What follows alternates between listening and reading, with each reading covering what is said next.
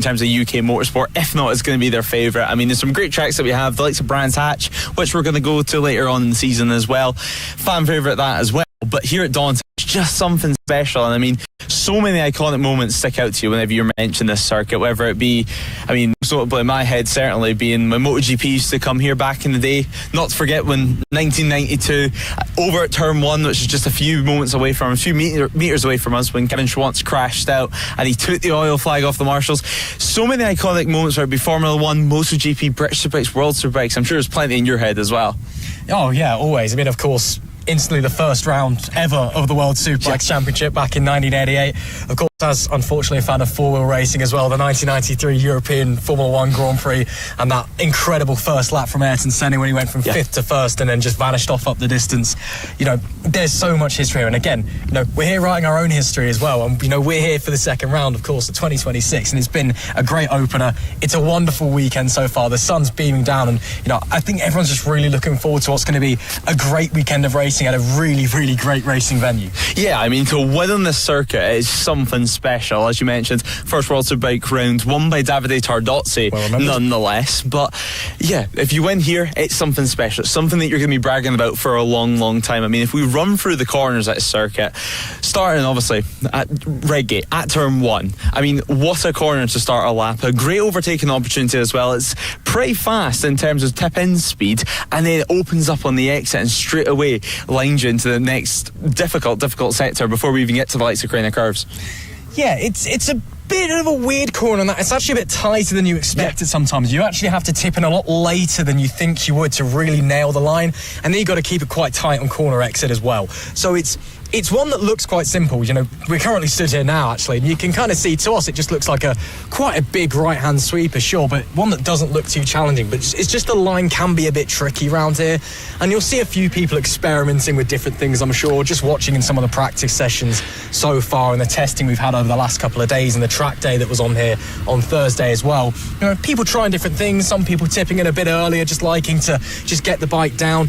But for those guys that will be running up the front this weekend, in order to be quick here, you just got to be really, really aggressive and just get it in, pivot as quickly as you can with that late tip in, and then get on the throttle as early as you can as well and keep it tight and away from that curb on corner exit. Yeah, I mean, it's a real challenge for the front wheel, whether it be in the braking zone. I mean, we've seen a couple of front end crashes so far this weekend, or even when you're trying to get heavy on that throttle on the exit, it's so easy just to let the front wheel go too light, and then suddenly you've lost the front from that. And, well, the exit, it's arguably as important as you said, because if you run wide and mess up your drive, that's your exit messed up all the way through the likes of Hollywood, all the way through Craners and down towards the old hairpin. I mean, that's a quarter of the lap completely messed up from one corner. It certainly is, but again, at the same time, Craners and the old hairpin, possibly one of the most iconic sections in British motorsport. I mean, it's just phenomenal. Obviously, you know, you were going downhill over there, you're already on your way basically down a vertical drop before you even really get to the Craners, and then you've got that big left-hander. You cannot run wide there or you will be off the bike over the grass. And then finally the old hairpin, of course, hard on the brakes, get it tipped in, but it's so fast in that corner. Again, a real make or break section. It's such a big part of the lap, and that's really where you make the time. If you get it wrong there, and especially for me anyway, in the old hairpin, you're just going to lose out big time. Yeah, you are, and I mean, nobody wants to join the illustrious Craner Club, which a couple of riders have sadly joined so far this weekend, but hopefully everyone's going to be okay around it, because these conditions that we have, it's perfect to go racing here. Obviously, this track was resurfaced only a few years ago now, and instantly it was met with great feedback. I mean, the improvement on this track surface in the last 5-10 years is next to none. I mean, so instantly, especially in the wet conditions, which it doesn't look like we're going to have this weekend, it was just how much grip that they have. But as we've been speaking to a couple of riders, it can be quite an abrasive circuit. Yeah, it can, especially with these temps as well. Again, it's getting to April, we're getting towards summer, and yes, it was warm last year, but this is weirdly warm. We were getting towards 20 degrees in April, which in the UK, I don't know how I feel about that one, to be honest. But it can be abrasive, especially during the endurance racing. We're seeing people probably going for more harder compounds of tyres, especially. Yes, just to A, get to the end of the stint, but B, because of just how abrasive this track surface is. Even though it is a new track surface, I feel like one thing we do have to consider that as well is just last weekend we did the British Touring Car Championship here in town. Part of the way it all looks so nice and painted as well, I'm sure.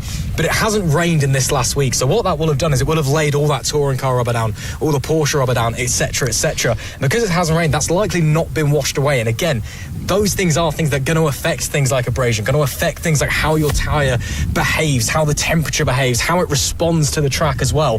So that's certainly going to have an effect, and I feel like there may be some riders that have gone out there today, out there on Thursday, and just been, okay, this is slightly different to what I was expecting. Maybe the tyres are wearing a little bit differently to what we're expecting. So it's just another thing we have to consider. Yeah, it is. I mean, sprint racing, it's not going to be too much of a concern. You can run the slightly softer compounds, of course. In the endurance, we're hearing quite a lot of SE2 rears certainly going to be used in that one, and obviously the stiffness of the compound, stiffness of the carcass changes how you want to ride the bike, whether you need the stability under the braking zones, which here into Redgate that's going to help, but also on the other hand, a softer front tyre, having the edge grip and having just being able to trail brake into the corner ever so slightly, that's also going to help you here at Redgate. You're just going to have to attack it in a completely different way. And well, we spoke about abrasion, and just after the old hairpin, obviously the speed starts to build. You have Leitzer-Schwanz's curve where everything just starts to get quicker all the way towards McLean's, where you're able, especially on these bigger bikes, to spin up the rear tyre. Yeah, you can have a big one coming out of McLean's if you're not careful. Again, it's just this huge rise out of the right-hander. Donington, for me, is a circuit that is just so much better in person. When you see it on your telly, you don't realise the undulation. You can see it goes up and down a little bit, but when you're here and you're actually on the track, you just realise just how crazy it is. It's like a roller coaster in some parts. And McLean's, again, an absolutely iconic corner. Very easy to get it wrong, very easy to spin up the rear and get thrown off the bike. It will bite back at you, but at the same time, you've got that huge rise. You can nail it out on the run, then up into Coppice as well, at the top end of the circuit. Lots of time to remain there, lots of time to be lost there, but again, a really, really iconic corner. Yeah, Coppice is so tricky on the motorcycle. I mean, it's completely blind on the entry, on the approach, and then you're suddenly trying to find your braking marker where you want to actually tip in as well, and then get back on the throttle over the crest to go down the back straight. And I mean, it's a long back straight that we have here at Donington Park. This weekend, of course, we're running the GP layout, so at the chicane, instead of going right to go straight onto start-finish straight, we then go left to head on to the Melbourne hairpin loop, which is a whole other challenge in itself. But that back straight, getting a good drive onto it, so important to set yourself up for the GP section. Yeah, it really is. Again, it's not the biggest section in the world. Again, lots of undulation there, but it's basically you take a different chicane, you've got a straighter hairpin, and that's it. It's not complicated. There is that undulation thing about it. Does again dive back downhill, and then you come through Melbourne. It's a prime overtaking opportunity. Very wide down there because it's a newer part of the circuit. Yeah. So easy to stick it up the inside and then push deep, and you get the switchback done in you. You can go around the outside there as well because of where the hairpin is. It starts going downhill, so you've got all that compression through the front tyre, gravity working against you as well. And then you get to the midpoint, and then suddenly you're going uphill as well. Yeah. So you have to consider that as you're basically lying on the floor as it is, that you're at full tip-in trying to get the bike rotated. But it is a great corner. You get lots of action there. Then, of course, you come to the final hairpin as well. A little bit slower, a little bit more awkward, even though it is a bit wider overall. And then, well, we're back onto the main straight and starting another lap. Yeah, I mean, if you wanted a more difficult final corner, I don't think you're going to get much more challenging than Goddard's. I mean, before this track was resurfaced, there was a lot of complaints about bumps through Goddard's. Now, there still is a couple through there, it seems, but certainly nowhere near as bad as what it used to be. But, I mean, just sending the lunge up the inside, whether it works or not, I mean, you're able to do a block pass, or you can just try and run the rider wide at the final corner and just try to get the drive onto the main straight. But, as we said, we'll come back later on in the season where then we'll be running the national layout, which is a short, snappy lap, of course, straight onto the main straight after the chicane. But, I mean, Donington Park, what better place to be for round two? Absolutely. We can't wait to get going, should I say, as I trip over my words a little bit. But yeah, what a place. And again, we're coming back later in the year as well. And yeah, we just can't wait. Yeah, exactly. So Donington Park, that was a little overview of the circuit. And now, well, hopefully we can get to see some bikes out on track pretty soon. So we're here in the Scrutineering Bay at the moment at Donington Park, and well, some riders and some bikes getting their gear and getting their bikes checked ahead of the second round of No Limits racing. Now, exactly what happens here is you come here at the start of a weekend and you pull in with your bike, and essentially the premise is to check your is safe, and B, check everything is legal for your class. Not just the motorcycle, but also your kit and gear, of course. There's safety standards for both helmets and levers now, not to mention making sure your boots and gloves, everything's safe to go on track, Ross. But such an important part of the weekend. It absolutely is, and these guys are always busy all the time. I mean, to be fair, we're now actually a relatively quiet moment. There's still a queue here down at the Scrutineering Bay.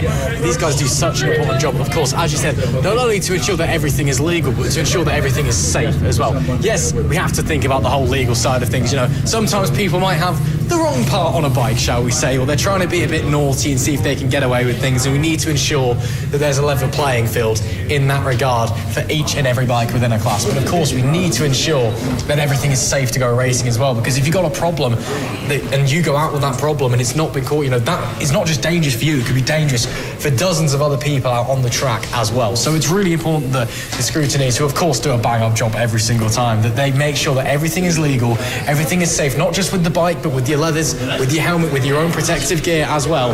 And then once they've approved that, you've got the sticker on the front of your bike, which you'll see, I'm sure, in a moment, has a lovely R2 written on it. It stands for round 2, if you couldn't tell. That's when you're all okay to head out for the races this weekend.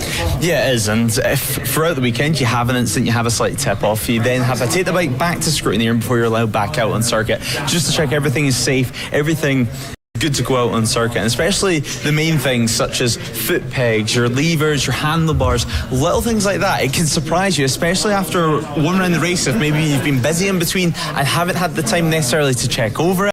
You can come to round 2 and then suddenly you have a loose handlebar you didn't even know existed at round 1, because, well, it didn't exist. It's just with the endurance racing and everything that we have here at No Limits, so much track time, your parts can just get worn down. I mean, a lot of stuff will be lock wired onto it just to make sure it does stay safe and secured, even if there is an issue with the bike.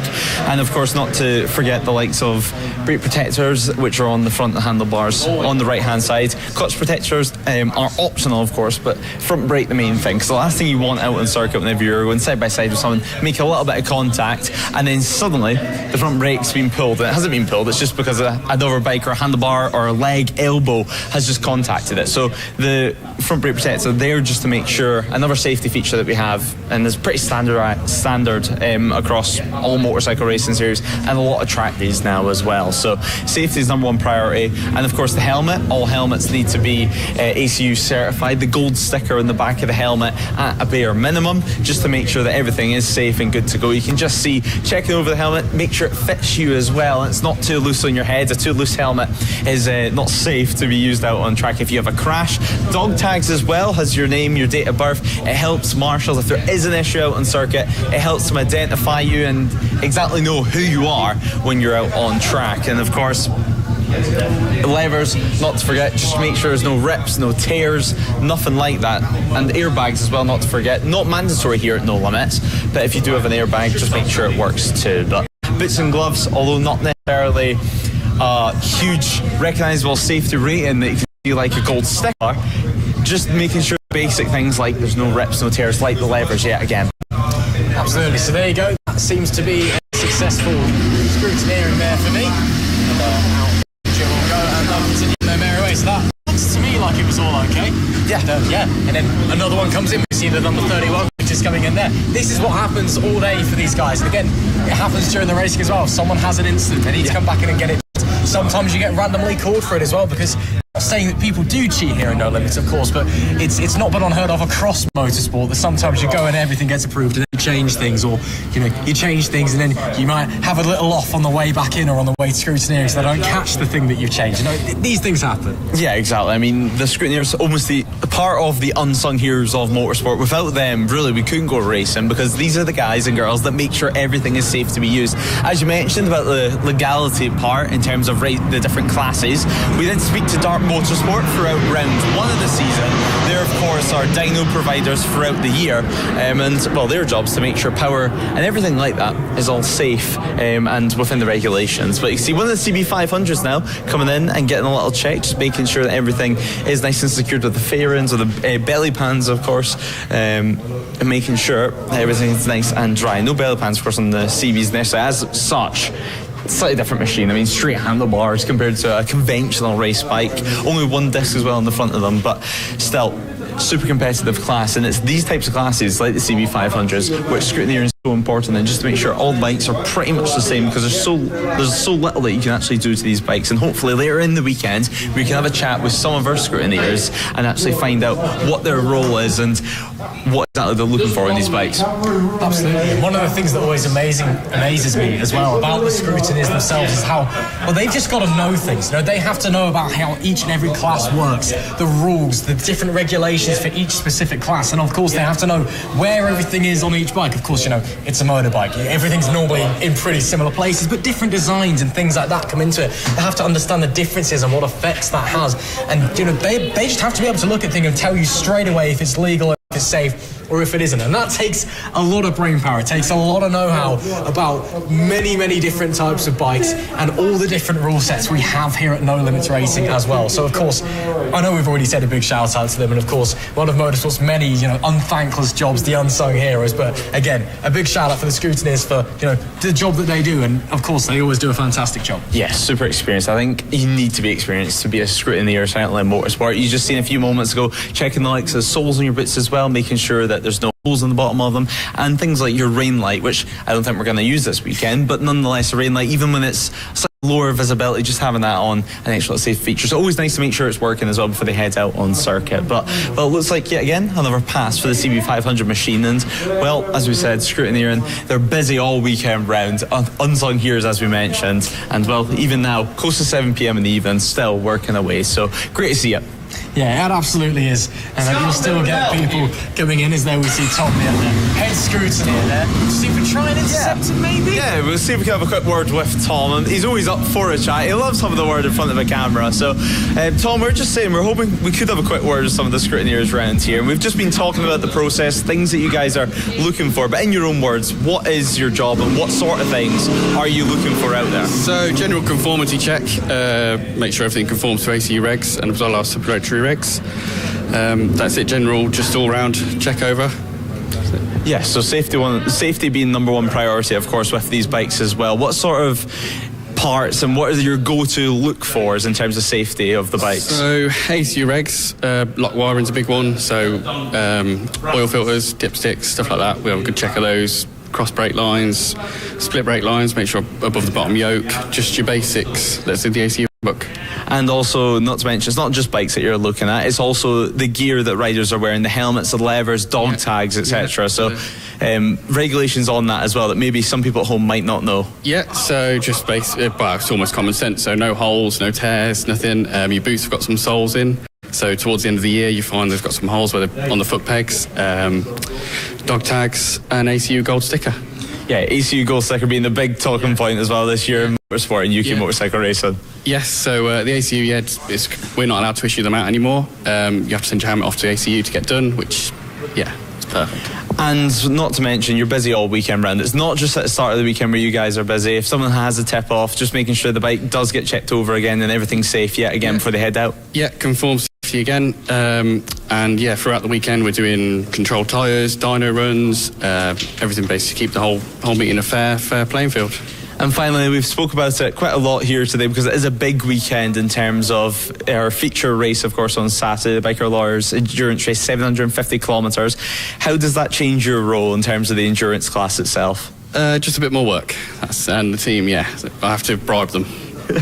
Bribe them, of course, yeah. We know you're a big fan of cake as well. I'm sure you'll love me mentioning them. Actually, it's just Sheepy seems to make a thing about it. But yeah, I don't even have that much. It just every time he catches me. Anyway, it's still been lovely having the chat. Lovely to have a catch up as well, and hopefully we can have a few more across the season as well because you guys are super busy. I will get better at this TV thing, but yeah, that's no worries. Well, still smiling anyway, that's for sure. So that was Tom. Of course, he'll be here all season long at No Limits, but that was the Scrutineering bit. It's nice and quiet now, which I'm sure they'll be happy for. They can put their feet up for the rest of the day, and well, now hopefully we can get to some action out on track. No Limits Racing. No Limits Racing. No Limits.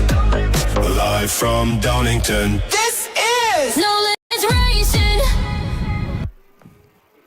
Good morning, everybody, and welcome to Sunday's action here at the second round of the 2026 No Limits Racing, live from Donington Park.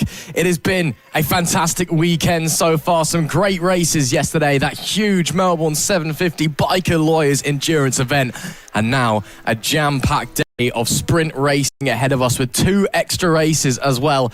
Unfortunately, due to a couple of delays from yesterday, means there's more action for you to enjoy here on Sunday. Myself, Ross McIntyre, Lewis Ray alongside me, bringing you all of the action. Lewis, we had a spectacular day yesterday. Sun has gone away, unfortunately, but it's still pretty warm. We're really excited to get today going. Yeah, we really are. I mean, what a day yesterday was from start to finish. Although, do not get me wrong, it was extremely busy, perhaps a little bit busier than what we were expecting. And well, we ran all the way until 8 o'clock in the evening. So, yeah, a full day of racing to say the very least, and nonetheless, everyone enjoyed it. So, a slightly revised schedule for today, and that's because we didn't get 2 races completely ran yesterday. So the UK Armed Forces Inter-Service Championship are out for their qualifying at the moment. Just 2 minutes and 30 seconds left on that one. And then, of course, we're going to head into the first race of the day. Now, we will be referring to their official race names on the schedule and obviously Sunday's races. So the first race today is technically going to be race 3 on the schedule, which is going to be happening after race 8, which was yesterday's endurance. So race 3, which is the first race of the day, the Metsler Freshman Sport and the No Limits Pre-Injection 600s. They're going to be on track first for racing before the Brand Fix Club Power Championship alongside the No Limits Old School 1K Trophy. Then, of course, we can get into what was officially Sunday's races with the Dunlop NL500. So that was originally meant to be the first race on today's schedule, but thanks to a few delays yesterday, a slight mixed up schedule today. But as we said, the UK Armed Forces Inter-Service Championship out for their qualifying at the moment, and then Ross, of course, we can go racing for what is officially race 3. We can indeed, and as we said, as you just heard, plenty of action coming your way today. So hope you're comfortable, hope you're ready for what is set to be a brilliant day's worth of racing here at No Limits Racing. We are just coming towards the end of our sole qualifying session this morning. That is, of course, the UK Armed Forces Inter-Services Championship. They've got their singular race of the weekend later on, kick-starting at this afternoon's action at around about 2 o'clock. About a minute left in this session, and they'll be heading back out. Currently looks like it's Kieran Wood on his Army BMW M1000 that's out there quickest at the moment. Just behind him, though, his teammate in Jack Morgan, who was really one of the stars from last time out at Snetterton. Third place is the leading RAF rider on a Fireblade. That, of course, is Dean Turner, who's been really impressing across a multitude of championships so far this season. And then in fourth place, another Army rider, Sam Foster on his Fireblade. Jordan Warren Good on his R6 in P5. He was the race winner last time out at Snetterton. So once again, looks like the Army dominance holding on. Then there's a whole selection of RAF riders as we get further down the grid. Leading Navy rider, I don't think there's been many Navy guys here this weekend, unfortunately. Leaving Navy rider at the moment is Cy Massey, P13 on his Suzuki. So not quite been the Navy season so far for those guys, unfortunately, but as the checkered flag will wave in a couple of seconds' time, it looks to be Kieran Wood who's going to be holding on at the top of the timing screens. 2/10 to the good. Checkered flag does now wave with Morgan P2, and then it is a second back to Dean Turner in P3. So looks like it could be a similar story in that race later on today, where we've got 2 Army guys flying off the front and battling it out. Yeah, currently in this session, as you mentioned, checker flag just out, but it looks like we have 6 Navy riders, 11 Army riders, and actually 13 RAF riders. So a nice little mix there as the checker flag does come out, and then soon we can get involved in the first race of the day. And I mean, what an exciting prospect this is going to be, of course. We've seen yesterday, sadly, the race got red flag and pushed back. Today, just how tight Saturday's schedule was with a few delays here and there.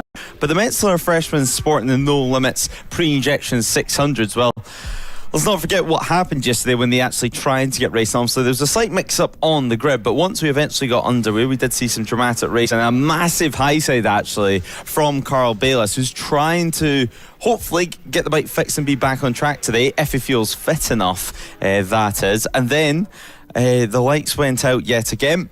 And on the opening lap of action, when Lewis Adams sprinted into the lead, we had quite a spectacular blow-up, I think it's fair to say. Yeah, it was just a bit. Obviously got, well, I guess for him a little bit lucky with the red flag that pretty much immediately followed it with the incident that happened. It seems like all of the riders involved in some of the more serious incidents we had yesterday are okay, which is, of course, the main priority. But yeah, got the lead. Really, really strong move down at the old hairpin. Got to McLean's and it went bang, dropped a lot of fluid down on the track as well. So I'm sure he was probably a little bit annoyed with that one. But this qualifying session is now done and dusted, and we can get ready for our first race of the day, which is race number 1 on the schedule. It is race number 3 of the weekend. Again, it's a little bit confusing given how we've just shifted everything. We've got race 3 and then race 4, and then we're jumping straight to race 9. Of course, we've had all of yesterday's action that ran cleanly outside of those two. So have you said, Lewis, it'll be the Metsler Freshman Sport Challenge and the No Limits Pre-Injection 600 up first for race number 3 of the weekend. That's their first race that they're going to try again and complete the second time proper. Then it will be race number 4 of the weekend, the first race for the Brankfix Club Power Cup and the No Limits Old School 1K Trophy. And then we're back into our race 2s, back onto the schedule proper. And it also is looking like we're not going to be having any sort of breaks today. So hopefully we can just run straight through, have a great day's racing and plenty of action for you to enjoy at home, or indeed trackside if you're here as well. Yeah, plenty to enjoy whether you're here at home or, here at the circuit anyway, or watching at home. As we said though, Metsler Freshman Sport and the No Limits Pre-Injection 600s now on the dummy grid, just getting themselves into position, and hopefully this time everyone's going to be in the right place, and then we can get racing for the first time here today. This of course will be a 6-lap race, and that's thanks to a few issues from yesterday. They've cut off 1 lap from the original race distance, which was meant to be 7, as will the next race. Before then we jump into some 12 lappers, and then finally the final race of the weekend for each class is going to be just 9 laps in length. So the yellow flag's waving at the moment throughout the grid, and that's thanks to a few people not being in position just yet. But once everyone's in the right places, once everyone's all set, we should have a green flag waving at the back, and then of course we can get going for the first time. Steve Lester is on pole position ahead of this race, and we're nearly ready to get going for this green flag lap, where it's going to be a big grid once more and nearly 40 riders. Yeah, huge grid coming into this one. Steve Lester, as you said, sitting on pole position, ran really well last time out at Snetterton, looking to do the same here at Donington Park. Of course, we saw his teammate Carl Vickers with that big high side. He's okay. We did speak to them yesterday. They came up to the commentary box, gave us a few words. Great to see that Carl is feeling okay to jump back onto the bike today. He said, obviously, he felt a little bit rough when he went down. Obviously, he went down in a very dangerous part. He was just lying basically on the racing line, just coming out of the final corner at Goddard's, as the green flag is waving at the back and we can get going on our sighting lap. But he said he's just going to take it to see how he is. He's up on his feet, but he said, if I wake up tomorrow and I'm feeling a bit stiff, a bit sore, then maybe not. But great to see that he is back out on the bike. Let's run through the grid for you then for this first race of the weekend in the Metsler's Freshman Sport Challenge, the No Limits Pre-Injection 600, as we try again for a second time, as it looks like potentially somebody with a little bit of a problem at the back. It will be the number 9 machine straight away pulling off the road. That's Matthew Round, who we saw yesterday in the Endurance Championship racing. Hopefully everything's okay, but his race could be over before it started. Another rider also pulling off as well. So we're definitely down Matthew Round, also missing somebody else. It is Steve Lester that starts from pole, though, with Lewis Adams and Gareth Isles on the front row. And it's Laurie Myers in P4, Ryan Borman and Carl Vickers alongside. Row 3, James, Jake Hannaford and Grant Taylor. Fraser Lizachenko rounds out the top 10 with Paul Beard and Matthew Young completing row 4. Then it's Matthew Round, should be starting P13, but we've just seen him pull off alongside James McHugh and Joshua Pickett. Jamie Cox is 19th. Cy Massey rounds up the top 20, and Ethan Hall completes row 7. Adam Ross is 22nd with Jake Griffiths and Chris Nail on 23rd and 24th. Then we find Thomas Brand, Matthew Smith and James Johnson. Row number 10, Brandon McCormick, Liam Hansen, Natalie Crow. 31st, Mark Booth. 32nd is Dwayne Sismore. 33rd, Thomas Crawford. 33rd is Stephen Burke. 35th, Ben Scattergood. 36th is Callum Denty. And on the final row of the grid, row number 13, it's Darryl Lee, Connor Page and Sean Dakin. Again, we've already seen that we've just lost 2. One of them is definitely Matthew Round. Couldn't quite make out who the other rider was, unfortunately. And there may be a few people that have gone home after the endurance yesterday, potentially. Maybe a few people that are only planning to run on Saturday and then unfortunately couldn't because of the delay today. So we're definitely getting not 40 or 39. We're hopefully getting 37. We'll wait and see, but we are ready to kickstart Sunday's action. Yeah, we're nearly ready to go for lights out, and well, as you mentioned, a few DNSs already. One of them, obviously, as you said, was round, and then the other one didn't quite catch the number. It did look like an old S-Rad Suzuki, so one of the pre-injection riders pulling into the paddock, but nonetheless, we're nearly ready to get racing. Steve Lester in pole position. So impressive, by the way, how he's managed to stick a pre-injection 600 on pole position. Obviously, a couple of more inexperienced riders obviously racing the freshman class, but they are faster machines, as we do have one rider entering the pit lane, so that's going to be another rider not starting this race. So hopefully we can get 36 riders at the start of this one. One thing we can see though is Carl Vickers on the grid there on row 2, so he has made it out, which is great to see. He's not feeling too bad to the end if he feels like he's able to go out and race. And actually, well, the bikes just came back out of pit lane, so one of the Army bikes there right at the back of the field, pulling into the final spot, and now green flag does wave at the back. We're nearly ready to get going. The start marshals remove themselves from the grid, and then of course red lights on, red lights off, and Sunday ignites here at round 2 of No Limits Race, and we are go. It's a good start from Steve Lester. The front wheel does come up ever so slightly, and actually he's struggling to get the bike away. As soon as we click it into gear, he's now all the way back down to 10th position or so as well. Storming into the lead, we do have the number 72 sprinting away with things at the heads of the field. A good start from them. Everyone else though trying to be nice and clean at the head of the field. Steve Lester though, not the start he'd be hoping for at all. Laurie Myers has managed to get himself into P3 into the thick of things, so already into the podium positions here on Sunday morning. Carl Vickers up into P4 himself, so crew not feeling too bad to the L-Fix. We do have a rider down there, and well, the bike barrel rolling through the gravel trap, and that's number 76 down on the deck. He goes straight up on his feet though, so good to see from him, but so disappointing to crash out there in the opening lap. It's a great to see him get back up. Hopefully that bike's okay. Took a bit of a tumble through the gravel on the exit of the old hairpin. Hopefully it can be recovered by the marshals as well. It is in a bit of an awkward spot. We don't want any more delays coming into the second attempt at running this race as we come down to the Fogarty S's. Any moves trying to be made? It is the 186 of Gareth Isles that now possesses the lead of the race. Must have worked his way through, coming up through Coppice, and now starting to get a bit of breathing room, as well as a battle for second very much brewing, as the 7-6-1-2 is under massive attack there from the 13. Laurie Myers gets through the Carl Vickers, and there's Carl Vickers as well. So problems potentially for Ryan Baldwin. We saw he got the whole shot coming down away from the start after Steve Lester. Looked like he got an initial launch, but just struggled in that second phase. The bike just didn't want to go, maybe struggling to get that traction down on an older, colder rear tyre. But up the front, it is Taylor now who leads the race on an R6, and a nice move from him as well. So Grant Taylor, the 268, he's had a great start to this race. He started in P9, working his way to the front early doors.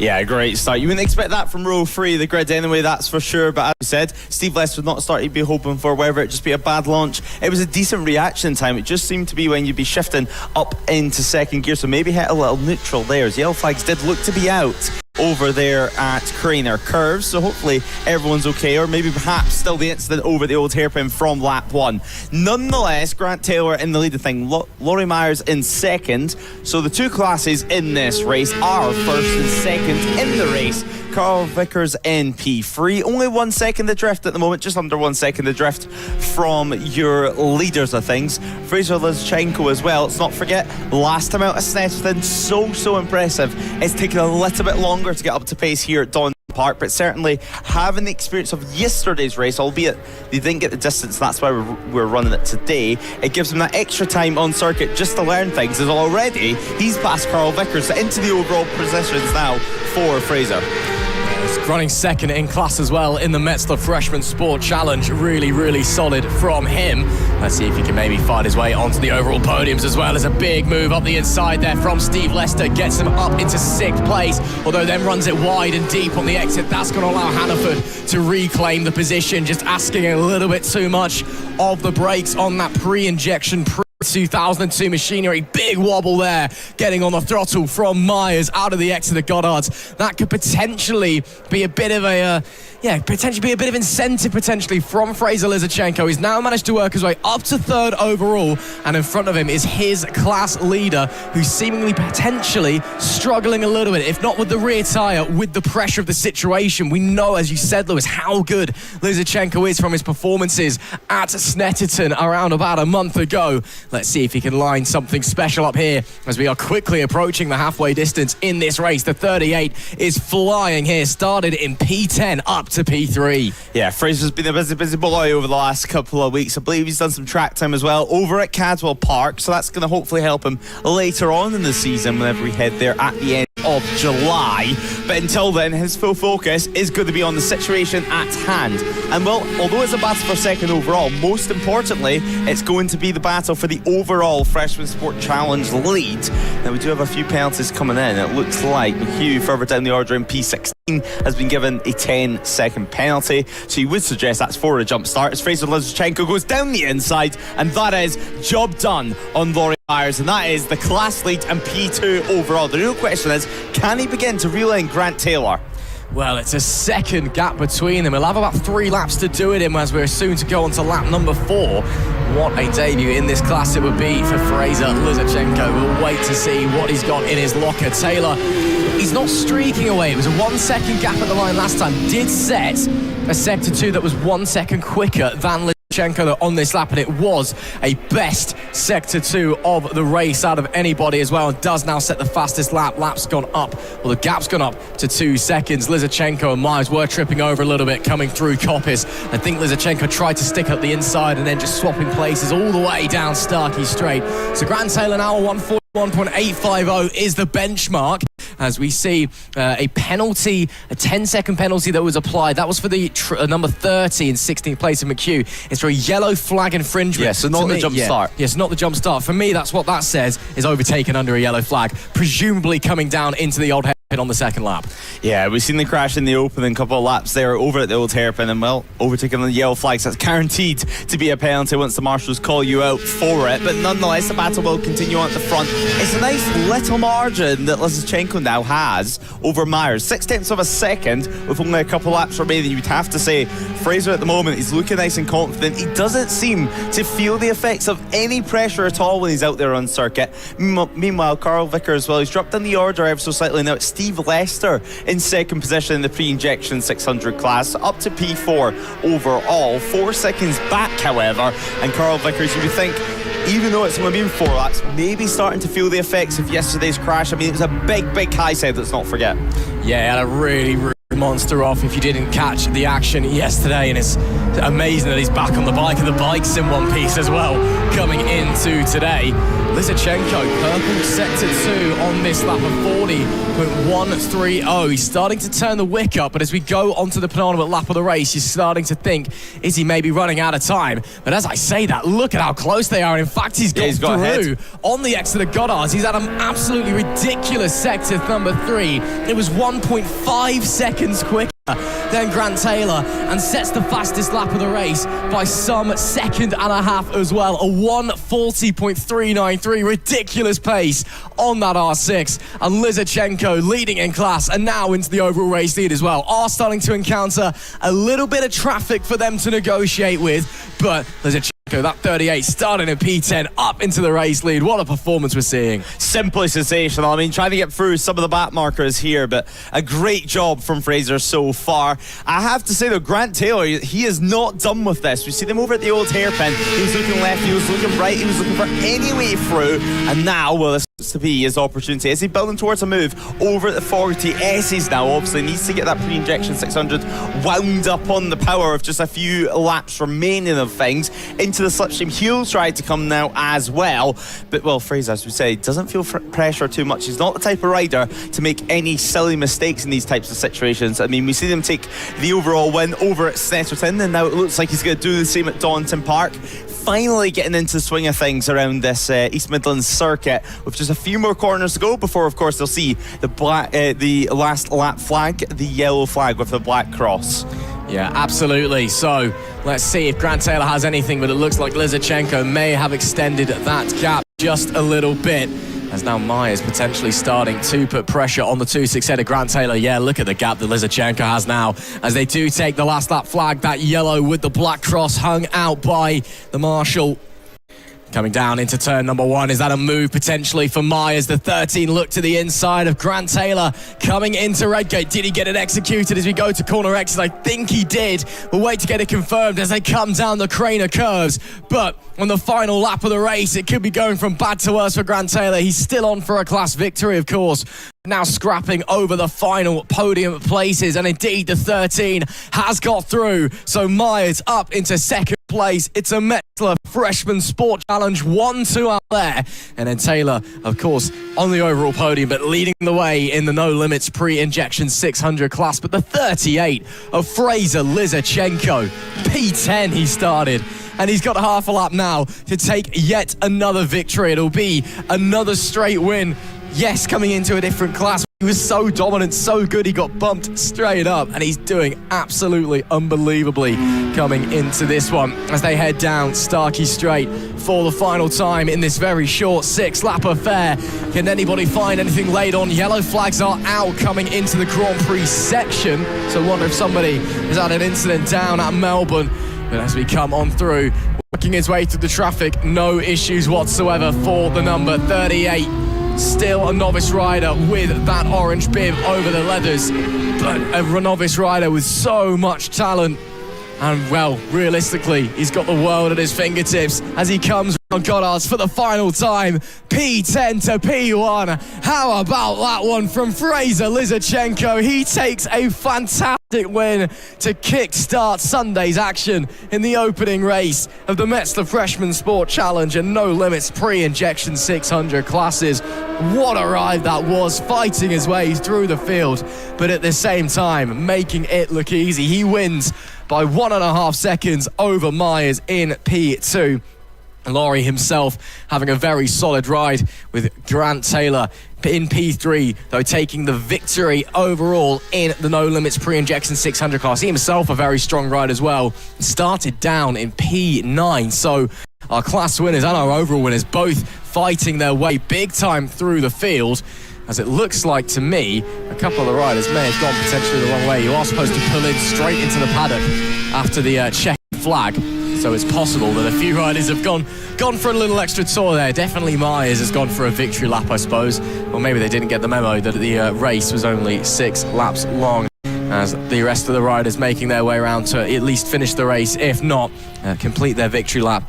I suppose it is Fraser Lizarchenko who takes the victory from Laurie Myers P2. Grant Taylor in P3 takes the pre-injection race win. Jay Ultra-James was 4th, with Jake Hannaford in 5th. Steve Lester 2nd in pre-injection. He's P6. Then it's Ryan Borman and Carl Vickers straight onto the pre-injection podium after that huge high side yesterday. Paul Bidd is P9. Joshua Pickard rounding out our top 10. 11th is Dan Isaac with Ethan Hall in 12th. Josh Crawford is 13th. Matthew Young in P14. 15th is James McHugh. 16th is Jamie Cox. 17th, Brandon McCormick.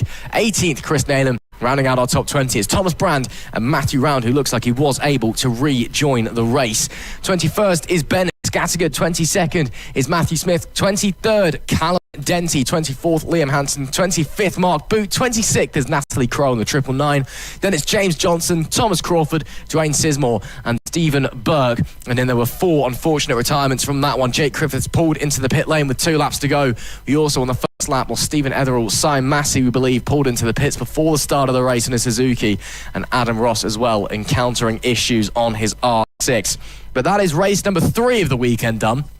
Even though we had a lot of races yesterday, again, delays across Saturday's actions, but we did have to push the Metsler Freshman Sport Challenge and No Limits Injection or Pre-Injection 600 race to today. So that's race number 3 of the weekend done, race number 1 of the day done. And up next, we do have another race 1 for you as well.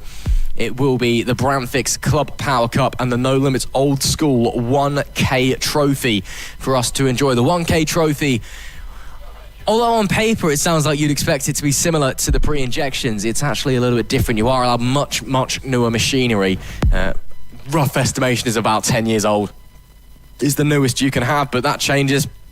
R1s, I think, is 2011. You can't have anything from after then. Fireblades are 2014, so it changes here and there.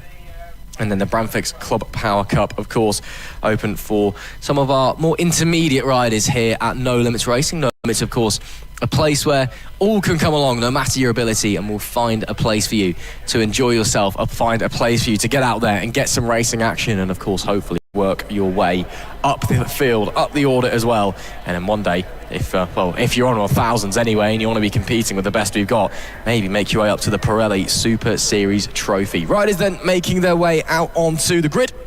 Of course, it'll be a 6-lapper this one as well. 1 lap removed due to the time constraints and the fact that we did run a lap of this yesterday before the accident. So this will be 6 laps, and then we'll be fresh onto our proper schedule for today. Race number 2s, and then we've all got 12 laps for us to enjoy on the schedule for those guys from that one.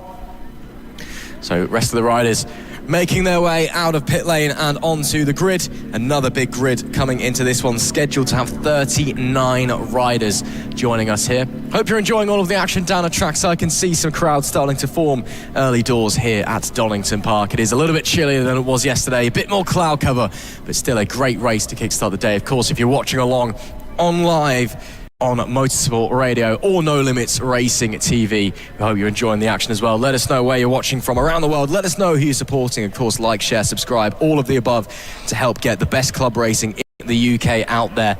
And we would massively appreciate that one as we get ready to get going on our sighting lap.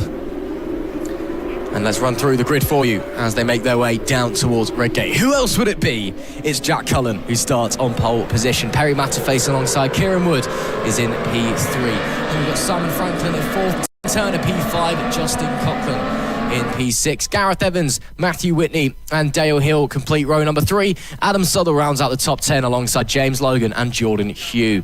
Row 5, it's Anthony Snowball, Mitchell Baines and Jeremy Page. They're followed by James Gelder, Sam Foster and Lee Rawlings. Paul Spencer is next, with Ian Shune rounding out our top 20 alongside Martin McClatchy. Then we've got Dean Bednarek, Philip Whitby and Simon Anderson. Chris Edmondson is following that in 25th, with Jamie Harris 26th and Ryan Marriott 27th. Then we've got Neil Stevenson, Piotr Gavalacci and Lee Barnes rounding out our top 30. Row 11 is Stephen Kilby, James Leslie and Graham Pepper. They're followed by Luke Coop, James Kerry and Vincent Gibbon. And then we have 3 riders who did not set a lap time in qualifying, and that will be Leonard Brookman, Aaron Nunn and Craig Macon. Again, we have a scheduled grid of a full 39. We're hoping we get the full 39 as well, but that may not be the case, unfortunately. We'll just have to wait and see. Pretty quick sighting lap being taken by a fair few riders here, clearly wanting to get a move on. Again, it's not quite as warm as it was at this point yesterday. Granted, it was still qualifying at this time yesterday as well. We're looking at about 10 to 10 local time, British summertime, of course, if you're watching from abroad. So maybe just pushing the bike a little bit harder on the sighting lap, pumping those brakes, trying to get a bit more heat into the rubber.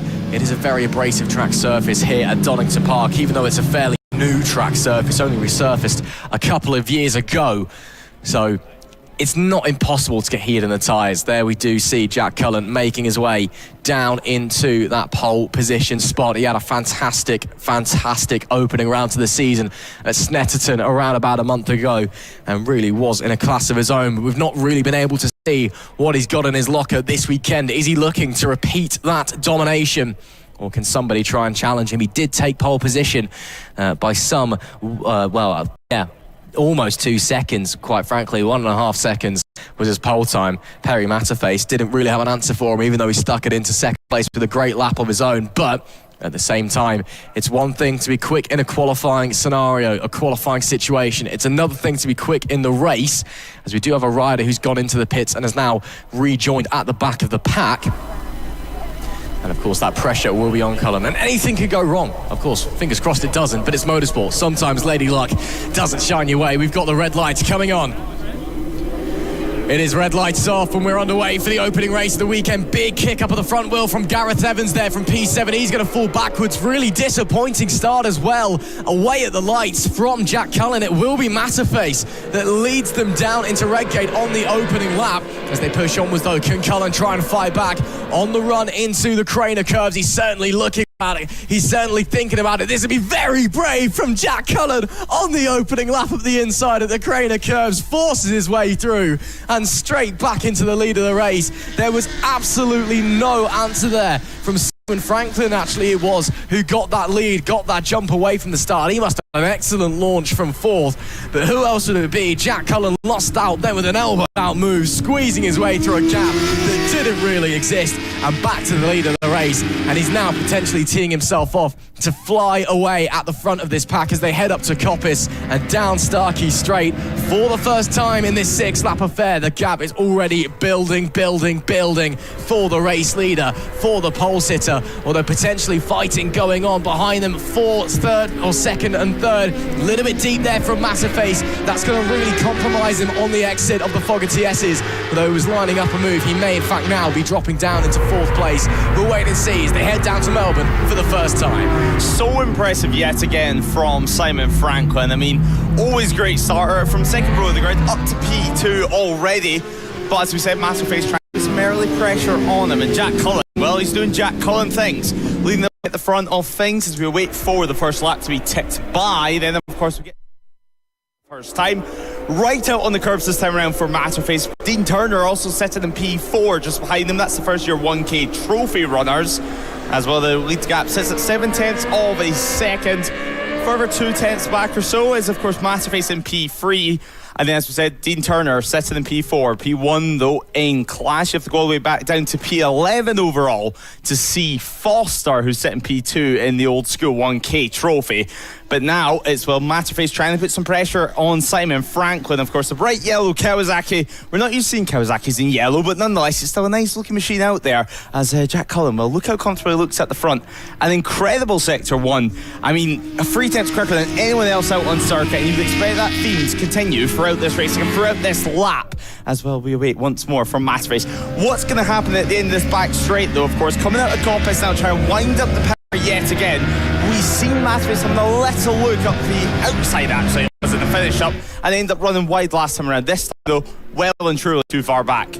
Yeah, nowhere near this time. A little bit more patient, probably gave it a bit too much, maybe a bit hopeful on that opening lap. Ran very wide, and he's lucky not to drop further down the order as well. But he's still got time. We'll be heading on to lap 3 in a few moments' time as we come down into Melbourne. Little look to the inside there from Matterface. Not sure if that was an actual attempt or if maybe he just outbraked himself a little bit, got a bit surprised as he is still putting chase onto Franklin. Again, you may say it's a nice looking yellow Kawasaki. I think it's to be shot for his crimes, quite frankly, but he's still up in second place and still riding very, very well, absorbing that pressure brilliantly from Matterface behind us. Matterface, of course, starting from second on the grid, dropping back, but now trying to reclaim that spot on his Yamaha. But can he try to find a way through? Lap number 3 now have got a rider who's come off. That's on the run down into Melbourne. And yeah, problems there for him. Hopefully everything's okay. He's up on his feet. Not sure if that's a mechanical failure or if he's come off the bike. But either way, his race is now done and dusted.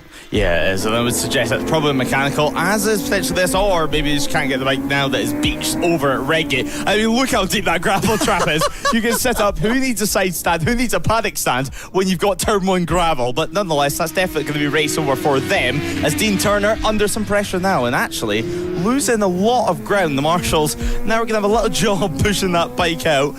But yeah, nonetheless, we see a little move being made here. Now it's like Whitney having a good battle with the likes of Kieran Woods, Hugh also in this little group of about 4 riders. A little gap in between them though out on circuit. We reached the half race distance now and head into the braking zone yet against the BMW leading this group here, just off the podium places for the time being. But of course, still some time to go in this race. The lead though sits at 1 second, let's not forget, as we head into the Melbourne Hairpin for the next time of asking. The 89 though of Whitney pushed back down to P5, and while Dean Turner, he's back down to P6, and they're going to be under some pressure from Hugh, the 183 sitting just behind us. We are about to head on to lap 4. Yeah, now reaching the halfway point in this race. 3 have gone by. Change as well from Matterface and Franklin. Yeah, so changing, but now looking to try and swap back up the inside. Goes Franklin on the 95. Is there a switchback? Tries to get the block on the inside on Matterface and does get it done as the 30 is forced out wide onto the curbs. That's really smart racing there from Simon Franklin. Just hold that inside. Don't let him sweep back in. Make him sit the bike up a little bit and compromise him. So back into second. These second and third place riders trading places all over the place.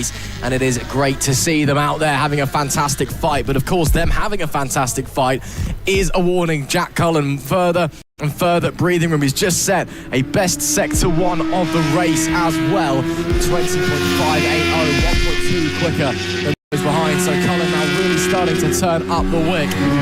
Starting to get the move on. Dean Turner, meanwhile, we're mentioning him, the 1-2-3 RAF rider, is leading the way on his old Fireblade in the 1K trophy. We'll be seeing him out later, of course, in the inter-services race as well, but still running very, very strongly and leading that old school 1K trophy class at the moment. Second place is down in P10. That's Foster on the 14.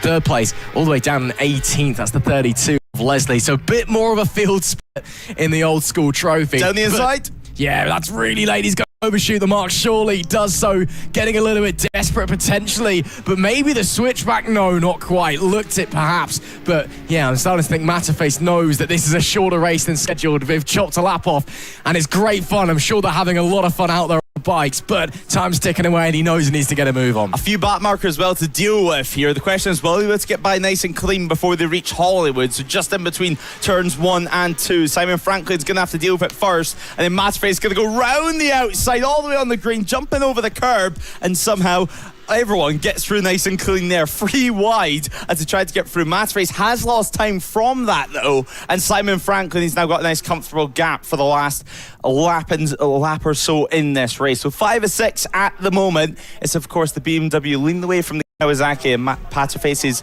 R1.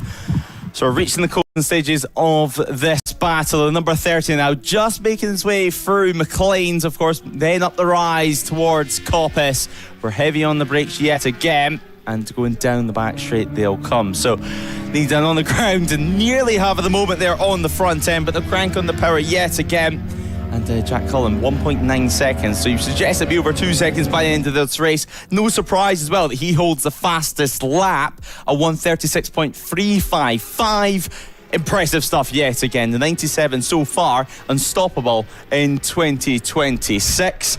So the BMW clearly working well. He's suited to it, that's for sure. And next time around, we'll see the last lap flag, of course, the yellow flag with the black cross, meaning it's the final circulation, the final time to make moves if you want your turn on the podium.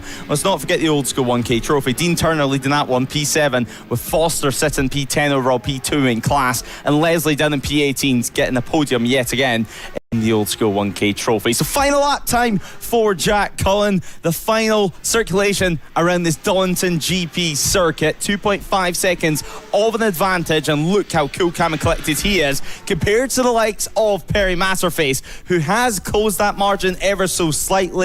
It sits at around half a second going on to this lap, and just looking at their last times around, it's a good first sector 1 for both riders actually, both Franklin and Matterface.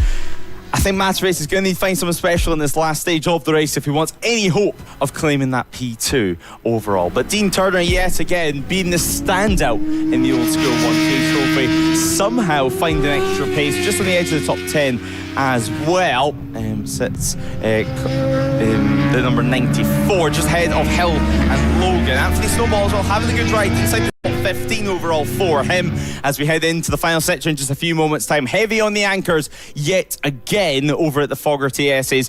Through the left, then the right, cranking on the power over the rise, and then suddenly you're met with the beautiful sight of the Melbourne Hairpin. A tricky right hand, heavy on the brakes, so many races have been decided here, and actually we've seen a few issues for some riders in this race over at this very corner, but nonetheless rounding the penultimate corner now, back on the power, setting yourself up for Goddard before you head heavy on the brake yet again. Jack Cullen, he won all 3 races and snatched with him, and well, he started Donington Park pretty darn well.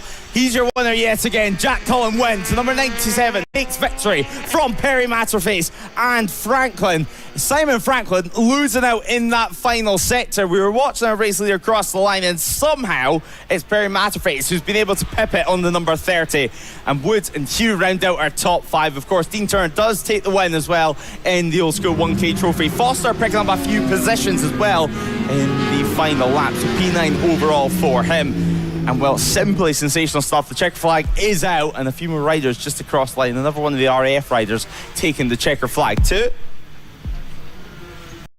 But what a race that was. Of course, this is the final Saturday races that got pushed back to Sunday. But impressive stuff for Jack Cullen.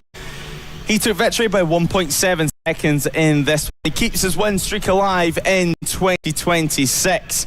The BMW rider continues to impress us here at No Limits Racing. So taking victory over Perry Matterface's Simon Franklin does take P3. Kieran Wood and Jordan Hugh round out our top 5 as Matthew Whitney takes P6. Your winner though in the Old School 1K Trophy, Dean Turner, takes P7 overall, ahead of Justin Cockin and Sam Foster, who round out the top 9. Adam Southwell rounds out our top 10 too, as Dale Hill, James Logan and Mitchell Baines rounds out the top 13. Anthony Snowball does take P14 at the line, as the 666 of Paul Spencer rounds out the top 15, ahead of Aaron Nunn and Jeremy Page.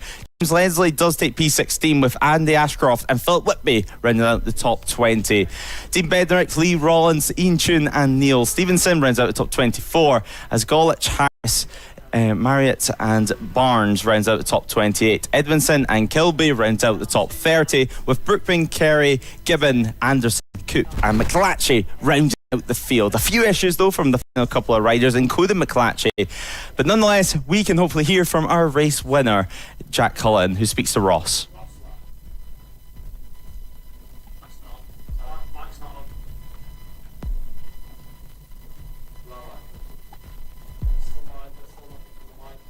A few issues there for Ross and Jack Cullen, but hopefully we can hear from our race winner in just a few moments time, because I mean what a ride that was. And he always seems to be pretty happy, always seems to be pretty calm and collected after winning a race. He's an impressive rider to say the very least, as hopefully we can get through for the next race in a few moments time too. Obviously next up will be the Dunlop NL500 Championships. But super impressive stuff as they make their way onto the grid now.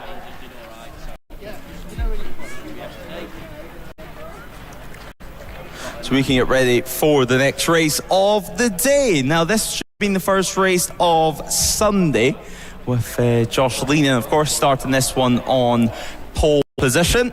James Cottenham and Max Bartow starting on the front row of the grid as well. Max Bartow, let's not forget, he came into the weekend as the championship leader. That was thanks to a brilliant ride over at Snetterton.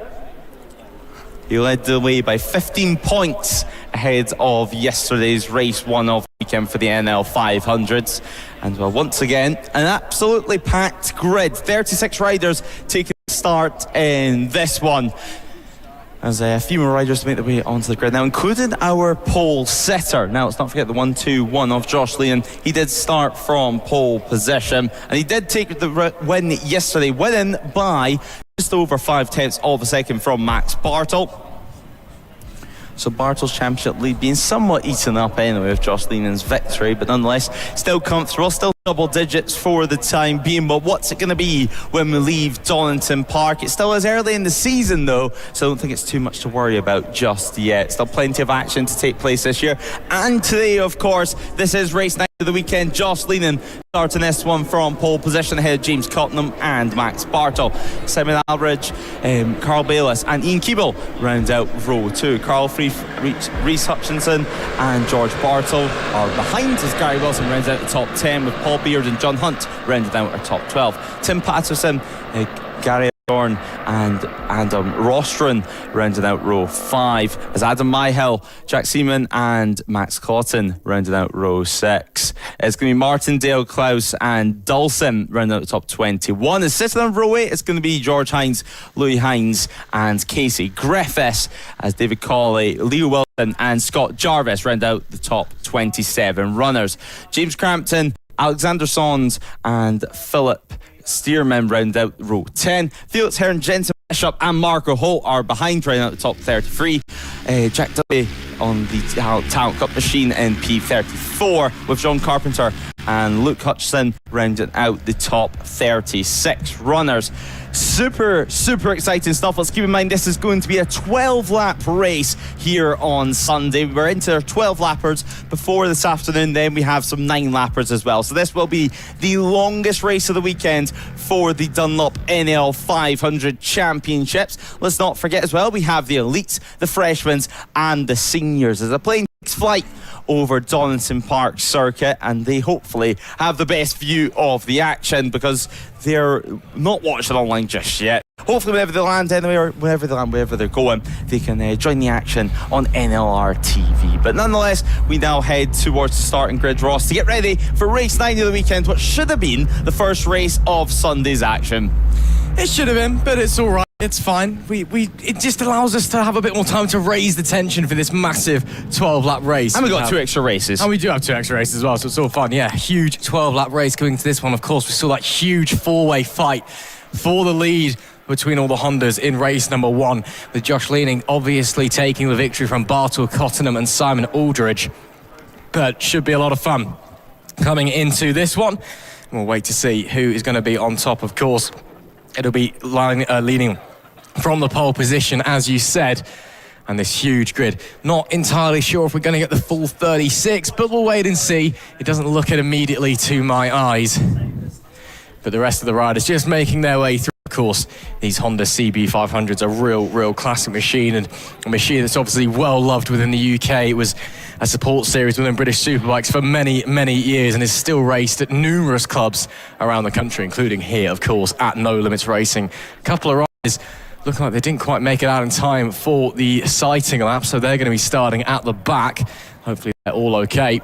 But we wait for the green flag to get up in the air. We wait for the start marshal to get out of the way, and we wait for the red lights to come on and the revs to ride for these 500cc machines. Race number 2 of the weekend for the No Limits 500 class is a go. It's a good immediate getaway from second on the grid, but it is Josh Leaning who gets the better second phase and will hold to the lead on the run down into Redgate. Up the inside, Max Bartle looking to try and get second place, does get second place.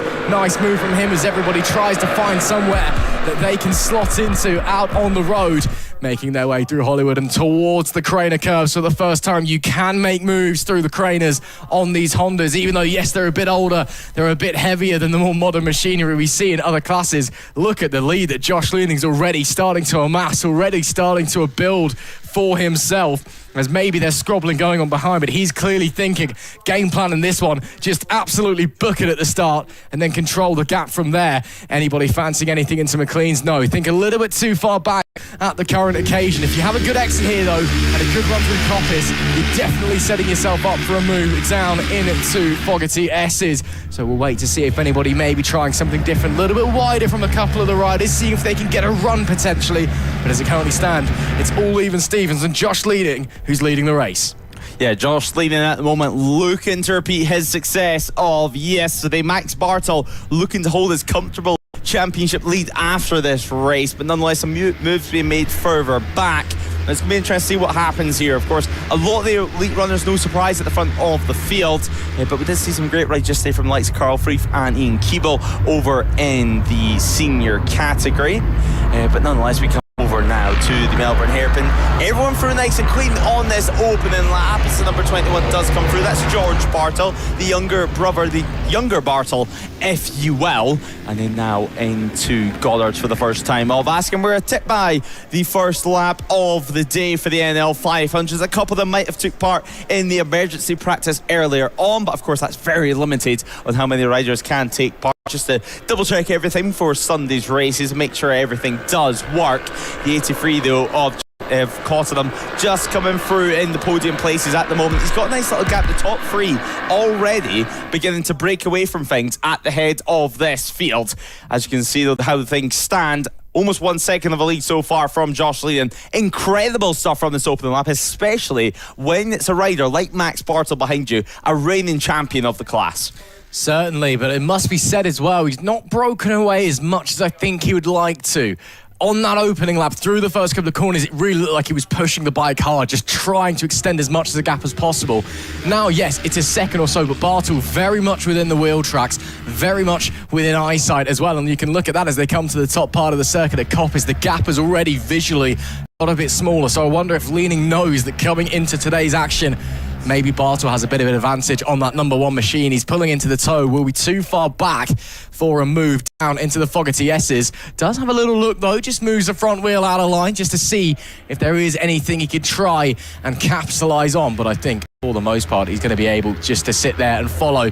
Also going to be too far back for a move into Melbourne, I fear. And yes, he will be, though. Leaning is on the defensive on the inside. Going to try and force Bartle out wide. Is there a switchback for the reigning champion? Looks like there will be. There certainly almost will be as they almost come together. Leaning is just about holding on, but that gap over the course of one singular lap has gone from a second to a handful of tenths at most. A couple of bike lengths. It looks like down the bottom end of the circuit, down at McLean's, down at Coppice, Bartle is in a league of his own. And now Bartle looking for the opportunity in this first sector. Is he going to potentially line up for a faster part of the track? The likes of Crane curves, I mean, it's not impossible to make moves there. We've already seen a few moves made there today as well. Down to 2 tenths. It's certainly reduced, and now he's in striking distance. Through Crane curves, though, we come now through the right, then through the left, setting ourselves up for the old hairpin. A couple of lines to do through here, so you can carry a little bit more corner speed than your rival, even though you're so close out on circuit. Then, of course, Schwantz's curve. Such a quick left-hander as we pass Starkey's Bridge 2, and then set ourselves up towards McLean's, and of course, not to mention Coppice. So, Max Bartle, as we said, looking to attack as he builds, and it looks like he is. Potentially either waiting to get the slipstream down the back straight or to strike up at Coppice. He is on the outside line for the time being, trying to carry that extra speed through the corner. These NL500 machines, it's all about corner speed. They're not exactly the most powerful things in the world, or exactly not exactly the most aerodynamic things in the world. But looking down the inside is Max Bartle, and number one looks to take P1 on the brakes. We go lap 3. It's Bartle that leads. Super smart ride in there from Max Bartle. Set that move up about half a lap ago. He knew from the previous lap that was where it needed to be done, and just spent every corner just building, getting closer and closer, so that when the opportunity came on that exit of Coppice, he got in the toe, he got the momentum, and easy as that. Nice and textbook, just up the inside into the Fogarty S's. Now, though, does Leading fight back on the 1-2-1. Certainly looks like he's immediately trying to go on the counter-attack and see if he can find a way back through. And, of course, if these guys start to fight, there's a bit of a wobble from Leaning as he gets on the power out of Goddard's. It could allow Cottenham back into the conversation. We're only a third of the way through this race, lap 4 of 12. Long old race 2s here this weekend at Donington Park. Cottenham some 2 seconds back, but of course, if these two continue to fight, could very well be drawn into the conversation. We'll wait and see elsewhere. And as I say that, we maybe will focus because to the outside, then the inside at the Craners. That's a lovely move by Leaning. Can he confirm it? Yes, he will. We're getting the elbows out for the fight for the overall race lead here. And Josh Leaning takes little time, about half a lap, to get back through. But Bartle's going to go straight back to the outside, then switch back to the inside before they even get to McLean's. Brilliant racing here from these Honda riders at the front of the pack.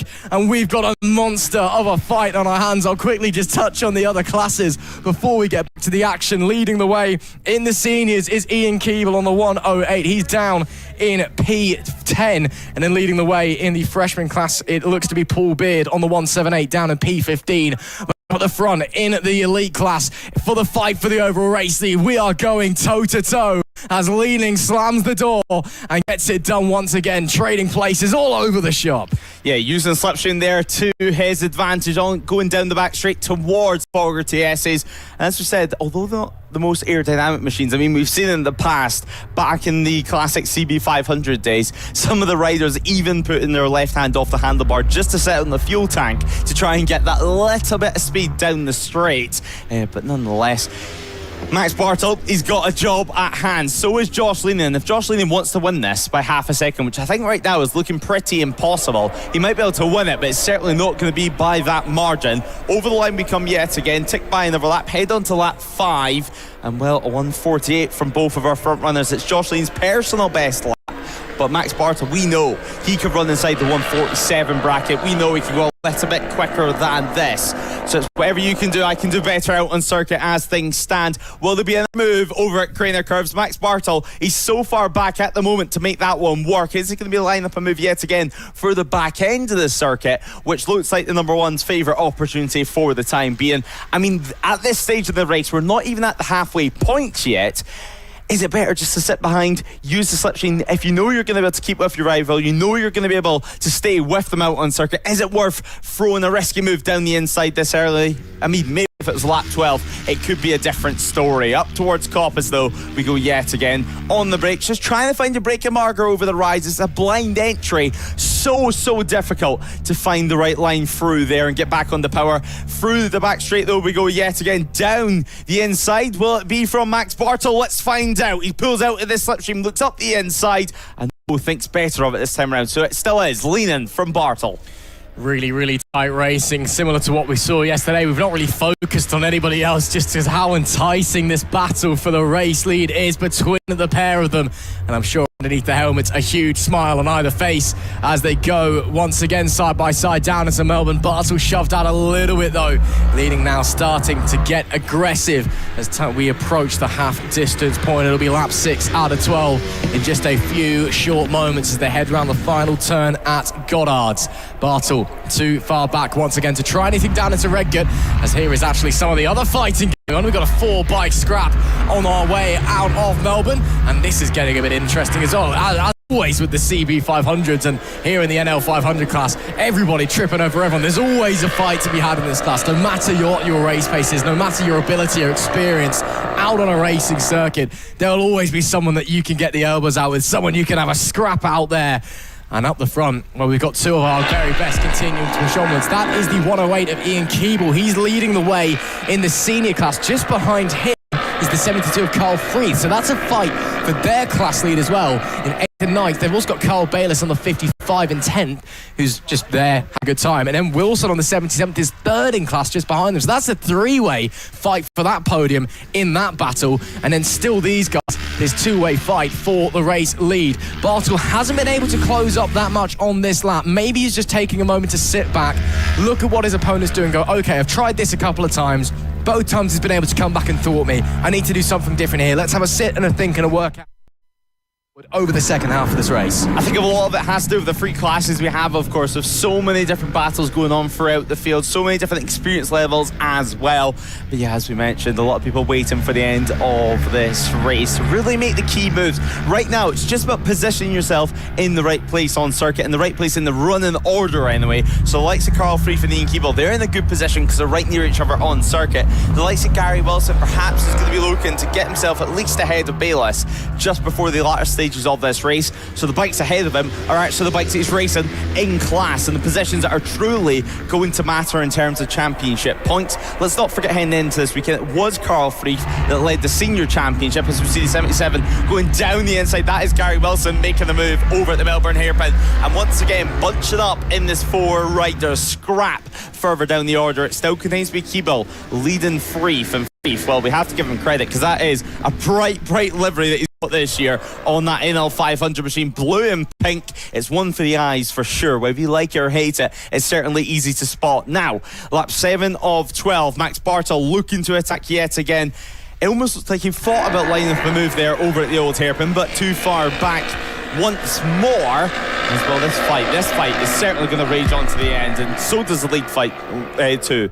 they're all just going to keep pushing each other until we've got to the end of these 12 laps, because it's what you do when you're out there on a CB500. Look at the rear moving there from Bartle, almost drifting it Casey Stoner style, coming through McLean's. That is really on the edge of control, the edge of physics from the championship leader, from the reigning champion. Of course, 3 race wins out of 3 last time out for Max Bartle, and picking up in 2026 where he left off, and up the inside, down the straight, got the exit. That is as simple as you like. It goes back to the race lead. Of course, it was Josh Leaning who took the victory in race number 1 yesterday. That was only his first race of the season. He unfortunately missed the first round at Snetterton, so Bartle continues his stranglehold on the Dunlop NL500 elite class in 2026. Leaning, though, looking for a way back through again. We've seen that it normally takes Bartle a couple of laps to get through Josh Leaning. It normally doesn't take Josh Leaning very long to get on the counter and go straight back through. So that's a dynamic that we definitely need to keep an eye on, especially when we're getting to the penultimate lap, to the final lap. If they are still continuing to trade positions out on the circuit, it will be Bartle that leads us into lap number 8, almost 2/3 of the way through this affair here at Donington Park. And what a race we are being treated to between the leaders, between all of the battle we're seeing. Again, that huge fight for the podium places, all 3 podium places in the senior class as well, is an absolute joy to watch. But up the front, these two, some of the best that we've got at No Limits Racing, continuing to put on an absolute display. A game of high-speed chess for sure, certainly in this group here. It looks like they're beginning to reel in George Bartle too. Now, George Bartle, he's a little bit further back than the likes of Hutchinson, so he's not necessarily got that marker for him ahead of him. So it could be a little bit more difficult, certainly for some of the newcomers, just to be able to keep with the pace and reach their braking markers. Certainly compared to the more experienced riders like Max Bartle, of course, reigning champion in this class. He knows how to win, he knows how to lead, and most importantly, he knows how to get past some of the back markers, which they're going to have to do in a few moments' time. We're on lap 8 of 12. Yesterday, of course, this was a 7-lap race. Now, well, we're up to 12, so the back markers are going to become way more important than what it was. The 108 of Keeble looks to be under pressure up at Coppice. Free flow up the inside, but thinks better of it. So he can't get the job done this time around as they now head on to the back straight yet again. And this is where it begins to get interesting. Bartle, a few more corners to round, head into the braking zone to begin lap 9 in a few moments' time, and then gets past some of the orange bib riders. Of course, if it's your first time watching some club racing, this orange bibs on the riders ahead, it does mean they're new to racing and they haven't got their 10 signatures live. As crash on the main straight, and down on deck goes Max Bartle. So Max Bartle contact with one of the back markers, and he is out of this race. It's going to be Josh Leaning now with a 6-second, nearly 7-second advantage. And when we were speaking about how important it is to get through back markers cleanly and contact there on the main straight. Disaster for Bartle. Seems straight up to his feet, of course, head in hands. He can't believe what's just happened, and you can understand the heartbreak and disappointment. The bike took a really big tumble as well through that grass just before the pit wall, so that could be a hefty repair job going into race number 3. But that surely does hand everything now to Josh Leaning. He just needs to hit his marks and bring it home. What a shame. We wanted to see that battle, of course, go right down to the wire, but unfortunately for Max Bartle, just got caught up there in a bit of chaos. And then up the front anyway, there was one. Josh Leaning, 6.7 seconds is his advantage as he continues to work his way through some of the traffic out there on the circuit. He continues to push his way round. It's now Gary Wilson who's got past Ian Keeble on the 77 for the lead in the Seniors Championship. So they're in P7, P8, P9, and actually Freeth as well. So we've actually got a 4-way fight for the lead of the race in the seniors class from 7th down to 10th, and they've also got Carl Bayliss in there, and they're not far off the back of George Bartle, so they're all kind of tripping over each other, quite frankly, which is pretty ludicrous, as you can see. But I don't think anybody quite able to be making any moves as it currently stands at this point. There is the 21 of George Bartle, the sole remaining Bartle sibling in this race. Little look to the outside there by Hunt on Keeble. Couldn't find his way through though. Get everyone very tight. All it takes is one little mistake for you to find your way through. You just get a good corner exit and you can try and fight your way through. Is that Keeble on the 108 to the inside of Gary Wilson? Yes, it is. Side by side, down into Melbourne as they're all continuing to trip over each other. Carl Bayliss now getting involved in the conversation as well. And this could get a little bit messy. The race leader heads onto lap 10. This group is soon to head onto lap number 10 as well. Only 3 to go for them. And for many of them to decide the podium places in the seniors class. Yeah, just a little bit messy to say the very least. I mean, George Bartley is going to be put under some pressure over the next couple of laps too. And if he isn't careful here, he can see himself fall all the way back to the back of this field, which then he would lose a position in class as well, with the fact that Carl Bayliss, well, he's battling away on the 55 as well. So super impressive stuff so far from this field, because they've all been really, really clean. They seem to be splitting up into 3 on 3 out on circuit. A few moves though being made down at the old hairpin, and that looks like it is job done for some of our riders there. But Carl Bayliss, he's really trying to get himself in this battle. You have to give him some credit. He's just watching it unfold in front of him and looking for the right opportunity. Doesn't want to make any silly moves just yet, as the 48 now comes through Coppice himself. And of course, as we were saying before the Max Bartle incident, the orange bib does mean that they haven't got the most racing experience in the world. They haven't got their 10 signatures to upgrade their licence. But of course, we continue on to battle at the front. Luke Hutchinson, he's so impressive yesterday on the 56. I mean, battling away at the front of the field. And Donington Park, yet again, is proven to be one of the 56's favourite circuits out here. Yeah, it seems to be loving it, does Hutchison, and continuing to work his way around. He's under pressure from Simon Aldridge, as you can see. Not too far back, but he'll continue to fight onwards anyway. Only about half a second separating those guys out there for the final overall podium place. Of course, podium place in the elite class. And I believe actually it could be that Aldridge has actually already worked his way through potentially. Now wait to see as they come to the line to confirm. And yes, he has. So Simon Aldridge actually has worked his way through before we cut to them, but still close as these riders head onto the penultimate lap of this affair. It's a long old race at 12 laps for these CB 500 riders. There is that huge battle between 6th and 10th place. Looks like Bartle and Bayliss now coming together in the middle of them. So Wilson and Keeble, first and second in the senior category, have worked their way through. George Bartle and Carl Bayliss, and Freeth and Hunt stranded a little bit behind, so they could very well be falling into a battle for the final podium place in the seniors. Well, it looks like you've almost got this battle of 6 splitting into 2 groups of 3 out there.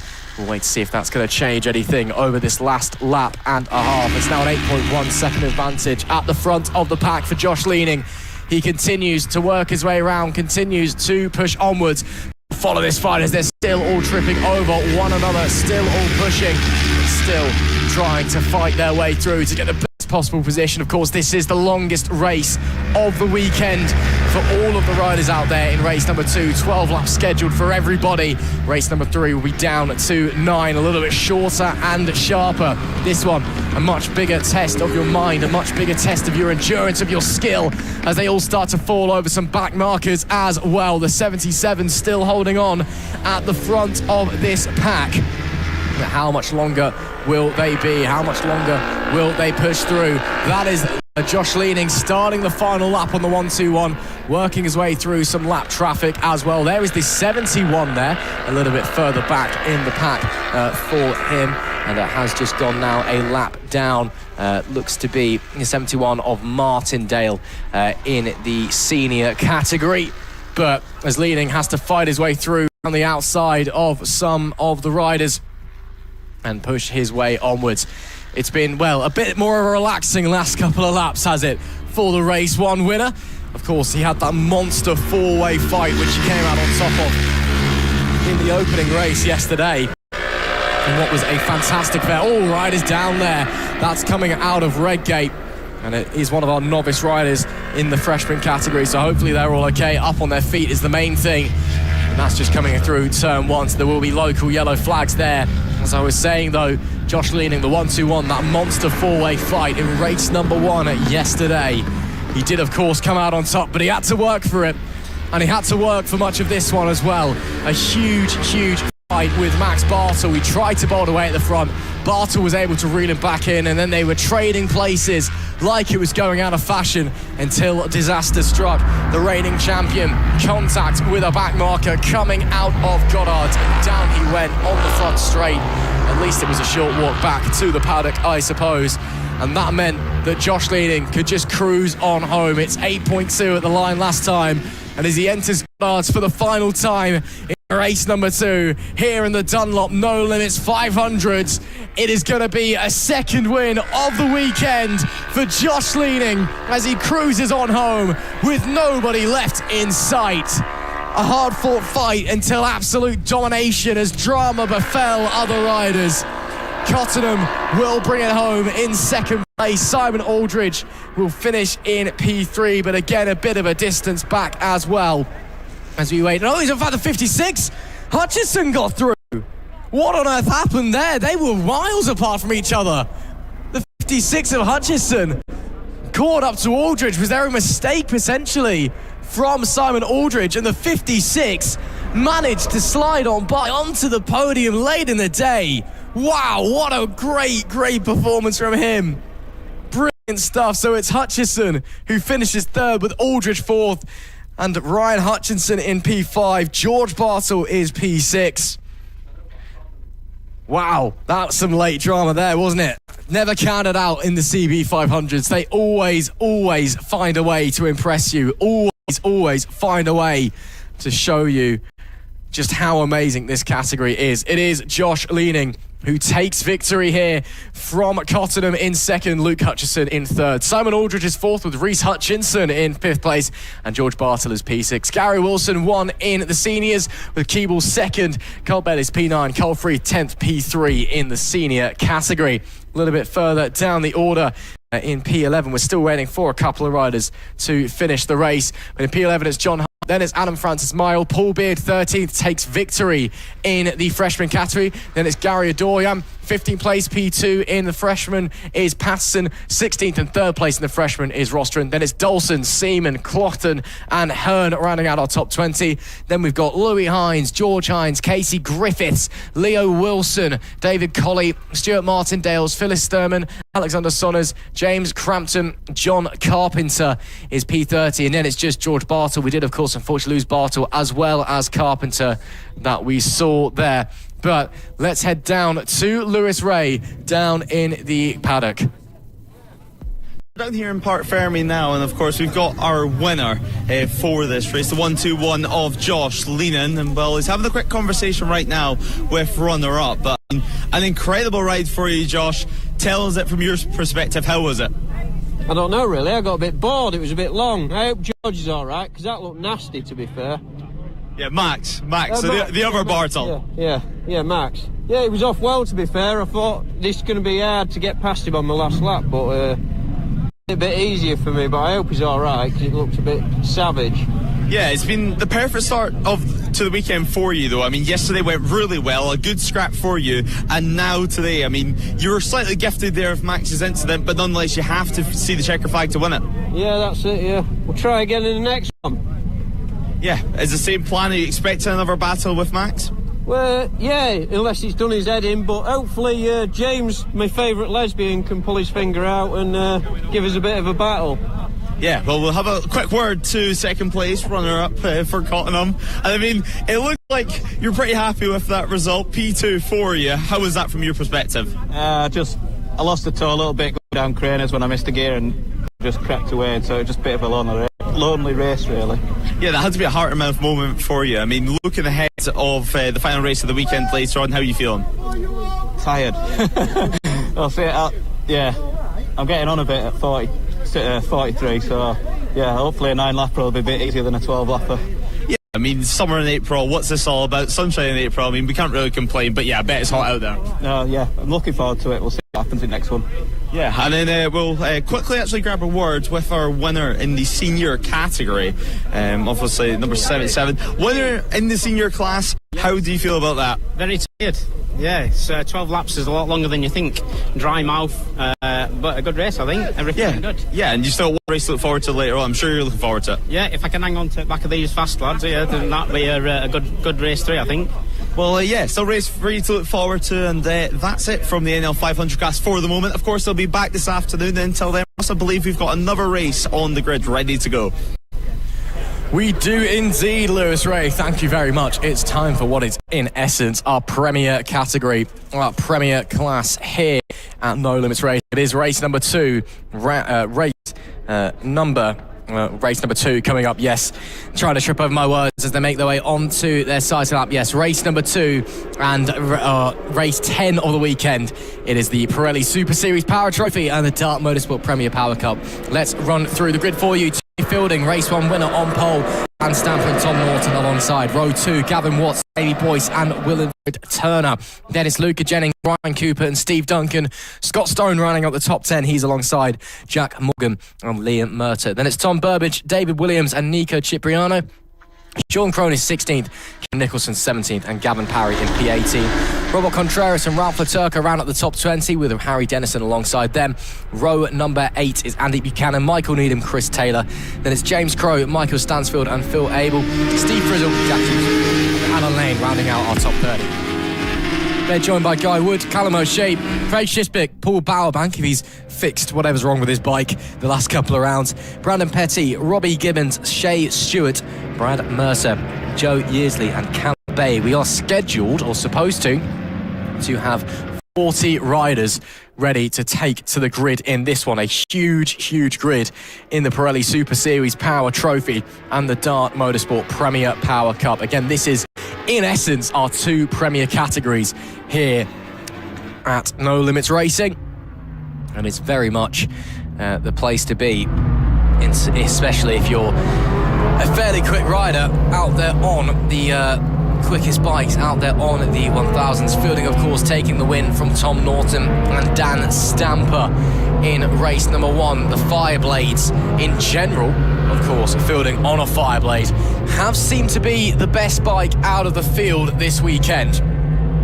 Let's see if that's going to change coming into race 2. Of course, slightly different conditions today, bit more cloud cover, a bit cooler as well, but for the most part, still nice and warm. Again, no rain overnight, no changes to the circuit, still nice and rubbered in, as there's not been a lot of rain here at Donington Park since the British Touring Car Championship were here last weekend. So the circuit should be nice and grippy for our riders as they make their way down onto the grid. Another 12-lap race awaiting us. Race 10 of the weekend, race number 2 for the Pirelli Super Series Power Trophy and the Dart Motorsport Premier Power Cup. We wait for the green flag to get up into the air at the background, and then it'll be time to get our eyes onto those red lights. Not quite in the top right of your picture, but in that vague direction anyway, next to the big sign that says Donington Park. Still getting held there by the flag marshal. Has he spotted a problem somewhere else potentially? We do have the green flag at the back, and nope, now happy to get out of the way and send them to get this 12-lap race number 2 underway. The red light is on. We are going in the second race of the weekend. Look at the launch there from this third place rider, but it will be Tommy Fielding leading down into turn number 1. Tom Norton had a great getaway on that Aprilia, but looked like he got a bit of wheel spin almost as he managed to get up through the gears. He'll hold on to that second place on that purple machine, making their way through Redgate, then through Hollywood, down already into the Craners for the first time. And it's really tight at the top. It will be Fielding leading the way. The pole to the race 1 winner, of course, and then just behind him the 70 of Tom Norton on that Aprilia. I think Dan Stamper did hold on to P3 on the 80 machine. So the front 3, a little bit of changes here and there. Little look there by Norton, a big look in fact, and a big shove through for the Aprilia rider. That was elbows out on lap number 1, and he takes the lead of the race down at McLean's. The Aprilia leads the way. What response does Tommy Fielding have for this one? Luca Jennings also sits in fourth position, I should say, making the jump this year to the 1000cc machines. Is Tommy Fielding down the inside yet again? 40Ss this time around, onto the curbs, on entry, on exit. But Tom Norton, he's not done here at the Melbourne Hairpin. He looks up the inside yet again on the Aprilia. The number 70 thinks better of it. He sits in behind for the time being, but it's a move going to arrive over at Goddard. You can see how quick that Aprilia is mid-corner, and that seems to be its key. But also, in one hand, also seems to be its weakness. We because whenever you're in a battle with a bike that's able to square up a corner a little bit better than what the Aprilia can, you can sometimes be held up just ever so slightly through the corners. Daniel Stamper remaining in third position. He's looking strong in this one. Nice little gap to himself and Luca Jennings behind. But the top three riders you would suggest would break away with things. Judging by race one yesterday, you would also try and suggest that Tommy Fielden would be able to break away with the whole race himself in P1. But Tom Norton making sure he doesn't have it all his own way. Norton clearly coming out of the gate swinging here early doors. Lap number 2, we're already on, flying by so quick are these 1,000 machines out there making their way back into McLean's. This is where Norton got the move done on the opening lap. A little bit too far back on this occasion to try and stick it up the inside again. But you see a little bit of a defensive position from the race leader. He's wary that Norton clearly strong on the brakes at the top end of the circuit. Already got past him once, wants to ensure that doesn't happen again as they all try and break the toe from one another. Although Fielding isn't breaking away as much as he did in race number 1, the top 3 have already left the rest of the pack behind. It's currently Luca Jennings in P4. He started P7, so obviously got away quite well, with Duncan 5th and Cooper in 6th. And they'll be making their way onto your picture shortly as the rest of them find their way down into Melbourne. Little look up the inside and a nice block pass there, making his way through. That is Cooper on Duncan, I believe. So that is a change in position for P5. Wait to get that confirmed, but look at the gap the front 3 have, and they're still fairly close together as well. Norton, though, after initially getting back, does have the fastest lap on that lap of 131.182. It's only 300ths quicker than Tommy Fielding, though. So pretty evenly matched at this early point in the race. Let's see if anyone has something special in the drawer, something special in their locker that they've just not quite unveiled yet. 4 tenths of a second, the early 5 tenths. Tom Norton is going to need to unveil something pretty special pretty soon indeed. Of course, the top of our Dart Premier Power Trophy runners currently is Stephen Duncan, sitting P6 overall. Of course, P1 in category on number 78. Back to Jack Morgan in P9 for second place in the Dart Motorsport class. As we continue on that front through cop as we go now on to the power, nice and heavy. You can just see the bike stepping out of line ever so slightly. That's where you want your electronics to be set up perfectly. You don't want it to be cutting out the power and actually slowing you down, but you also don't want it to be chewing up the tyre, spinning, and actually you're getting no drive whenever it's doing that. Although it looks great on film, it looks great on photos, it's not great for your lap times out on circuit. But heavy on the ankles yet again, and still the top 3 remain in order. Looks like Stamper starting to just fall back a little bit from Fielding and Norton, as up the inside there goes the 95 of Cooper, looking for a way through Luca Jennings. Had to really stand on the anchors there to not take out the 4th place rider, but Cooper looking really brave, really aggressive down at the bottom part of the circuit. Does get a front wheel ahead as he's laid on the brakes into Goddard's, but can't confirm it. He'll have to hold on to P5 for the time being. But Reese Cooper is absolutely the rider down there over at the Melbourne hairpin. So rider down, looks like he's up on his feet. It does look like nearly up on his feet. He's out at harm's way anyway at the very least, and the marshals are now going to do the same for the bike. Yeah, great thing for him to get out of the way. That's the main thing. And it shows even if he is a little bit winded, a little bit wounded, he is able to get up on his own accord, and that's what we want to see, and hopefully he's all okay. Of course, will be waved yellow flags down in that section of the racetrack. Now Fielding starting to up the wick, a 130.858 fastest lap from the race leader. First rider into the 130s in this race as well. Extends the gap over Norton to 3/4 of a second. He himself now under a bit of pressure from Dan Stamper as well. Continue to follow this battle for P4 out there. Of course, the 78 of Duncan, he's leading the way in the Dart Motorsport Premier Power Cup, so he's technically in a different race. But if Ryan Cooper, let's just watch him through here, because look at how good he is on the brakes down into Melbourne and Goddard. The gap's a little bit bigger this time to Luca Jennings than it was last time, but I'm certain he'll be able to try and close back up, because he's having looks time and time again through this part of the racetrack. We do have a move a bit further back, the 129 of Jack Morgan up the inside there. Nice move by him to gain another position. There is our race leaders, and Norton has started to fight back. A bit of a poor lap there from Tommy Fielding, a 131.873, 1 second slower than his previous tour. So clearly an error somewhere for the race leader. Let's see if the Aprilia rider can capitalise. Yeah, It looks like Tom Norton is building for a move here towards the old hairpin. We come now a little look up the inside, if you want to even call it that. Nonetheless, it does look like Tom Norton's turned up yet again. Looking at the lap times last time around, Tommy Fielden, well, he was back into the 131s, high 131s at that, 4/10 slower than Tom Norton, although he does hold the fastest lap. It wasn't the best lap last time, so Tommy Fielden clearly having some issues, or just an off lap or two here, as the field not stretched maybe how we would expect it coming into this one. Of course, he'll have pit boards out in pit lane on the pit wall just to tell him the information, the gaps, and exactly who's behind him. He's used to racing with the likes of Tom Norton over the years, and he knows that if Tom Norton's going to make a move, it's going to be fair but aggressive out there on circuit. I mean, Tom Norton's such an experienced rider, especially on this Aprilia too, as heavy on the brakes yet again. Daniel Stamper, he's still staying within this. These two pull off one or two more overtakes, it's easily going to be a freeway fight for the lead. Stamper's gained big time over the course of this lap, so I wonder if Fielding is running maybe a little bit off pace, if there is a problem with him, because Stamper went from nearly a second away to being right on the tail end of Tom Norton. So let's look at the gaps now. Norton fell back a little bit in that final section, but Stamper now all over the rear of him. So yeah, getting a bit bizarre there as we reach the half distance marker in this race, lap 6 out of 12. So starting to now get into the latter phases, maybe a bit of fatigue setting in for Tom, maybe tyres starting to get a bit warm or a bit worn as well. And we'll push onwards though. Fielding, whatever issues he was having, looking to shake them off, looking to build that gap up. I'm sure he doesn't want to feel that pressure again going forward as they make their way up to McLean's, way too far back for anybody to really make a move, but the front three still very, very tight together out there.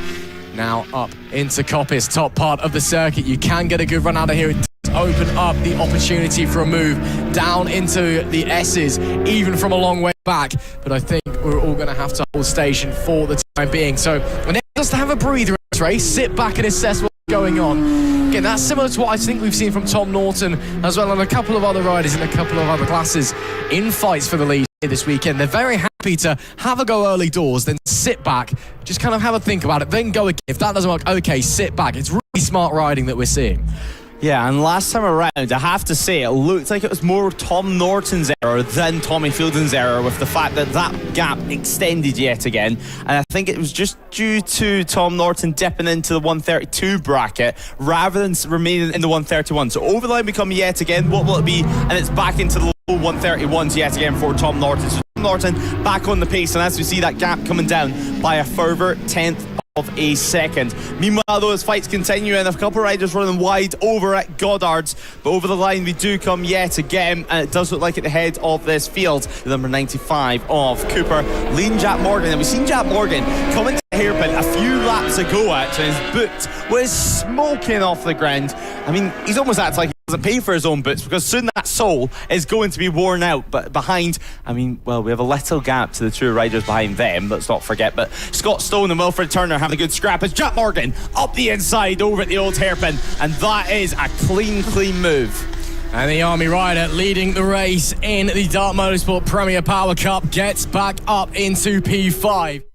A huge scrap on our hands as well, because Morgan, with Boyce fairly close behind, needed to get that move done to get himself a bit of a buffer in his own class battle. It's a lot easier to hold on to a lead when you've got a few riders behind you, that it doesn't really matter if they get through to you and the person behind you gets frustrated because they know, oh, I've now got X amount of bikes in between me and them that I have to try and negotiate if I want to in this race. So nice there. He knew that he had to get through and did so very, very well. So nice stuff from him as he now makes the run down into Melbourne. Anybody trying anything down there? There's some birds watching along at the side of the racetrack, and once again, look at him getting that foot down on the bike, getting all sorts of out of shape as well. Oh, high side, I think. Down was that, I believe, Luca Jennings on the 63. Oh, it's not. It's the Suzuki on the ground there. So a massive shame. Could be even Wilfred Turner down on the decker. But nonetheless, walking away from scene of crime, actually, I see a 7. It's Jamie Boyce, the 144. Yeah. So 144 down on the deck. Massive shame from Boyce. At that point in the corner, I think it will just be losing the front, to be honest. Maybe even at the point where you just tap on that throttle. It's either releasing the brakes fully or just tapping on that throttle, and the front wheel just goes light, and away you go. You just crash, and yeah, luckily just sliding away. Yeah, unfortunate for him. I think the throttle might be stuck on as well. Did see a marshal running up, but could require a bit more assistance to try and get that thing out of the way. Hopefully everything's okay with that machinery. Lap 8 of 12, starting to really get into the dying phases of this race. Fielding's extended his gap up to 1.1 seconds. That is brave and bold from the 28 of Turner up the inside of Ryan Cooper on the 95. It's all been a bit chaotic in this fight with that incident we've just seen, but up the inside of McLean's when a gap that wasn't really there sort of appeared. Maybe it was something that you can kind of imagine might open up, but it didn't, and he still made it work. Brilliant move, and now he can try and think about maybe trying to hunt down Jack Morgan up in front. He's got to start thinking it now if he wants to be able to complete it, because we only have a couple laps remaining, 4 laps left, and actually our race leaders soon to be crossing the time beam, breaking the time beam to complete yet another lap. Here we go, lap 9 for them. It'll be this group's turn in a few moments time, a few corners time, as running wide once more is Cooper. It's so inviting just to release the brakes over at the Melbourne hairpin, but what happens is you just run extremely wide, and the cutback nearly impossible, especially by the time you get to Goddard's. It's such a short, snappy run on these machines. As you see, a massive change at the front here. Tommy Fielding from Daniel Stamper, Tom Norton to third, and Tom Norton 1 second back on Daniel Stamper. So clearly a big mistake from the Aprilia rider who's in the 133 bracket last time around. Yeah, problems for him. Either he's come across a back marker potentially and been held up, or again, just running deep, missing a braking, maybe getting unseated from the bike perhaps and having to regather himself, but it has allowed that 80 of Stamper to slide back on by and to get up into second place. Luca Jennings some 14.5 seconds back from Norton in P3, so unless he comes off the bike, I don't think he's under any pressure in regards to losing the podium place. Is a yellow flag down into Melbourne by the looks of things. Is that for the incident we saw earlier? Is that bike it's for the final corner, actually? Yeah. It looks like the bike's up and okay and getting moved out the way, so we're going to assume that the rider is okay as well. We'll let you know who that is as soon as we're able to identify them. Could potentially be James Crow on the Kawasaki perhaps, but as our race leader takes on to lap number 10, and yeah, looking pretty comfortable.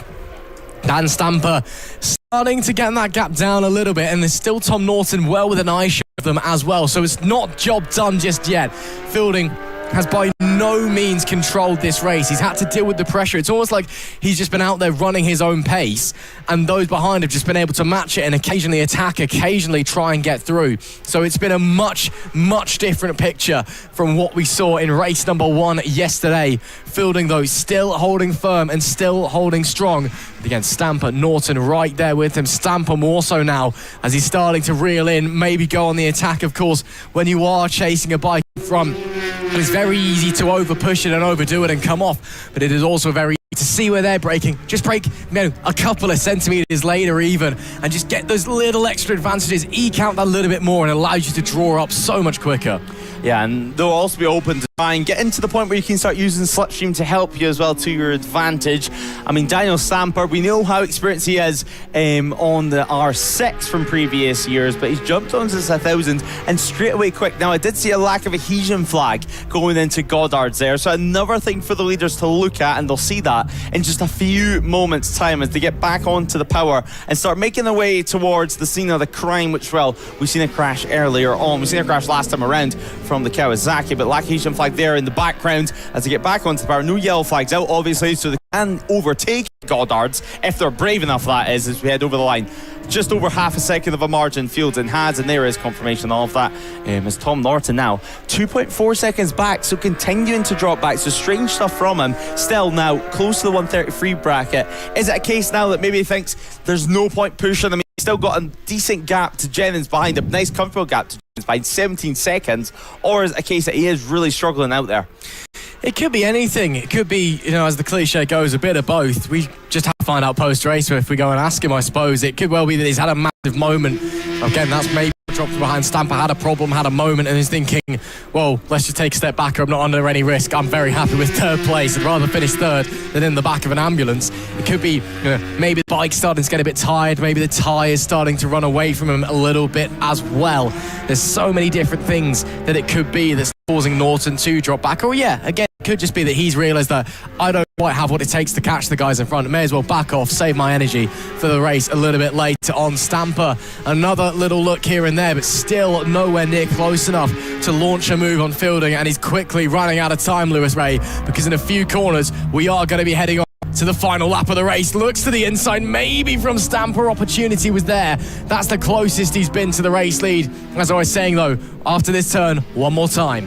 One more circulation left here in race 10 of the weekend, the Pirelli Super Series Power Trophy and the Dart Motorsport Premier Power Trophy. Incredible stuff so far here today. Tommy Fieldings looks so strong, but we have some lap markers in play on this final lap.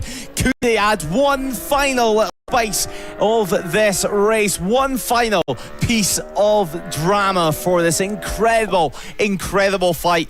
Tom Norton well and truly out this battle, but if anything happens here in the final lap, who knows? He might be able to pick up the pieces. Tommy Fielding wide over at the old hairpin, bringing Stamper in yet again, yard by yard, bike length by bike length. Two back markers ahead of them, and Daniel Stamper looking for any way through on the number 80. A frustrated Tommy Fielding, a little shake of the head as he comes through McLean's. He knows how close this race is. He knows he cannot be held up. And well, Daniel Stamper, he's the right that has been held up out of Coppice. Obviously, it's luck of the draw. There's nothing you can do about it. Final lap time, only half a lap remaining around this Donington Park circuit. Into the Fogarty S now. Two more hairpins remaining. The 556. He took victory yesterday night and comfortably, but it's been nothing comfortable about this race here today. Two more corners remaining for him to make it round. Two more corners to defend off the ruthless, the relentless Daniel Stamper. What an incredible battle we've seen. It's setting up a final dramatic race for you later on. A little sneaky look up the inside, but it is going to be Tommy Fielding who takes victory from Daniel Stamper in race 10 of the weekend and race 5 of the season for the Pirelli Super Series Power Trophy. Daniel Stamper does take second. Tom Norton finishes on the podium, 4.2 seconds down. We're going to have to wait around 15 seconds or so for Luca Jennings. He should be too far away now though, as he will be crossing the line on the number 63. The bright baby blue Honda, 19 seconds adrift MP4. Jack Morgan takes the win, of course, in the Dart Motorsport Premier Power Trophy. But what a fight that was, going all the way down until the final lap. Pretty much until the final corner. Daniel Stamper still thought it was possible. But race 1 victory, of course, went the way of Tommy Fielding. 2 out of 2 so far this weekend. He takes victory over Daniel Stamper and Tom Norton as Luca Jennings finishes off the podium. Jack Morgan takes the win in the Dart Premier Power Trophy, as Wilfred Turner and Ryan Cooper round out our top 7, while Scott Stone, Stephen Duncan and Brandon Petty take out the top 10. Liam Ta finishes P11 ahead of Caprino and Crone. Fluturco takes P14 with Burbage in P15. David Williams finishes 16th, saving his engine from the endurance yesterday as Robbie Gibbons, Kieran Nicholson and Michael Needham round out the top 19. Andy Buchanan takes P20 while Harry Dennison, Michael Stansfield and Shea Stewart take the top 23 positions. Phil Abel and Jack Hughes round out the top 25. Cam O'Shea, Steve Frizzle and number 88 finishes ahead of number 12, and 144 of Jamie Boyce rounds out the top 30 riders. Gavin Parry takes P31, 10 laps down, of course, after that earlier incident that we've seen, and now we can hear from our top finishers as they're with Ross down in Park Fermi. Performance from our raceman and Tommy. A little bit more tricky that one than yesterday. You can tell it was a bit of a workout for you, but a fantastic result nonetheless. It was definitely a lot harder today. Obviously, the increased distance of 12 laps from 7 laps yesterday made it a lot more tricky. You know, if you follow motorcycle sport, you'll know that Donington is really hard, especially on the 4 rounds because of heavy braking zones. So I was struggling towards the end, and the back markers making my arse nip a little bit in them last couple of laps, but managed to get another win, so absolutely over the moon. Had Dan and Tom right with you, though, especially early doors. Obviously, saw that move on lap run up the inside of McLean's. That was a bit out of nowhere. Managed to fight your way back through, though, but again, had your hands full with those guys as well. Yeah, to be honest, I kind of was expecting to be a little bit slow off the start, and I was kind of expecting to move, which maybe I left the door open a little bit, not purposely, but kind of subconsciously expecting someone to chuck it down the inside. But I knew that if I ended up in amongst them, they'd be able to, slow me down basically. So I tried my best to get a good drive down Coppice, and then got it done on the brakes into the chicane. It was I had to attack, or probably a race win wouldn't have been on the cards. So I had to get it done. Well, slightly shorter race 3 coming up later. You looking to go 3 for 3 this weekend? Yeah, we'll have a new front and rear tyre in for the last race, so maybe we'll push that PB a little bit lower, but ultimately it's all about getting the 25 points in each race. Awesome. Awesome stuff. Congratulations, Tommy. Thank you very much. Just got to go and speak to our class winner in the Dark Motorsport Premier Power Cup, in our Army rider, Jack Morgan. See if we get a few words out of him. Jack, great ride for you, taking the class win once again. Again, bit of a longer race, must have been a workout, but you must be delighted. Yeah, it was hard work, that race. I had to work for that one. I think Jamie went down to Melbourne though, so I could relax a little bit. Just tried to settle in and try not to go too much on the side. My first lap wasn't great, but it got better as it went on. I just had to get through some few riders. My quality wasn't the best, but yeah, no, I enjoyed it, loved it. Yeah, another great race from yourself. Again, a solid overall position, the class win as well. Setting yourself up nicely for the inter-services race later as well, of course. Paul last time came on P2, I want to say off the top of my head. Looking to try and make that the win later today? Yeah, no excuses, but I was on a stock 600 with road gearing. So Jordan we had the best race ever, but he was just pulling me off the corners. But yeah, I'm going to have to wait for him on this bike, I think. But yeah, should have a good race in Kieran, so I'm looking forward to that. Awesome stuff. Congratulations, Jack. Great. Cheers, mate. Great speaking to our 2 race winners there. Let's back up to the commentary box and back up to you, Lewis. Thanks, Ross. Great to hear from our class winners there. Is already loading up to the grid for the second time today. Actually, is going to be the Metsler Freshman Sport Challenge, and also the No Limits Pre-Injection 600s. But race 11 of the weekend is just about to get underway. 12-lap race, of course, for this class. And well, we've seen them once earlier on today, and it was an incredible fight from start to finish. Fraser Lizachenko, of course, took victory in race 1 of the weekend for this class. And Carl Vickers, Steve Lester, we're going to have to see what he does to start this time around. It wasn't the start he was hoping for, that's for sure, earlier on. Just it seemed as he clicked the bike up into second gear, it went absolutely nowhere. It was almost like he hit a false neutral, but nonetheless, he'll look to make wrongs right this time around, as we're nearly ready to get going for the warm-up lap. The bikes are still out on the grid. I think we're waiting for 1 or 2 more bikes to make their way to the grid, and we are indeed. So one of our freshman runners there, just coming into position. But hello and welcome if you're just joining us, trackside or online. Like, share, subscribe, and even if you are watching trackside, you can check out the NLR TV YouTube channel.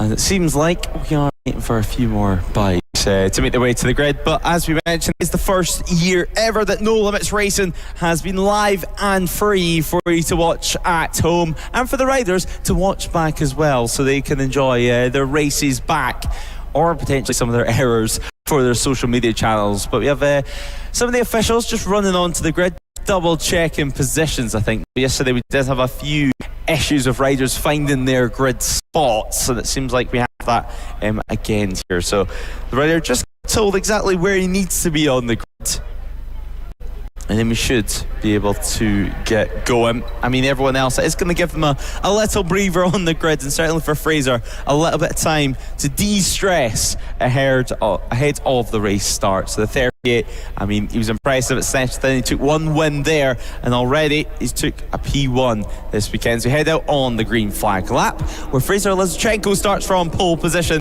ahead of Laurie Myers and Grant Taylor. Of course, Grant Taylor at the top of your pre-injection 600s runners, as Jake Cannonford, Jay Orchid James and Steve Lester rounds out row 2. Ryan Bullman, Paul Beard and Carl Vickers are on row 3, as we see another DNS for the 417 as we head down the order of the field. So yet again, drop cards, James McHugh and Daniel Isaac rounds out row 4. Ethan Hall, Josh Crawford and Jake Griffiths round out the top 15, as Matthew Young, Thomas Brand and Brandon McCormick rounds out the top 18 runners. Set on row 7, that's Matthew Round as Chris Nealham and Jamie Cox round out the top 21.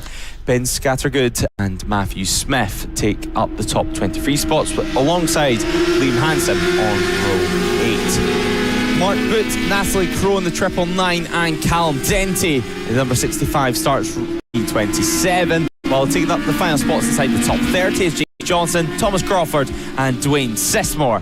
Stephen Burke, Stephen Airfall and Cy Massey 417 just going into the paddock there, so he won't be taking the start in P33 as Adam Ross, Darrell Lee and Connor Page take up the top 36 spots.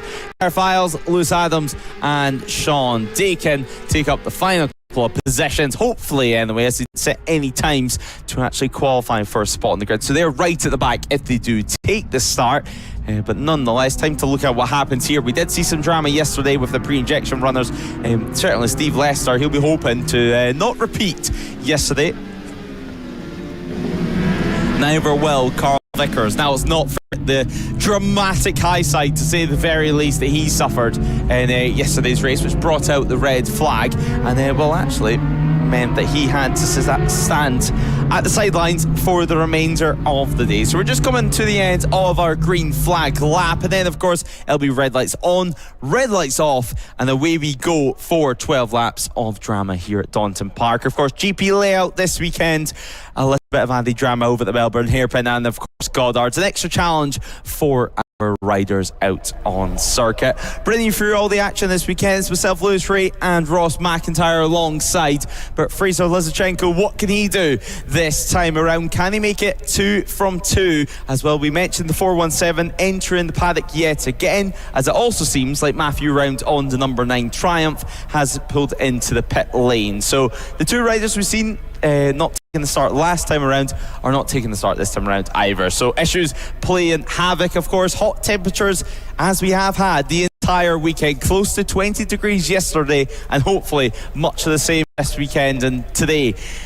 A little bit of wind out on circuit, but the sun is well and truly out. The red lights are on, the red lights are off, and Fraser Lizichenko is go from pole position. Can he hold on to it on the run to turn 1? Laurie Myers getting swarmed up a little bit, dropping back down to P4 out on circuit, but Fraser Lizichenko tips it into T1 as P1 yet again. Some incredible battles he had over at sets, and a couple riders running onto the green over the curbs on the exit. They're going to have to be careful about that one for track limits later on in the race. Of course, 12 laps, much longer, but look at the distance that Fraser Lizichenko has already put on the rest of the field. The likes of Laurie Myers, he's going to want to get through straight away and begin to bridge that gap. Meanwhile, though, Steve Lester, he's dropped towards the edge of the top 10, if not out of the top 10 already. But of course, it's all going to be outclass positions for the pre-injection 600 riders. Laurie Myers, though, move done for him, and that is all made. Ryan Bullman, that was another great start from him. 3 great starts so far from Ryan Bullman this weekend. A good start yesterday, the red flagged race. A good start earlier on, and now already another solid start. I mean, he's in P4 as things stand, losing a couple positions in his first stage of the lap. But Ross, all the headlines yet again on Fraser Lizichenko. Great start from Lizichenko. Bullman, yeah, another great start from him to shoot through the field, but then he made a mistake on the exit of Coppice, which is what dropped him back. What Lizichenko now needs to... he probably doesn't need to worry about it because he's got a lot of experience with Supermoto, but it's the length of this race. We've heard it from all of the riders after the race 2s that we've had so far. It is hard work out there for 12 laps at full attack. And obviously Supermoto, you can have all the experience that you want, but it's a bit different being in Supermoto and then being out here at Donington Park for full attack for 12 straight laps. There will be Lizichenko from the pole that leads us on to lap number 2. Although, to be fair, Laurie Myers quicker in sector number 3 by a couple of tenths of a second. Little look to the inside there by Orchard. James can't quite get it done on Taylor for P3. Looks like Bullman's fallen back even further into 5th place. Another rider with a very liberal take on what part of the racetrack you're allowed to use the Exeter Red Gate. I'll leave that one for race control and the stewards to have a look at there, as we see now. That is the 7 continuing to work their way round of J. Orchard James. Good start from him from P5 now up into P4 and riding pretty well, but a bit of no man's land in front of him. Bit of a gap to the riders in front in terms of Taylor, Myers and Lizichenko, 3rd, 2nd and 3rd. so it may well be he just needs to try and pull away from those behind, as there's still huge battles going on behind. Is somebody making a really nice move there up the inside of McLean's on the run up to Coppice, the top part of the circuit. As there you see the gap that the leaders have at the line. Last time it was Lizachenko with 1.6 to the good, himself 2.6 to the good over Taylor in P3. So we'll wait to see how that's going to affect things. Grant Taylor, of course, starting third place as well. The front three basically as they were, even though there's a couple of great starts from the likes of Bullman and whatnot, they all started to fade back, and the front three on the grid, very much the front three in this race at the current standing. Well, yeah, they were pretty much, but Grant Taylor, a really difficult lap for him. You can see him scrapping away with Steve Lester. So Grant Taylor, big mistake he made over down at the old hairpin. So he's lost a lot of positions. He was entering this lap in third. Now it looks to be number 7 of Orchid James. We'll wait and see what position Grant Taylor's going to cross the line in this time around, and it is going to be all the way down in P8. He was essentially on pole position in the pre-injection 600 class, starting on that front row of the grid, but a big moment into the old hairpin. He ran very deep. It looked like we just missed the tail end of it, so a massive shame for him, and it's handed no other than Carl Vickers, the pre-injection 600 lead. Now, if he could take victory in the pre-injection 600 class here today, what a story it would be, especially in this longer 12-lap dash. Of course, later it should be roughly 9 laps in distance for them. So this is going to be the longest race of the weekend for them. And for someone like Carl Vickers, who's battered, who's bruised, whose bike maybe isn't feeling exactly correct, to be making these moves and passing a few rides out the circuit, including Paul Beard. So Paul Beard back down to P6. Impressive stuff from Carl Vickers, who actually looks to be on the charge and has put himself one bike between himself and Grant Taylor out on circuit. Yeah, getting interesting out there. Vickers, though, has that buffer with Hannaford between himself and Grant Taylor in that fight for the pre-injection race lead. Up the front, Lizachenko continuing to extend that gap up to 0.8 of a second. They themselves 5.4 clear of J. Orchid James in P3. So it's very much looking like it's going to be a fight for the lead. If it's a fight for anything, looking to the inside there is Borman. And this bit of a crazy group we've got going on here. That's the 22 of Steve Lester working his way through. He's been running pretty solidly this weekend, it must be said. But we've just got this huge group of riders that are basically all just tripping over one another all of the time as they're trying to fight their way through, trying to squabble over singular pieces of tarmac that two bikes do not belong on. It's still Orchid James that holds on. Carl Vickers now a bit more of a gap back to Taylor, although it's now Paul Beard that separates himself and the 2-6-8. Bullman then 7, Hannaford in the P8, Steve Lester in P9. He's third in pre-injection at the moment. You can tell the difference of the classes. The light blue on your timing tower next to the numbers on the left and the right hand side of them, that is your Metsler Freshman Sport Challenge. The pink, that is your No Limits pre-injection 600 riders. We'll continue to follow this group round 1/3 of the way through this 12-lap affair. Lap 4 of number 12 here at Donington Park, the second race of the weekend. Somebody's got a bib hanging off. That is the 178 of Beard in P5 overall. And looks like it's either just worked its way loose or it's ripped somewhere. It is still on, but it's just flapping around a lot in the wind. Yeah, it looks like it's ripped on the rear end of it. So hopefully that doesn't fly off and onto the racetrack and become a hazard for somebody. I doubt it would be that much of a hazard, but you never know. It could get sucked into the engine and cause something to explode.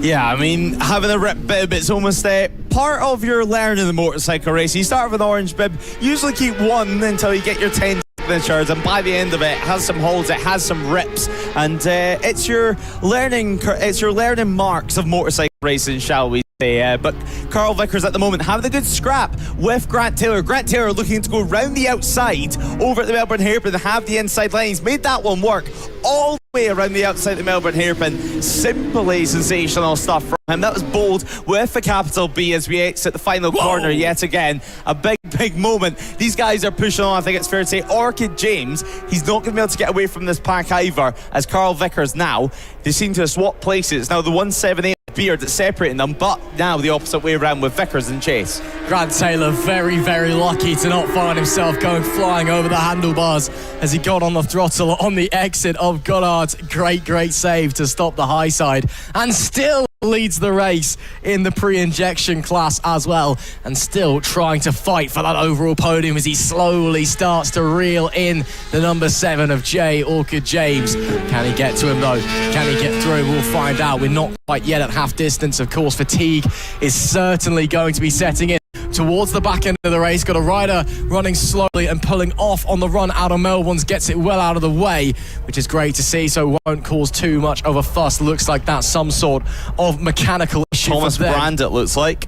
Yeah, that will presumably be him. Can't quite identify him, unfortunately, from the number or the all-black leathers, but we're going to assume that's him for the time being. Hopefully everything is okay for him. We'll continue to follow around this battle though in the fight for third overall. Again, 2 different classes between Orchid James and Grant Taylor, so in reality it doesn't actually matter who finishes in front of the other one, because Taylor's still going to get 25 points, presuming, if they finish as they do, and Orchid James is still going to be P3 in class. But obviously you want to be the one who finishes third on the road. It's a good feeling knowing you're on the overall podium. Another rider with an issue there. That's pulling into pit lane. That is the 117 of Connor Page on that pre-injection R6. Hopefully everything okay there and he can sort that out coming out for race 3 later on, but that looks pretty terminal here in race 2. So 2 quick mechanical failures, it would seem, back to back. So maybe as the sun has started to come out here, the temperature is getting hotter as we get into the late morning here at Donington Park, maybe starting to cause a bit of havoc reliability wise, especially with the older machinery. Yeah, the pre-injection 600s, of course, carbureted bikes, unlike the fuel injected, as the name would suggest, pre-injected 600s machines. But yeah, of course, the likes of Fraser Lizchenko, Myers and Orchid James in separate classes, the likes of Grant Taylor, but being on a pre-injection 600 and sticking one to one of these newer machineries, there's something pretty special about that. There's something pretty magical about that, and yet again, it proves that these classes are working. It proves that these championships being together are working. Having sometimes more experienced riders on the older machinery. But let's not forget Grant Taylor. He is an orange bib rider. He's not got his 10 signatures just yet. Neither is Orchid James, as you see a rider walking off there at Goddard's, and another rider over by the old hairpin in the gravel trap. So yeah, drama left, right and centre. Bullman being one of those riders. We can't quite get a number on that one. Bullman dropping down the order on the timing screens on his Suzuki. He may have been down at Goddard's, I think. Yeah, you would think so. So next time around, we should hopefully find out exactly who that is over at the old hairpin. But nonetheless, half race distance out on circuit, and things are going to get spicy in the second half, especially if these two begin to fight and give Paul Beard and Carl Vickers another chance to catch up. Well, whoever that is that's gone off the road, if not off the bike, trying to rejoin the racing surface. Some motocrossing. Yeah, I mean, it's a very, I'd call that like hyper enduro rather than motocrossing, to be honest, given the conditions and how deep that gravel trap is. But I guess it's get your off-road skills tested. I'm more worried about kicking all the stones up into your bike and causing damage more than anything, and maybe bringing some gravel onto the circuit, onto the exit of the old hairpin as well. But I guess if your bike's okay, you've not come off it and you're able to continue the race, feel free, go ahead.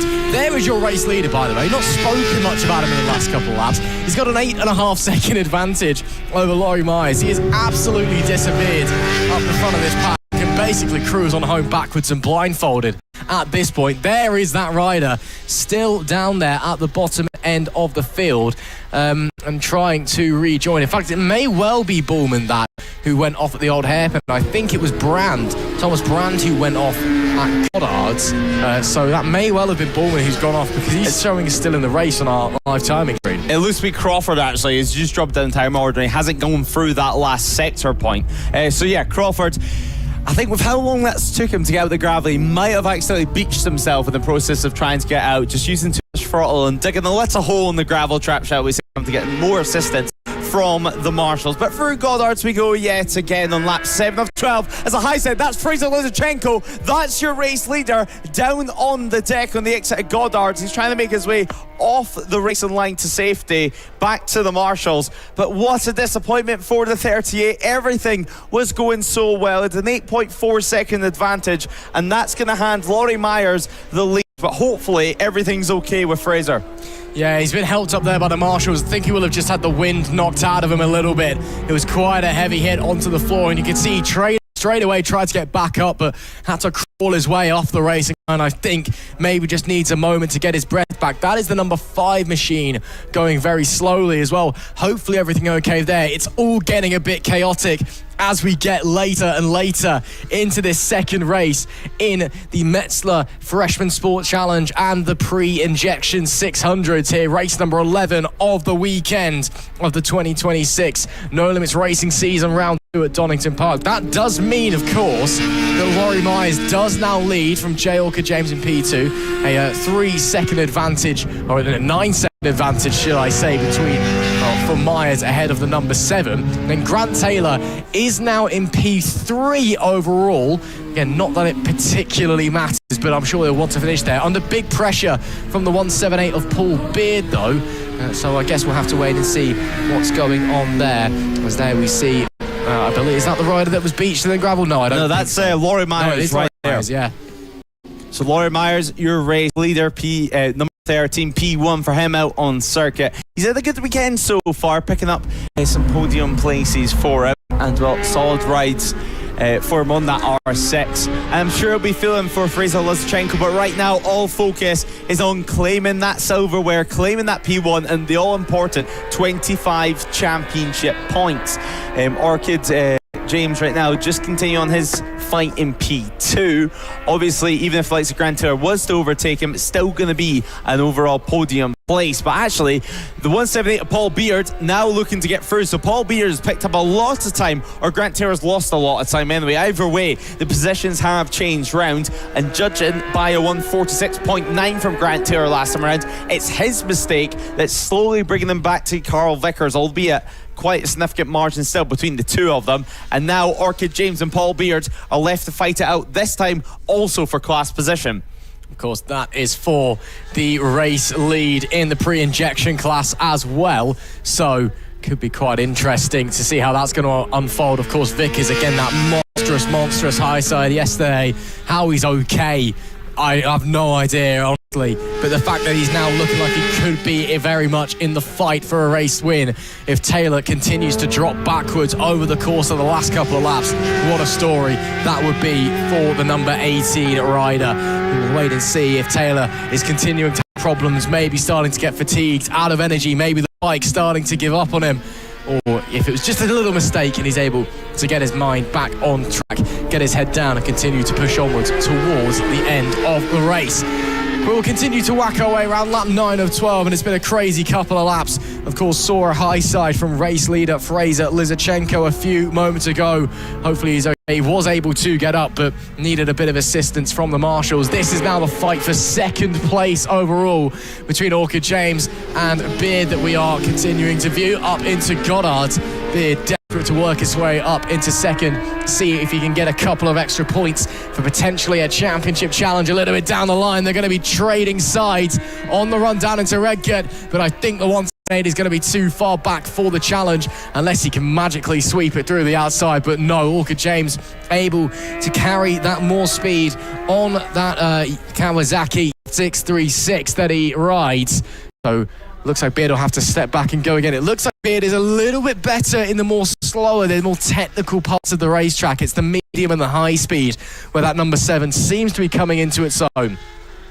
Yeah, it does. And as you mentioned, on the 636 Kawasaki, not necessarily the most popular bike for Orchid James or for any 600 rider. It seems to be a good bike to learn your trade in the 600s, but when you start to get up to speed, I've heard quite a few riders complaining about some chatter in the front ends of those machines. Certainly some of the faster boys out there, but Orchid James doing a good job at the moment on 636, finishing right now ahead of Paul Beard if the checker flag was to come out at this very second. But luckily for us, still 2 laps remaining in this one. A few back markers as well now, just to pick their way through. Obviously, Laurie Myers lead this race 7 seconds ahead up the road. He's already dealt with all this, and I'm sure he'll have plenty more to deal with as this race goes on. Into the final sector we head now, through towards the Melbourne hairpin. Actually quite a lot of back markers to get through for these guys.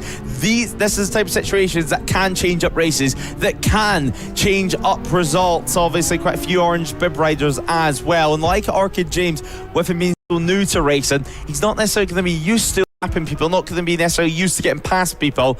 Meanwhile, Laurie Myers into the break and he goes over in P1 through Reg yet again. There's further back to battle between the 64 and the 62 out on circuit. Both of them through nice and cleanly this time though, and that is Hansen having the battle with Ross out on circuit. As well, Laurie Myers keeping his composure. I think it's fair to say that gap has came down ever so slightly, 6.5 seconds now, but I don't think it's going to be anything really to worry about as we head on to the penultimate lap of action over here in the Metsler Freshman Sport Challenge and the No Limit pre-injection 600s. I think what most people are worried about, I reckon the 7's going to find 4 seconds a lap over these last 2 tours. It would be a miracle. The race win. That would be a miracle. That would be something quite special, and I'm sure there'd be a fair few race teams on the phone after watching that. But still running really, really well, all jokes aside, is Jay Orchid James. And there, though, is your race leader, of course, Laurie Myers, who has been basically in no man's land this entire race long. Fraser Lizarchenko, before his incident, was a fair way up the road from Myers, and Myers has been a fair way up the road from whoever has been behind at various guises at various points, essentially all race long. So there's not really been anything to worry about too much. As there we see working their way through another one of the riders, believe that may have been the 268 of Grant Taylor, who is still leading the way in the pre-injection 600 class. But coming up to guards is Laurie Myers for the final time, or the penultimate time to start the final lap, should I say. One more tour of Donington Park in this race number 2, the longest race of the weekend for these guys. These guys, of course, having it especially brutal, with all 3 races taking place today after the chaos of yesterday, after the delays. And of course, we'll see that as well with another class a little bit later on, or just afterwards, should I say. Is it? Yes, it is. The Brandfix Club Power Cup. Their second race of the weekend will be just after this one, race number 12. And again, those guys also having it a little bit brutal. That'll be their second out of 3 races. Again, not a massive break between their first and second races today as well. So they may be feeling the fatigue, maybe feeling the pressure, the heat just a little bit. As someone who's feeling cool, calm and collected is Laurie Myers. The 13 is half a lap away from a dominant victory that, yes, may have been handed to them with that high side from Fraser Lizarchenko. But that's not to take away from what Myers has accomplished here. It's been a fantastic ride again, themselves demolishing basically everyone else behind them. It's an 8.3 second lap from Paul Beard as we've got an incident down into McLean's, that is, and that looks to be the number 18, I want to say, who's gone down. And we'll get the number 18 who's gone off the road. Hopefully they're okay and we can continue onwards. But a bizarre incident late in the day for them, and I'm sure they'll push onwards. But coming to the final couple of corners now should be our race leader, and making their way through. Indeed they are. Laurie Myers picks up the front wheel because they know what they've done. Checkered flag waves. It is over. It is Myers in race number 2 of the Metsler Freshman Sport Challenge, and a brilliant performance. Yes, given it, handed it just a little bit by that high side from Lizarchenko, but still themselves putting in a dominant ride. Orchid James and Paul Beard come home in second and third place respectively. And then we wait. Who is going to be on top in that fight within the who's going to be on top within the fight in the pre-injection trophy? Because it looks like it all changed up a little bit late in the day. It looks like Grant Taylor took the win that fell to P6, and Vickers, it was Vickers that went off. Vickers is the 18. Oh, heartbreak for Carl Vickers from the lead of the race on the last lap. And that's who went off. That's why he's dropping down, and that's probably why everybody else is all a bit mixed up, as there may have been contact. But Carl Vickers off the road and out of the race on the final lap. That means that it will be Taylor who takes victory in the pre-injection class. Steve Lester will finish in second, set to have Chris Nayland on his Yamaha R6, bringing it home in P3 in the pre-injection 600 class. But what a chaotic race that was on the pre-injection 600. What a chaotic race from the Metsler Freshman Sport Challenge as well. Let's run through the order for you one last time. Laurie Mays takes the win in the Freshman Challenge from J-Ilka James and Paul Beard P3. Matt Young was 4th with Jake Hanneman 5th. They're followed by P1 in the pre-injection 600, Grant Taylor. Then it's James McHugh, Daniel Isaac, Josh Pickard rounding out the top 10 is P2 in pre-injection in Steve Lester. A little further down the order, we've got Ethan Hall, Jamie Cox, Jake Griffin, and then P3 in class is Chris Nayland. Then Carl Vickers and Ben Scathgood, Matthew Smith, Brandon McCormick, Callum Denty and James Johnson. They round out our top 20. Then we've got Liam Hansen, Adam Ross, Natalie Crowe, Mark Boot, Josh Crawford, Thomas Crawford, Dwayne Sizemore, Fraser Lizachenko. We saw crashing out of that one. And then we also lost as well Bourne, Page, Brand, Burke and Massey. Looks like Carl Vickers is going to be classified in 17th place after that one. Let's head down to Lewis Ray and speak to our winners. So we're down here in Park Fermi now, and Laurie Myers just having a little chat with some of his mechanics after the race. And well, we're going to grab a quick word with him to find out how that race win was, because it was a pretty incredible one. How was that one, Laurie Myers? I mean, race win for you this time around. A shame for Fraser, obviously a crash coming out of the final corner, but you've got to still be happy about the result. Yeah, I hope Fraser's all right first off, because that looked a bit nasty. And it was just a long race. I'm very tired, so looking forward to getting some food, getting some water on, and then back out for race 3. Yeah, and your official winning margin was over 10 seconds. I mean, could you ever dream of that coming into today? Because wow, what a margin. I mean, it's only my 4th ever race, so to get a win so quick is it's amazing. And with it being your first win, does that take almost the monkey off your back? Are you coming into the final race of the weekend nice and relaxed? Nice if it did, wasn't it, right? I've always struggled with the starts, and today I've had 2 good ones, touch wood, so I can get a good start in race 3. Hopefully we can maybe have another go in race 3. But yeah, we'll be there or thereabouts, I think. And hopefully you and Fraser can have a good battle anyway. Great watching out and all right. Yeah, best wishes for Fraser.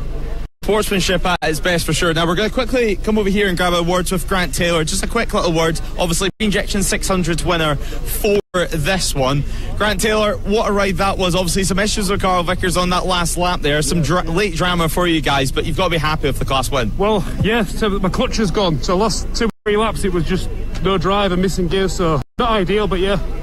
Yeah, we've seen a moment over at the old hairpin for you, running extremely wide, dropping back down to P8. Was that a clutch issue? Yeah, well, I'm going to blame it on that, yeah. Yeah, not a talent issue for sure. No, there's definitely none of that. That's fine. Yeah. One more race though going on for you. Is it all trying to get this issue fixed? Do you think you can still take the win even with one race remaining with a clutch issue? Yeah, no, I'll get out for the next race, yeah. Right, well, we can't wait to watch you guys anyway. Great race, well done. Cheers, thank you. So that was your winner, first of all in the freshman class and the pre-injection class. Ross, back up to you in the commentary box for some more racing.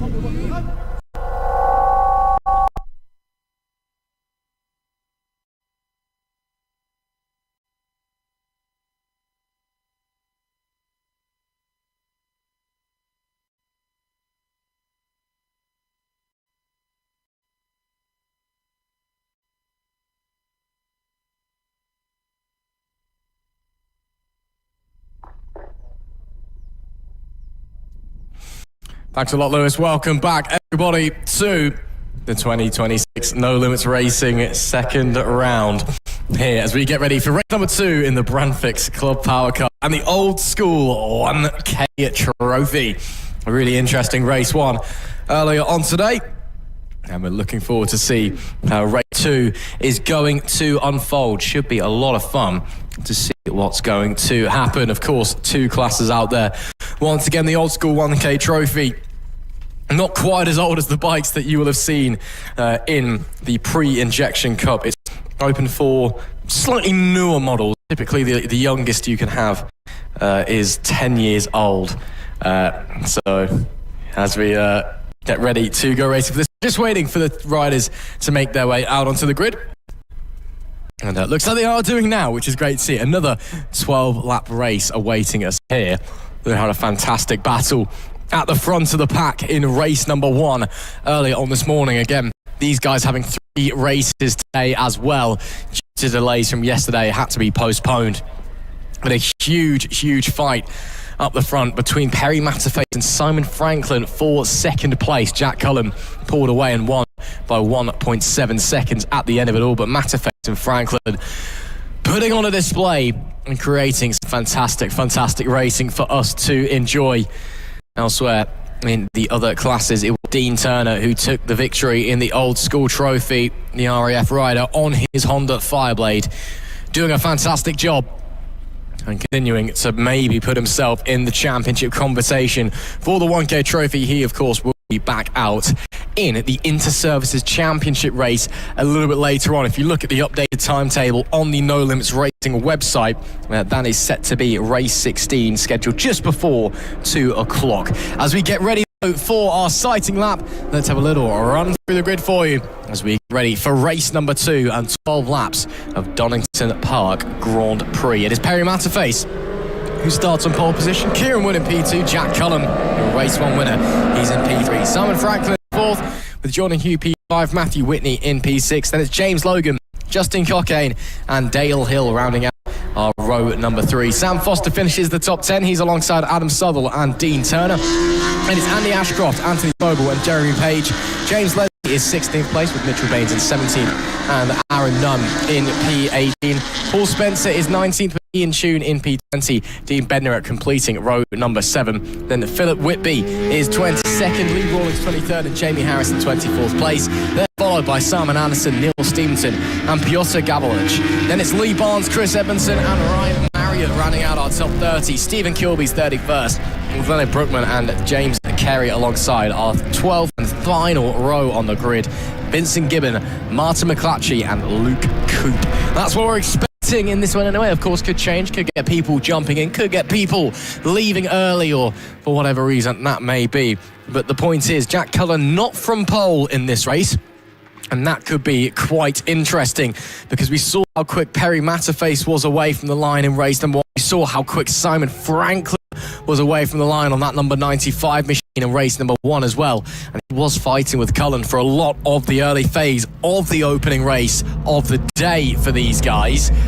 So let's see if Cullen not being on pole is an advantage or a disadvantage, because of course he does have the inside run into Redgate. He didn't start particularly well from that P1 spot this morning either, so maybe he needs a shake-up. Maybe he needs a change. We'll wait and see if this is the change that's going to help his start line woes that he's been seemingly having a little bit of so far in 2026. Matterface takes pole position then on the right-hand side of your picture. The number 30 rider put on a great display and did come home with that second place in race number 1 earlier on. Holding off a strong attack from Simon Franklin. We're just waiting for a few more riders to find their spot on the grid before we get ready to go racing for 12 laps. It's going to be long and brutal in this heat for these riders at Donington Park. Such a physical circuit for those out there on the bikes. But it's one they all love, and there's a reason they're willing to put themselves through the torture of going around this place. It's because of just how much fun it is. We got the green flag at the back of the field. We'll wait for the start marshal to move out of the way, and then it'll be all eyes onto the red lights. As the riders, a little bit of a delay there, so hopefully it won't be too long. Are we just checking something else down at the back? Potentially, hope so. Just going to have to wait for the call from race control, and the green flag has gone down. The marshal will get out of the way. Race control have given it the go-ahead. Look to the top right, look to those lights. When they go out, we will be racing here in race number 2. Good launch there from 4th on the grid. Pour away from Cullen once again. Franklin, another very strong start. Matthew Whitney on the 89 could be trying to get involved down into turn 1, but it will be the fast starting 95 of Simon Franklin who leads the way with the whole shot out of Redgate and coming through Hollywood. And look how far back Jack Cullen's fallen. Think down to 6th place roughly. Matthew Whitney, I want to say that is, who's up into 2nd and is continuing to push onwards. A nice start though from all of those up the front of the pack. The 95 once again really hot away at the launch as they side their way through the pack, coming through Schwanz's and up into McLean's. And already it looks like Matterface starting to bridge a little bit of a gap potentially. Cullen, to my eyes, down in P6 after that style again. Away disappointingly for the 4-time race winner so far this season, as they all moves being made there up at the Coppice. Nice stuff from them as they come onto Starkey Straight, the back straight, the longest straight here at Donington Park. Front wheel up in the air though for Perry Matterface as he lets them coming down into the Fogarty S's. Jack Cullen Pick up a few positions now, making his way through the pack. One place picked up over at the forwards edges, and now the BMW rider on the attack. He's lost that place though on the exit once more, and he's going to have to work hard with the Melbourne hairpin. But what a start was from Simon Franklin. Round the outside goes Jack Cullen. He's made that one work for sure. Dean Turner as well, a very poor start for him. It looks like he might be nearly outside the top 10, if not already outside the top 10, as round the outside on the entry to Goddard.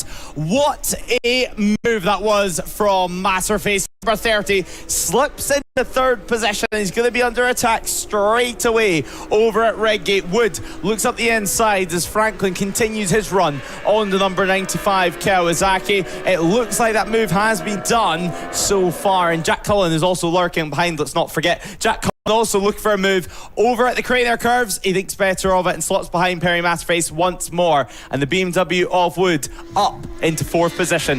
What a ride it's been so far. What a race it's been, and we've only just got on to lap number 2. Franklin from Whitney from Matterface is your top 3 at the moment. Matthew Whitney, of course, a fresh team boss in British Superbikes, getting ready for the opening round of the season. Donington Park quickly approaching, but also showing his own talents on 2 wheels here at No Limits Racing.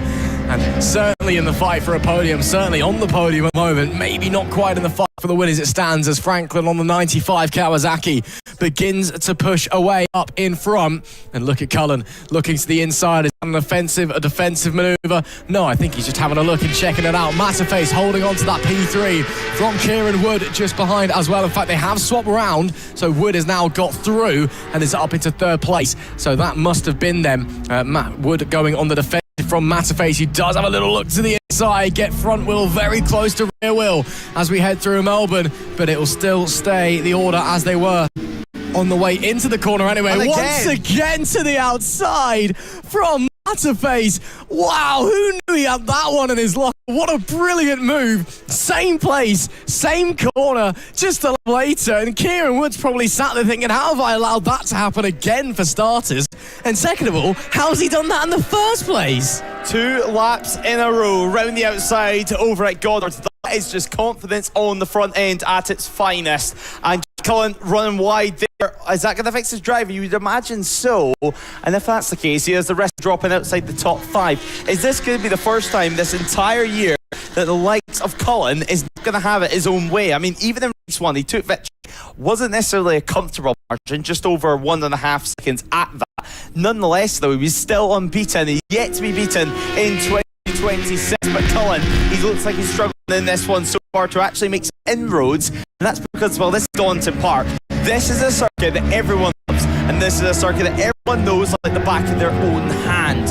I mean, we've been here since Thursday. The majority of the riders taking part in some of the track days, the No Limit track days, as part of testing for this event, as Jack Cullen slips down the inside to make that one work. So it's Wood now to most 1 position back to P5. Cullen up to 4th and head into the Melbourne hairpin for the next time of Aston into the final sector, and actually has managed to get back first on Cullen. Now, Matterface round the outside over at the Melbourne hairpin. Yet again, does he know that going up the inside is an option on the racetrack? It seems like all he's trying to do is go round the outside of any rider at any corner. And picks the front wheel off the corner exit just to absolve the road. Now Matthew Whitney is the latest victim to Matterface's slaughterhouse out there. He is just scything his way through this field. And up next, it's the race leader in Simon Franklin. 7/10 in front at the line last time.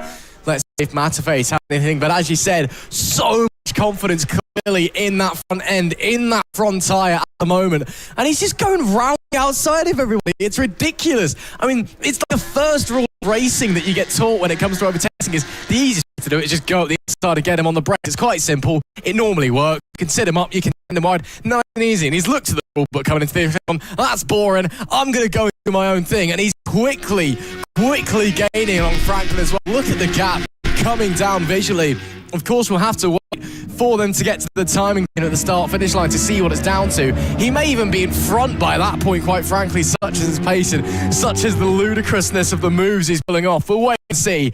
For the time being, Simon Franklin still leads up the front after getting a great start from 4th place on the grid once again. Second face, though, it is Matterface who started from the pole and has just been pulling off unbelievable things all race long. Matterface is on for a win in this one, you have to say.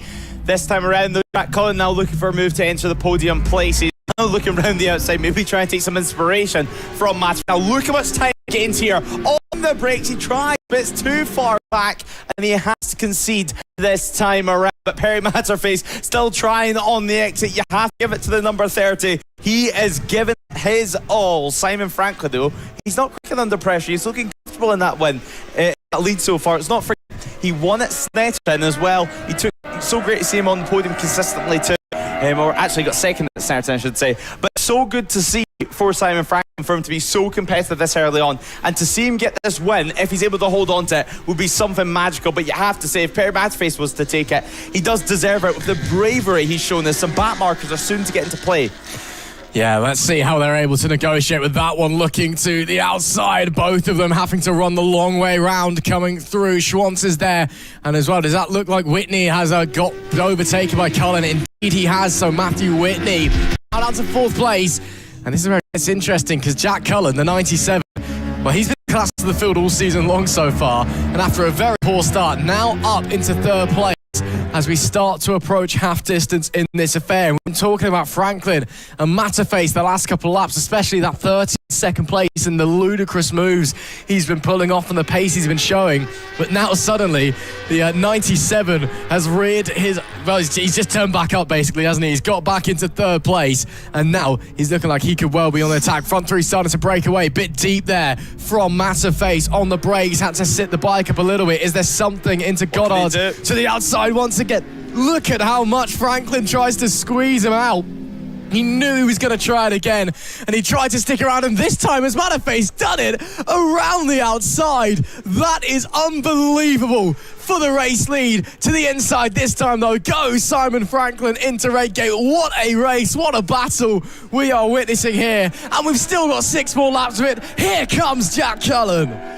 Yet again, it's all going to go down to the closing stages of this race. There's a freeway scrap for P1. Who's going to claim the silverware this time around? Jack Cullen lurks in 30 as front row tickets to this absolute dogfight that's happened ahead of him. Simon Franklin at the moment obviously crossed the line in 2nd position thanks to Perry Matterface's sensational outside move going round Goddard. Somehow he kept the corner speed up all the way throughout the corner, and actually looks like he's being held up there through McLean's. Up towards Coppice we would go yet again on the brakes, and actually Jack Cullen gaining a little bit of ground there too. So what can the BMW rider do as they crack open the throttle yet again? They head down the back straight and look for any kind of opportunity. Heavy on the anchors we go, and it looks like they're one of the RAF machines.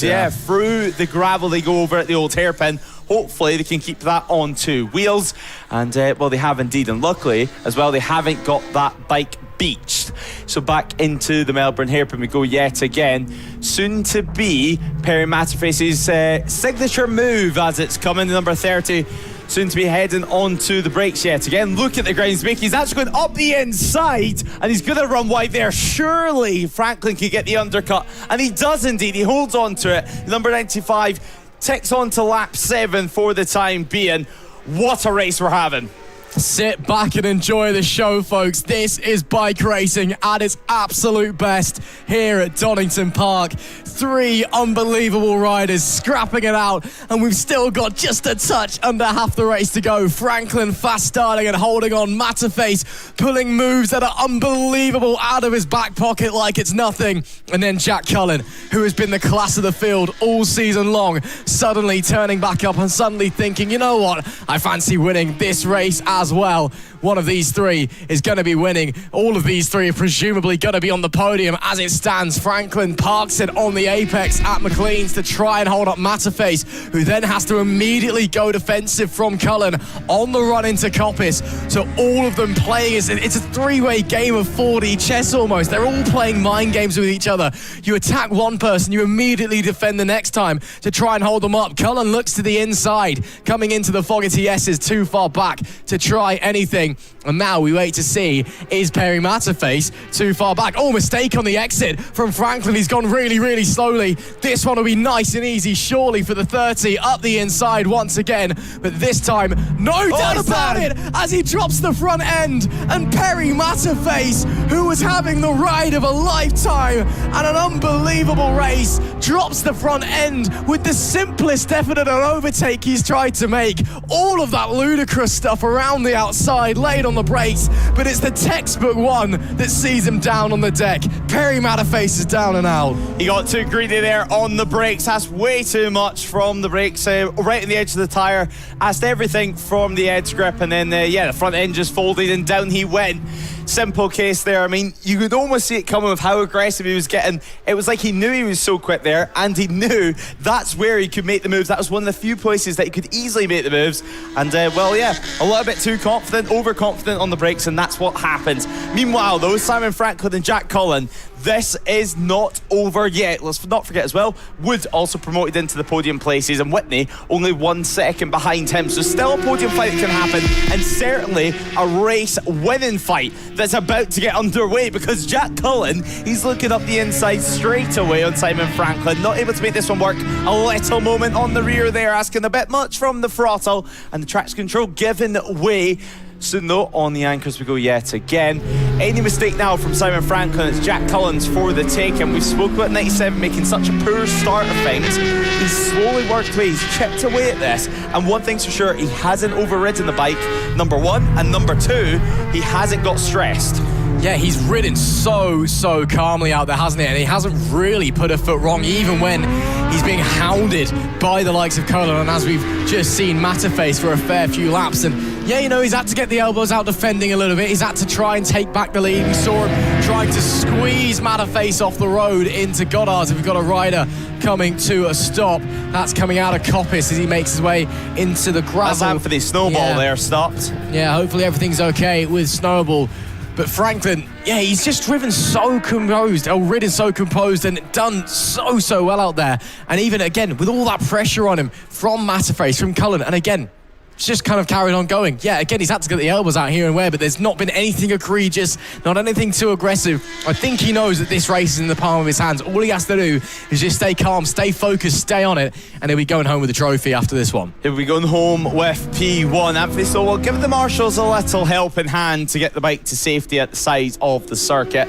We're soon going to be ticking on to lap 10, double-digit time, folks. Of course, yellow flags probably still going to be out up here at Coppice. This is where Anthony Snowball had his issue where he had to go into the gravel track, whether that be pushed or mechanical. We're not quite sure just yet. But overtaking now can resume at this part of the circuit. Into the fog dates, through the left, through the right. It's all about how much curb you dare to take on the entry and exit of this corner before you head to the Melbourne hairpin.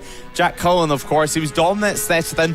He almost didn't get involved in these types of scraps. Now it's a whole new challenge, and now he has to get involved in this battle with a few more back markers just ahead of them. Luckily, it looks like both of them are going to get ahead of that back marker before they even reach the braking zone at Goddard's. On to lap 10, we're about to go. This is as close as you like, as the 89 goes down, and that is Matt Whitney, who was in the podium fight. And it's heartbreak coming into early. Melbourne. And that has gone very early as well, hasn't it? Look, he's gone down. He's almost like he must have grabbed the brake and dropped it straight away on the tip-in.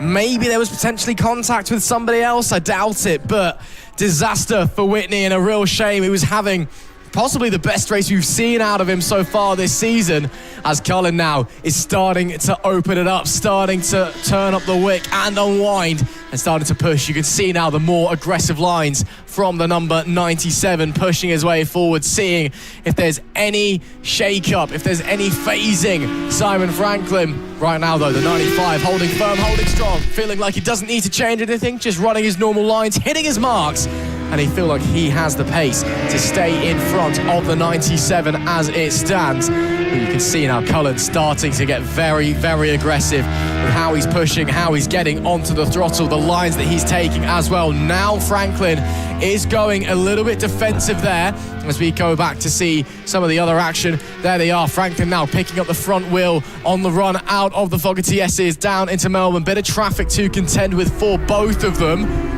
as we continue to go round. And there we go. And looks like Cullen's going to get held up a little bit by somebody from the RAF there.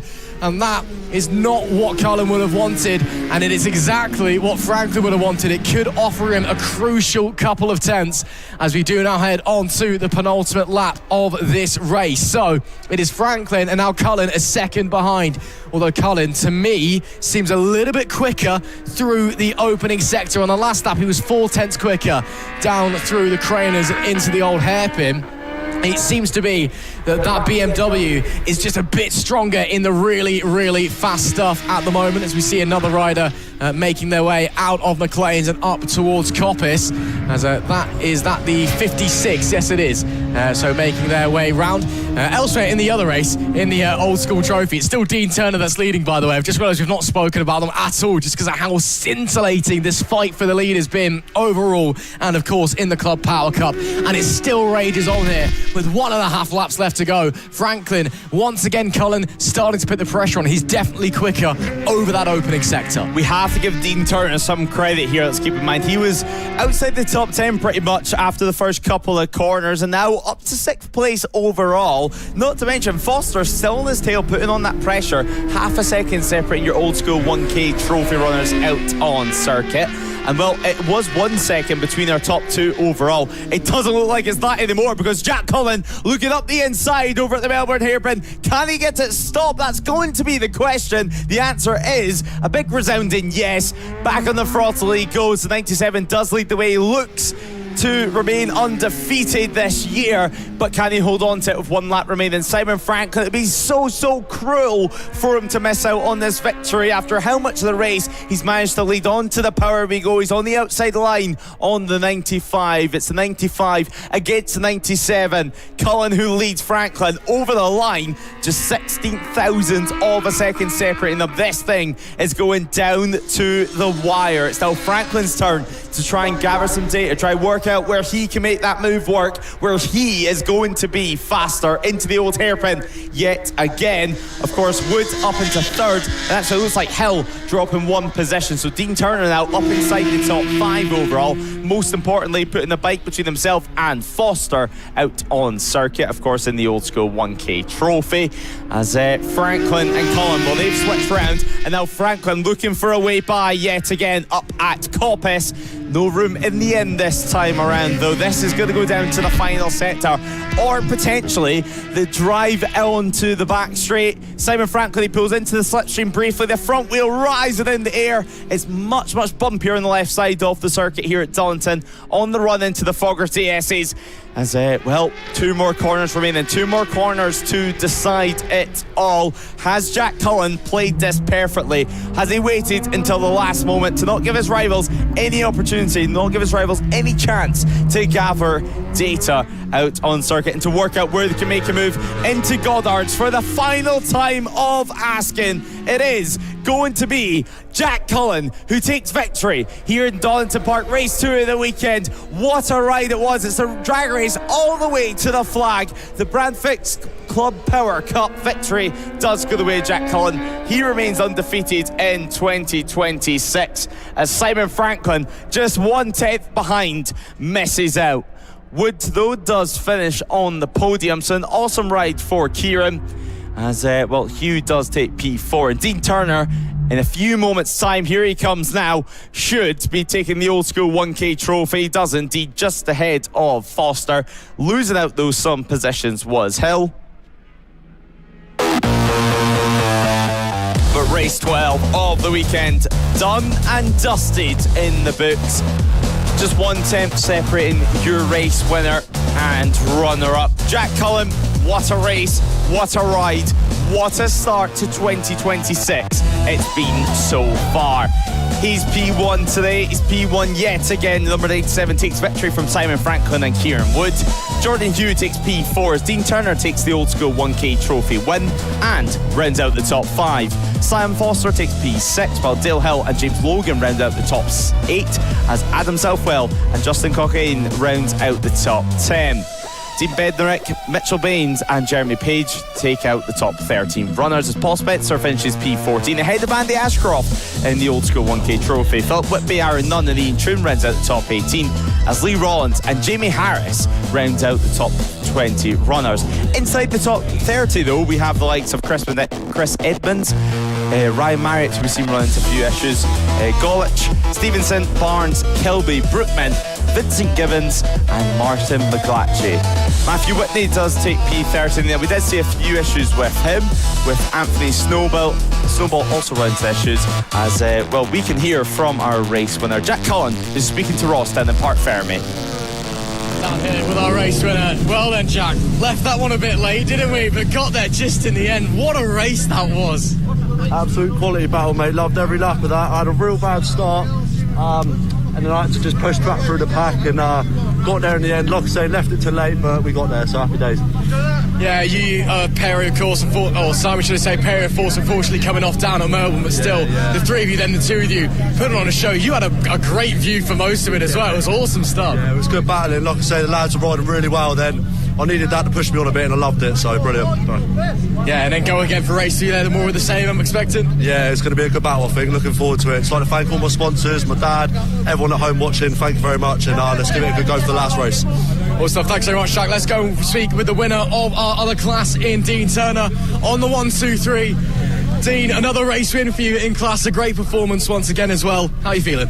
Yeah, good. Tired after that one. Sam actually pushed me to my limits a little bit there, so it's good. It's good to have a proper battle. Makes a change. Yeah, no, I think everyone's in the same boat. 12 laps is quite a long time around this place, but still, rode really well. Some great battle from yourself. Pretty happy overall? Yeah, happy enough. I thought it went a lot better than I was expecting it to. Been dealing with some brake issues this weekend, so no, to come out on top. And Sam got me on the last lap. I thought it was all over, but there we go. Dug in, got it done. Well, stuff. And again, you guys out for the inter-services race later as well. How are you feeling? Looking forward to that?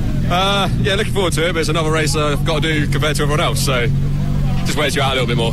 But we'll dig in, we'll get it done. Well, stuff. Thanks a lot, Dean. Lovely, thank you very much. Let's quickly just go and speak to our long-time race leader in Simon Franklin as well, because I do just want to get his thoughts on how it all unfolded. Simon, just a quick few words. I mean, wow, what a race that was. Yeah, well, I'm a bit disappointed to be second, but at the same time, it's as fast as I've ever gone, so, you know, he deserves it.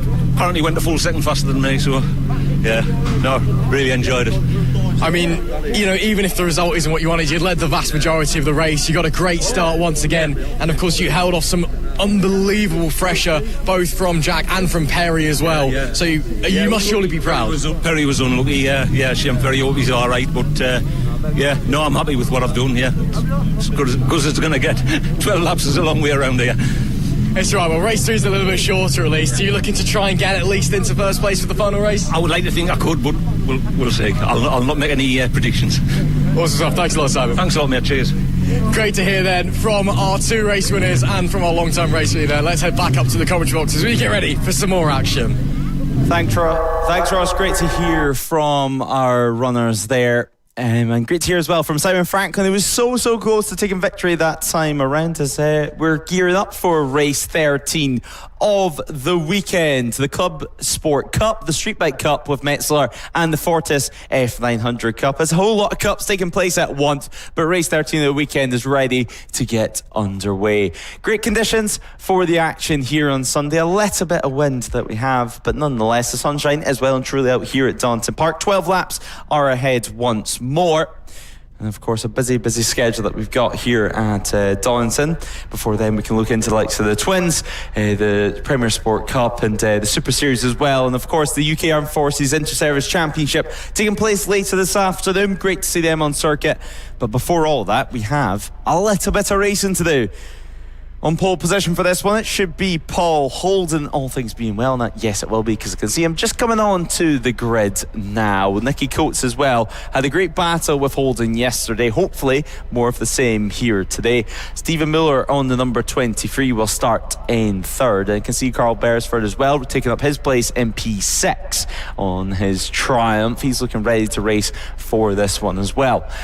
But yesterday the story was well and truly surrounding the likes of Paul Holden, who was simply impressive. I mean, he took victory by 3.7 seconds in the finish up, beating Nicky Coates in the F900s for overall victory. Obviously both of them still took the class winners. There's a little bit of shuffling on the grid just to make sure everyone can get back into place. Luckily, here at No Limits, we're looking we're lucky enough to have some of the best start marshals, some of the best officials in the business here in UK motorsport. So once this final bike pops into the grid slot, then the green flag will of course wave at the back of the field, and then of course we can get going. So the start marshal is removed and we head on to the green flag lap now, where Paul Holden starts from pole position alongside Nicky Coates and Stephen Miller. Callum Hurst, James Plummer and Carl Beresford take up row 2. Jordan Warren good, hopefully some more success for him today. Fast starter for sure yesterday. He goes from 7th alongside Paul Prittmore and Finlay Page. Jamie Bayliss, Jack Hughes and Rhys Coates take up row 4. Luke Stanley, Andrew Williams and Paul Barker rounding out the top 15.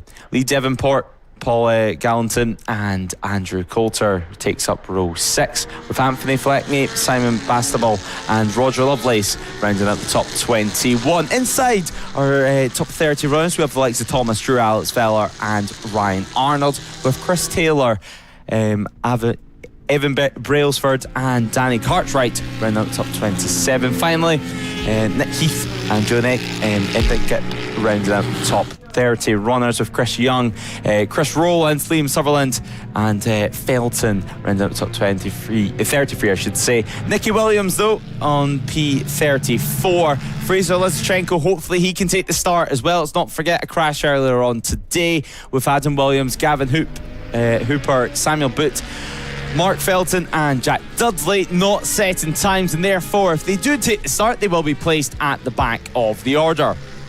Now then, Paul Prittmore starting from pole position on his Street Bike Cup machine. Can the number 6 convert it into his second win of the weekend? We're not going to have to wait too much longer to find out how this start goes, but as for race distance, keep in mind it is longer than yesterday. We did have a 7-lapper scheduled for Saturday's action, now 5 laps longer. Could change things up, certainly with their approach to this race start, and certainly Nicky Coates' approach, of course. Let's keep in mind he was so close to victory throughout the entire race, and sadly for him, well, he lost out in the finish up. So the yellow flag's out at the final corner, just to let the riders know that they will have to slow down for the grid procedure. Now, we did see a few riders go into wrong grid slot on our dummy grid ahead of the warm-up lap.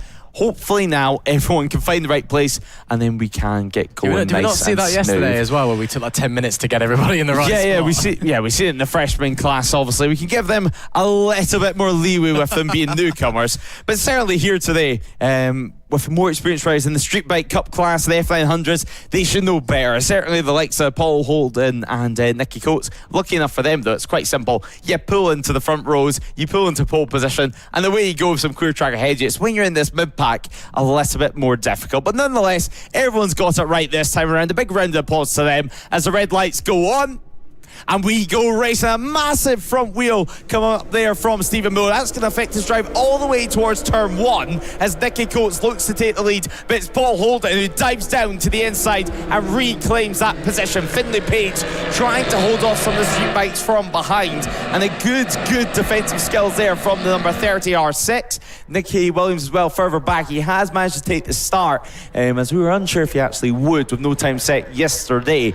Nonetheless though, leading the way Nicky Coates, he's reclaimed that one through Crater Curves and Hollywood, as now we have well and truly a battle on our hands. We did see yesterday, of course, Paul Holden taking victory, but the race has started completely differently this time around. It's an F900 that leads away from a street bike, so both of them, of course, leading in class, but they both want the overall position win, as diving down the inside over at top of Coppice and nearly making contact, Paul Holden, as some issues from number 24 further back. That's Brailsford running into issues with his machine, but Paul Holden, he's not wanting to wait to make this move work, and he's already by Nicky Williams before they even enter the braking zone over at the Fogger TS's. Whoa, that's a heart in your mouth moment from Paul Holden, isn't it? How close do you want to get to the back of your opponent on the run through Coppice, and then somehow he still worked his way through anyway. Unbelievable commitment from the pole sitter on the number 6, of course, the race 1 winner yesterday overall, not just in class, and maybe looking to try and extend that gap just a little bit now, try and pull away after a pretty scary moment up at the top end of the circuit. It will be Holden that leads us towards the end of lap number 1. Coates in second place, Hurst up in P3. Of course, Nicky Coates leading the way in his respective class in the Club Sport class, and then Hurst leading the way in the Fortis 900R category. So, as they continue to push onwards, or in fact got that the wrong way around, should I say, it's Coates on the BMW and Hurst on that Kawasaki 636 in the No Limits Club Sport Cup, and then the Street Bike Cup, Paul Holden, of course, leading the way. So the closest battle we got in terms of podium right now, third down to fifth place. They're all fighting for the Street Bike Cup, I should say. There are problems there for somebody making their way back to the paddock. Look to be the 885 of Sutherland going slowly there. Hopefully everything's okay. We can see him out for race 3 a little bit later on, but that's a shame. Obviously you don't want your race to end early under mechanical circumstances, but we'll push onwards anyway. Holden's already got a 1 second advantage. Coates in second, of course, very much in the lead of his own class. His nearest competitor is Williams down in P8, but he's a second back, and got a second at 1.2 to the good ahead of Hurst, who's in this battle with 2 other riders for the 3 podium places. Jordan Warren Good, the Army rider, the winner of the Inter-Services race last time out, he's currently down in P6 and second in class as the 41. A big lunge there from Plummer on Beresford, seeing if he'll try and find a way through up into second place, but I don't think he was going to be able to quite do that one. So gaps now starting to open up there from third down to fifth place. Coates sitting pretty on that BMW up in front of those guys. So it's all just spreading out a little bit early doors here as we go into lap number 3. Yeah, but a good battle at the moment still from the No Limits Club Sport Cup guys and girls out there on track. Obviously, Plummer managing just to latch onto the back ever so slightly of Carl Beresford. And now, well, we see a move made over at the old hairpin. It does look like Plummer diving down the inside, obviously, and a very, very experienced rider, usually racing with Snapdragon Racing in the endurance classes on Saturdays. But Sunday, it's full attack mode, and now up into second position in class and P4 overall. So the 41, a great ride so far on the CBR 600. Not necessarily the most popular machine, especially the older model that he's on, but nonetheless still showing it can be very, very competitive against the triumph of Carl Beresford. On to the back straight though we go yet again. What sort of response will Beresford have this time around? Obviously the likes of Jordan Warren Good not too far behind for him. Jordan Warren Good showing at the moment, it looks like, inside the Street Bike Cup class, but I can definitely tell you that's an R6 that he's on, not a street bike. But nonetheless, Jordan Warren Good having a sensational ride. Let's not forget how much ground he made up yesterday, how many positions he made up yesterday after starting pretty much at the back of the grid. In one of his races, he managed to work his way all the way up, and now finally he can fight where he belongs, inside the top 10 and near the top 5. Pridmore could see the front wheel getting a little bit wobbly as he got on the throttle, trying to fight it, keep it down as close to the ground as he possibly could. Don't think he lost too much time out there. On to lap number 4 we go here at Donington Park. Of course, the second round of the 2026 No Limits Racing season. Hope you've been enjoying all of the action, whether you are trackside or joining us live on Motorsport Radio or No Limits Racing TV. And of course, we'll be bringing you the rest of the season live on those places as well. And if you are watching along on Motorsport Radio, make sure that you join us across the month of May. Motorsport Radio, the only place outside the United States where you can listen in to Radio IndyCar. We'll be bringing you the month of May, the Solencio Grand Prix, and the 110th run of the Indianapolis 500. Back to the action here at Donington though. It is still Holden from Coates from Hurst, your top 3. Holden's gone, basically. That's the simple way of putting it on his street bike. He's 4.6 clear at the line last time, ahead of the F900R of Coates. And leading the way in the Fortis F900R Cup by quite some distance. His nearest rival is Williams on the number 63 down in P8. Holden, again, we're not sure why Warren Good is in the Street Bike Cup class, given he is on an R6. But he said it's in that anyway. Is that Nicky Coates that's gone for a ride coming down through it looks like Alex Vela there having an issue. Also an F900 obviously, but he was running P21 over by Coppice. But Alex Vela running some issues there as Jordan Warren Good now loses a position. He has quite a lot of work to do, but one thing's for sure, Carl Beresford, He's now fallen back into this pack that's just behind him, so things could get interesting, as here is your race leader. 6.7 seconds ahead as Stephen Miller put some pressure on an R9 ahead. Great to see some R9s with us at No Limits this year. They sound beautiful, they look beautiful, and not to mention one of the newer CBR 600 Fireblades also battling out on circuit. So the 411 of Hughes battling away on track on the R9, trying to put some pressure just ahead of him with the likes of Jamie Bayliss on the 124.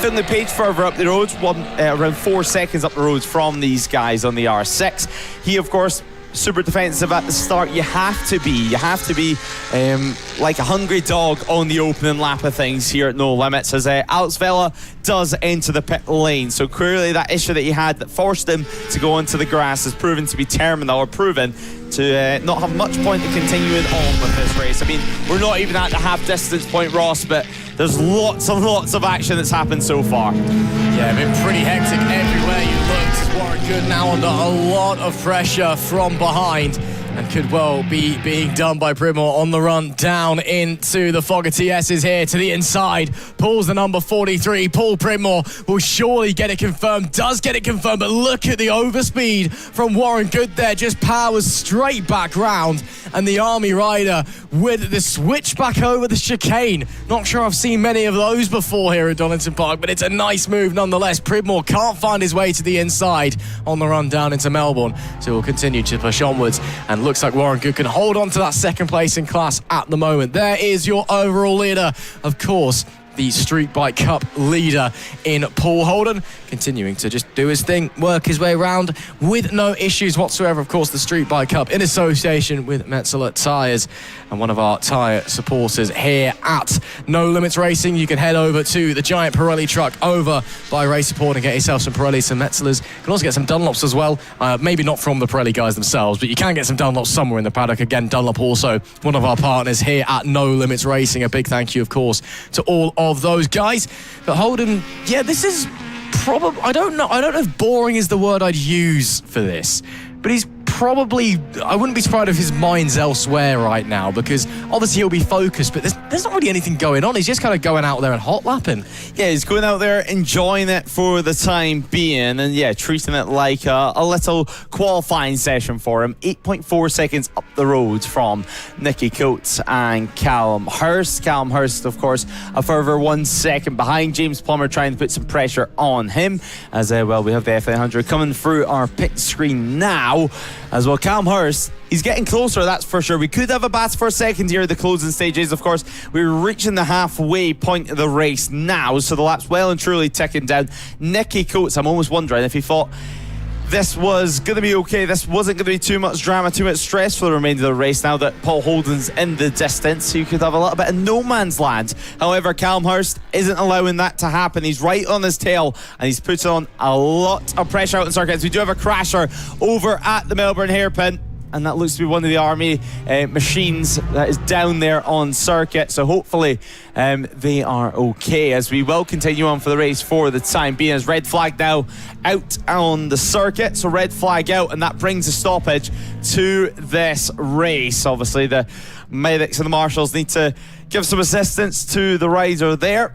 And yeah, we were having a great race. It was a great performance so far for Paul Holden, but obviously safety is paramount and the red flag out on circuit. Absolutely, of course, we'll let you know who that is that was involved and that they're okay as soon as we are aware. That's our first red flag of the day, our fifth of the weekend so far from a racing perspective. The riders will be brought to a halt on lap 7 of 12 here in race number 2 of the Club Sport Cup, the Street Bike Cup with Metsler, and the Fortis F900 R Cup. So hopefully everyone's okay. On lap 7 of 12, I would expect this race to be restarted in some capacity. Again, depends if this is a lengthy delay or not. If we're going to be taking a little bit of time, we might be here a while. We were ahead of schedule, to be fair, so it's not like the end of the world in terms of scheduling things and running things. It's just in terms of if this is a lengthy delay and we want to restart this race at some point, I think it's probably a little too early to call it on paper, but again, it depends what's going on with the schedule. It's normally when you get to about lap 9, lap 10, where it's, you know what, we're so close to the end, may as well just call it there. We'll wait and see, and again, we'll let you know what race control is saying, and we'll let you know as soon as we know what's going on. But we hope you're enjoying the action anyway, here as we enter our first red flag of the day at No Limits Racing. Make sure you let us know where you're watching from. Make sure you let us know who you're supporting, who you think is going to be on top in their respective classes. Seeing lots of support for a lot of different riders. I know Jack Cullen basically has an entire fan base that come along to offer their support every time he's out on track. And I know he greatly appreciates that from those guys as well. But red flag now waving, and a yellow flag as well. I don't think do you need a yellow flag when there's a red flag out? I don't know. I mean, I guess it looks fancy. Yeah, just I think it's more just to warn the riders that they're going to be stopping at the final corner there. So just letting them know that they will be coming to a complete halt, no matter what. But a little opportunity for the riders just to have a chinwag about what's happening. Obviously, we did see a couple of red flags yesterday, so I think the riders are going to be well versed on that. But nonetheless, our first red flag of the day here at Donington Park. It's a shame because now, once we hopefully can get restarted, Paul Holden, he's going to have to do it all again. Let's keep in mind he has around a 10-second advantage on that race leader now. He's got to do all the work all over again. But obviously, safety being paramount, as Steve Miller has a little conversation with the 124 Honda out on circuit. So a little chat between Bayliss Miller, and not to mention as well the R9 of Hughes. So good to see some different machines out there on circuit, and good to see everyone being nice and competitive as well. Obviously, No Limits, the best club racing that you can get in the world. The best club racing has to offer, and of course, for the first time ever, brought to you live and free, thanks to Motorsport Media. And one of the marshals actually there holds the rider's bike, and I almost wonder if he needs a quick comfort break during this red flag period. And if that's the case, I'm not necessarily going to blame him too much for that one, because you don't know how long the delay is going to be, and there's no point sitting there uncomfy for a while out on circuit. Yeah, absolutely. We're still waiting just to see what's going to be going on.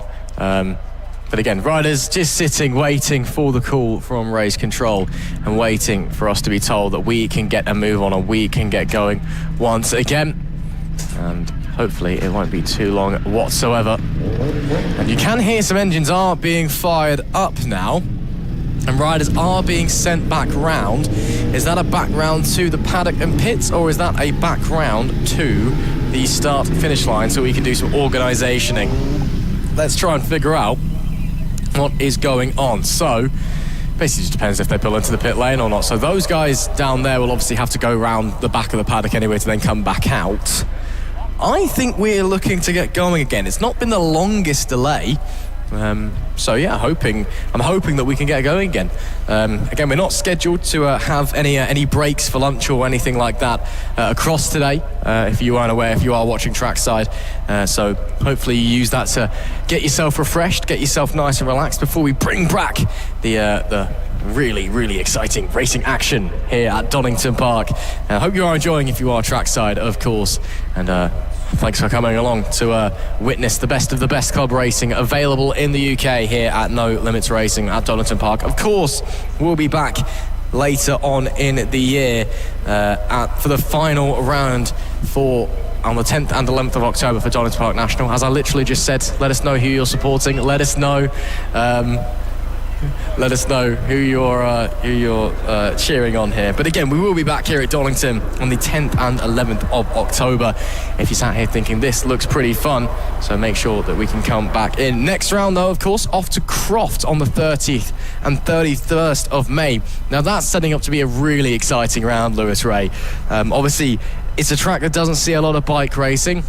And just been told that is going to be called as a result for that race. And the reason is because race number 3 for all of the classes are so short that we are actually going to lengthen the race number 3 later on. So I think that's quite a fair compromise. That is a result, though, Lewis Ray. At the end of that one, it will be Paul Holden who takes the victory from Coates, from Hurst, your top 3, and those 3 taking their respective class wins. But race brought to a conclusion a little bit earlier than anticipated, but we're then subsequently going to have a longer race 3. Yeah, that's completely understandable. I mean, with the riders where some of the riders were on circuit, they stopped at different points. It's going to take a while to get the grid back in shape again, and by that point we could easily have another class out on circuit and have a whole new race beginning again instead of starting that procedure again, where you could just add on a couple of laps to the race 3, because the race 3 it was originally scheduled to be 9 laps in distance. Obviously the next one coming up still going to be 12 laps, but all the race 3s will be should have been 9 laps, but obviously we'll wait for confirmation on that. We still have the Soaring Cover Stock Twins, Track the Addict Super Twins, and the NL Next Gen Sport Bikes coming up just in a few moments time. And then of course we have the Pirelli Super Series Sport and the No Limits Premier Sport Cup. Now they're going to be our final 2 12-lap races of the day, or what was originally meant to be our final 2 12-lap races of the day. But as we get into the afternoon's action, we'll bring you more on the race distances as we get ready for the next race of the day. So race 14, not too far away at the moment, and we're nearly ready to get going on Sunday afternoon. It's just ticking by 20 past 12 in the afternoon. The Soaring Cover Stock Twins, Track the Addict Super Twins. What a day we're having. So as we said, 12 laps of distance is ahead of us. And now they're going to be making their way from the paddock to the grid, where then hopefully we can have more action. So 12 laps of racing is just about to get started. The Soaring Cover Stock Twins, Track the Addict Super Twins and the Next Gen Sport Bikes are making their way onto the grid for the next race of the day. Race 2 for them of the weekend, obviously. Still a race 3 to look forward to after this. So if you're liking what you're seeing here, well, there's still one more to look forward to. And well, yesterday was anything to go by, it's going to be an almighty scrap. Let's remind yourself, Lewis Smart taking victory by just 2/10 of a second over Jacob Stevenson. Harrison McKay also involved in that fight. It was a freeway fight all the way to the end, Ross McIntyre. And well, what a race in store we have. We do indeed. Should be a lot of fun heading into this nice and long race number 2 here at Donington Park. A bumper crowd watching along trackside on the run out of Redgate. Anyway, I hope you guys are all enjoying yourself and all having a great time. Grid for this one, it is not Smart who starts on pole in this race, it is Jacob Stevenson who starts once again from the starting position. But Lewis Smart once again is the rider that we're going to be keeping our eye on coming into this one. The race 1 winner, and looking like he's going to be pretty quick in this one as well, although did compete in the endurance yesterday, had a little off, and then that was basically his day done. So may not be too tired, but could potentially be a little bit sore after that incident that he had, but I don't think it was anything too major, so fingers crossed for him. As we are just waiting for our twins to get ready to go racing, and of course our Next Gen Sport Bikes as well. Of course the Soaring Cover Stock Twins, the Track Day Addict Super Twins, and then the Next Gen Sports Bike in association with Pirelli will be heading out to the track. Of course, Stock Twins and Super Twins kind of does what it says in the tin. They're basically the same thing, except Super Twins you can make better and Stock Twins you can't. It's stock. It's amazing how the English language works, isn't it, Lewis Ray? Yeah, some along that line. Yeah, Stock Twins, no real modifications to the engine, just small things like exhaust. Super Twins, almost an open rule book. I mean, you can change front forks, you can change basically the whole front end of the motorcycle, swing arms, tune the engines pretty much to the moon, especially like the SV650s and the Kawasaki 650s. It's a real open class, and I've always said the Super Twins, it's the closest you're going to get to prototype racing with being in club racing. I mean, it's so open, you can do what you want, no bike is the same. And then you have the Next Gen Sport Bikes, new obviously to the paddock last season, their second season with them, and also obviously they've been racing in BSB now for a couple of years. They're slightly newer machines, obviously. most of them are still twin-cylinder, apart from the likes of the Triumph Daytona 660. But nonetheless, you have the likes of Pirelli RS 660 and the Yamaha R7, etc., etc. Those bikes are much closer to what they're like out the box, and that's because now they're starting to sell them out of the box, out of the factory, more like a race bike. I mean, I'm pretty sure the Aprilia pretty much comes with all in forks from the factory, which is super, super impressive stuff, the way the racing industry has went in the last 10 years or so, when you used to have to make these Super Twins in your garage by yourself. So a real mix of bikes out there on circuit, and definitely next gen sport bikes, funnily enough, seem to be the future, and that's because now we have a world championship for them in the World Superbike paddock, and obviously this year they're going to be racing at the Isle of Man TT. It's not just going to be a Super Twin class this year, so it's going to be super interesting to see how that one unfolds. But here at No Limits, it's going to be a next gen sport bike on pole position of Jacob Stevenson, just making his way to the grid now on the number 7 machine. He goes alongside Lewis Smart, who, as you mentioned, Ross, maybe a little bit frustrated at the very least, I think, from yesterday. Was just going for a play about on the Gixxer, but it didn't go to plan, to say the very least. Harrison McKay starting from P3 as we get ready to head out on the green flag lap. As we said, though, Jacob Stevenson starts from pole position. That's thanks to a 136.713. He goes alongside Lewis Smart and Harrison McKay. Lewis Harrismith on the Aprilia RS 660 goes from P4 alongside Sam Green and Jack Dunnaby in P6. Jonathan Perry, John Colin and Chloe Jones going from our World WCR programme. She goes from P9. Phil World WCR rider Katie Hand goes from P10. She's just picked up her first World Championship points at Assen. As Jamie Hanks Elliott, I should say, starts from P11. Scott Page goes from 12th, with Ian Chun, Noah Gilray and Stephen Costin going from row 5. Liam Kirk starts from P16 as Charlotte Marcuso starts from 17th on the number 17. Daniel Adams, Jensen Bishop and Blake Didwell round out the top 20. Obviously Blake Didwell, your reigning stock twin champion. Alex Cook goes from P21 as Louisa Benny starts from P22. Now she was also testing the Yamaha R9 on Friday, but continuing on the R7 this weekend for racing action as Bradley Hopkins and Lewis Cox rounds out row 8. Enzo Tobias Loturco starts from P25 with Russell Brooks and George Dudson rounding out row 9. Callum Wren, Marco Holt and Connor Woodman round out our top 30 riders, as further back David Wall, Isabel Carter, Ben Fulford and Archie White take up a few more places, with Thomas Corn from West, Polly Richardson rounding out the top 36. Now, all things being well, we should have roughly 40 riders taking the start. Martin Siggins should be the final rider, but as we know, Ross, a few issues creep in here and there, and it's not always they're able to take the start of the race. No, very, very true. And again, some people will have done this yesterday and then jumped into the endurance and then an ACA today and don't want to do it. Many different things go into it, but we still, as you can see, have a very, very big grid of bikes out there getting ready to get us going for this second race, of course, in the Sawn Cover Stock Twins, the Track Day Addicts Super Twins, and the next gen sport bikes. Should be a lot of fun. Should be really interesting to see how the classes all mesh together. Race 1 was pretty decent. Let's see how race 2 goes. Again, 12 laps of Donington Park awaiting us here. It's a long old time to be going round for a lot of the riders, and the consensus is that everyone is pretty knackered when they bring it back into the pits after pushing it flat out on that one. Sounds like someone may have come down into pit lane. We'll be waiting to see if they do come back out. And somebody is now and actually off the bike there. That is the 30, I believe, of Scott Page. Yeah. So he's coming off and may well... Oh, that's in fact a swapping positions, I think. Yeah. So Scott Page is supposed to be starting 12th. And I think he's just swapped with Steve Costin potentially on the 33.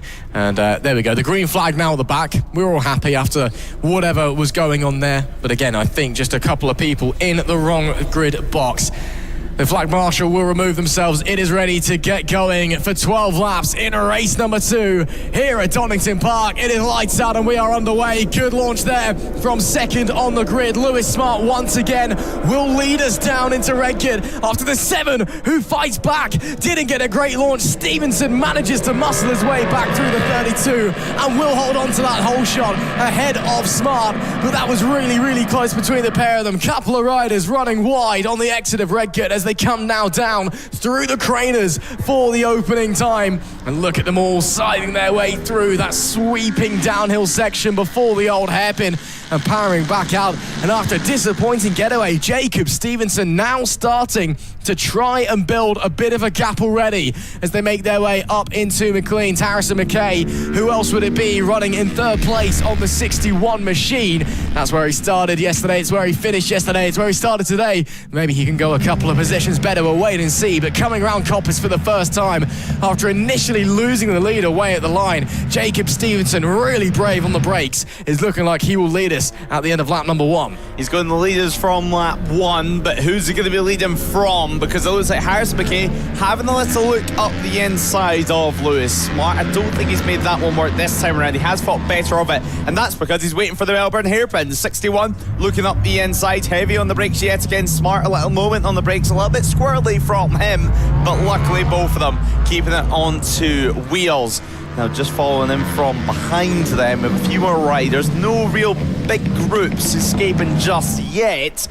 Coming to complete though the first lap. It's our first time to see what the gaps look like in this race. 9/10 of a second, Stevenson leads the way over Smart. The top of your next runners is the likes of Jack Dunlop, Noah Gilroy as well. Good to see Gilroy out on circuit, as actually it looks like he's dropping right down the order. Blake Didswell also there down in P18, obviously number 1 plate for him this season, as we mentioned, the reigning champ. And well, at Stetson, kicking off the season strong was Lewis Arrowsmith. So Lewis Arrowsmith, he was so impressive this year on the Pirelli RS660, and we see them have a little crash at Stetson and somehow managed to put that to the back of his mind and bounce back on the Sunday. This weekend it's been less uneventful, but he's yet to stand on the overall podium. I think he would love to have that opportunity at some point here today, as Harrison McKay yet again building towards the move. He had a little look up the inside over at the Fogarty S's last time around. Can he do it this time? The 61 in the slipstream. It's so important to have the slipstream here at Donington Park, as he's made that one work, he's made it stick, and through into second position goes Harrison McKay. Nice move from the 61 there. Let's look at the gap that Stevenson up in front already has. It was a second almost at the line last time. Could be even more now. Look at the rear wheels all over the place. McKay straight on, way too late on the brakes and nearly drops it onto the grass as well. And now we'll have to work out how to get that thing back going again. He hasn't quite beached it just yet. Will he be able to get it out of that deep gravel trap? But yeah, just got on the rear brake and it all started sliding, it all started moving. And obviously when the rear of the bike isn't pointed straight, you're not actually slowing down, you're just going straight ahead. And I wonder if he's maybe pulling back off into the paddock. It didn't look like he was trying to make his way back to the track. No, he has rejoined. He was just taking the best angle that he possibly could down there. So he will be making his way back through, but some way back. That does promote Sam Green now up onto the podium places on the Aprilia, and just behind him Lewis Arrowsmith in P4. P5 is Jack Dunnaby on the 250, so he is leading in that class. But at the moment it's Stevenson from Smart, from Green, from Arrowsmith out there doing their things. But again, gaps already building, getting pretty big as it stands. Now, lap 3 of things, and right now Stevenson, 1.7 of a second advantage. He's off the hook. Lewis Smart, he's just been left off the hook as well. Lewis Arrowsmith, Sam Green, this is going to be the fight to the podium. I think we're going to have to be watching throughout this race, unless Lewis Smart can find something pretty spectacular. Arrowsmith, though, down the inside he goes. Obviously a big season ahead for him in terms of his road racing campaign, but with us here at No Limits, he's been on the ball since day one. Obviously a lot of talent in this category, as we mentioned. Not only the sport bike being a class at TT this year, now having the World Championship. It's been in BSB for a couple of seasons. It's attracting a lot of top talents. We see the likes of Chloe Jones, obviously Lewis Arrowsmith, Jacob Stevenson, Lewis Smart, Katie Hand, Charlotte Marcuso, and well, you continue to name it. I mean, Jack Dunnaby as well from the Talent Cup, also taking part in this one, or what is now the Moto4 British Cup, as we head over to complete yet another lap. A big look there from Green, checking where Lewis Arrowsmith was, and that's a good job, because suddenly there was an Aprilia right nearly into his fairings, into his elbows at the very least, as on lap 4 now, coming out of Redgate and heading down the infamous Craner Curves. Yeah, down they fly. Stevenson continuing to pull away at the front of the pack in what is quickly turning into a sport bike dominated race. In terms of our different classes within the twins category, Lewis Arrowsmith is apparently on a twin. He's on the super twin. So the Track Day Super Twin Trophy he's in. So he's got some modifications on his bike. Then Jack Dunlop behind is saying that he's on the Sawn Cover Stock Twin Trophy. So that's why they're in pink. Unfortunately, it looks like the Track Day Addict Super Twins guys not showing up as separate on our timing tower. But there are still 3 classes out there and doing their thing. So Arrowsmith is in the lead of the Super Twins at the moment. Jack Dunlop in the lead of the Stock Twins.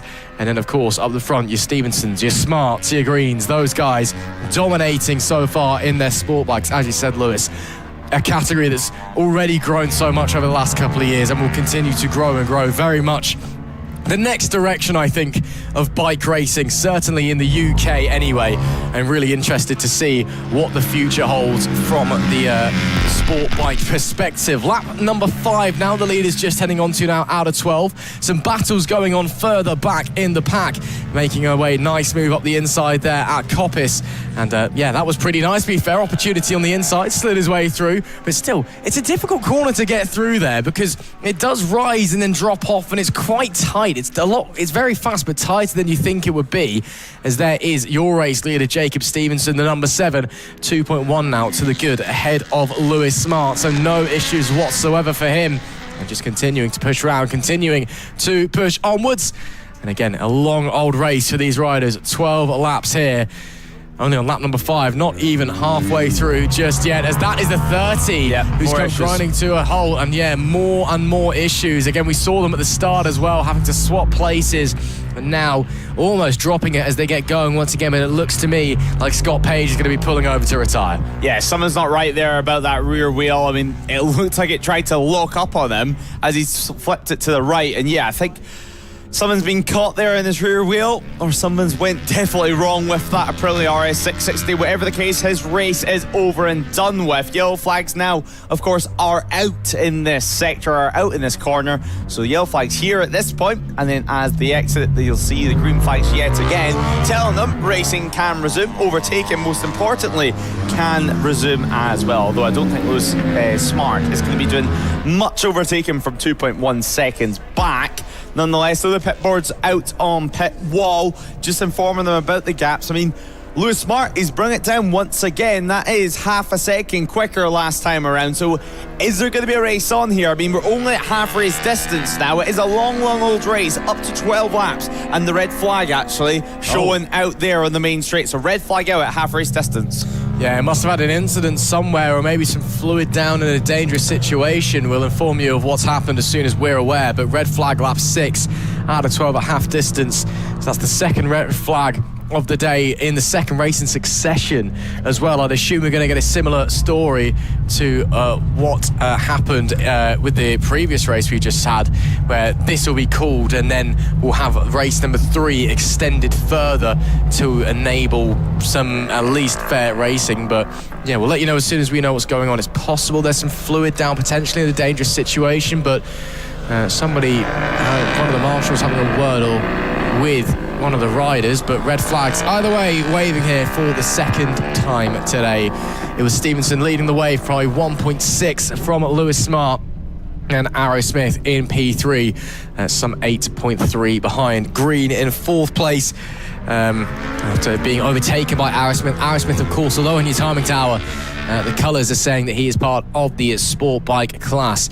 He is not. He was leading the way in the Track Day Addicts Super Twin Trophy. And then it's Jack Dunlop, of course, the Moto 4 British Cup rider, who was leading the way in P5 in the Storm Cover Stock Twin Trophy. So, yeah, conversations going on here. We're not entirely sure what's gone on.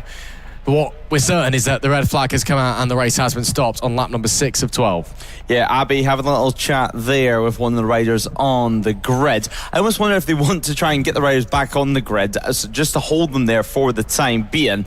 But yeah, as we spoke about, we don't quite know the reason for it, but it could potentially be that issue. It would time it perfectly. I mean, when Page got the bike going again, as soon as he flicked to the right and he tapped that throttle, on the exit of the Melbourne hairpin, it just lit up. And that's instantly when he knew he had to stop. He did look down at the rear tyre. We did wonder if it was potentially an issue with the rear of his bike, but potentially maybe some fluid going on his rear tyre as well, because he did stop before he even got to the corner. But nonetheless, the officials, they'll be straight on that. Hopefully going to fix that, and then we can get racing nice and quickly. Obviously, that bike is not going to be in too difficult a place to recover either, and well, as we've seen from yesterday's endurance as well, we've seen how quick we're able to recover the bikes, and that's thanks to the speedy recovery with Phil obviously at the wheel of the recovery van. We've both done a lap around Seston with him, one of the best recovery drivers in the business, him and Michelle, but nonetheless we will be waiting for a restart, and as will the riders, because we're only at half race distance here. Absolutely. So at least it gives them a bit of a breather as well if we are going again. It is a long old race here. Of course, taking the opportunity within this red flag to go and recover that bike there. That's may as well, while there's nothing else out on track, may as well go and clear it up. So good to see the recovery team being put to work. Good to see some spectators there down at Melbourne there. So we're being told the official cause of the red flag is actually because of that bike.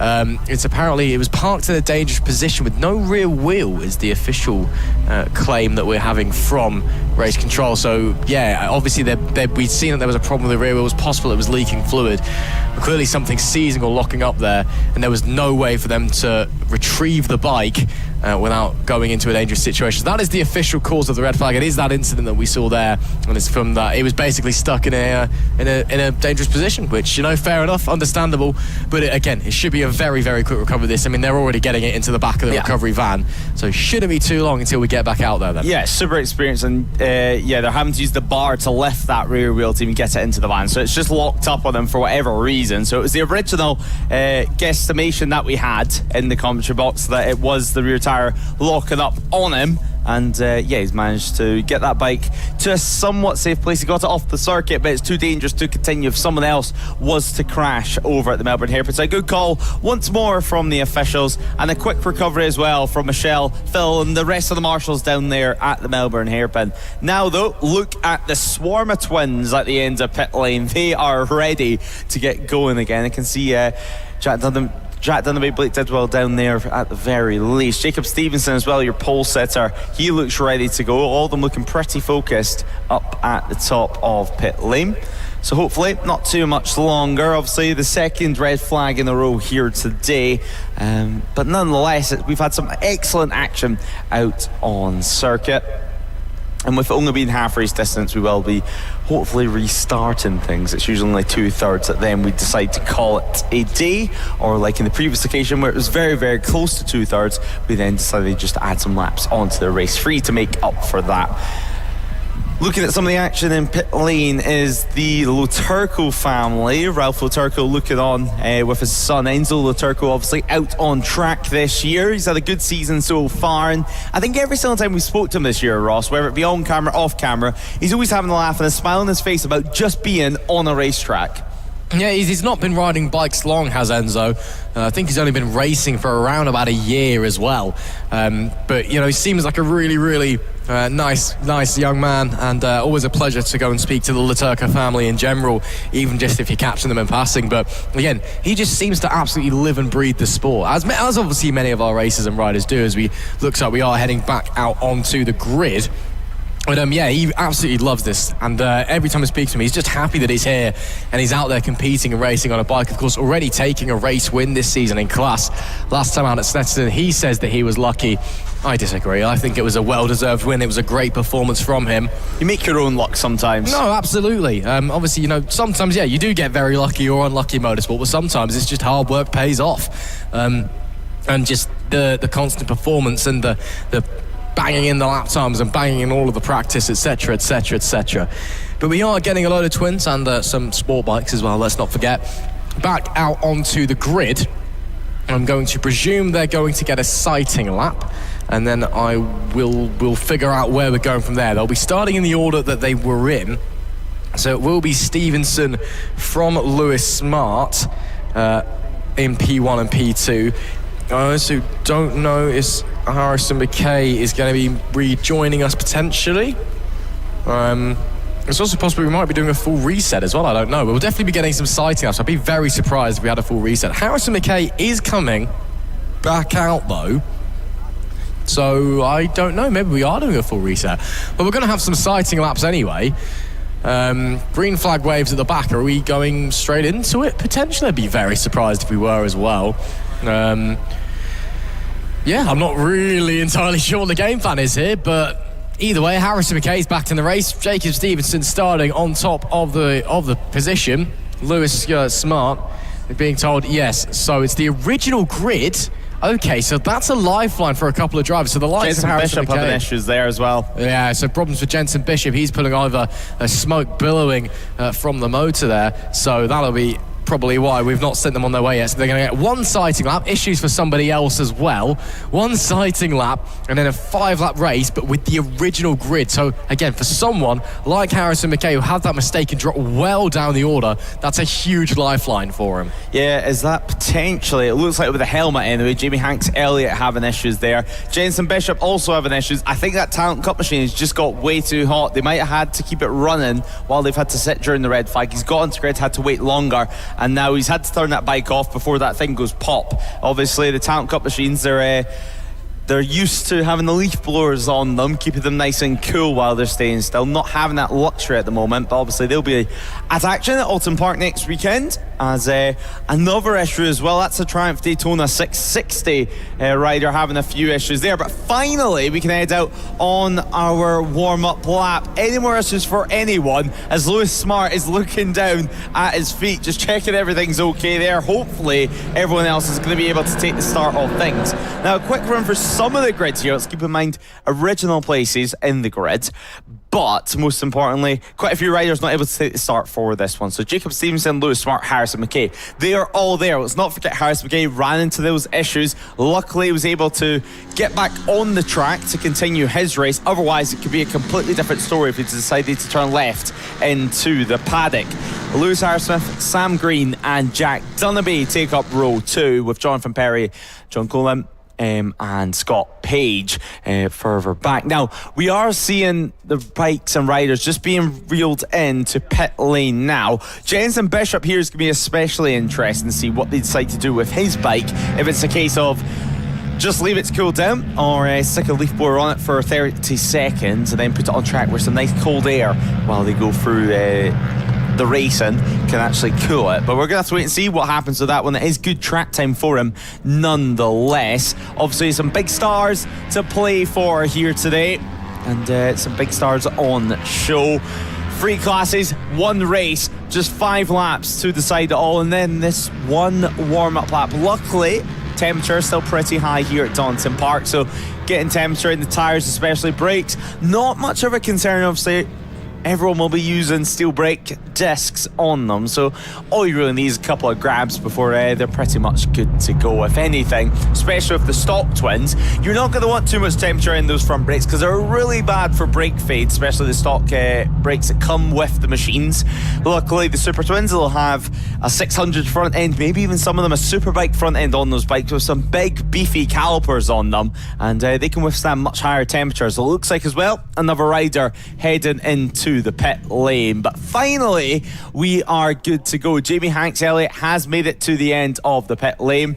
Jensen Bishop's bike has got the leaf blower going into it now, so perhaps they're going to reel him to the end of pit lane once the lights begin to switch on, meaning from that point onwards it's just going to be flowing cool air going through that radiator.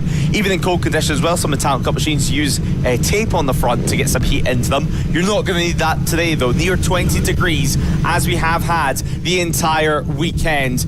We are ready to get to racing. Once the green flag waves at the back of the field, the red lights will go on. Some relaxed faces though, still in the front row, but Stevenson, he means business, that's for sure. Jack Dunnaby, a little bit frustrated, I think it's fair to say, maybe the temperature light going on for him, and Lewis Smart wanted to get hurry on here. But the green flag now waving at the back of the field. clicking it into gear, revs rise, and the red lights are on, red lights off, and away we are racing. A good start from Stevenson, but an equally good start from Lewis Smart as they go side by side all the way into the run to turn 1. Harrison McKay remains in third as well. Sam Green up into P4 for himself, and luckily everyone through so far at turn 1. A few riders on the curb on the outside, luckily remaining on the machine, so no major incidents so far further back down the order. As well, Lewis Arrowsmith trying to put Sam Green under pressure on this opening lap of action. It's a fast and furious race, original grip positions, only 5 laps to decide it all, so perhaps if you got a good start last time around, if you don't get that this time around, you're going to be pretty frustrated indeed. Now though, coming out of McLean's up towards Coppice, then of course slipstream's going to become a factor here, folks. Jacob Stevenson continues to lead Lewis Smart, I should say, into the slipstream. He'll come now. He'll pull onto the inside line in a few moments' time on the run to the Fogarty S's. Harrison McKay also there, 3 wide into the braking zone. Lewis Smart thinks better of it, and Harrison McKay sneaks into second.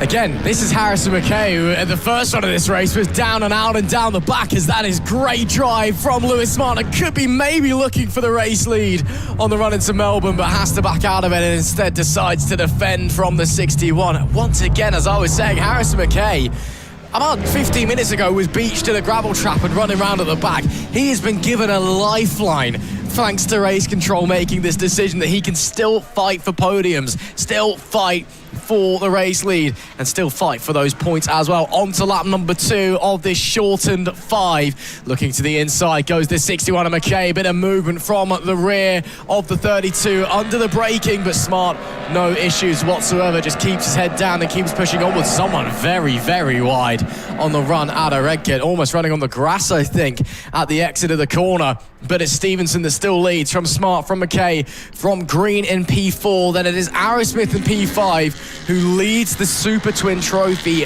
pack. Dunavy just behind him, leading the stock twins out of everybody so far. But these front 3 are the ones we're going to be focusing on. These sport bikes neck and neck, as they were in the original attempt to run this race. Once again, Harrison McKay given that lifeline and using it to the utmost, sticking right with our 2 leaders. Sticking as a top 3 at the moment, sticking together out on circuit.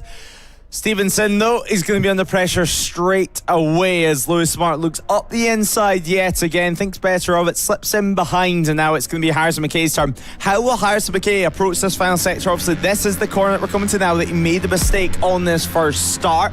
The rear wheel got all over the place, had to take it into the grass, luckily remaining on 2 wheels. Nearly dropped it when he continued to grab the brakes on the grass. Luckily the grass is not wet here at Donington Park, thanks to the incredible conditions we've had throughout the weekend.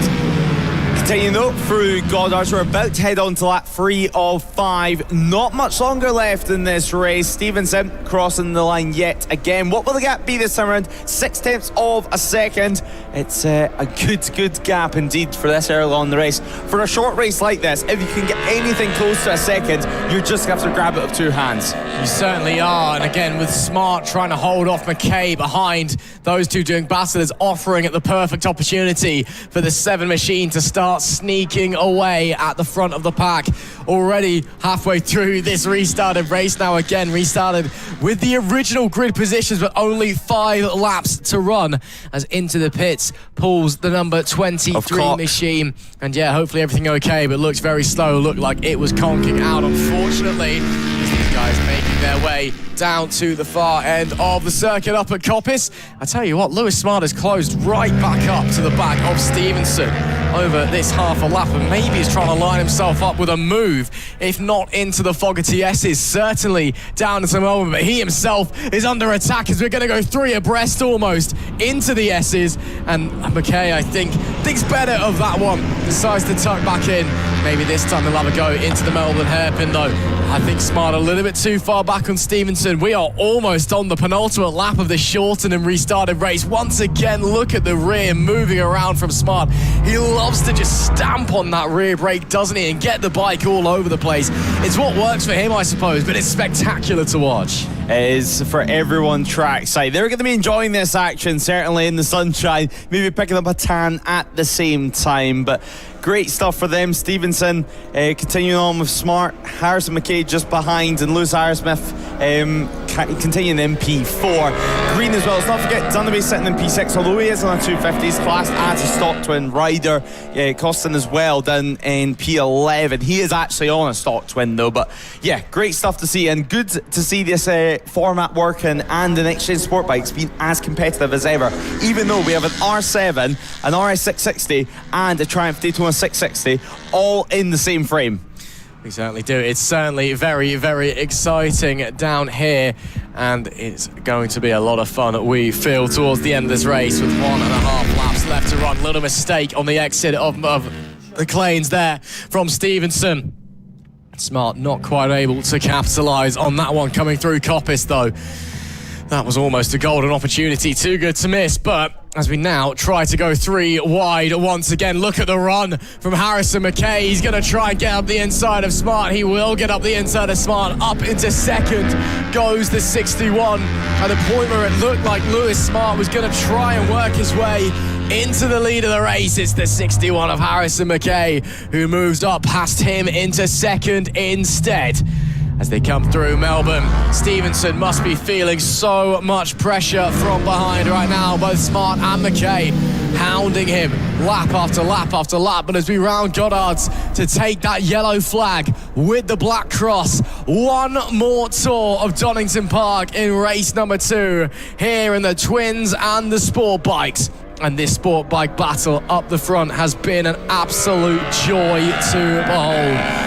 Maybe McKay can find something through the crane as he gets a nice exit. Doesn't run the curb as Stevenson does on the outside of Redgate down at turn 1. Coming through the crane is now, look at the compression of the bikes as they hunker down. All of the weight being shoved down through the suspension, through the wheels, through the rubber. It's like a roller coaster at some parts of Donington Park, but it is so much fun, and so much fun to watch as well, not just for the riders to go round.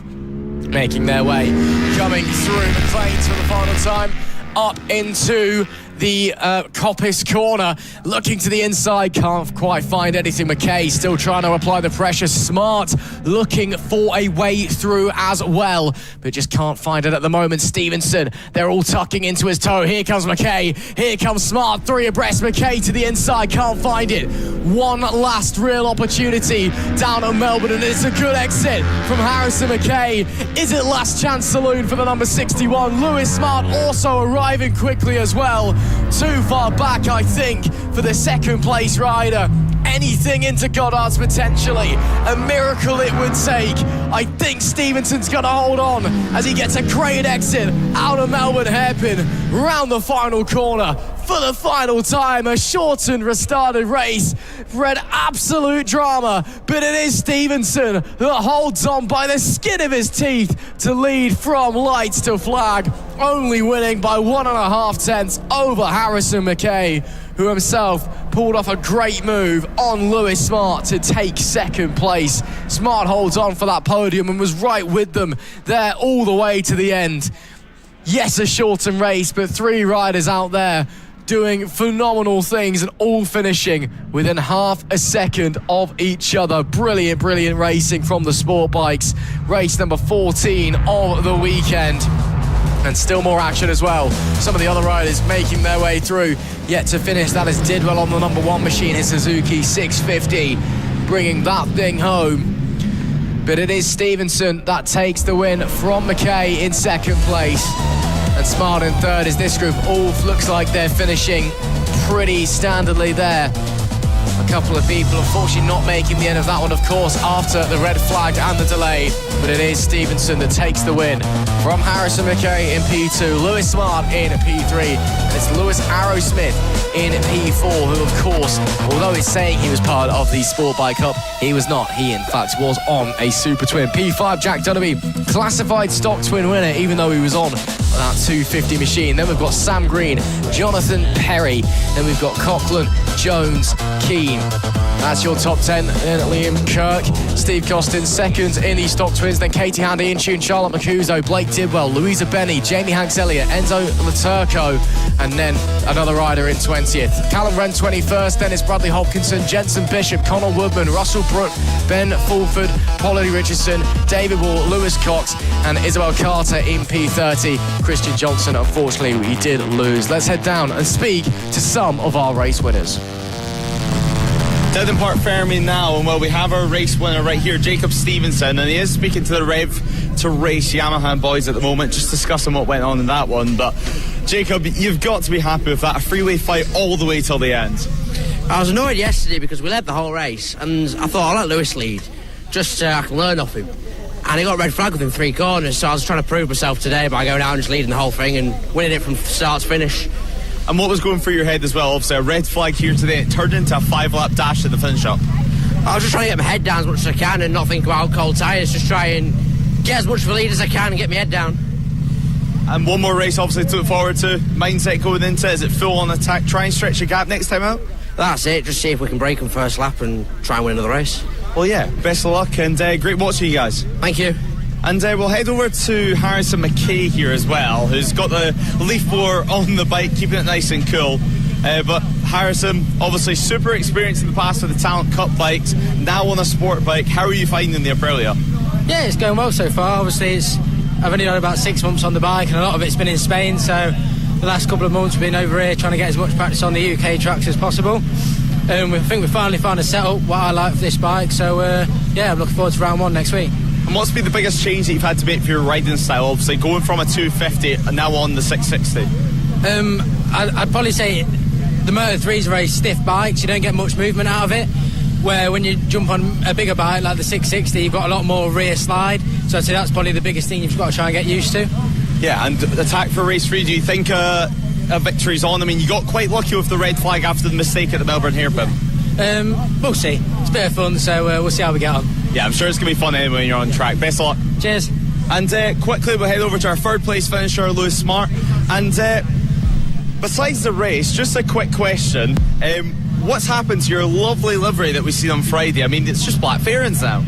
I mean, that's come off. Obviously, this is our testing, as you know, but yeah, that'll be kept in the truck until we bring the bike out of Old Park. And I mean, a great race, I think it's fair to say, for everyone to watch at home and here at the circuit. How was it from your perspective? I felt really strong in the corners, you know, I feel like I've got strong corner speed and braking, but I just haven't got the straight line speed on the Yamaha, and the torque that they've got out of the corners is just much better than the Triumph. But, you know, great bike, but yeah, just struggling a little bit with straight line speed there. And a great race to watch. We still get to watch it later on. Best of luck. Cheers, thank you. Right, well, that's it from the sport bikes, the Super Twins and the Stock Twins. Up to you, Ross, in the commentary box, because the next class is out on track. They are indeed. The Pirelli Super Series Sport Trophy and the Premier Sport Cup are getting ready to head out there for their sighting lap. Let's run through the grid view of hopefully 28 riders in this one. It's Lyndon Leatherden from pole alongside Owen Medder and Eddie Wormold. Row 2, Kieran Sembion, David Brook and Matthew Dawes. James Lemessier, Simon Aldridge and Alex Mullaney, followed by Corey Barron rounding out the top 10 alongside Matt Pallett and Stephen Miller. Then it's Jamie Wilson, Tom Greenwood and Dylan Miller, the younger brother of Owen, on row 5. Row 6, George Hadway, Aaron Cook and Daniel Forbes. Then it's Stephen Parsons, Gareth Pavlak rounding out the top 20 and Sean Evans, James Llewellyn, Aaron Dakin, Scott McCrory, Matthew Wood, Brandon Wright, Harry Trulove and Tommy Phillips as our riders coming into this one. Our final, I believe, 12-lap affair here at No Limits Racing at Donington Park, the second round of the 2026 season. And indeed it is, after this, cutting down to 9 laps, apart from a couple of delayed races due to incidents that may be slightly longer later on. A lot of fun this, of course. This is essentially the second tier of 1000cc racing that we have here at No Limits, and of course it is technically 2 championships to keep in mind as well, the Pirelli Super Series Sport Trophy and in the No Limits Premier Sports Cup. Again, running to the same regulations, it's all the same bikes, it's all 1000cc super bikes out there, but maybe just the level of the riders. Maybe they don't quite have the higher licenses. Maybe don't quite have the experiences of those a bit further up the pecking order in the Super League Premier Series trophy. But they're still mighty quick. Some mighty, mighty fine riders out there in this one, making their way on to the grid. And this should be a lot of fun. It is Leatherland from pole once again. Looks like we are missing a couple, unfortunately, but I'm sure we'll be fine. As the marshal at the back waves the yellow flag and the green goes in the air. The Pirelli Super Series Sport Trophy and the No Limits Premier Sport Cup ready to get underway for 12 furious laps here at Donington Park. It is red lights on and red lights off. Great start there from Leatherland. Even better start from Wormald on the inside. He's surely going to have the lead coming into turn one. Leatherland, though, forcing it to the outside and tucks it in. The 41 will maintain that whole shot from pole position as the rest of the riders scramble to try and find position on the run out of Redgate. Coming through the Craner curves now for the first time, making their way through. A couple of riders getting very, very close together there in the mid-pack. Was somebody fighting, I believe, for P7 or 8, but the 41, after initially losing the lead from the getaways. Oh, rider, big time off onto the gravel. I think two came together. He's straight up onto his knees at least and trying to get to his feet. Hopefully he's okay, but disappointment there for whoever went down. It will be yellow flags out in that section. Up the front, Leatherland still leading though, not breaking away just yet. Up in second place, once again, the fast-starting Wormald, Dylan Miller, I believe, or Owen Miller, should I say, up in third. And continuing to push away around. Got four riders starting to break away at the start of this one. The rider that we saw go down is up on his feet and walking away, which is great to hear that he's okay. Up to the lead though now goes Wormald. Nice move coming down into the Fogarty S's, and slow out as well is the pole sitter of Leatherland. Is there an issue potentially? Because he's about to get done up the inside by the 80 of Owen Miller. Lovely move there. In fact, it's the 130 of Owen Miller, not the 80, should I say. Getting my numbers mixed up. But still a lovely move by Miller to get into second place. Yeah, Lyndon Leatherland at the moment just getting a little bit worked up, I think, on the bike. No issues as of such, but just trying to keep himself composed all the way up to the curb as well was one of the triumphs. That looked to be Dawes just behind, almost onto the grass for him. Let's not forget Alex Mullaney as well now in this category. Such an impressive ride for him at Snefston, and now already able to fight at the front of this category too. Race 15 of the weekend. We see Owen Miller battle yesterday. We see him charge all the way to the line against Eddie Wormald. He kept him honest from start to finish. And the top two beginning to break away from your pole sitter Lyndon Leatherland. Dawes, of course, leading in the No Limit Premier Sport Cup class, while your leaders in the Pirelli Super Series Sport Trophy. Eddie Wormald, though this is not a different thing for him, he's used to leaning at the front here at Donington Park at the very least. He knows how to lead a race and he knows how to defend. That's what we witnessed yesterday anyway. So what can he do this time out? Obviously, Lyndon Leatherland, almost a second. You have to say that looks over a second now anyway, for sure. Next time that they cross the line. A lot of work to do for them. Kieran Sembiante right at the back of that pack too. Of course, Italian roots for him as now we tip in to the Fogarty S's. Owen Miller, so much speed through there. I'll tell you, a move is coming now. The 130 diving down the inside over at the Melbourne hairpin loop. Can he make it work? The answer to that is a big resounding yes. Incredible stuff for Owen Miller. Can he hold on to it? The rear wheel is squirming about from underneath him, but he's keeping that triumph under control. The doctor's dangling to Goddard's, and now we're about to head into lap 3. It's Miller who leads Wormald. That young man has so much speed on that bike, and he is absolutely flying at the moment. Can Wormald respond? The speed he was carrying through the Fogarty S is just unbelievable. Mind-boggling what he's able to do on that 130 machine, and now starting to break away. Yellow flags are out. Has there been another incident? Or is that maybe still for the bike that we saw go down there on the opening lap? That was likely James Lemazure that went down on the number 67 machine potentially, as they continue to fight their way round and pushing onwards. But Miller already started to break away from Wormald, who himself, of course, while at the front was breaking away from Leatherland, who could be dropping down even further, is dropping down even further. He's now down to 5th place now as Dawes and Mullaney work their way through. And that's now up to 4th overall for the 774 of Alex Mullaney.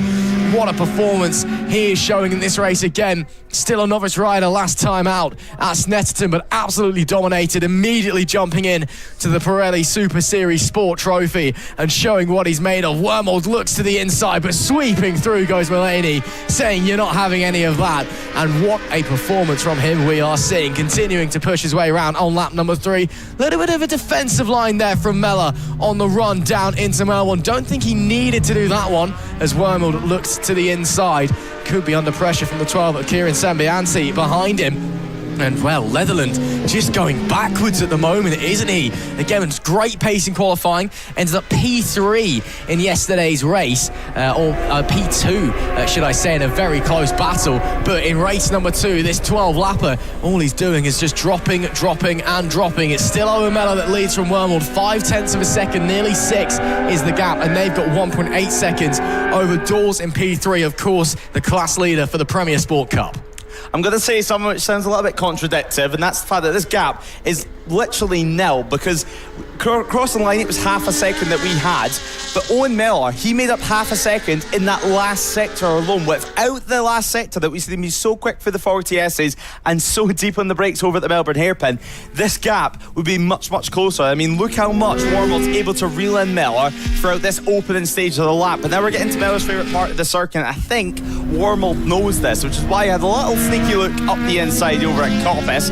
Obviously the door slammed on his face, no room in the end this time around. We head to the 40Ss now. Watch Owen Miller through here. Onto the brakes he goes, tries to carry out as much corner speed as possible, as actually we see Mulaney look to try and make a move up into P3 for him. That's overall podium positions for him.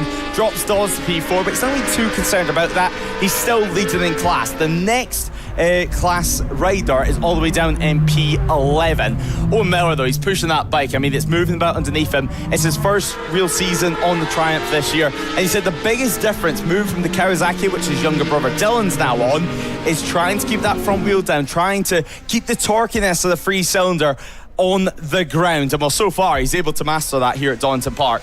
It's not a bad hand-me-down from your older brother, is it? Getting a nice Kawasaki. I certainly wouldn't be complaining if I got one of those when I was younger. Up to the inside once again goes Dawes, retakes that third overall position from Mulaney on the run into Redgate. Really close. Again, still very much dominating the class tables is that number 8 rider. This is just for overall position, but Mulaney does need to maybe think about trying to get through and get free, because the 12 of Sembianti really close behind, and that of course will cost him points if Sembianti is able to get through. Of course, Mulaney came into this round with no points whatsoever. This is his first round in this class. Looks to the inside at McLean's. That's a really lovely move there on the run into the right-hander. That's so tricky. Really steep through there. The cameras don't do it justice. A little look to the inside from Dawes into Coppice. Can't quite find it. Look at the speed from Sembianti as well on the outside, trying to get a good run onto Starkey straight. But I don't quite know if he'll quite have the run, because the two in front are going to go side by side. Mulaney's on the outside, Dawes on the inside, almost coming together into the Fogarty S's, and they're both going to go straight over the chicane. Both stay down. Front wheel picks up from Mulaney as he gets back on the throttle, and Kieran Sembianti says thank you very much, I will take that P3. Through he slides. Now to the inside goes Dawes on Mulaney. He slides through. Look at Leatherland trying to capitalise as well, isn't quite able to do so. All getting a bit chaotic here on lap number 5. Some impressive skills from both of them as well. I mean, keeping cool-headed when you're in that type of situation, contact, and you're having to run through the gravel over at the 40Ss. It's such a quick entry into that. And a good job as well from Kieran Sembianti, let's not forget. He's capitalised on this, and what was potentially a 6th place finish has turned into a podium finish in the space of 1 lap. Here comes Wormold, though. He's not finished here as Eddie. The number 92 looking for any opportunity to attack on Owen Miller, whether it be a mistake or whether it just be straight out pace. I mean, block passes are possible, certainly on the second half of the lap here, but that's where Owen Miller is so strong. You need the Triumph rider just to run wide ever so slightly in one of these quicker corners, or get a bad drive through Coppice onto the back straight. It looks like moves coming though. Through goes Wormold, and now Eddie leads the way from Owen Miller. Change of position, but as we've seen a few laps ago, Owen loves this next section of the circuit. What can he do this time around? Heavy on the anchors we do go. He's gaining ever so slightly. quickly. But I think Eddie Wormald, he's gained some knowledge by following Owen Miller and helped his braking marker for himself, and now he's truly piecing together a simply impressive lap. Miller was a little bit too aggressive on the rear brake coming into the Fogarty S's that time. Rear just sliding around a little bit. Again, not a major problem, but just needs to dial it back again. Just needs to keep in his head to try and push onward. Of course, now that Wormald's kind of got him down to a T in that final section where it looks like Miller is the stronger of the pair, but now the roles are reversed. Wormald looks stronger over the first half of the lap. Miller can now follow him and go, oh, okay, he's doing this through there and I'm not, so next time I'll do that and I'll be right on top of him once again. Then back to the fight for the final podium place overall. Of course, Dawes still very much firmly in the lead of the Premier Sport Cup class. His nearest competition is Wilson, the 224, down in 11th place overall, with that 4-bike train fighting for the final podium position overall. As a run around the outside from Alex Mullaney, that's going to be very brave if he pulls it up. Does try to pull it off to the inside of McLean's, and Alex Mullaney, take a bow, sunshine. What a move on Kieran Sembianti round the outside of the Craner curves. Held it firm, held it true through the old hairpin up the inside. Thought about giving it a go as well through McLean's to try and get through Dawes, but the opportunity wasn't quite there. Mullaney is so impressive, and a rider with a really strong future ahead of him, that's for certain, but also who's really strong right now, up into P4, P3 in class as well, but under attack on the left and right hand side. I think he will just get away with it as Leatherwood up the inside at the Fogarty S's gets through Sembianti. Simply sensational race, and I mean, since he came into the paddock, Alex Mullaney has been creating headlines from start to finish, as Lyndon Leverett also has a little peek up the inside here. 3 R6s in frame, obviously one triumph for Dawes, but this being the battle for the overall P3 position, even if it was Dawes that claims that, it's still going to be third in class for one of these 3 riders that are sitting behind him. Wormald, though, continues to lead the way through at the head of the race. 0.3 of a second separating them two across the line. Meanwhile, this gap sitting around the same, 3/4 between each rider out on circuit. Mullaney, a slightly wider entry compared to Kieran Sembianti through Redgate, but now getting the drive through Holloway, down Craner curves we go yet again. This is where confidence is key. This is where you need all faith in your front tyre. You don't want it to wash out, and then suddenly you remember the Craner curve and probably the Snap Bike Club as well. But now that's Mullaney, a great drive. Dawes going slightly wide in the old hairpin, and that is job done round the outside over by Starkey's Bridge and Sheen Curve and Schwartz's curve. Job done for him, and up into third place overall. More brilliance from Alex Mullaney to get that overall podium position. Can Dawes respond? Or is it maybe time for the 774 to start getting his head down and start pulling away? Wormald still leads this race up the front, but it's still tight. Only 3 seconds, or 0.3 of a second, should I say, at the line last time. Looking to the inside now, Dawes once again. They're going to be side by side into the S's. Dawes, I think, is going to get it done. Yes, he does. Looks like Mullaney had to sit the bike up just a little bit there, so the 8 will slide back on through, and it's continue as we were. And now Sembianti maybe looking, thinking to the inside, also trying to take that defensive line as well, just in case Leatherland senses an opportunity on him. Of course, it's potentially one of the most embarrassing things that can happen to you in racing. You try and launch a move, you forget about the guy that's right behind you, and they just slide on through, and you end up looking like a little bit of a mug, unfortunately. But Sembianti, smart enough to keep on top of that one, and now got a great run out of Goddard's. Here comes Kieran Sembianti on the number 12 to the inside. That's a lovely move up the inside into Redgate. Textbook stuff, really, but it is him up into 4th place, 3rd in class.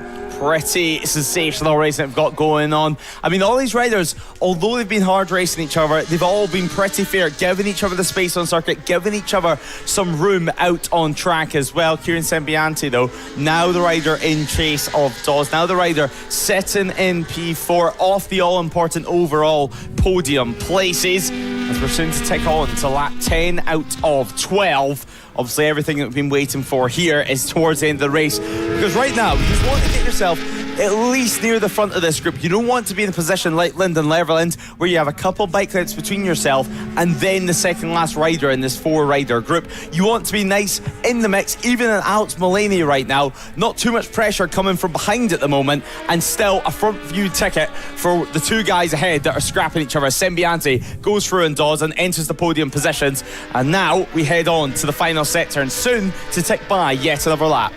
Yeah, really nice move there. Held up doors big time as well. So nearly looked like Mullaney had the opportunity to try and slide through. Didn't quite have it. Looked to the inside from doors. Can't find anything. And it looks like a really strong exit out of Melbourne as well. So Sembianti could now be trying to bolt away from this pack. Now he's got a bit of fresh air out in front of him. We'll wait to see if he's able to utilise that to its fullest as we head for this group onto lap number 10. Gap between Wormwood and Miller in front up to 5/10 now. So it's fluctuating a little bit, but they're still very, very tight in the fight for the lead of the race. But this battle, they are some 7 seconds back from the leading pair, but they've all been falling over one another. So that gap, though, between the train, all starting to just expand a little bit. Look at how wide Alex Mullaney runs through there and has lost a bit of time. But interesting that he's able to stay that committed and able to still get it through to the left-hander at the Craners. Yeah, really interesting there. No, I don't think he meant that one, but still just about got away with it. Here's some of the other action. There is second place, I want to say. Yes, it is. And third place as well, actually, within the Premier Sport Cup. Wilson and Hadaway very, very close together. So even though they're 13th and 14th overall, fighting for big points and podium places here. Yeah, still continuing to scrap away outside the top 10 overall, obviously, but they're not going to care about that because it's still the same championship points that are going to be given for second and third in class. Also, a big shout out just outside the top 10 overall, but top 10 in class. Dylan Miller obviously had that incident yesterday at the Melbourne hairpin where he ended up crashing out. Frustrated at himself, but he's managed to come back at it today and already putting on some good pace. 1.4 seconds adrift from Brooke just ahead of him. But this fight does continue to rage on, and I think Wilson on 224, if he could just put a bike between himself and obviously Hadaway, 59 second, third in class, I should say, then that would be a pretty good result. But Greenwood ahead of him on the Kawasaki for the time being, and quite a big gap. I wouldn't be surprised now if we see Hadaway launch a move up the inside at the Melbourne hairpin. It did look like he was a little bit too far back though on that opportunity. But as we're saying, you have to be so committed through the Craner curves. I mean, it's one of those corners that even if you are wide, you just have to stay committed until you're on something that's not racetrack. Otherwise, you're going to be off the bike. As very, very close there was Owen Miller looking for a very, very optimistic move, but had to think better of it, and it's for sure he knows the end is near in this race. Yeah, needs to get a shift on, does Owen Miller. We know he's got the pace certainly to lead the race. He has done that for a few laps. But does he have the pace to get back through and hold on to the win now that Wormald turned up the wick? He spent a couple of laps following, learning from where Miller was so quick coming into the Grand Prix section of the circuit, especially through here at the Fogarty S's. You can see the speed that Miller is still able to carry through, but now that Wormald's been able to learn that he's a bit quicker, it's not enough for Miller just to rely on that. He needs to find that little bit extra, needs to dig deep as we're only a few moments away from the final lap. A little bit deep there from Wormald coming through Melbourne, but he will get away with that one. Had to almost correct his positioning on the bike as well, so lucky that Miller wasn't there to pounce immediately. As we come round though, last lap flag is shown. These riders know now is the time for Owen Miller. It's do or die. Can Wormald hold on, or can the 130 find a way through late in the day? Final lap, final time to make a move work and grab the 25 points and a P1 trophy for Owen Miller. Can he manage to do it here at Donington Park? We're going to have to wait and find out. We're not going to have to wait too much longer. He is building towards a move here at the old hairpin. We did see him have a sneaky little look by the old Starkey Bridge last time around. He's further back this time though. So is it going to wait till the final sector? I mean, we've seen it time and time again, just how competitive he can be, just how quick he can be through this final sector. We're about to come to a few moments time. Obviously the drive out of Coppice is going to be equally as important as to go on the anchors, tip it in yet again and wind up the power once more for the last time in this 12 lap dash, race 15 of the weekend. Can it be Wormald's victory yet again, or will Owen Miller take P1 in 2026? And race 15 of the weekend here at Donington Park. Through we go, the Ford TSs. 2 more corners remain. You have to say that gap is more than what 3/10 of a second it was over the line last time around. He's going to need something pretty magical into the final corner through Goddard's, taking a wider line, trying to wind up the power nice and early. A late apex for Miller. He's given it absolutely everything. That rear tyre will be screaming for its dear life, but it's going to be Eddie Wormald who takes victory. Number 92, the Suzuki, is in P1 yet again. Owen Miller yet to get that 25 points. He does take second place, though still another solid ride. But who will claim third? It does look like Dawes claims it, and Sembiante third in class, 4th overall. What a battle yet again. What a show these two guys are putting on for us in the paddock. And great sportsmanship yet again as Wormald looks to congratulate him. A little handshake between the two of them. They've both enjoyed that one out there. Although I'm sure Owen, he'll be a little bit disappointed with that one, not to pick up the P1 trophy yet again. I mean, we've seen it yesterday on Saturday. But none the rest. What an incredible race we had there. Race 15 done and dusted here at Donington Park. And once again, the 92 of Eddie Wormald is your victor. 4/10 of a second was his winning margin over Owen Miller in P2. Matthew Dawes, though, does claim third and P1 in the No Limits Premier Sport Cup class. Kieran Sembiante third in class, 4th overall. Paul Sister-Leverland finishing in P5. Alex Mulaney, Matt Pallett and Corey Barron round out at top 8. Simon Aldridge and David Brooke round out the top 10. Younger brother Dylan Miller does claim P11, with George Hathaway claiming 12. Tom Greenwood, Jamie Wilson and Stephen Miller round out our top 15. Aaron Cook, Daniel Forbes and Stephen Parson round out the top 18. And Sean Evans and Tommy Phillips take P22. Now though, a few DNFs, only one DNF from this number 6-7. As now we can hear from our race winner and hopefully his contender Miller, as he's Mr. Ross Dennon, Mark Fermi. Eddie Wormald, our race winner. Wow, what a race that was, Eddie. Go on, you can get your lid off at least, but yeah, a pretty intense one, that one. Yourself and Owen going toe-to-toe the entire way through. How are you feeling? Knackered. Yeah, that was tiring. 12 laps compared to 7 is so different. You know, it's like towards the end of the race, I was starting to fatigue. I was going a little bit wide, and I knew he was on me like the whole race. I could see it on my pit board, sort of going up, coming down, and then I started to sort of go a bit wide, and I was looking over my shoulder, and I could just hear him. And then when I saw that last lap flag, I thought, right, I just need to have one more good lap here, and then we can have it. So yeah, it was all right in the end. Yeah, just about held on, but really, really close. You were trading positions early doors in the race as well. How much fun were you having out there, though? Yeah, it's brilliant. It was a really good race. A little bit leery, and there was some nice little battles, and he was keeping me honest the whole time, so I just had to keep pushing. I couldn't let off. So I decided to get a bit of arm pump, which I don't normally get, just because I was holding on so hard. But it's a brilliant race, really enjoyed it. Awesome stuff. Congratulations, Eddie. Thank you. Let's go around and speak to our second place rider in Owen Miller.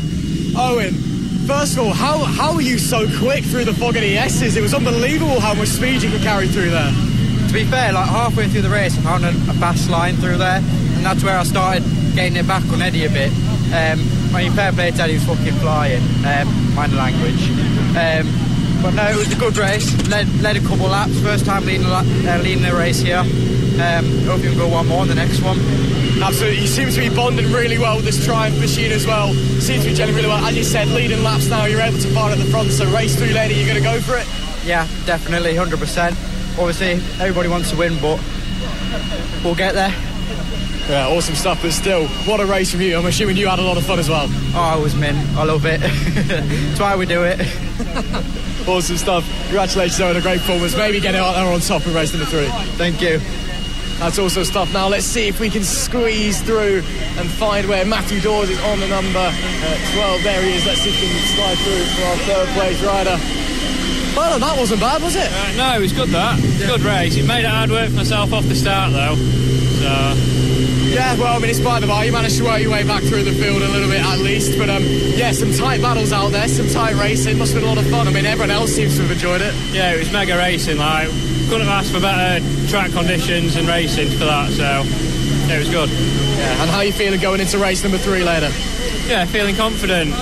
We had a bit of a bad setup yesterday, and I feel like we sorted it now, so hopefully onwards and upwards now. Fingers crossed. And everything okay with the bike as well? Seems to be running quite well.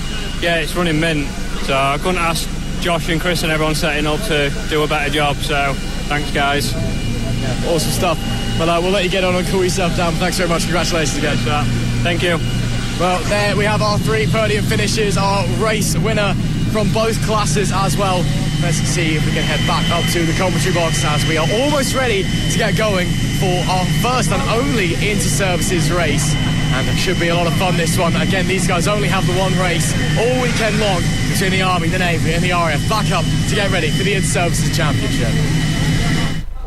Thanks, Ross. Great to hear from our contenders in that last race there. You can just see some of the marshals working away on the circuit, just making sure everything is nice and clean for more racing later on this afternoon. Obviously, next up, as Ross said, when we eventually do get racing, will be race 16 of the weekend, and that will be a 9-lap race with Kieran Wood starting on pole position. But hello and welcome if you're just joining us, and of course if you're getting your taste buds warmed up for next week's British Bike season kick-off at Donington Park. Thanks for joining us here at No Limits. We'll be covering the entire season live and free. Plenty of people watching on trackside here today, enjoying an ice cream or two, I'm sure, in the sunshine, and hopefully not getting too much wind chill, because there's a little bit of wind out there today, unlike yesterday where it was an absolute scorcher. It was scorching from start to finish, especially during the endurance race.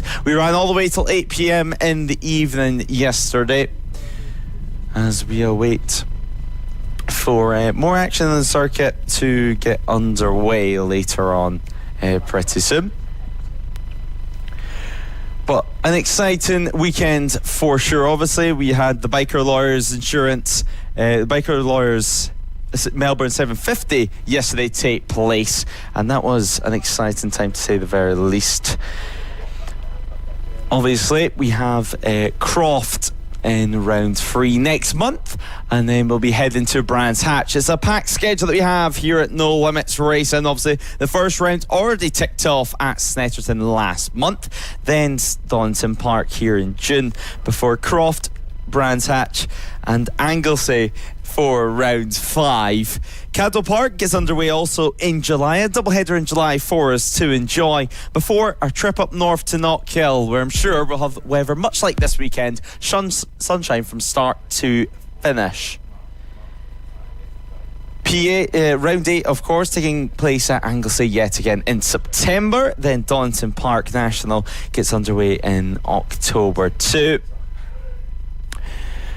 For the marshals, just taking a little breather at the moment. It's been a busy day for them so far, so they're just getting a little bit of water before they can get hard at work for the rest of the day's action. Of course, race 16 not too far away from getting underway, and then we're going all the way until race 23 to end this round's action. Obviously, now that we are live and free to watch online, for everyone watching trackside as well, you can look back at all the action from today and the other side of the circuit as well. So make sure you subscribe to the NLR TV channel and watch from wherever you are around the world. Even if you've got a holiday booked in the middle of July, you can still follow the action from Anglesey and Cadwell Park as well, as we get underway with the 12-hour and the sprint-only round at the end of the month. But of course, as Ross spoke to some of the competitors not too long ago, some interesting language anyway from Owen Miller, but still happy with the race that he took part in and happy with his lines going into the final sector, because Ross, I mean, we spoke about how fast Owen Miller was through the Fogarty S's.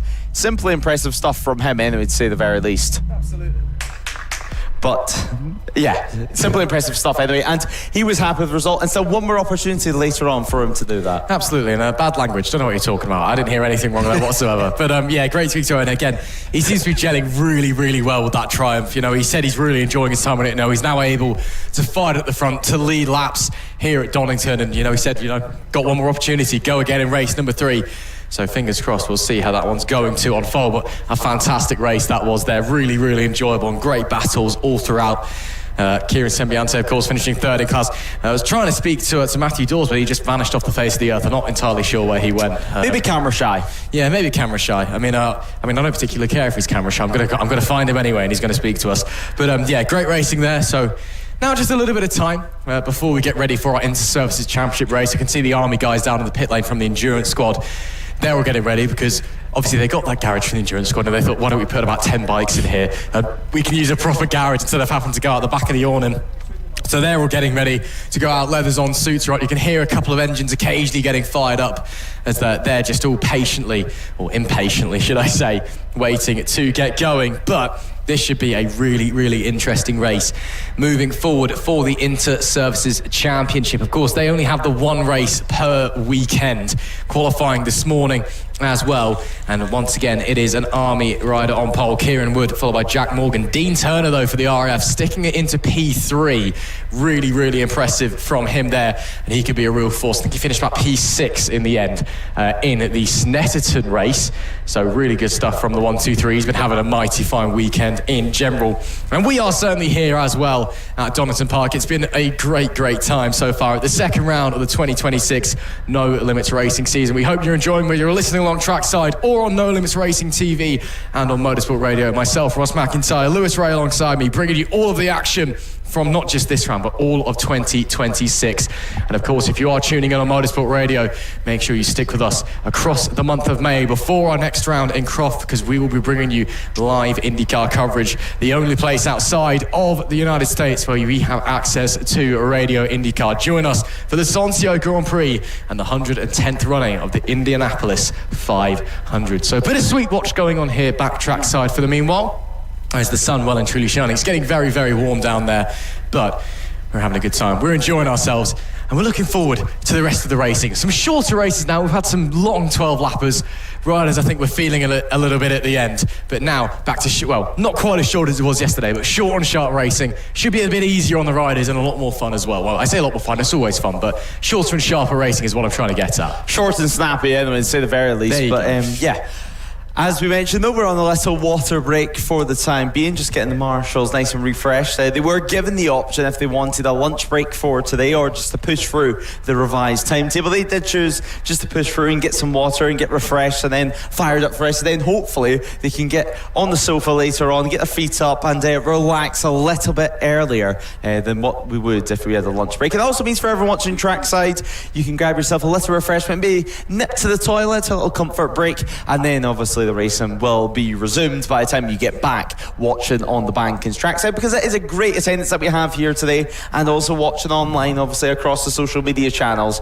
But as you mentioned, the UK Armed Forces Inter-Service Championship, only one race per round, but that just makes the 25 points that much more important, of course. Well, with only 25 points up for grabs today and only 8 rounds per season for them, Jordan Warren Good currently leads the way from Jack Morgan in the championship standings. But as we said, on a little water break right now for the unsung heroes of motorsport, the marshals. Without them, we couldn't go racing. And, if anyone's ever been on a track, whether it be racing or a track day, if you do it long enough, you're going to need the help of them, that's for sure. Yeah, I mean, marshals, medics, all of the above. Apparently that marshal needs some help as well as they're having a little nap at trackside. Again, well deserved. It's been a long old weekend here at Donington Park.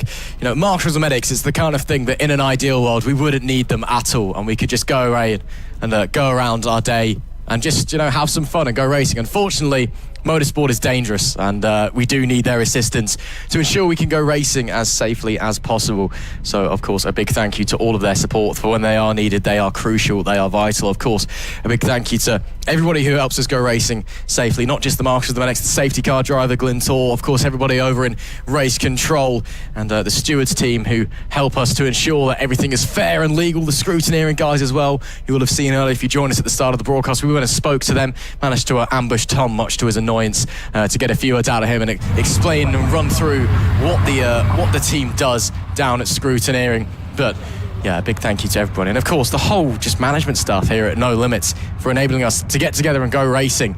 And we're looking forward to getting this Inter-Service Championship race done and dusted. Then all of our race number 3s. And then, of course, it'll be a bit of a break before we head up north and get ready to go to Croft for our 3rd round of the 2026 season. But we hope you are enjoying the show, and we can't wait to continue onwards and to push onwards as well.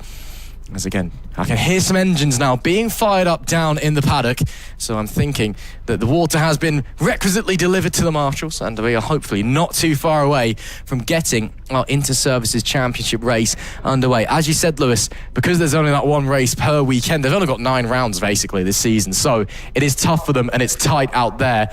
Out on the circuit. Jordan Warren-Good obviously taking the victory last time. Jack Morgan says that he wasn't on the bike he was supposed to be. He was on an R6 instead of his regular R1 machine, which is why he feels he wasn't able to pull away. But this time he qualifies 2nd. Kieran Wood taking pole for the Army by 0.2 of a second from him. And then it's a big gap back to Dean Turner, about 1.8 back to Dean Turner in P3. And then Dean Turner himself has a 1.4 advantage over Sam Foster, who himself had a near 2-second advantage over Jordan Warren-Good. So a bit of a field spread at the front. But that is part of the beauty of the Inter-Services Championship, because it is open to everybody and everyone. You get guys at the front of the grid who are really experienced racers, who just happen to be in the services, and they just see it as a way to get involved and, of course, support each other. Again, the services do offer lots of different sporting options, not just in motorsports, but I also know that in motorsports they all absolutely hate each other. I know the karting guys, especially over in the 4-wheeled variant, that gets a bit feisty when they're out there on track. Over here it's a little bit more friendly, but still there's a friendly rivalry is a loose term. It's still very much a rivalry, and they pretend it's friendly, shall we say.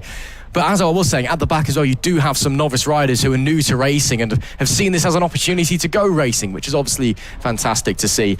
And it's a lot of fun as a result. You get this huge full spread. You get a bit of chaos going on when you do get to those novice riders at the back in the traffic. A whole host of different bikes as well, because it's not about classes. It's just about what team you're representing within the services. So you get some mighty quick machines up the front. You get your super bikes and all those likes. And then you get, some slower things. You've got some CB500s going around from the RAF squad, for example, which I'm not going to lie, compared to the things like an R1 or a Fireblade, are not going to be quite on the same level in terms of lap time. Let's have a run through the grid as we get going on our sighting lap. It is Kieran Wood on pole position, Jack Morgan alongside for Army 1-2, Dean Turner for the RAF in P3. Row 2 is Sam Foster, Jordan Warren-Good, our championship leader, and James Leslie. Then it's Samuel Boot, Alan Sharp and Piotr Gavaluch, and Lee Barnes rounds out our top 10 alongside Jake Griffiths and Ethan Hall. Anthony Fleckney, Cy Massey and Joe Collier are on row 5 with Ed Alexander alongside Liam Sutherland and Michael Russell. Then it's Mark Felton, Brandon McCormick rounds out the top 20 alongside Adam Francis Mayo. Then row 8 is Liam Hansen, Dan Cobb and Jamie Locke. They're followed by Natalie Crowe, James Crampton and Callum Denty. Row 10, Philip Stearman, Alexander Sonners and Stephen Burke. Our sole rider on row 11, 31st place, Tyler Viveros on the number 159 machine. Unfortunately, seems like we've got a little bit less Navy guys here than our other 2 squads. Of course, the Navy is a combined team as well. It's the Navy and the Marines competing under one banner for 2-wheeled motorsport in regards to the Inter-Service Championship. So some of those guys may be Marines for all we know, but they just compete under the Navy banner. But it's very much an Army and RAF dominated field. And again, the Army have put a lot of time, a lot of investment into their time here. Those guys putting a lot of hours in. They've been growing and growing and growing. So far, they seem to be the dominant service in 2026.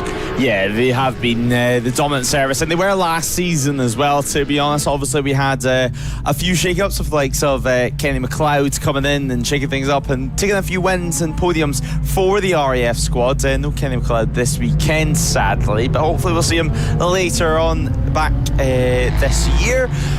Nonetheless, as you mentioned, a few Navy riders out there. I think in qualifying it was around 6 riders there from the Navy that was taking part as we come near the end of our formation lap now and nearly get ready for the grid to fully form, and then we can of course get racing. You can see Jack Morgan lining up in his lovely S1000 RR. He's all ready to get racing for sure. Kieran Wood, on the other hand, he has also a BMW, but the M1000, the newer model, much more shinier, and easy to tell through the air intake on the front. Dean Turner, though, lines up in third too. Now, we've spoken about Dean Turner quite a lot this weekend. His start so far today in some of the other classes in the 1K trophy hasn't exactly been the best. It's not been his best starts of the world, but I'm sure now, starting from the front row of the grid, he's going to make wrongs right as we wait for one rider, one of the F900s and a Suzuki, just to change spots on the grid, and then hopefully we can get going. So Lee Barnes should be in P10. It looks like now he is in P10. So that's all sorted there at the very least. And now we can get racing. Once the green flag waves at the back, once the yellow flags are removed from pit wall, our start marshal at the front, the red flag will be removed, and the red light's on, red lights off. Away we go. It's a good start straight away from Kieran Wood, but he's been bogged down. I think a little bit too much anti-wheelie on that machine. He's not been able to get away as he had hoped for, but leading the way, Sam Foster on the older Honda Fireblade. A great start for the Army rider, and the way he goes as finally the rest of the field filter themselves through some CB500s further down the order. Let's not forget we have 600s, 1000 CB500s, some twins in there as well. A good old mix as Jack Morgan snatches back the lead. He heads back into P1, and don't think it's been too much longer until we see Kieran Wood now making the move on the M1000. He's now in third position. Will it be second on the run up to McLean's? He looks at the inside. Job done for him, and now his sights will be set on Jack Morgan's BMW from BMW, Honda in third. Where's Jordan Warren Good going to come into play? Of course, a faster circuit, some longer straights in there as well. Although Certain has got long straights too, it's really technical on the middle of the circuit. Donington Park, it flows a lot better, which perhaps for the R6 he's going to struggle to keep up with these superbikes. But this is motorsport, this is motorcycle racing, anything can happen. We're coming near the end of lap 1 now, and it is going to be Jack Morgan leading from Kieran Wood. Dean Turner got a really good launch, but again, maybe too much anti-wheelie on that Fireblade. The initial reaction was good. I actually thought he was going to be leading down into turn 1, and then he just stopped. Everyone just kind of swamped him before he got to the braking zone. Really, really bizarre. There is the 1, 2, 3. I think he's currently in 4th place, roughly. Dropped down to 6th, down into turn number 1 to my eyes. Will be, though, of course, Jack Morgan, who leads us on to lap number 2. After qualifying second, Kieran Wood, the pole sitter, 1.6 back already, with Foster in P3 on that Fireblade. There's an Army 1, 2, 3. Then we've got Dean Turner in P4, Jordan Warren Good in 5th place for the Army as well. Top Navy rider, still waiting to see them come in. Looks like it's going to be Liam Sutherland on the 885 Kawasaki 600 machine down in P18. So a really disappointing start there for the Navy squad. So it's Army, RAF, Army, and then a whole host of RAF riders. So although the really quick guys in the Army are really, really quick, the overall consistency across the field looks to be panning the way of the RAF here early doors at Donington Park. A 9-lap race for you in this one, as we see our leaders making their way on the run up towards Coppice. Morgan 1.6 ahead at the line at the end of lap number 1. Wood, though, very much within his eyesight. If he can just knuckle down and start to push onward again on that slightly newer machine as well, so that could potentially be an advantage for him going forward. We'll have to wait and see if he utilises the newer technology, though. P3 of Foster on the 14 Fireblade, bit more of an older machine as well, but still running very, very comfortably with it is he. So he'll hold on to that 3rd place. He's got a second advantage over Dean Morgan on the 1, 2, 3 as well, himself on an older Fireblade as well. So we've got 2 newer bikes up the front, 2 older bikes a little bit further back, and then Jordan Warren Good on that R6, running a very comfortable P5, but again, just lacking the capacity, lacking the horses realistically of those in front. Yeah, and well, as we were saying about the age of the machines, we have the likes of Jordan Warren Good, older style R6 as well, around 2013, 2014 era. It's not got a flatter front fairing that the new R6s got introduced, but nonetheless, good to see him running inside the top 5, and good to see as well Dean Turner. It's fair to say he's the top flyer for the RAF squad. at the moment. Compared to the Army squad as well, locking out the podium for the time being. But good stuff for Dean Turner so far, and I think they'll be happy if they can maybe sneak a third here or there. I mean, Sam Foster and Dean Turner, very similar machines as we mentioned, and if they can convert that into a third place finish, some solid championship points for the RAF squad. Meanwhile, we have to go down quite a distance to see our Navy riders, but nonetheless they are out there battling, they are out there picking up points, and it's the end of the season which really matters. There's 5 riders out on circuit. It looks like Sutherland being the top of those, P17 overall for them, as we head back down the back straight of the circuit into the Forward TSs. And Jordan Warren Good, he's in no man's land at the moment, and these are the type of races where it can be quite difficult to stay focused, where you don't really have a gauge behind you or ahead of you. Yeah, it can be a bit awkward, and it's quite easy to kind of lose track of where you are. As a result, you start panicking, thinking, am I losing time? Are they going to start catching me behind? Then you start overriding, then you start riding tight, and then you're on the deck. But he has a pretty healthy advantage over Leslie behind on that RAF R1, so I think he's running pretty comfortably. Again, got to remember, Jordan Warren Good is coming into this round as the championship leader. Yes, we've only had one round, but he did win that race, so that by default makes him the championship leader, I suppose. Looks like Dean Turner has worked his way through onto the podium. Meanwhile, he's managed to get through Foster, so Sam Foster drops back down to P4, and that is the order that they started with Dean Turner third and Sam Foster fourth. Again, Turner with that initial great launch, and then it just bogged down and he got swamped, fell down to 6th place on the run into Redgate. And again, maybe just needs to have a look at the electronics on that Fireblade, see if he can adjust some things to make it sure he can jump away from the line early. He's still got one more race to come later on today in the old school 1K trophy outside of the Inter-Service Championship. But nice stuff there from Dean Turner to reclaim his third place. Let's see if he can pull away, or if Foster is going to be able to stick with him. Sam looks like he's not dropping too far back at the moment. We'll follow them through at the top of Coppice and on the run down Starkey Straight, the longest straight that we have here at Donington Park. And let's see if he's able to maybe gain, or if there's anywhere maybe he's a bit quicker, or maybe if Dean Turner as well starts making any errors. I doubt he will. He's a very consistent and solid rider as the rear starts to move around as he stamps on the brakes. But it doesn't look like any problems for the 1-2-3 rider. Jack Morgan up the front, a 1.8 second advantage at the line last time. We'll see if that's grown coming into lap number 5, which we'll be going on to shortly. Turner, some 5.7 back at the line last time. I'll expect that to have grown a little bit as we wait for the leaders to come and start lap 5, which they do now. We wait to see what the gaps tick through as, and a 4.2 second gap for Jack Morgan, who's just set the fastest lap of the race, a 1:35.0, which was 2.4 quicker than Wood's lap on the previous tour. Wood, his best lap of 36.2. So Jack Morgan, he's got clear air in front of him, and now he's just getting focused in and just starting to pound away at the laps. Hats off to him. I mean, the fastest lap of the race at this stage, but he doesn't necessarily need to. I mean, 4.2 seconds, he's going to have a pit board on pit wall, or at least the classic method of someone on pit wall using their hands as a signal, engaging just how big the gap is to him. Whatever the case is, he's going to know that he's got quite a sizable margin now, over 4 seconds, and yet he continues to push on. In Sector 1, a further 2 tenths quicker than Woods behind.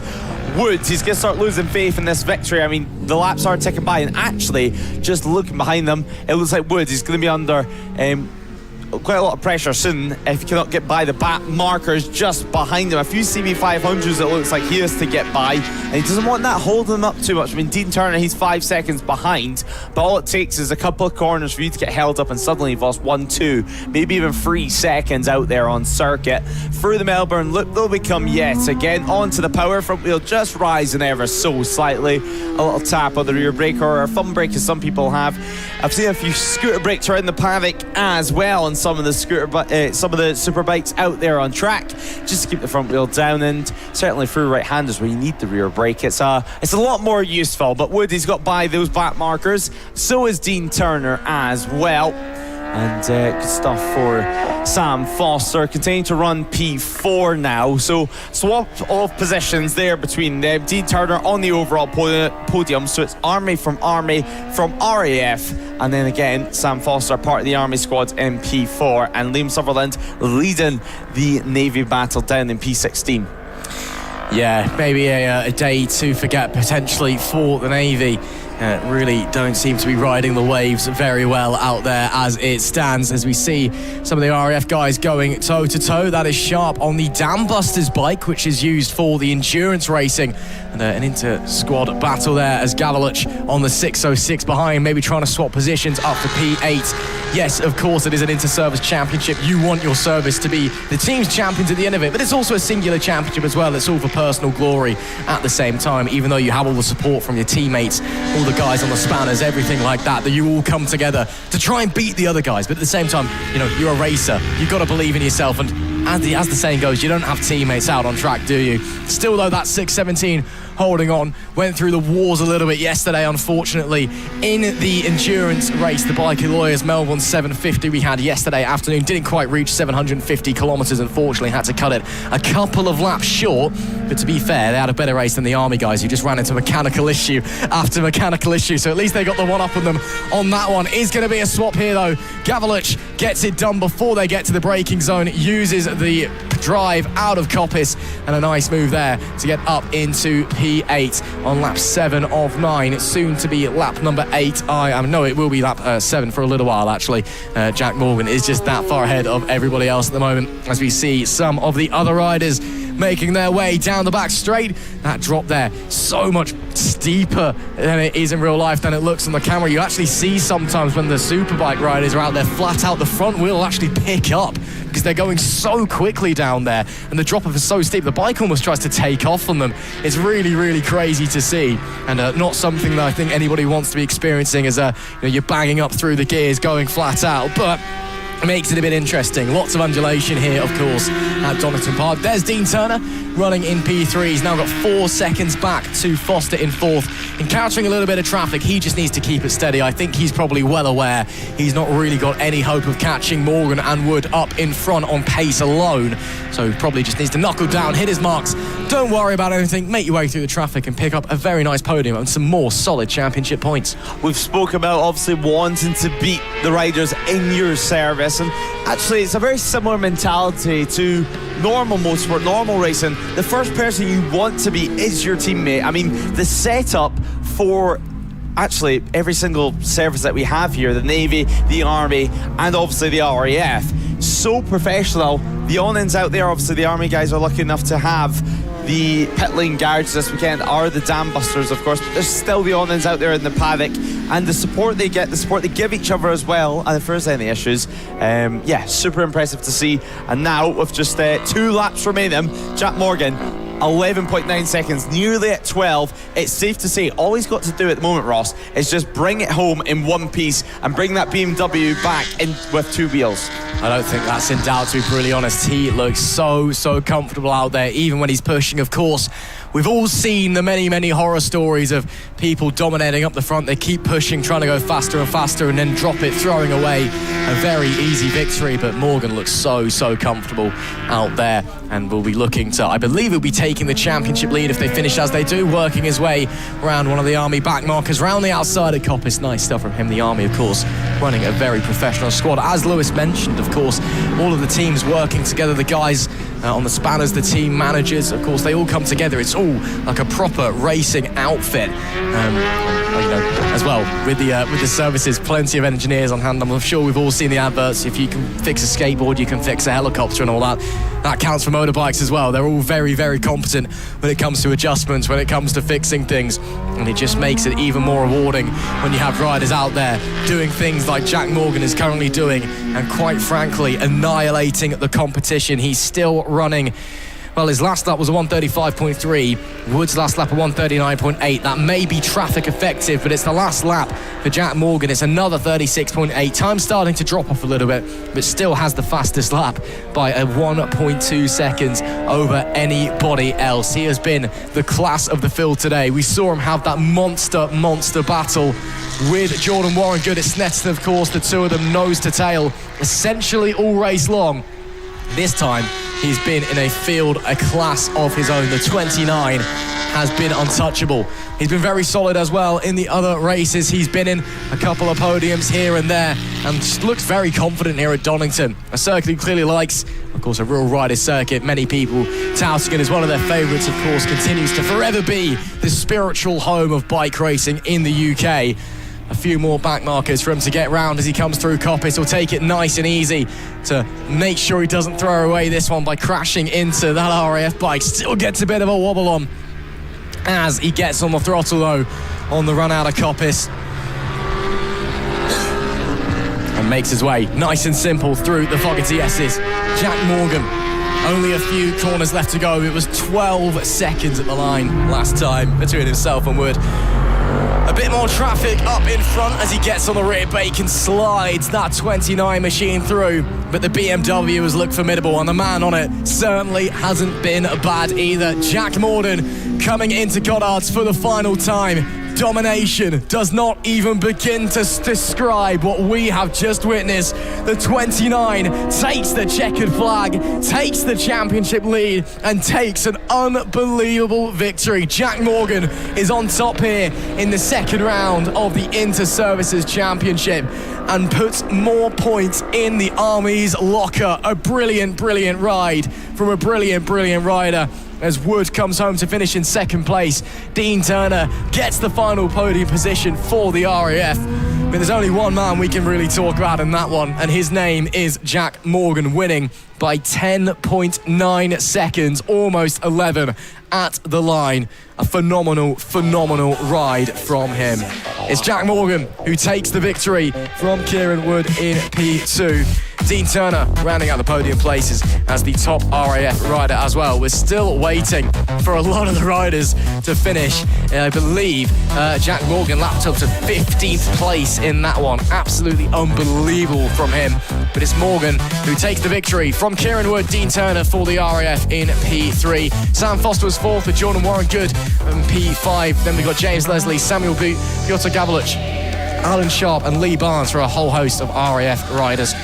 And even more as well. We then got Ethan Hall, Michael Russell, Joe Collier, Anthony Fleckney in P14 for the Army, Jake Griffiths, Mark Dalton, P17, Liam Sutherland, the leading Navy rider. A bit of a weekend to forget, unfortunately, for the Navy squad, with Ed Alexander, Dan Cobb and P20, Brandon McCormick. We then have a couple more riders. We've got Jamie Locke, Callum Denty, Liam Hansen, Adam Francis Mile, James Crampton, Philip Stearman, Alexander Sonners, Stephen Burke. Unfortunately, we did lose Natalie Crowe due to a mechanical issue.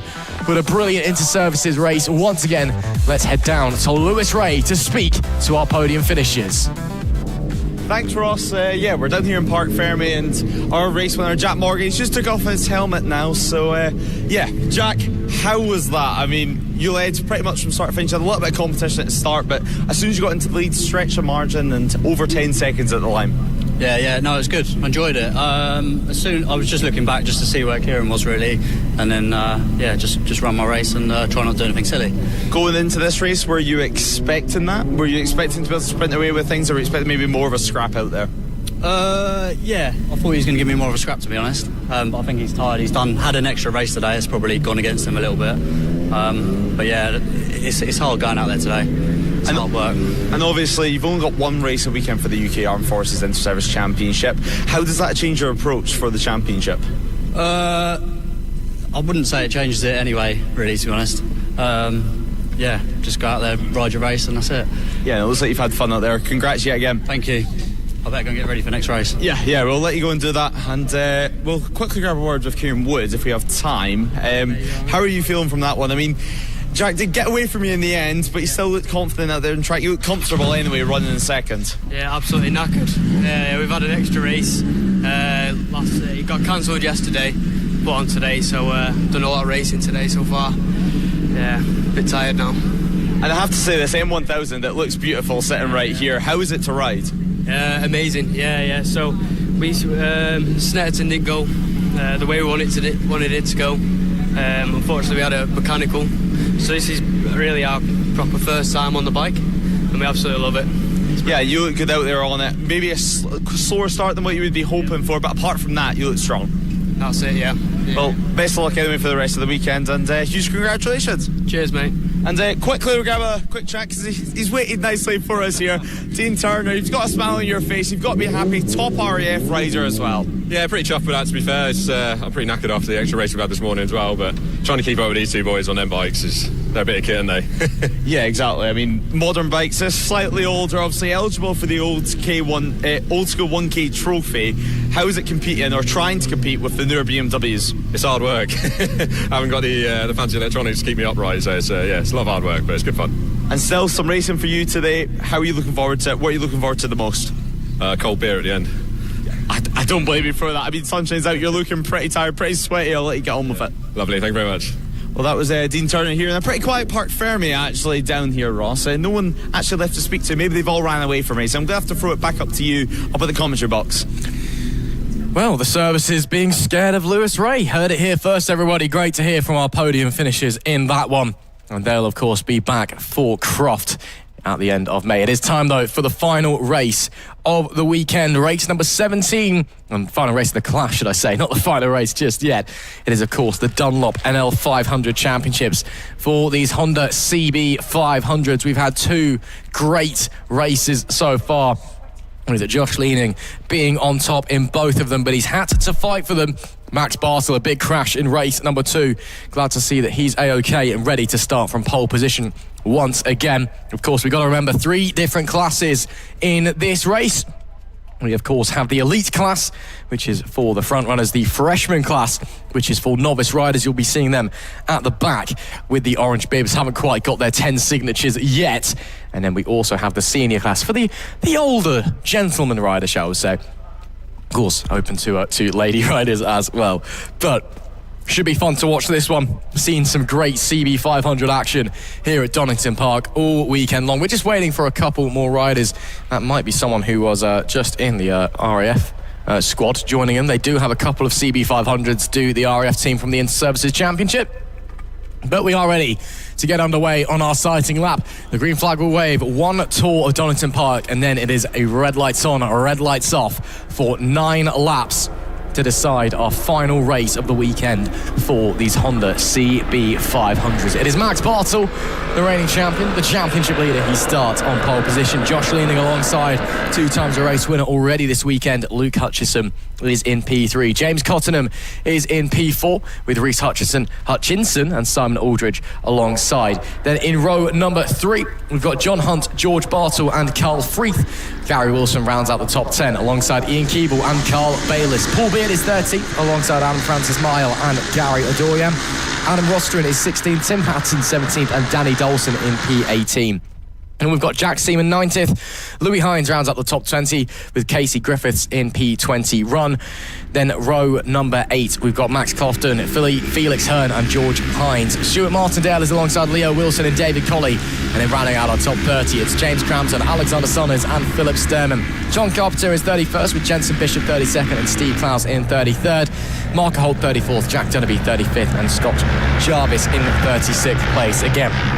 We're not expecting all of those there. We know a few riders have made their way home already. A couple of other riders, of course, maybe suffering mechanical issues.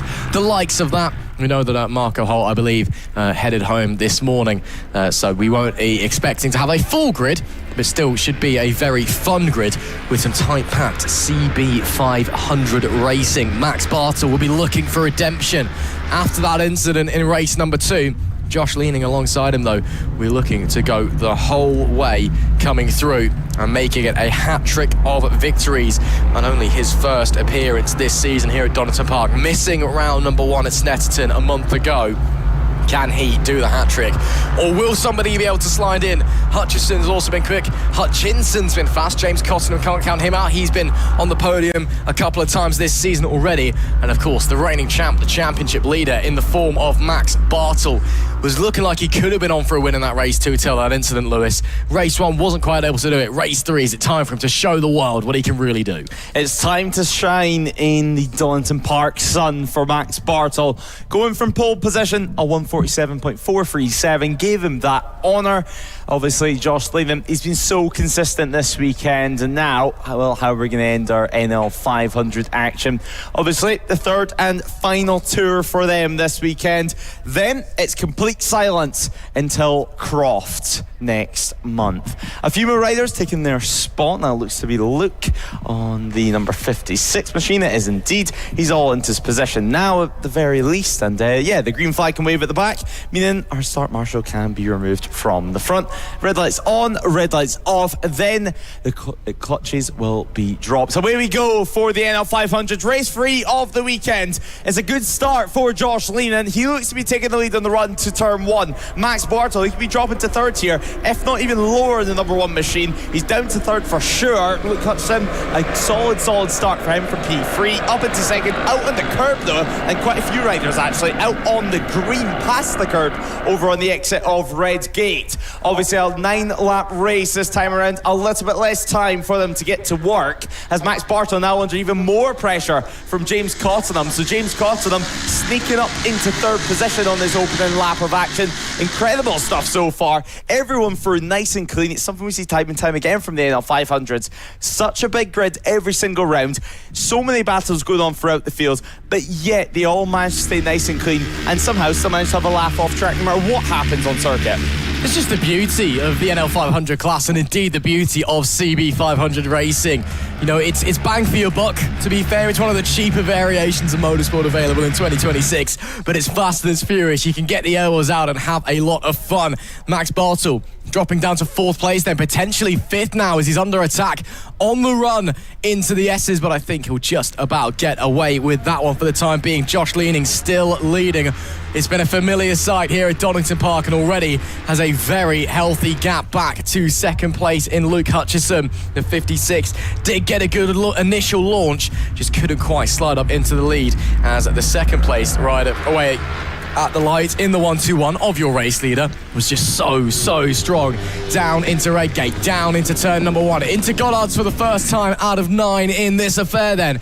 Who else would it be? It is Josh Leenan who will lead the way. Looks like a bit of a mistake potentially from Hutchison. Could be under a bit of pressure from James Cottenham for P2, but he'll be okay. Down into turn number 1. Already a 1.5 second gap for James Leenan up the front. Max Bartle still under pressure from the 48 of Reese Hutchinson.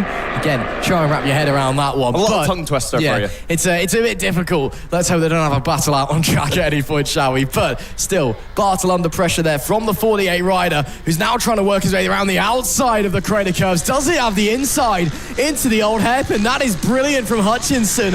Muscles his way through the championship leader and up into 4th place. Does Max Bartle have a response on the run into McLean's? He thinks about it, but he's going to be too far back. A brilliant move from Reese Hutchinson to get up into 4th and potentially could try and set his sights forward and move up even further. Bartle, he's not done with this one just yet. Obviously, lap 2 and 9. Laps are going to come by thick and fast, to say the very least. John Hunt, he is the top rider in P6. Obviously, 3 classes on circuit today, but top rider in the senior category. Obviously, the likes of Leenan, Hutchison and Cottenham, and obviously Max Bartle racing in the elite class, while the freshman's the top freshman rider, down in P14. That being Beard. So Paul Beard's having a good ride in the 178. A good weekend overall for him. A busy weekend actually, racing multiple classes. But nonetheless, we make our way now into the Melbourne hairpin. Cottenham remains in 3rd. Still lurking though. He's not going to allow the likes of the 56 and even the 121 to fully escape into the distance. Max Bartle, he now drops back down to P5 in this order, of course, and you have to wonder, at what point does he turn up the wick? Can he turn up the wick, or is this all the pace that he has to offer on Sunday afternoon? It's going to be such a shame if he leaves the weekend finishing in around 5th or 6th position, because we all know Max Bartle, he can do so much more than this, and I'm sure he'll be disappointed after this race if he's not on the podium at the very least. But Hutchinson now on the 48, he remains P4. Now that's 2.6 seconds back, so even if Bartle gets ahead of him, he's going to have to bridge almost 3 seconds, including the time he has to bridge to the 48 to even catch up to the podium positions. So soon he's going to need them to start scrapping, slow each other up and trip each other up out on circuit, or maybe even an incident or 2 if he wants any hope of retaining the P1 plate this year, because some big points and all for this weekend. Of course, an extra 75 points up for grabs, a lot of rounds remaining, but whenever you start to have these off races, This is where you can lose some vital points. We all know how competitive this championship is, and the difference between 5-10 points can be the difference between P1 in the championship or even P1 and P2 or 3 in the championship. So we're going to have to wait and see how this one unfolds. 2.2 seconds, Josh Lean's extended his margin at the front of things. Obviously, it was an impressive Saturday showing for him, and a good battle on Sunday morning too. Now this afternoon it looks like he's wanting to repeat his Saturday success and sprint into the distance and see what the rest of the field can do to try and catch up or even latch on to the back of him for the remainder of this race. Looking up the inside is James Cottenham, but yet again no room in the end. The top three staying as was. Yeah, it's all very, very tight out there, but no one really able to make any moves as it stands. No one's really quite close enough for the time being, unless they're able to pull something really special out of the bag. There is the lead for Josh Leaning. Now going to be up to around 2 seconds, I would imagine. 3.4 now is the gap. Leaning is just running away at the front of this one as Cottenham continues to try and put the pressure onto Hutchison. But again, just not close enough to really do anything about the 56 rider and to move up one more step on the podium. As there is then the gap back to Reece Hutchinson, Max Bartels, Simon Aldridge also right on their tail there as well. So we do have a three-way scrap for P4 as it currently stands. Of course, all of these riders within the elite class. It's currently Freeth leading the way in P7 as it stands. He, of course, in the senior class, as indicated by the yellow on the ticker on the timing screen. So it's Freeth from Keeble, from Wilson, P7, P9 and P11 as it currently stands, leading the way in the senior class. Then down in the freshman class, once again, it's the 178 of Paul Beard in P12. He leads Rostron in P15 and Patterson in P17, although Hearn on the 969 riding his tail in P18. So that could maybe change. Back to this battle for P4 though.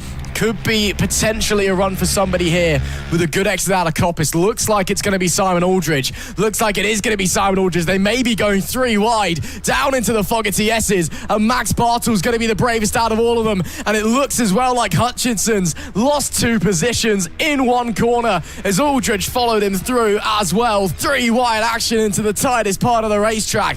How does the 48 respond? Looks to the inside into Melbourne, but nothing quite there. Really late on the brakes as well for Aldridge, but couldn't quite get to Bartle with a puff of blue smoke out of the exhaust. Let's hope that's not a sign of any brewing problems potentially. But up to 4th place goes the championship leader, goes the reigning champion. I don't think he's going to have enough time or enough pace to try and catch up to those elsewhere on the podium up in front as Cottenham and Hutchison continue to, well, not really do battle, but stick very, very close to one another. But Bartle does at least have the opportunity to try and pull clear and cement himself in 4th place. They're teasing us at the moment, Ross. I think it's fair to say we're so close to getting a battle underway for 2nd and 3rd out on circuit, because Josh Leaning, he's well and truly sprinted into the distance. Nearly 5 seconds of an advantage for himself. As massive contact there over at Redgate. Both riders down on the deck. Front wheel making contact with the back wheel of the bike ahead. Didn't quite see the numbers on that one, but I'm sure the marshals will be over straight away to give the riders some assistance. Meanwhile, though, the battle will continue at the front of the field, and this is at the point of the race now where getting ahead of your rival by the next lap, by the next time we take over another lap, is going to be so important. But so good to see as well, both riders up on their feet, albeit a little bit gingerly, and actually a little bit of frustration from one of them as well. I think that was the rider just ahead who didn't exactly know what happened there till suddenly he was careering through the gravel trap head over heels. But nonetheless, we will continue on this battle. It looks like we shouldn't have to throw a red flag for that situation, meaning the battle will continue on all the way to the end, and James Cottenham can have an opportunity to overtake Luke Hutchison. Down the inside he goes on the 56. Finally, he's managed to find a way through. Into 2nd position he goes, and now it looks like Cottenham does take 2nd position. There's going to be no cutback this time around. Yeah, nice stuff there by Cottenham. Took his time, as we do have another rider down there. That's on the run out of McLean's on the way into Coppice. That's the 23 of Seaman who's gone down. He was running in P20 as it stood in the freshman class.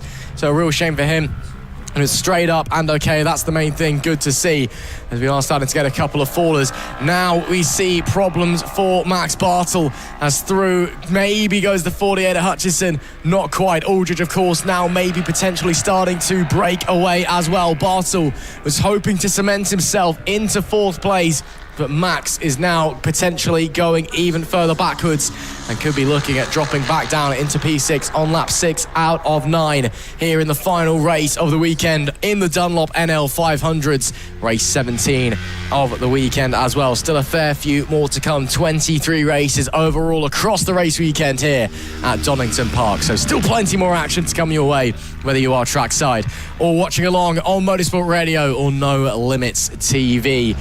We'll continue to follow this group round as they continue to push their way onwards. Cottenham starting to build a little bit of a gap here as it stands, doing a very good job. Pressure is being put on him by Hutchison. Can he try and find a way back through, or will Cottenham hold firm? Again, it took a while for that 83 to get up into 2nd place.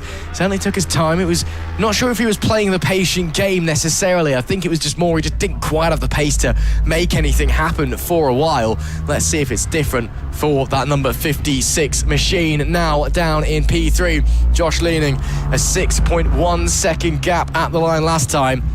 Pending a disaster, this race is very much in the palm of his hands, and we wait to see if that gap has grown any bigger as he does put us on to lap number 7, as we see some of the action a little bit further back in the pack. 7.2 is the gap between our leaders as it stands, so growing lap after lap after lap. That is the number 31 I've just seen going through there. Was that somebody getting waved past down into Goddard's? Yeah, it looked like it was, just letting them by and not wanting to get involved in too much. So that's because they've got a mechanical issue there. Maybe realised that a little bit too late before they could actually pull into pit lane. But nonetheless, that's going to be a confirmed retirement for them.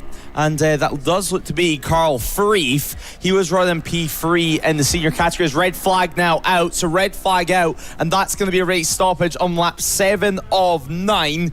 So that is going to be a big upset for the likes of James Cottenham, or well, he'll be happy with that. But Luke Hutchison, 6 tenths behind. He'd be hoping to line things up for the last couple of laps. So a big shame, Ross, for the red flag to come out there in the closing stages of the race. Yeah, and that's going to get cool, isn't it, as well, on lap 7 out of 9. So provisionally it will be Josh Leaning taking his 3rd race win of the weekend. A fantastic weekend and a big congratulations to him. Of course, we'll wait to confirm what the red flag was for. If there's been an incident, we'll let you know as soon as we know that everybody is okay. But that, I'm going to presume, will be that for the Dunlop No Limits 500s in Donington Park for the second round of the 2026 No Limits Racing season. The race brought to an early end, our 3rd red flag of the day on lap 7 of 9. I doubt we will be restarting this one given our proximity to the end of the race. So Josh Leaning, provisionally anyway, we haven't had it confirmed by race control that that's going to be it, but we're going off the assumption that they will be calling it. Leaning will take the win from Cottenham, from Hutchison. Your top 3 from Aldridge, Bartle, Hutchinson, and then George Bartle on the 21, Max Bartle in P5, George in 7th. Ian Keeble in P8 taking the win in the seniors from Wilson. Paul Beard rounding out the top 10. He takes the victory in the freshman class. But again, the actual results may be taken from a lap prior as well. So we'll wait to see what race control are saying.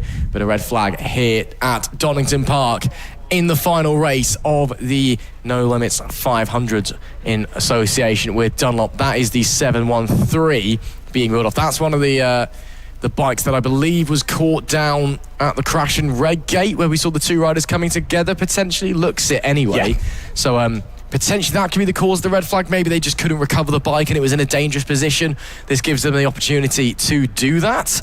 So we'll wait to see what race control is saying. But either way, Marshall's using that opportunity to clear that bike out of the way, and that looks like it's taken a fair old knock as it went flying through the gravel. So hopefully they're able to repair that one and get it ready for Croft. It is a month away, so as we see the plane coming in there, and that's coming into land. Jet 2 Holidays is that, I think. Yes, it is. Oh, nothing beats one of those, I guess, as it comes into East Midlands Airport. And we fall quiet here momentarily at No Limits Racing. Just waiting to confirm what's going on and if we will be restarting that race. Again, I doubt we will be, given the proximity to the end. Just waiting to hear from race control what the call is going to be. if that is that one, that'll be it for the Dunlop No Limits 500s. And again, we'll just wait before we finalise a provisional entry list. I did read out the top 10, but we'll wait to see how it's going to unfold. And again, if that is it, up next will be the Pirelli Super Series Power Trophy and the Dart Motorsport Premier Cup, or Dart Motorsport Power Cup. Premier Power Cup, there we go, got there in the end. For their final race, another 9-lapper for what is essentially our Premier class here at No Limits Racing. Some fantastic rides so far in that one, and some brilliant racing as well. A lot of tired faces at the end of race number 2, that huge 12-lapper. 9 laps should be a little bit easier on the body, but at the same time, you might be inclined to push a little bit harder because you don't have to save yourself for an extra 3 laps. So we'll wait and see. But an unfortunate, likely ending there to the Dunlop NL500 class here at Donington Park. A red flag on lap 7 of the line. We're doubtful that race is going to be restarted or continued, and that will probably be them done and dusted for this weekend.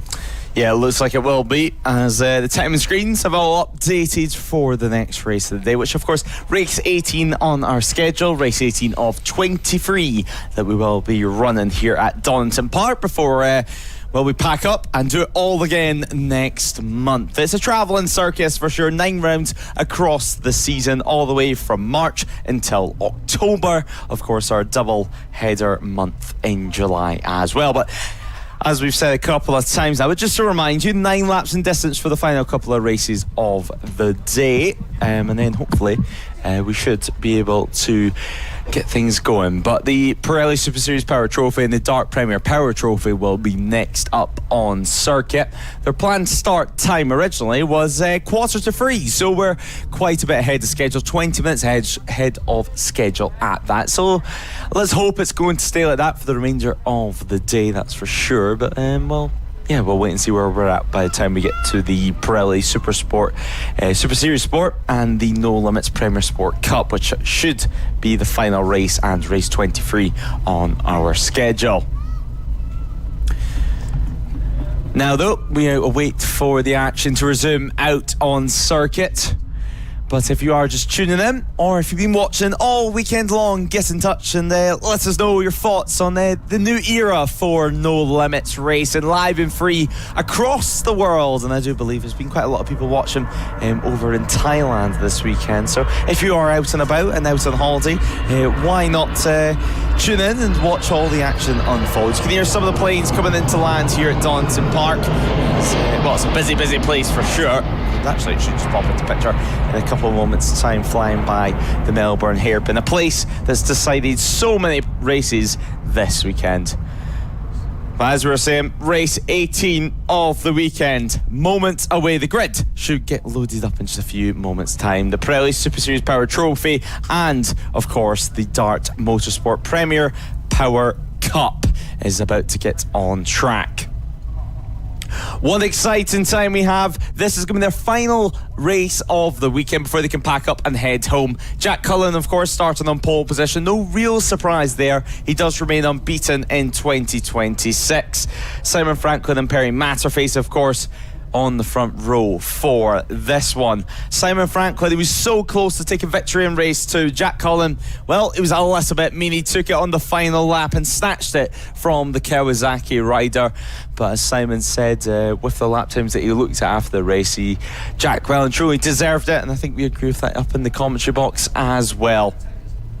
But it's for sure Jack Cullen, he's put on a show at Snetterton. He's done the same here at Donington Park. A 134.780 that he set in that he set to grab pole position for race 3. And well, Ross, we were just talking about how close Simon Franklin was to winning earlier on.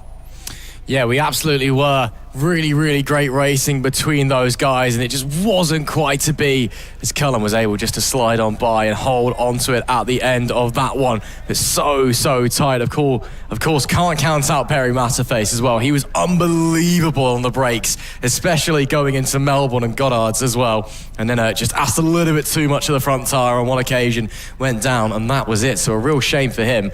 But that's how it goes, unfortunately. Sometimes the racing gods giveth, and sometimes the racing gods taketh away. So we're just waiting to get confirmation that we can get going back once again, and then we will continue to push onwards with the rest of our day.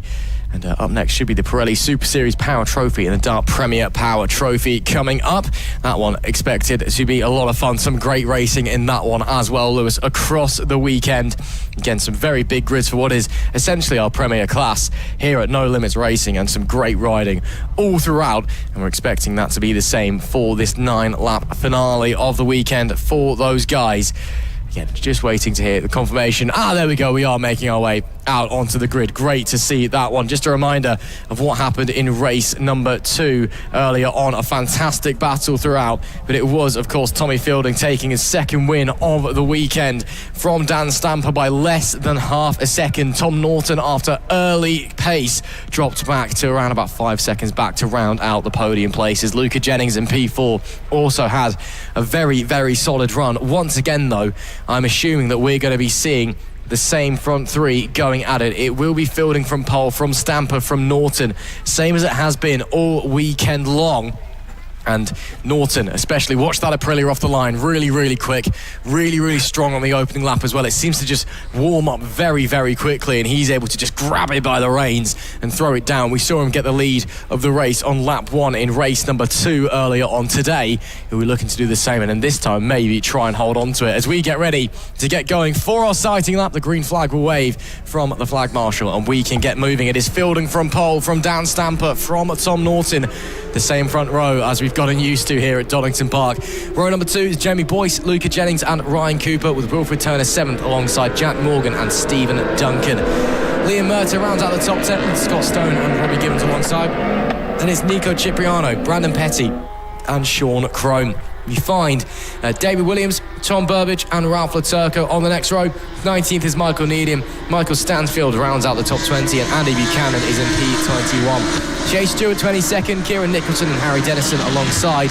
Then on row number 9 it's Gavin Parry, James Crow and Phil Abel. 28th, Jack Hughes. 29th, Callum O'Shea. Rounding out the top 30, Steve Frizzle. Then we find Craig Shispek, Brad Mercer, Alan Lane, Gavin Watts, Joe Yardley, Paul Bowerbank, Chris Taylor, Robert Contreras, Guy Wood and Callum Bay, our 40th rider on the grid. Again, not expecting a full 40. We've had people dropping out slowly across the weekend, not able to make whatever race for a number of reasons.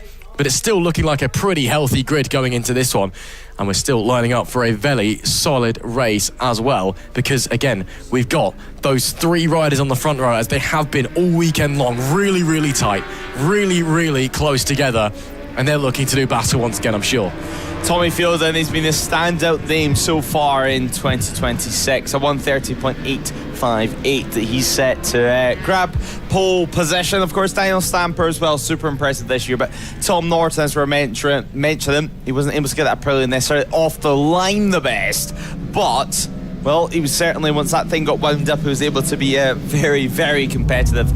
Luca Jennings as well, let's keep in mind he's going to be starting from row 2. Harry Denson having a little look behind there, and that selects Andy Buchanan as well, that's in that little gap. Andy Buchanan, he'll be starting P21, actually 1 row behind Ralph Laturco, which is enjoying yet again another family fun weekend here at No Limits Racing with his son as well.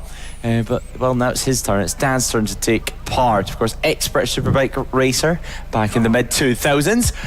But nonetheless, we are ready to get racing. Race 18 on our schedule, 9 laps. It's going to be a quick one, this one. Tommy Fielding starting from pole position.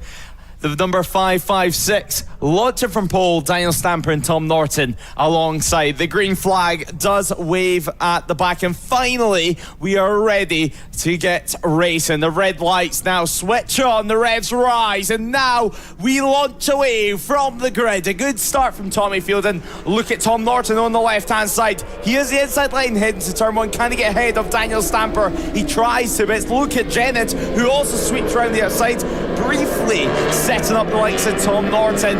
Now dropping back down to P4 on lap 1 of the action so far. We head down Craner curves, and it is going to be Tommy Fielding who leads away from Daniel Stamper. Luca Jennings remaining in P3 for the time being. Number 95 as well, Ryan Cooper sitting just behind these guys as well, inside the top 5 positions 4 at the moment. Chris Taylor getting worked up further down the order too. Obviously some issues for him yesterday in the endurance race. Luckily, everything looks okay so far here today.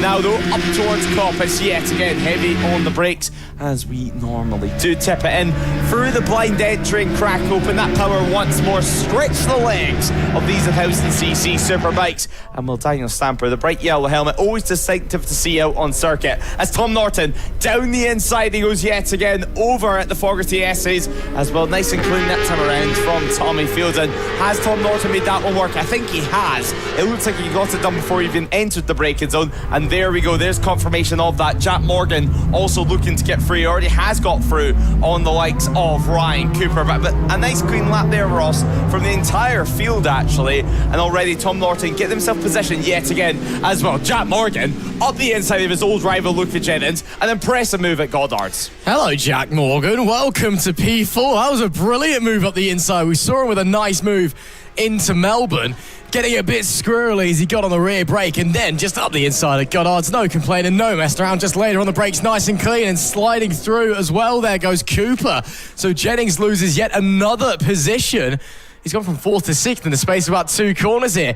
Not the best run of things, unfortunately, for him, but it's very close, very tight out there. Only on lap 2 as well. Plenty of time for things to change. Fielding has a second advantage up the front of the pack already, ahead of Stamper, who himself has 7/10 ahead of Tom Norton. There is your race leader looking to make it a hat-trick of victories. Ryder pulling into the pit lane, or out into the paddock even, should I say. Is that potentially Alan Lane? I believe it is, who's coming off. Again, the number 50 rider, part of the Pack Racing, the Biker Lawyers endurance squad we saw yesterday. They were in the wars a bit. Alan, of course, was part of that team that was in and out of the pit lane, and a bit of a messy one for them. And unfortunately, his day comes to an end early as we go back to the action out on track, making our way through the Fogarty S's, and it is Jennings and Cooper neck and neck. Cooper ahead of Jennings, of course, on the 95 after getting through at Red Gate on the previous tour. Not far behind them is Duncan for the 78. Jack Morgan, of course, leads the way in the Premier Power Trophy. Is up the inside there. It was an attempted move by Jennings to get through Cooper, couldn't quite make it happen. Duncan in 7th is 2nd in the Premier Power Trophy, and then in P8 Betty is in P3 for the Premier Power Trophy, of course, in association with Dart Motorsport. In the Pirelli Super Series, of course, it's the front 3 overall that are front 3 in the race of Fielding, Stamper and Norton. Norton closing in on Stamper down to 0.4 of a second. Fielding 1.5 to the good at the front of the pack. You can see the gap visually there as they come through the Craner curves and making their way through. There is Jack Morgan in P4 once again. He had a couple of class wins earlier on, leading the way as it stands in class once again. And the 129 running P4, he's had a great weekend, of course, winning the inter-service race earlier on as well, taking the championship lead in the Armed Forces Inter-Service Championship, and now looking to maybe try and reel in, see if he can get an overall podium. He is under a little bit of pressure from behind in Cooper and Jennings though. Norton now is on the back of Stamper. Not close enough to have a move down into the S's by any means, but good run through here. Could set him up nicely for Melbourne. Let's follow this group and this battle for 2nd place. I think Stamper sitting pretty comfortably at the moment. That Aprilia nowhere near close enough to try anything, so it'll be the status quo on the run out, and presumably as they head onto lap number 4, but it's getting tighter. Norton definitely wants to get into the conversation for 2nd place and to move up the podium, as Stamper almost parked it on the apex there, and that cost Norton time. Yeah, it cost him a little bit of time there on the Aprilia. Obviously, one of the Aprilia's strengths is going to be that mid-corner speed. I remember a few years ago when Lewis Rolo was racing one in the Super Stock Championship over in BSB. He always struggled whenever you had riders parking on the apex, and suddenly the corner speed that you tried to use, the strengths you tried to use from the Aprilia, you just couldn't do it the same. He struggled when you're in a battle, but whenever it's by yourself at the front of the race, or whenever you're on a qualifying lap, it's much, much easier to do that sort of running. As we see, the likes of Luca Jennings continue to have a good scrap with Jack Morgan further down the order. There, of course, is Ryan Cooper, just ahead of them in the Honda Fireblade. The number 95 does just come out the old hairpin for the time, being lap 4 out of 9, of course, here at Donington Park. It is a warm day, although maybe not as sunny as yesterday. The heat is certainly there, and I'm sure the riders are feeling the effects of it. Certainly, someone like Jack Morgan, I mean, he's just been out in the Inter-Service Championship. He's already had a few races earlier on today. As I was down in the deck, that's Ryan Cooper, who's lost the front at the top at Coppice, and that is his day finished up in the gravel trap. Up in his feet straight away, luckily. The marshals, very, very experienced up at that corner. They'll be able to give him a helping hand straight away, but that is his day over, and while he's fighting close to the podium places, P4 out on circuit, and now he's going to have to watch the remainder of the race from the tyre wall. So that Fireblade, well, it's in a couple of bits, definitely needs a new fairing, definitely needs a new few rear sets, maybe even a new handlebar. Nonetheless, I'm sure they'll get it sorted for next time out. The racing, though, does continue out on circuit. Brandon Petty looking down the inside over at Goddard's. Has he made that one work? The answer is a big resounding yes, as now we head on to lap 5 of the action. Lap 5 and 9 for the Super Series Power Trophy in the Dark Motorsport Premier. Oh, red flag. Cup, as the red flag now does come out on circuit. So, maybe the marshal's struggling to get that bike into neutral, because that handlebar and that clutch is gone. So that rear wheel is going to be locked. You can see he was leaking brake fluid as well. Obviously, in the gravel trap, not a massive concern, but that's not something that if they have to get it out and get it onto the circuit that you want to be having to deal with. So that's why we've got the red flag here on lap 5 of 9. I think we should be okay to restart this race. As we see there, he goes back over at Ryan Cooper to see if he can offer some assistance, and also realises that's what's holding the bike there, is the fairing was actually kind of ripped off on the other side against some very deep gravel traps here at Donington Park. It's not too healthy when a bike goes tumbling through them. So we have a red flag. It's okay. We know that Ryan's up on his feet and A-okay. I think they just are struggling to get the bike out, and of course throwing and stopping the session, throwing that red flag just to ensure that the marshals are safe, just to ensure they can retrieve that machine safely. The question is now what do we do? I think we will have enough time left to restart the race on lap 5 of 9. But in which case, it's going to be a very, very short sprint. And then what order do we start them? We had a race earlier on in which we had, I think it was a 5-lap sprint essentially, and it was a total grid reset, even though we basically counted the first 4 laps. And a rider who had an issue and a drop to the back of the pack was able to start and then finish on the podium from P3. A bit of luck going their way. So for someone maybe like Tom Norton, who didn't get away particularly well at the first get-go, could be a bit of a lifeline for him. But main thing to see is great that Ryan Cooper is up on his feet. That was a pretty heavy landing for him as he went off into the gravel. And of course, the bike not looking particularly healthy either. I didn't realise we were running a naked championship here at No Limits Racing, but I guess that fits the bill. But Ryan Cooper up on his feet. That's the main thing. And he seems to be okay. Yeah, he's up on his feet. And there's a pile of his fairings that, I'm sure he might take back as a souvenir about today, but nonetheless, he won't be able to use them ever again, that's for sure. But the main issue there, of course, the left handlebar, it's been bent up completely and snapped off the clutch lever with it, so they cannot get that bike out of neutral. And I mean, it's hard enough to push one of these bikes through the gravel trap with how deep it is when you actually have a gearbox that works. Never mind whenever you have no clutch lever. What they really need is a nice big metal bar to use to pick it up. And well, if there's anyone who's going to have a metal bar to help pick up that bike, it is going to be Phil in the recovery van. So Phil and Michelle making their way over in the van. I'm sure they've raced over there to give a hand to the stricken Honda of Ryan Cooper. And as we can see, the timing has been updated. I don't think they're expecting this recovery to take too long. I'd probably agree with that. So we're going to have a 4-lap restart to things, meaning they are still going to get their full distance of action. Obviously, though, the grid looking a little bit bare at some parts, and that's due to some early retirements. And obviously, this incident right here, Daniel Stamper was just making his way to the grid. As now we can see he'll probably just chuck them in the van. I don't think he'll be taking much care, and just chuck them on just chuck them on the ground, and that's them finished anyway. So hopefully they can pick up that bike. I mean, it's enough manpower, and enough manpower there to pick it up from the rear wheel.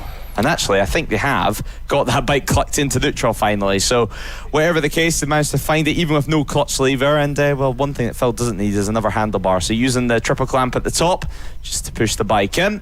And into the van it goes. And a good job yet again for them. And they'll probably just chuck the fairings in as well. Not that they'll ever need them again, but great team, great officials, as always at No Limits. And well, Ross, we're going to have a 4-lap restart. This is going to get interesting.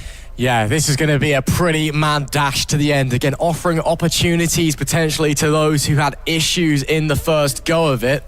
And it will be one warm-up, one sighting lap. And then, as you can see on the top of your picture, 4 laps to decide the final race of the weekend in the Pirelli Super Series Power Trophy and the Dart Premier Power Cup, our Premier classes here at No Limits Racing. Again, the grid looking a little bit bare in some spots, but we'll have to wait and see. It looks like there may be a rider having an issue as well. But we hope you're enjoying the action here trackside, because this is potentially about to get hectic. You hope that you're enjoying us. If you're on our live broadcast as well, of course, 2026, the first time No Limits Racing is live broadcast for you free, either on No Limits Racing TV or on Motorsport Radio. If you are joining us on Motorsport Radio, make sure you join us all throughout the month of May as well. Motorsport Radio, the only place outside of the United States with access to Radio IndyCar. Make sure you join us for the Soncio Grand Prix and the 110th running of the Indianapolis 500. Looks like the sweeping has been done by the marshals, and it looks like we're ready to get our sighting lap underway. We'll try and read through the grid.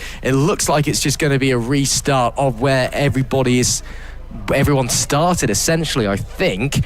As I'm just trying and roughly make out where everybody is. It looks about right. So, yeah, we'll see how we go, I suppose. I can see the 144. Yeah, so I think we are just restarting from the starting order. Ralph Laturco from P18, that is, on the far inside. A very clear run down into turn number 1 for him, as there's just nobody in front of him as it stands.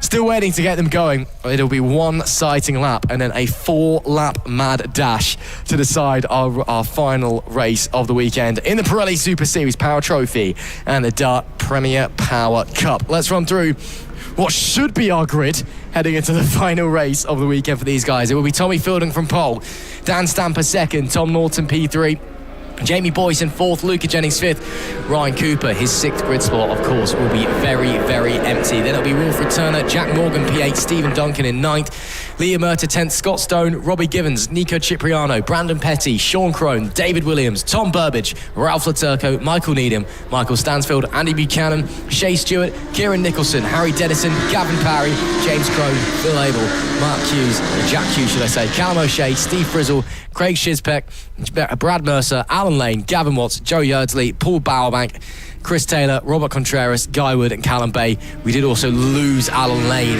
at the start of the previous race with some sort of mechanical issue. I don't know if he's rejoined at this restart. I can't see him out on the circuit, so I think he may be down and out for the weekend as well. But this Lewis Ray is going to be exciting. A 4-lap mad dash to finish off our weekend. It's going to be hectic. People know what's at stake. They know championship points are on the line, and they've not got a lot of time to do it in, so this could be interesting.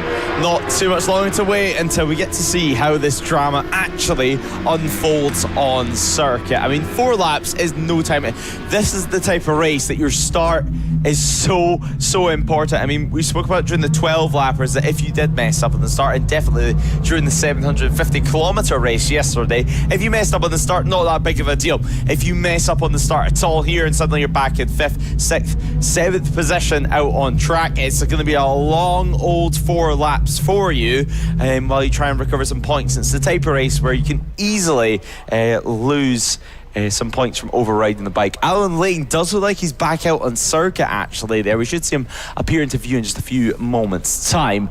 So if he could take the restart, that would be pretty good for him, but we'll wait and see with that one, of course. So loading up to the grid now is our front row, and it is Alan Lane who's going to be one of the last riders, so that's going to help him out. Obviously, it looks like we are taking somewhat original grid positions. Whatever the case, he's allowed to take the restart. And a lot of empty space there towards the back as well, isn't there? Yeah, a few gaps in the grid anyway, to say the very least. Actually, Alan Lane having a little chat with Paula at the back of the grid there, so hopefully he is going to be able to take the start of this one.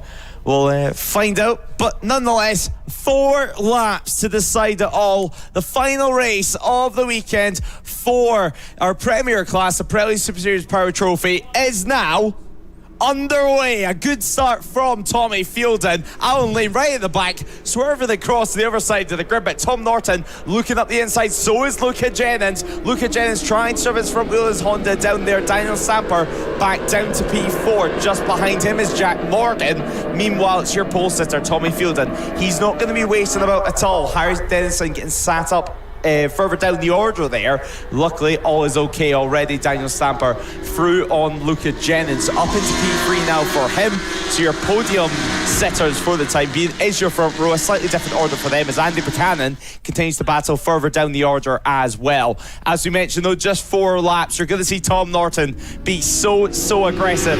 A far better launch than what he had on the first start. It's this type of situation that he's going to be eternally grateful for, I think, on board the Aprilia. But will we see any moves headed into this final sector now? Winding up the power yet again. And well, Tom Norton is going to be looking for any opportunity. If not, it's going to be Daniel Stamper making the moves. Jack Morgan is, however, it's number 50 or Chris Taylor down in the gravel trap. He goes. Luckily, a thumbs up to the marshal straight away as there is Tom Norton going into the Melbourne hairpin. As things stand, though, it's Tommy Fielden from Tom Norton and Daniel Stamper in third. This is a prime opportunity for the 70 of Tom Norton. A really disappointing getaway at the first running of it, as we got 2 of the Army guys almost coming together and they're all falling over each other essentially down on Melbourne. But Tom Norton, we've seen across the weekend that Aprilia is much stronger at the start of a race than it is towards the end, especially in the 12-lap race number 2 we had. The bike just went away from him with about 4 laps left to go and he just dropped further and further back. Still finished on the podium, of course, but in the fight for the race win, which is very much now in on lap 2 out of 4 in this mad dash. It's all to play for. 3/4 of a second, though, was the advantage of Tommy Fielding on the 5.56 at the end of the opening tour. That Fireblade has been so strong all weekend long, and he wants to make it a hat-trick of victories here at Donington Park. Stamper also still with them. Luca Jennings also not far away, and it's Duncan leading the way in the Dart Premier Power Trophy. Boise down in 7th is second. Petty in P10 is third. I will say, it looks like there's been a couple of people who've definitely had worse runs of it in this one. Jack Morgan down in 14th after that restart. He was running in 4th place at the time of the red flag. The Army rider will be devastated and frustrated with that one. Some really solid points running away from him now. Of course, he's still in a fairly okay position class-wise, down in P6 at the line last time, but he'll be very annoyed with that one, I can imagine. But as we're coming round to Melbourne's once again, Fielding holding on for the time being. Stamper can't find a way through on Norton either, who almost loses it as he gets greedy on the throttle out of Melbourne. Great save there as he almost goes over the handlebars. That just goes to show how hard these guys are pushing. Yeah, you've got to push hard with a race this short. On to lap 3 of 4 already. Penultimate lap time here at Donington Park. And well, Tom Norton, that was a warning sign from him. How hard is he going to push now? You have to say the win is out of reach. 2 seconds of an advantage Tommy Fielden has on the field. Now it's a case of defending from the likes of Daniel Stamper as well. We see here yet another battle. It continues to be the BMW at the head of this, and somehow keeping Liam Murtagh behind, of course, one of the few Kawasaki riders that we do have. I was wondering where Jack Morgan was, and that's because he has retired over at turn 1, straight back into the paddock he goes. A massive shame for Jack Morgan, and what was a phenomenal day so far. His pace was next to none, both in the UK Armed Forces Inter-Service Championship and here in the Dart Motorsport Premier Power Trophy. Into the braking zone our leaders go, as does Daniel Stamper. Down the inside goes to number 80. Job done for Daniel Stamper, pushing Tom Norton back 1 position. Tom Norton down to 3rd this time around, and we're about to make ways onto the last lap of running. Exciting stuff is left on the cards. Keep in mind, this is their final race of the weekend, originally scheduled to be 9 laps. It still is going to be 9 racing laps, just split into 2 halves. Coming over the start-finish line now is going to be Tommy Fielden. Last lap time for the 5.56. Just behind this podium fight, let's keep in mind, Luca Jennings sits there in P4, the number 63, continuing to remain pretty consistent, I think it's fair to say. And it's going to be Stephen Duncan, remaining in P5 overall, P1 in class, on the number 78. Brandon Petty second in Class 2. He remains P7 though overall, as Jack Morgan, funnily enough, tumbles down the order, and that's after his retirement over at Redgate last time around.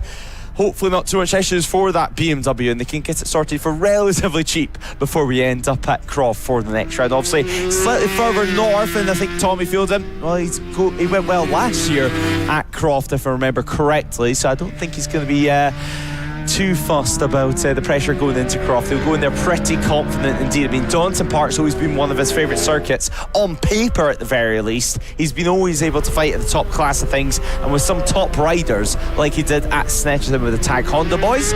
Nonetheless though, final lap, 2 corners remaining, separates Tommy Fielden and victory here at Donington Park. Round 2 of the season, race 3 for the class, and race 18 of the entire weekend for No Limits Racing is about to go the way of Tommy Fielden. He won effectively at Snetterton. He led the championship leaving the weekend, and now at Donington Park he will get yet another P1 trophy. It's Tommy Fielden who wins. A wheelie across the line as Daniel Stamper does claim second position, and Tom Norton drops back down to third, 8/10 behind, losing around 1 second or so on that final lap.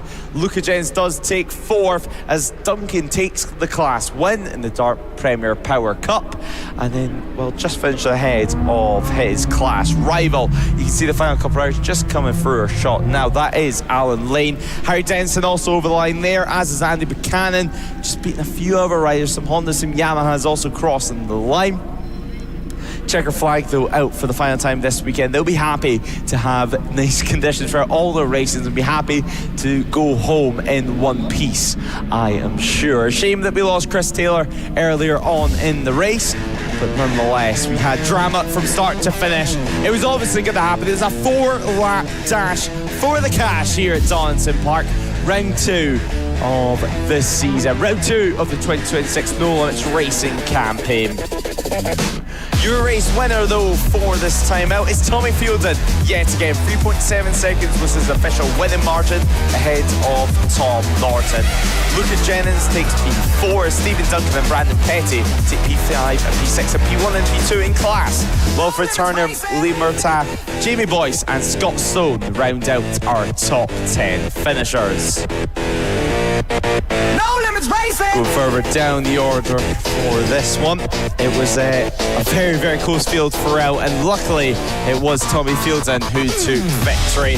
And now we should be able to hear from our race winner yet again, where he should be speaking to Ross McIntyre and getting the latest information on how he was able to claim yet another win. Yet another victory then for you, Tommy Fielden. A little bit of a crazy one there with that 4-lap dash to the end, but you managed to hold on, and that's 3 from 3 so far. Yeah, to be honest, I can't believe it. Throughout my motorcycling so far, I've kind of lived in other people's shadows and, you know, maybe haven't had as many wins as I should have, so to get effectively 6 on the bounce now, I'm absolutely over the moon. I mean, it was difficult, that race. I thought, oh no, like, the advantage of new tyres, although I think pretty sure we'd all be on new tyres, but yeah, I thought that advantage would be gone. And then first 2 laps with the tyres being a bit cooler, there was a lot more movement in the bike, and I was panicking thinking they're right behind me, but I think everyone else was struggling with the same things, so absolutely chuffed. Dream weekend for me. No, you've been fantastic. Are you thinking about Croft already then, or are you just going to sit back and enjoy it for the time being? Yeah, well, Croft's my local circuit as well, if you can't tell by my accent. So I can't wait to get there. We don't get a lot of running, but usually I do fairly well there, so I'm looking forward to going there and see if we can keep up the momentum. Well, if it's your home circuit, I'm sure you want to be. Congratulations, another fantastic weekend. Thank you very much. I'd just like to have a big thank you to Exercise, Alan and Caroline there. You know, my number one sponsor. Without them I wouldn't be here, so I really appreciate it, and thank you for everything that you do for me. Awesome stuff. Thanks so much, Tommy. Let's go speak to Dan Stamper, who finished in second place at the end of that one. Dan, if we could just grab a few words out of you. Again, a bit of a crazy ending to that one with that 4-lap sprint, but managed to get through into second at the end of that. Talk us through it. Yeah, I didn't even realise it had been cut down to 4 laps. No, really good. Shame we couldn't take it to Tommy. We made a change in this one, and it weren't really the right way, sorry. But we'll come back for Brandt. Well, you've ridden really, really well all weekend. You can be happy with a fair couple of podiums. Again, what's the plan going from now? To do some more work and get ready for Croft, or just recover for a bit from the heat? Well, I'm not doing Croft because I get married in 6 weeks. So I definitely won't be doing that one, but I'm hoping to be back for Brands GP. So nice bit of a break and come back stronger. Well, stuff. Well, great to hear it. Thanks so much, Dan. Well done again this weekend. There you go, mate. Just well done. Thank you. No worries. Great to speak then to our race winner and second place. Let's head back up to the commentary box. We've got more action to get going here at Donington Park. Cheers, Ross. And you heard it there first. Daniel Stamper picking marriage over bike racing. Who would have thought? Nonetheless, though, the Metsler Freshman Sport Challenge and the No Limits Pre-Injection 600s are now on circuit for the next race of the day. Of course, race 19 on our schedule. This is going to be yet another 9-lap race. And well, we can't wait to get going, and that's going to be because Fraser Lizichenko should be started on pole position. Now, we've seen drama earlier on today with Lizichenko having some issues in the high side out of the final corner out of Goddard's. Laurie Myers was able to take victory from that one, capitalising on Fraser's mistake with Paul Beard now starting on the front row of the grid alongside Myers and Lizichenko. Grant Taylor last time out though did take the pre-injection 600 victory, so it was impressive stuff from him at the very least. He starts from row 2 this time around. He goes from P5 for race 19 on our schedule. But can Carl Vickers bounce back? Obviously, he was lucky to be on the grid here today after a big high side yesterday in a very, very similar place, actually, to Fraser Lizichenko. And, it's been a dramatic weekend from start to finish, I think it's fair to say, for both the freshmen and the pre-injection 600s. We've had red flags, we've had engines blowing up, and not to forget, we've had a couple of high sides for some key contenders in the championship this year. And actually, that looks to be a smoking bike of Grant Taylor, so we could have a delay to the start here, because that's quite a lot of smoke. I thought I seen some smoke over by Schwantz's curve, but I wasn't quite sure because we didn't see any more over by Coppice. And, that smoke has continued on. And, the pre-injection 600 machine not looking too healthy. And I can see the officials on the radio out of the commentary box window. And I think they are checking up on this. Obviously, he should have been started P5 and now he's stopped. The real question is, what's the smoke from? Is it a case of something touching something, or is it a case that oil's down on the circuit, or some kind of fluid, even some water on the circuit, which would be a much better scenario as water dries, oil doesn't dry, but some smoke coming out the 268 machine for half the lap at the very least, because obviously that's all the way over in the GP layout of the circuit, so he's going to push that over quite some distance into the pit entry there, as the marshals go to examine the circuit and to see if it's fit to race this time around. So we might be held on the grid for a little bit longer than usual here in the Freshman Sport Challenge. Ross, some drama early on there, and hopefully we can actually get racing. It doesn't look like we're going to have too much of a delay here. Obviously, if it's not anything concerning, if it's not water, if it's not oil, we should be able to actually get racing. Absolutely, and we're hoping that's the case. We just need to wait for the marshals to communicate up to race control. Race control to send that up and back down, so a quick little track inspection, but not seeing anybody with heads and hands or running to get brooms or anything, so looks okay for the most part. So hopefully we'll be able to get going for this one. Another 9-lap race. Fraser Lizichenko from pole position once again, looking for a little bit of redemption after that incident in race 2 earlier on. We know how quick he's been this weekend. Can he manage to hold on to this one and get another victory for himself? As it looks like the marshals have reported the track is clear. The green flag is shown at the back. The flag marshal gets out of the way for the final time this weekend in the Metsler Freshman Sport Challenge. We are going, whoa, look at the start from Laurie Myers. Almost went over the back of the bike, so high did the front wheel go. Lizichenko will lead us down into turn number 1, ahead of third starting Paul Beard on the 178. With the story of that start, Laurie Myers all over the show as they jumped the clutch, and again, lucky that they stayed on the bike and didn't end up on their backside away at the lights, making their way down through the crater curves for the first time. Lizichenko and Beard already starting to pull away. It looks like it's J. Orchid James on the 7 in P3 as it currently stands. Another rider who's been having a very strong weekend so far, now on the run up into McLean's, one of the trickiest corners on the circuit as it rises uphill. You can't really tell from this angle, but it's like going up a cliff the way it rises, almost blind through the right hand side as well. Then of course into Coppice, and yes, it is Orchid James in P3, so the top 2 becomes a top 3 should I say, as the 7 closes in on Paul Beard and Lizichenko, and those 3 already starting to break away from the rest of the packers. They're spreading out 3, nearly 4 wide. In the background you can see the 13 of Mize to the inside, trying to get up into 4th place, definitely gets up into 5th as they try to recover from that wild start. But at the end of lap 1 it should be Fraser Lizichenko that's going to lead the way. Still a couple of corners to go though, but under no real pressure immediately from behind. Not too much pressure just yet. Obviously, as we were saying, Fraser Lizichenko, he did have a big high side there earlier on. He might be feeling a little bit stiff on that bike, certainly. It might be taking Goddard's a tiny bit easier compared to earlier on, but a big move being made there through Goddard's, and that was Laurie Myers getting it done on the number 13. I mean, it wasn't the start he was hoping for at all. He finally, though, got his first win off his back last time out, and now he's hoping to do the same again. Obviously, with Fraser in the run this time around, it looks like it's going to be very, very difficult, but definitely a P2 still on the cards. He was delighted with the result that he claimed earlier on in the day, but now it's all about what he can do this time out. Obviously, Orchid James just ahead of him on board the Kawasaki ZX6R on the number 7 machine.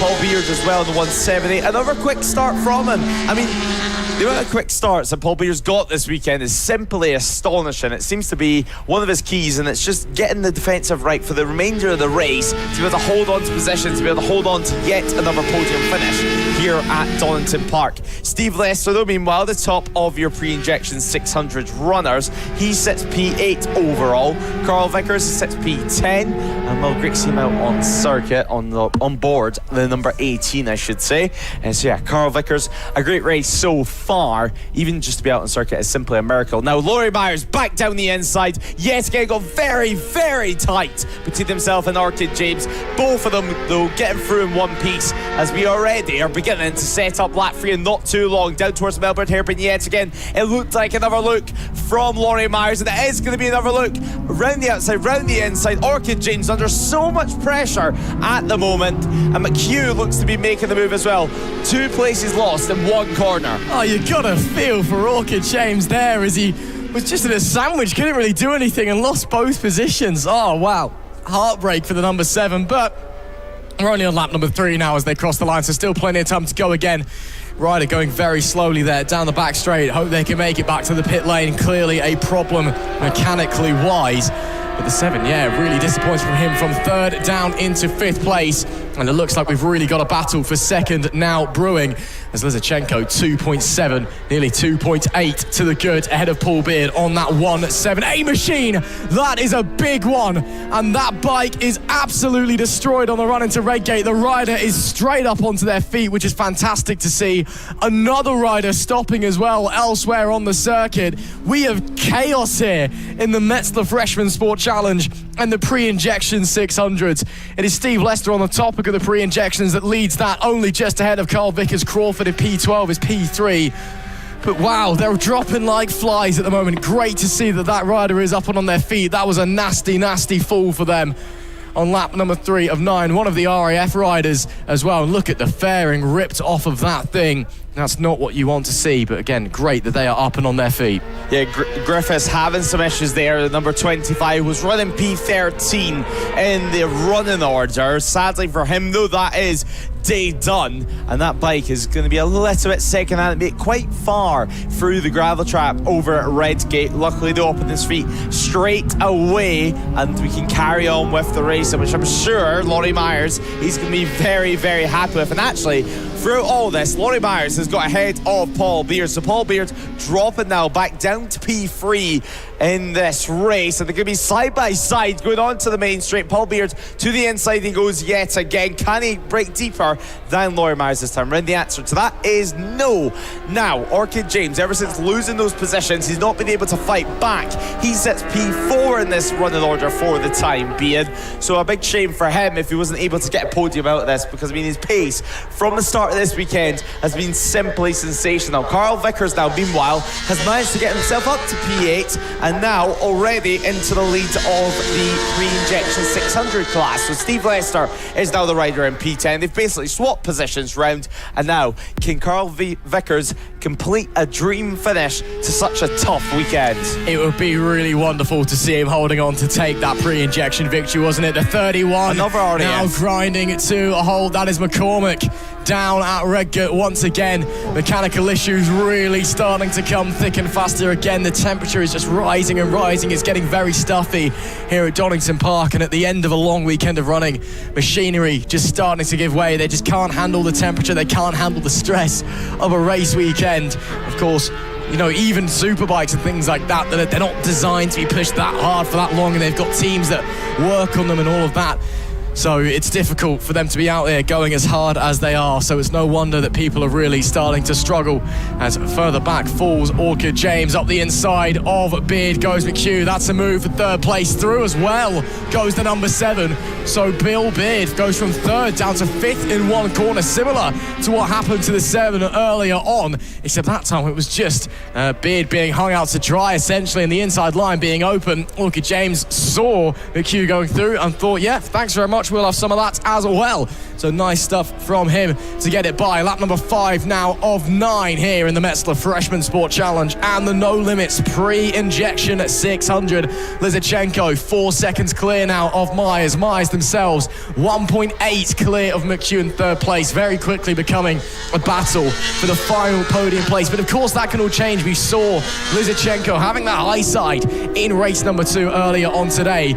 All it takes is a little mistake. All it takes is a mechanical failure for something to go wrong, and suddenly you're fighting for far more points, a far more important position as well. Here's the battle a little bit further back in the pack as well, making their way through the corner curves. No one really challenging anybody here at the moment. The pressure very much still being applied. Back to this fight for the final podium place. Look at Jay Orchid James, really on the money on the X-Data Coppice, definitely trying to set up a run into the Fogarty S's. I don't know if he'll be close enough. We'll wait to see as they emerge. Is he going to duck out last minute? No, decides to stay there. He'll try and get a good run and go for it down into Melbourne. That seems to be the preferred overtaking opportunity in this race. But he's actually lost a whole chunk of time, and I think he's going to be too far back. He'll have to settle for 4th place for the time being. Settling for the time being, but there's still 4 laps remaining in this one, so plenty of time for him to get the attack well and truly underway. Now, the more these guys scrap out on circuit, the more it's helping the likes of Laurie Myers. He's currently stretched his gap to 1.8 seconds out on circuit. He exits the final corner now as we wait for the order to fully reshuffle round, and now Laurie Myers, that's now a 2.5 second margin. I mean, it was a bad exit out the final corner, I think it's fair to say, as they get through some of the back markers too. And Steve Lester's reclaimed the pre-injection 600 lead. Let's not forget them out on circuit. So Steve Lester, Carl Vickers have traded a couple of blows, and it's actually been Carl Vickers dropping from P8 all the way down to P11 out on circuit. Now up to P10, obviously, with some transponder issues, it seems like, actually. So the 178 having some transponder issues out on circuit. Hopefully they can get that all sorted before the end of the race. Doesn't look like he'll be able to, but of course that being Paul Beard out on track. We're watching them though have a good battle, so he still is out there. He still is out there having a good fun out on track. But it seems like after sector 1 we're going to have no timings from Paul Beard. Yeah, real shame there for him. So I guess we'll just have to figure out where he's finished out on the track. But again, just one of those things. He's still out there pushing for it, still out there going for it, though. We'll just have to keep you visually updated, at least, as to what is going on for him, as we see people making their way through the Fogarty S's. Lap 6 of 9, and it is still a monumental lead for Fraser Lizichenko. 2.4 was the gap at the line last time. As we continue to follow these guys around, there is Laurie Myers putting chase, some 2.4 behind, and then there is the 7 of Jay Orchid James. who seems to have got back onto the podium there. So up into P3 goes the 7 as Lizichenko round Goddard's. He'll take us onto lap number 7 of 9. Starting to get into the dying phases of this race, and under no real pressure is he. Laurie Myers behind on the 13 though, still within eyesight. All it takes is one little mistake, as I said earlier on, and Laurie Myers could well be in the money, which would be incredible given the absolute nightmare start they had. Again, nearly getting thrown off the back of the bike as the rear wheel basically went vertical. Yeah, clearly not running a lot of anti-wheelie on that thing, were they? But they're still in this race, and they've recovered very well up into P2 as Lizichenko glides his way around the old hairpin. It's still 1.7 is the gap. Similar times between the pair of them. In fact, on the last lap, Myers was actually a bit quicker. It was a 141.5 compared to a 142.2. So I wonder if Lizichenko may be starting to drop off the pace a little bit, or maybe Myers in the chase as well. It's that bit more motivation to continue pushing. You have that reference point as well, so you can see what to brake for. So all of those things. Bit of traffic there for Lizichenko. Has to go the long way around at Coppice. A little bit awkward. Myers has to do the same. Tell you what, Myers, I think, Lewis Ray, is definitely catching. The gap seems to have closed up. But is it too little, too late? Still too far back to do anything? 100% catch, and I think if Lizichenko gets unlucky with maybe 1 or 2 back markers here, we soon could be seeing a scrap for the win in the final couple of laps. Strap in, folks. This is going to get very, very interesting. Now into the Melbourne hairpin, and, well, Lizichenko really, really wide there. I think he was expecting to catch that back marker much quicker than what he actually did in the braking zone, and now, whatever kind of 10th of a second margin he had is fully gone as Myers down the inside. He goes at Goddard. Somehow no contact made between the two of them. You do not get much closer than that at the final corner at Donington Park without making contact. Incredible stuff from both of them to remain on 2 wheels. Now though, through Redgate yet again, penultimate lap time.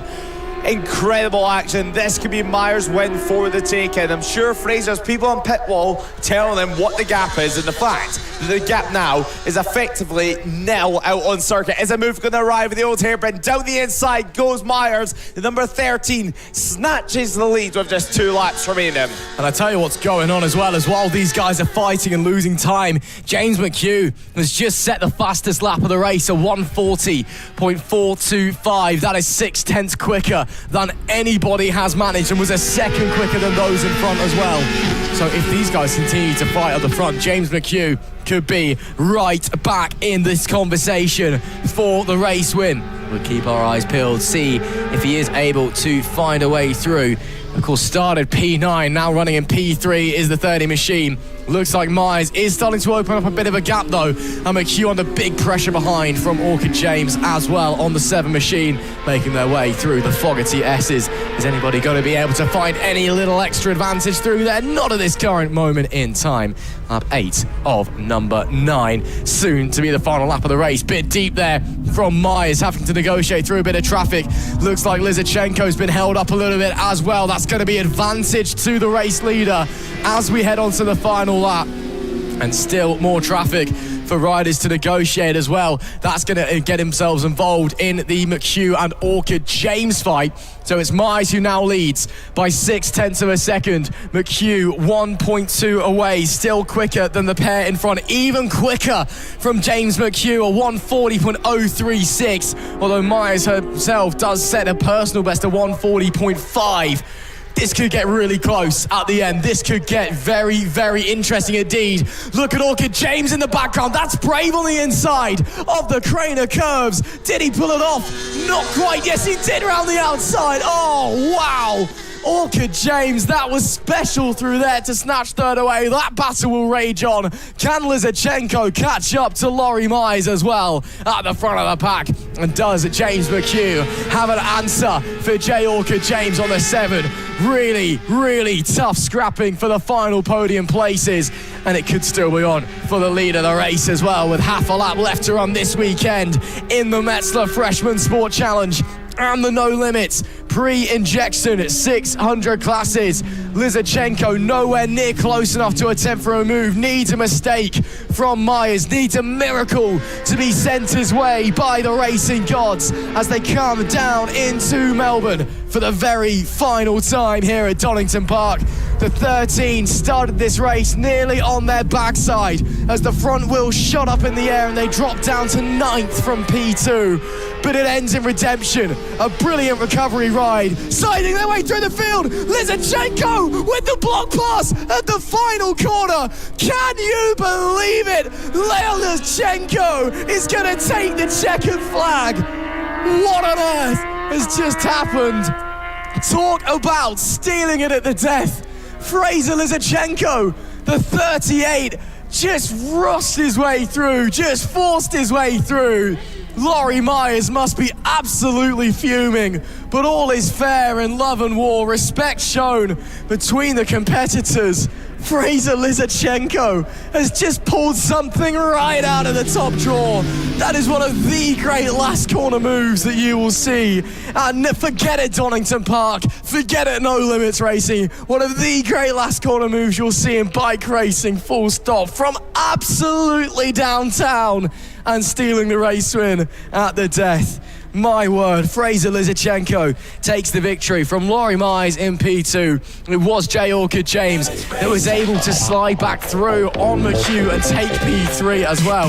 Lizarchenko fastest lap on that last lap. No wonder it probably breaks about 10 metres later into the final corner as well. What a ridiculous ending to this race. It's Fraser Lizarchenko at the death who takes the victory. Laurie Myers in P2. Jay Orchid James in third. James McHugh missing out on the podium by just over a tenth of a second. Then it's Paul Beard from Jay Caniford, Matthew Young, Ethan Hall and Daniel Isaac, P10. And amazingly, after the huge crash yesterday, taking victory in the pre-injection class, it is Carl Vickers. Congratulations, Carl. What a moment, what a story that is for him after that huge incident yesterday. Further down the order, we got Josh Pickard, Lewis Adams, Steve Lester and Josh Crawford as second and third in pre-injection respectively. Then Jamie Cox, Chris Naylon, Ben Scattergood, Matthew Smith, Callum Denny and Adam Ross as well. Only two more finishes after that in Mark Boot, Dwayne Sismore, actually one more as well in Stephen Burke, and then a whole host of riders that we lost either through incidents or mechanicals. Thomas Crawford, Brandon McCormick, Jake Griffiths, Connor Page, Liam Hansen, Grant Taylor and Matthew Round, who didn't even start the race. What a crazy ending to this one. Let's hear from our riders. Down here in Park Fermi now, and I mean, what an end to a race. They're having a quick conversation about what happened on that final lap. But I mean, Fraser. Explain that last lap, explain the final move. I don't really know, to be honest. I wanted some redemption. Obviously I crashed on that corner the race before, so I didn't expect it. He went too wide. I wasn't going to do it, and then he just left it open and I thought, all right. And well, explain us for your weekend. It's been up and down for you. You had a massive high side out at the final corner and now finally back on the top step. Yeah, it started on Friday. I crashed at Craner Friday morning, and then I blew my engine up in qualifying yesterday, and then I high-sided in the race. So one of them. Been a bit of a tough one. Yeah, a learning curve to say the very least, but one thing's for sure is the pace is there and the aggression's there as well out in circuit. Congratulations again. Appreciate it, mate, thank you. And we'll head over to Laurie Myers, who I'm sure is disappointed, but also at the same time, I'm sure that you've enjoyed that battle out in circuit, although you came out second best. Probably the most fun I've had. To be honest, I must have missed the last lap marker, so I just didn't defend into the corner. And if I'd known it was the last lap, I'd have defended, but that's just part of learning, I guess, and it's still a good result either way. So yeah, exactly. I mean, it's a positive weekend all round. You walk away from this weekend with your first race win as well. Let's not forget. Yeah, that's good. Yeah, it's awesome. Really, really good weekend. Hopefully keep progressing and looking forward to Croft now. Yeah, I was about to say, looking forward to Croft. What are you expecting there? Are you expecting the pace to transfer? I'm hoping so. We'll have to wait and see. I mean, it kind of like we had a slightly different grid, so it seems to be a little bit of a somebody new could turn up. Who's, I'm sure Fraser will definitely be up there.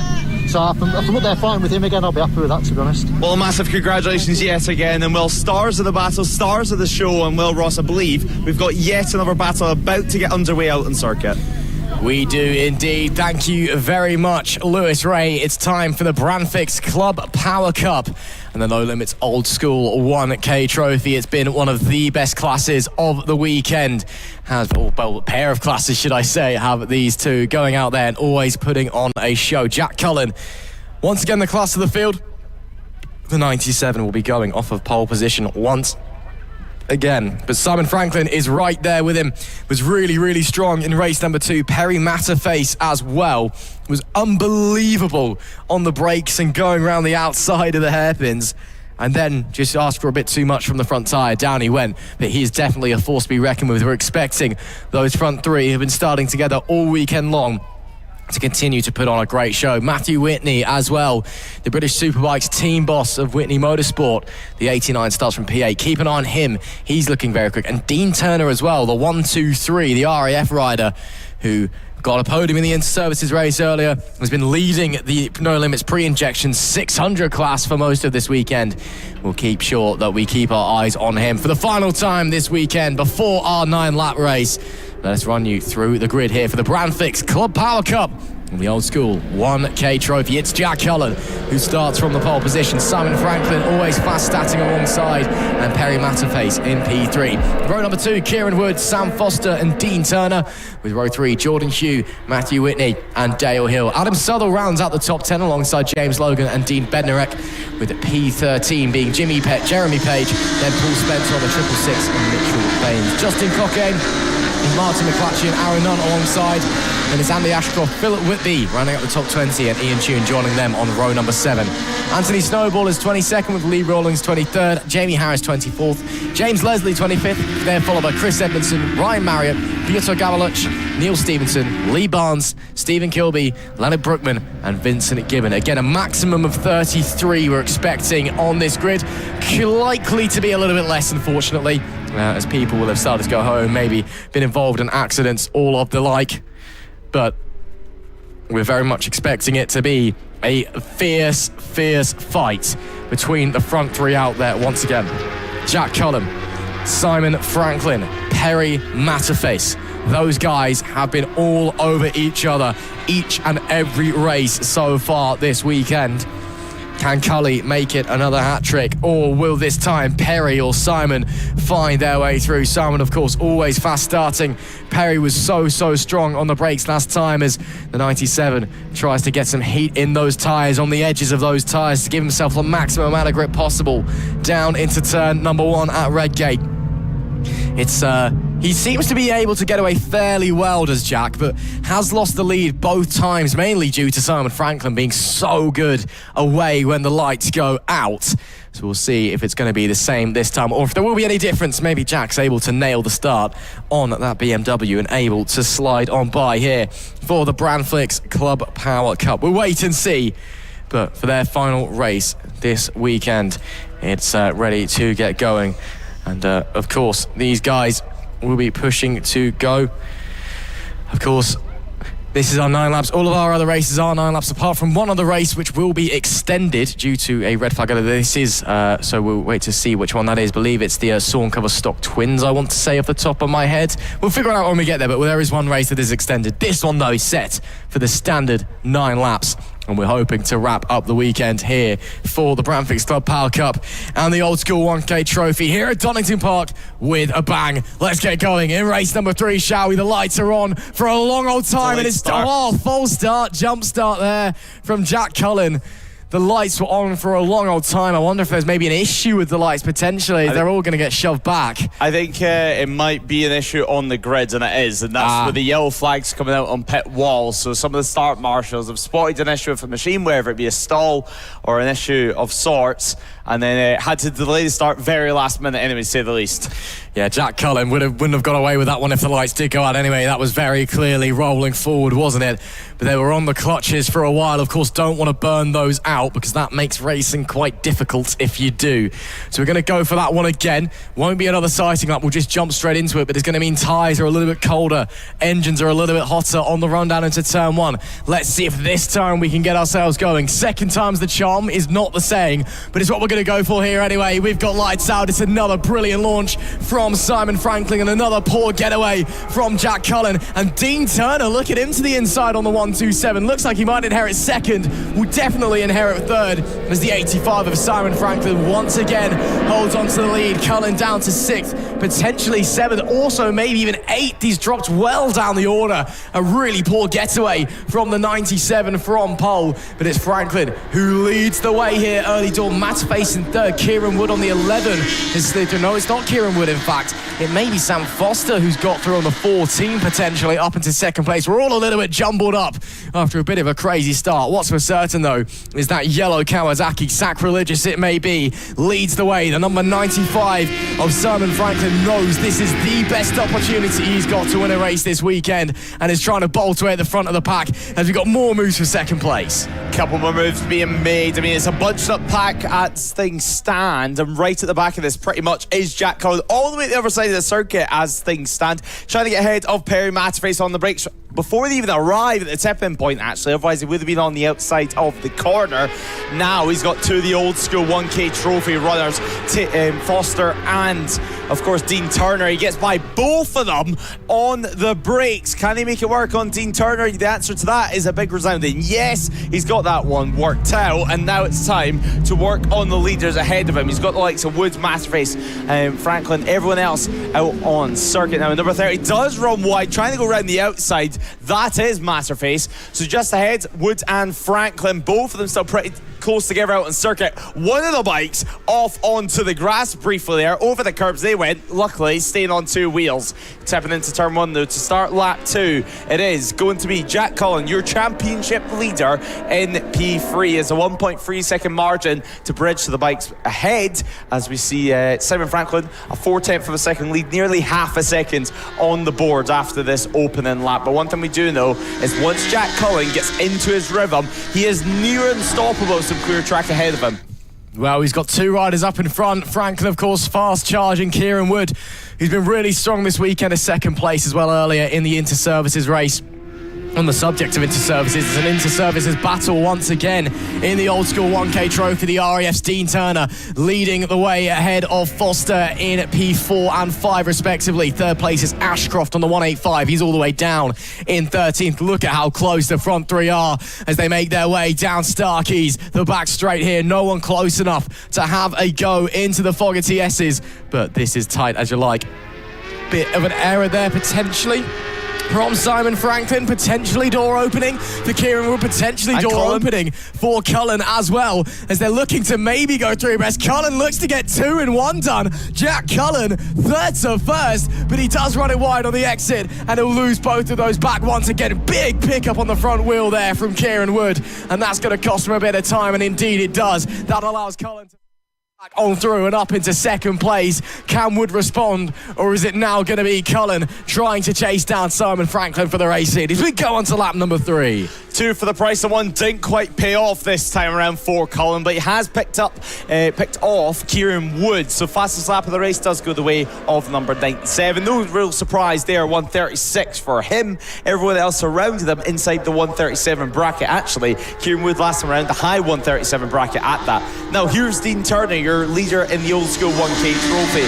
One bike separates himself and second place in class, with Foster completely in chase here. Perry Matterface in the middle of things as things stand. Now it did look like there Simon Franklin potentially in second position. We'll wait to see the yellow Kawasaki maybe back to third now for Simon Franklin. So your race leader, it's definitely been a change, and it is Jack Cullen who sits in P1 as things stand. Wood now up into second, and Simon Franklin in the space of a couple of corners has went from first place all the way back down to P3. Perry Matterface looking now to get ahead of Dean Turner in the background too as we head on to lap 3 out of 9, soon to be 4 out of 9 in the final sector of things now, soon to be heavy on the anchors yet again, and this is where we know Jack Cullen is so good on the brakes yet again. The 97 heavy on the anchors, turns in, gets it hooked up, and I mean, wow, what a display we've seen on that lap.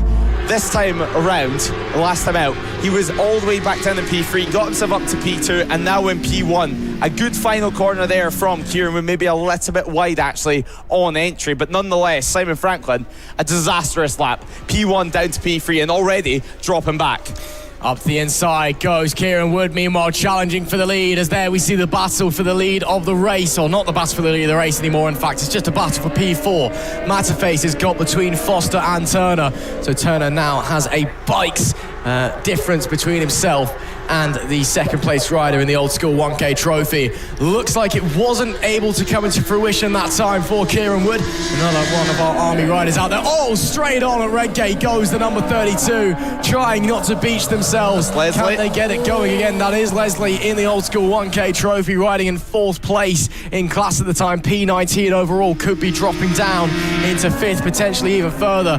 Haven't gone down though, which is crucial. They'll be able to continue straight away, but at risk of bringing a load of gravel back onto the circuit. Another rider now going straight on. That's down at the old hairpin, and that looks to be like a mechanical issue potentially. There. Yeah, because they can't. Yeah, that looks to me like a mechanical issue. They've gone straight on and looking down at the dash, seeing if they can sort something out. Look like they were trying to rocket to get it in gear almost. So hopefully everything's okay and they're able to continue. Soon to be lap number 5 as we head down to Melbourne's, and Wood close but not quite close enough. And yeah, off the bike now, McClatchy. I think that his day is prematurely done. Yeah, his day is well and truly done now. There's no point even jumping back onto it. You're not going to score any points. And well, if it is a mechanical issue, you're risking damaging other parts of your bike or throwing it down the road. Now then, let's go and tick off yet another lap. We head on to 5 out of 9. Some back markers soon to come into the swing of things as well. Race 20 of the weekend, let's keep in mind. Out of course, 23 races on our schedule. We've had a busy old weekend, a few red flags today, but nothing too major, it seems. Yellow flags, though, are still out. That could be for the McClatchy incident over at the old hairpin, you would assume so. Nonetheless, no overtaking should take place unless, obviously, green flags are out now. As we continue on the action, Simon Franklin, a late move there, trying to get ahead of some of the back markers in P3. That does look like the bike is completely out the way now. So Jack Cullen, some clear track ahead of him, and now it's time to get the hammer down.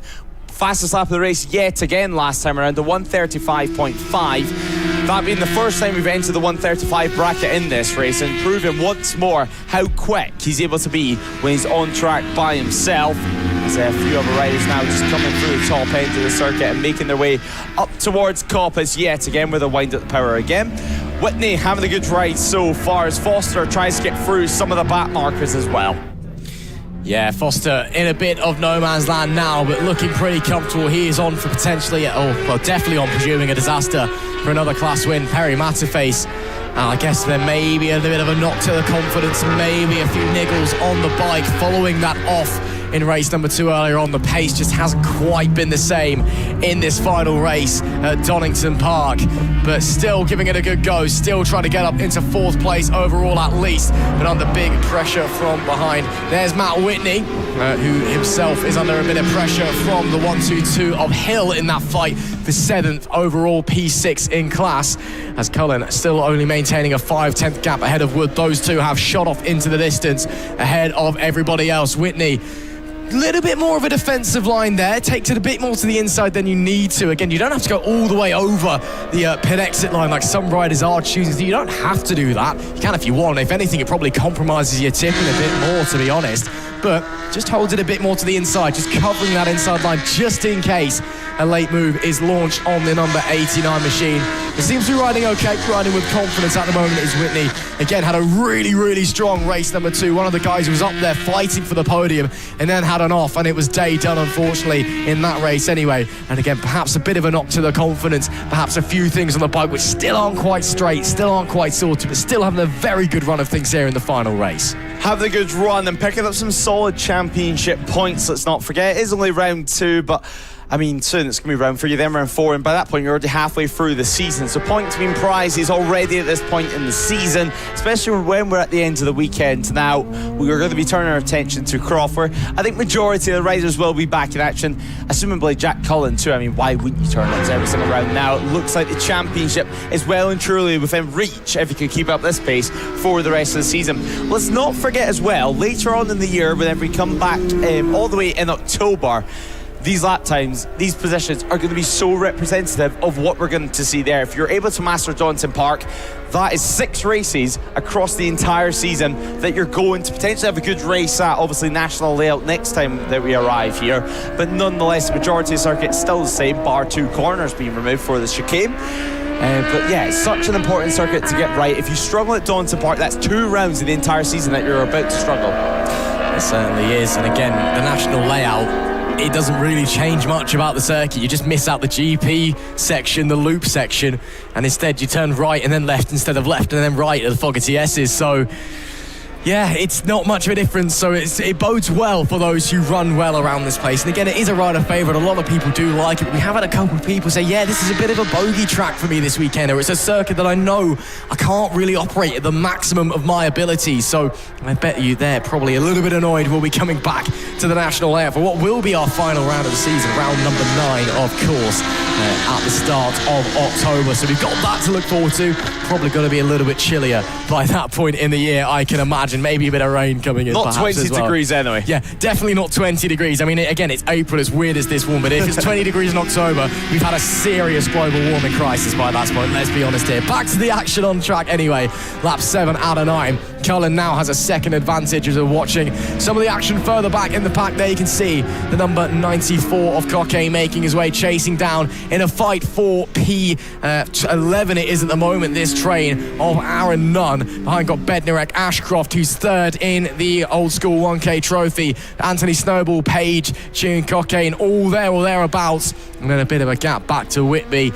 There is a very lonely Simon Franklin in third place. The 95, 5.5 seconds away from Kieran Wood up in front with the number 11, who himself is now 1.6 behind Jack Cullen on the 97. Franklin, again, a fantastic start. Led the early portion of this race. And as we start to get into the latter phases, it's just that Kawasaki seems to fall away a little bit. He himself just doesn't seem to be able to stay with the leading guys. Again, he's still on for a fantastic podium. He's still ridden amazingly. But when you see what he's able to do at the start of the race, you can't help but feel a little bit disappointed, and it's a really, really great shame. Dean Turner up to 4th place now amongst all of this, and still holding strong. Perry Matterface hasn't been able to do much and get around him. And again, Matterface in a bit of no man's land, 1.2 away from Dean, and then about a 2.5 second gap back to Hugh behind him. But Cullen now coming down into Melbourne for the penultimate time this race. It's 1.6 at the line last time. About to start the final lap and make it another clean sweep, another 3 out of 3 weekend. And well, once again, just hasn't put a foot wrong. Last lap time in just a few moments. Jack Cullen is going to be free from free. I mean, we said it at Snetterson. We didn't know if it would be able to happen yet again at Donington Park. Well, now we have our answer.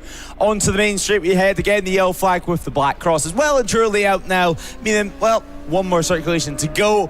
And well, we've seen a few riders actually today admit to missing that flag. Now look at this battle going on here. A couple of riders having a good old scrap heading towards Melbourne Hairpin for them, and I would expect some moves certainly to be made involving this one. So heavy on the braking zone we go yet again. The 91 up the inside, or at least trying to shove that Honda up the inside. That of course being Bednarek. So this is the big battle we were speaking about a few laps ago. We see the likes of Nunn, Southwell, Andy Ashcroft, Anthony Snowball. Of course, Anthony Snowball having an issue in race 2. Good to see him bouncing back and good to see him getting involved in this scrap. Now, here's second place on the road, Kieran Wood. He's heading up towards Coppice now.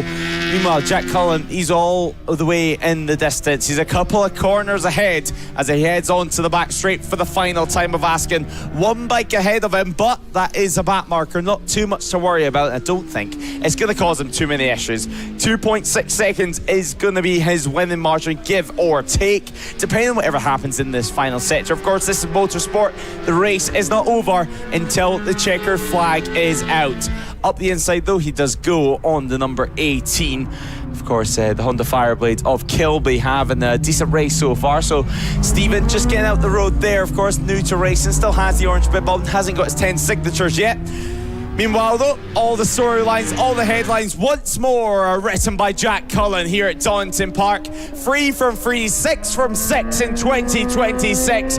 What a ride it's been this weekend. The 97 takes victory, and I'm sure he's going to be celebrating down the Park Fermi with his entire team. A 3.2 second winning margin from Kieran Wood. And Simon Franklin, what could have been yet again another podium, though, for him. So third place as Perry Matterface just misses out on the podium, but you can just see Some rage there for maybe one or two of the riders. Some confusion anyway going on as we continue on. The number 3 battling through at none. Did lead this group through going on to the last lap. But the 307 at Southwell at the head of it. It's the number 3 dives down the inside. A final corner move and Page up the inside. They go on board the BMW. Take Southwell as they come over the line to round out the top 15 runners. Andy Ashcroft does make it to the checkered flag, however.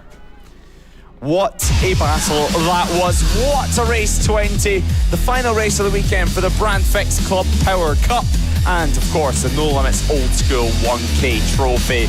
Your race winner, Jack Cullen, wins yet again 6 from 6 this season ahead of Kieran Woods and Simon Franklin.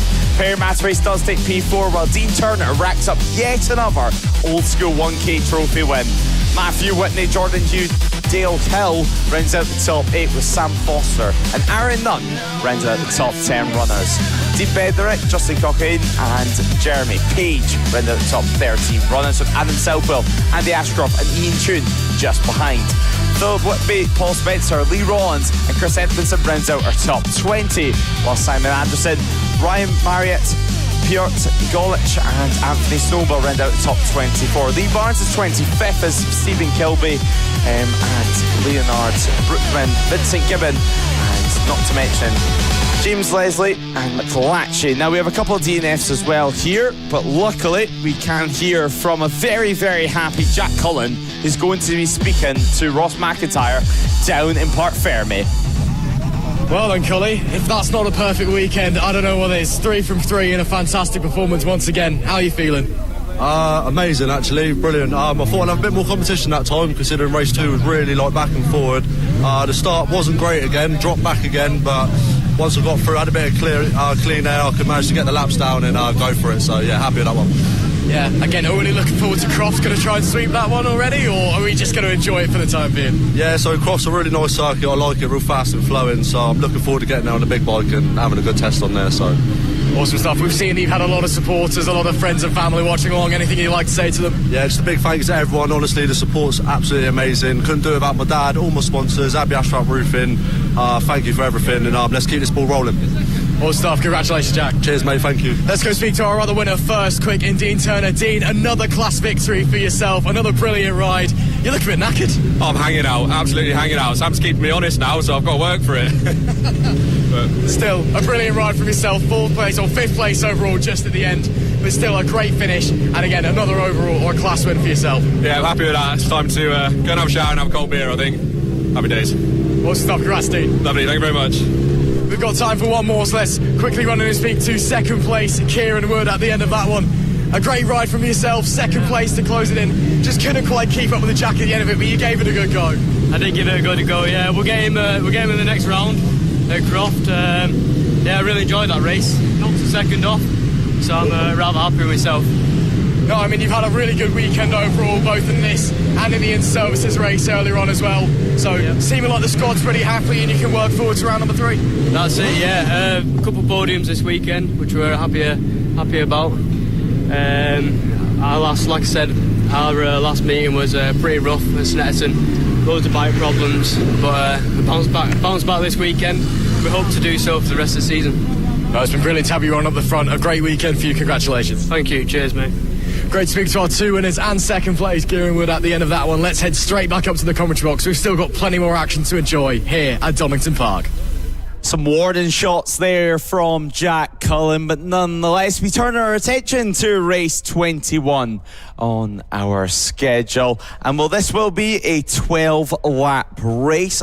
As earlier on we didn't quite get the full distance, so with the red flag coming out we've extended the race distance from 9 to 12 as the No Limits Club Sport Cup comes out alongside the Street Bike Cup and the Fortis F900 Cup, of course, in association with Pirelli and Metsler for the street bikes. So away they head out on their green flag lap for the start of a 12-lap race where Paul Holden will go from pole position yet again. James Plummer, Callum Hurst rounds out row 1 as Nicky Coates, Finlay Page and Andrew Williams rounds out row 2. Carl Beresford, Jordan Warren Good and Paul Pridmore take up row 3 as Steve Miller rounds out the top 10 and then goes alongside Luke Stanley and Jamie Bayliss. Rhys Coates, Lee Devonport and Jack Hughes rounds out our top 15 runners and starts just ahead of the likes of Paul Barker, Paul Gallanton and Stuart Roberts, with Simon Bastable and Thomas Drew rounding out the top 20. Samuel Boot is P21, while row 8 takes up Andrew Coulter, Ryan Arnold and Danny Cartwright on row 8 in P24 2. Roger Lovelace is P25, Chris Taylor 26th position, Alex Vela in P27 with Nick Heath, Christopher Young and Nicky Williams rounding out our top 30. Anthony Fleckney takes up P31 with Chris Rowlands and Mark Felton in P32 and 33. Finally, the final couple of runners, like Evan Brailsford, Liam Sutherland and Fraser Lizichenko, didn't set times in the previous race. It goes all the way back to P41 with Jack Dudley. Now, hopefully we can then get close to 41 runners out on circuit. We're not normally used to seeing so many bikes on track, but nonetheless, No Limits Racing attracting some of the biggest talents across the country to take part in the world's best club racing series that we have to offer. Big hello to everyone trackside listening in, and make sure you come back up at Croft. If not, if you're local and you want to only join us at Donington Park, of course we're back in October. And of course a big warm welcome to everyone listening online and around the world across our social media channels on NRTV and Motorsport Radio. It's great having you along for the ride as we're loading up the grid yet again with Paul Holden on pole position. And number 6 has been seriously impressive this weekend, and I'm sure you'll love to convert it into another victory. It was a 10.4 second margin at the line after just 6 laps of action, which is why we have an extended race for this one. So 12 laps instead of 9. I'm sure the field will be pretty happy about that one. Watch out as well for James Plummer on P2. Of course, on board the Honda CBR 600 alongside Callum Hurst as well on the Kawasaki 2. So Finlay Page as well on row 2. He's looking nice and confident on the R6.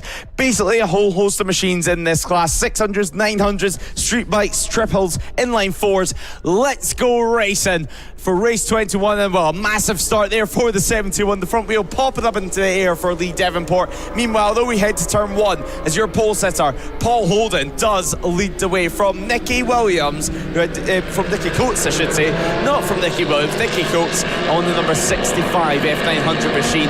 He pops up in second position after starting from row 2 out on circuit and is already putting some pressure on the likes of Paul Holden, looking up the inside over the old hairpin and able to make that one work. James Plummer in third as things stand, as Finlay Page, well, it looks like he's dropped down the order yet again. He did start, of course, in P5. His pace, pretty sensational, actually, up into P5 yet again. But just launching off the line looks to be the issue from him, as now making our way back up towards Coppice. Once more, we have Paul Holden leading the field through. What a race we're having so far. Everyone through nice and clean on this opening lap of action, let's not forget, as we make our way down the back straight and see what sort of pace we're able to run here. Now, in race 2, a 1:35.2 we were running for the likes of Paul Holden, with now James Plummer getting himself up yet another position. So Callum Hurst looks to be the real loser from the front row of this grid so far. Let's not forget though, 12 laps of action in store for this one, an extended race and running as Nicky Coates under some pressure straight away. Stephen Muller as well looking to make a move on Carl Beresford.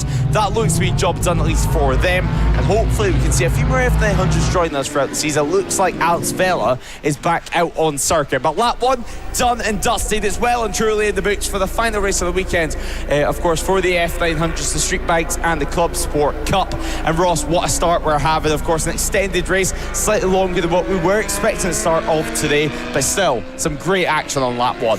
Well, it actually all works out pretty well, because obviously race number 2 earlier on, obviously red flagged and ended up having to postpone and to push it later. But that was actually shorter than this race would have been if it was the standard distance. So these guys are actually having less running, even though this seems like a monster 12-lap affair.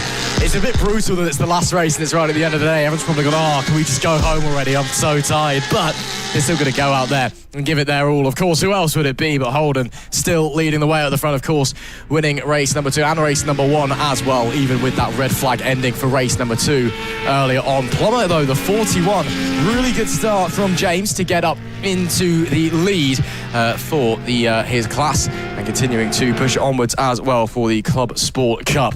But up the front, Of course, in the Street Bike Cup with Metsler on his own as it stands. Nearest to him is Jordan Warren Good, the number 58 down in P8. It is Paul Holden, and then Pridmore in P9 as well. So at least there's somewhat of a fight going on for second and third in the Street Bike Cup with Metsler. But Nicky Coates out there is all on his own at the moment on his F900R. And then, of course, we've got that train forming for the Club Sport Cup. So at least there's some different variations, different battles going along.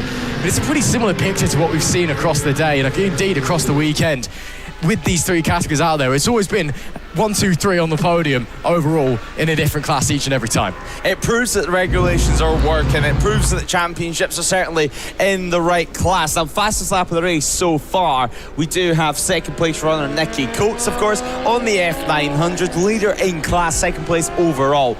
A 1:36, you would expect them to be dipping into the 1:35s at some point during this race, so just keeping an eye, especially on Paul Holden in P1. So number 6, can he do some damage? Let's wait and find out. Steve Miller has picked up yet another position. That's going to push Finlay Page back down to P6. There's a good battles going on at the moment with Jamie Bayliss battling with one of the BMWs out on the circuit. It looks to be the 63 of Williams. So Williams having a good fight for himself.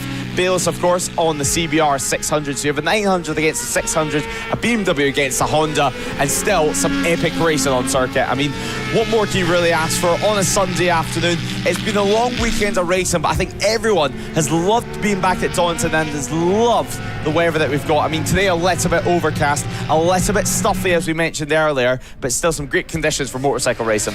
It certainly is. The riders certainly have been feeling the heat, don't get us wrong, you know, especially with the longer 12-lap race earlier on. These guys will be feeling it in this 12-lap race, and of course the Bike Alloys No Limits Endurance that we had yesterday, that almost 750-kilometre event. The only real comment we had was everyone was just absolutely knackered and absolutely boiling. It's been so warm here at Donington Park, but it's been a lot of fun as well. And of course, as always at Donington, the racing has been absolutely excellent. As a move up the inside there by the 75 on the 69, gets it done as he makes him sit up.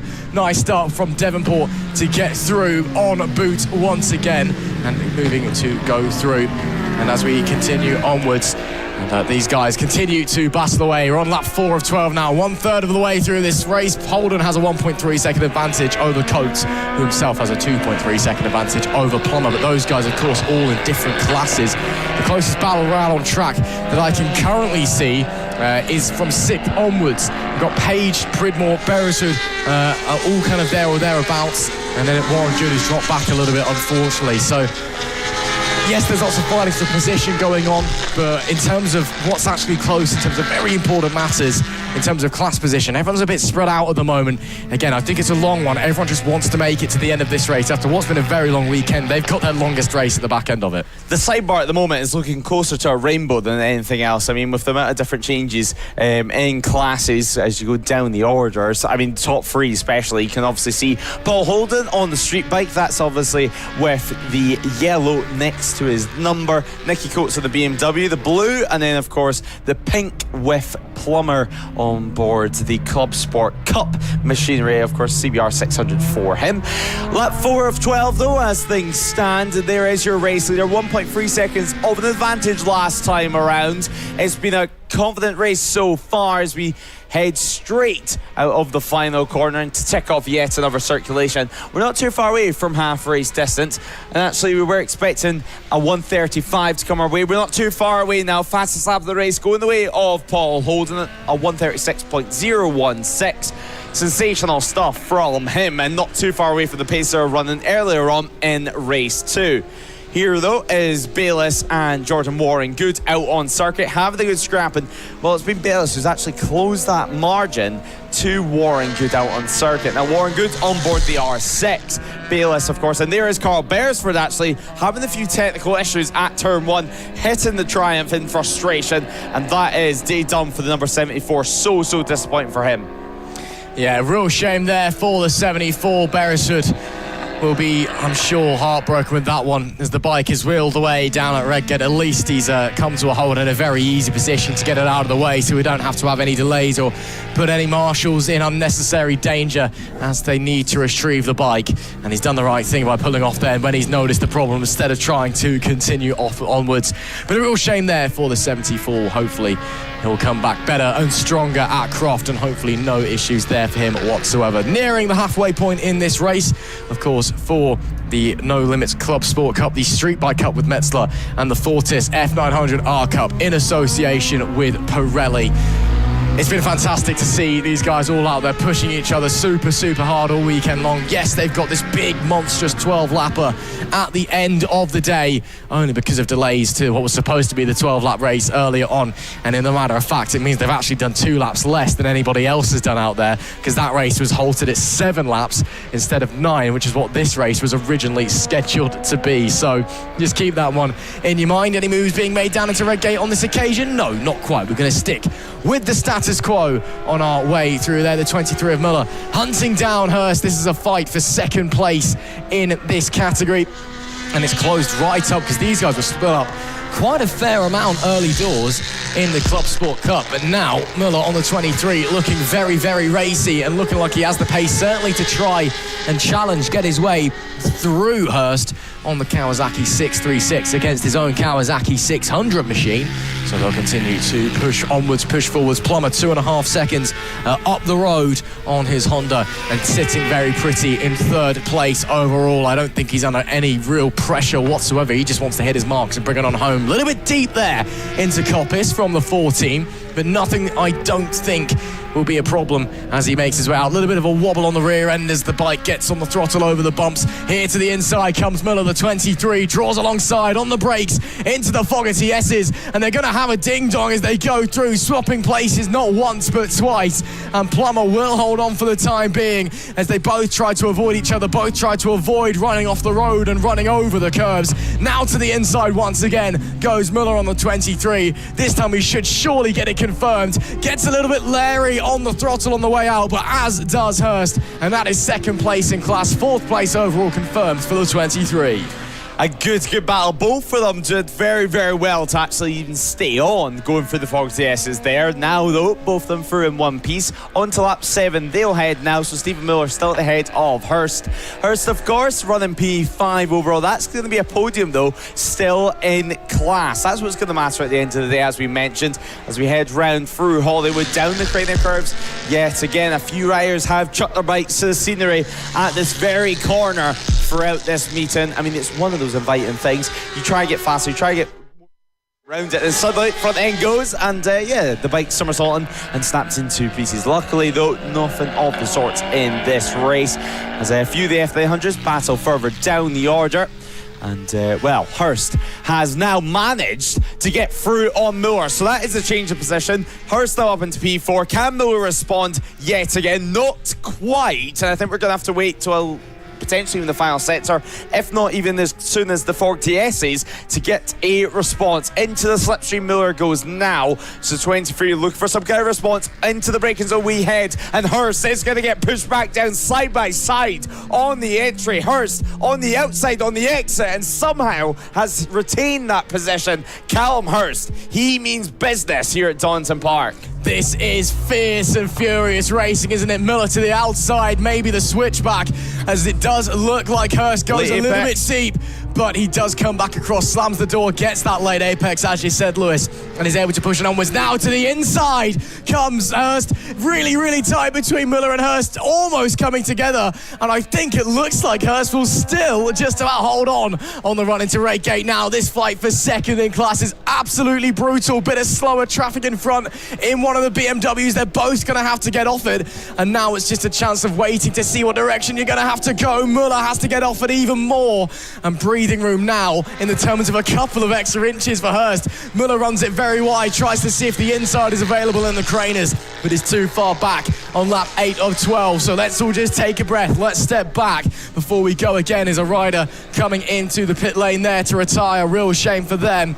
It looks to me like it might potentially be the 411 of Hughes, and indeed it is, as he comes down the pit lane and presumably down and out of the race. These two, though, in this fight for 4th place overall, 2nd place in class in the Club Sports Cup. Still neck and neck, nothing to separate them. And on a amazed that they haven't even come to blows yet. No contact.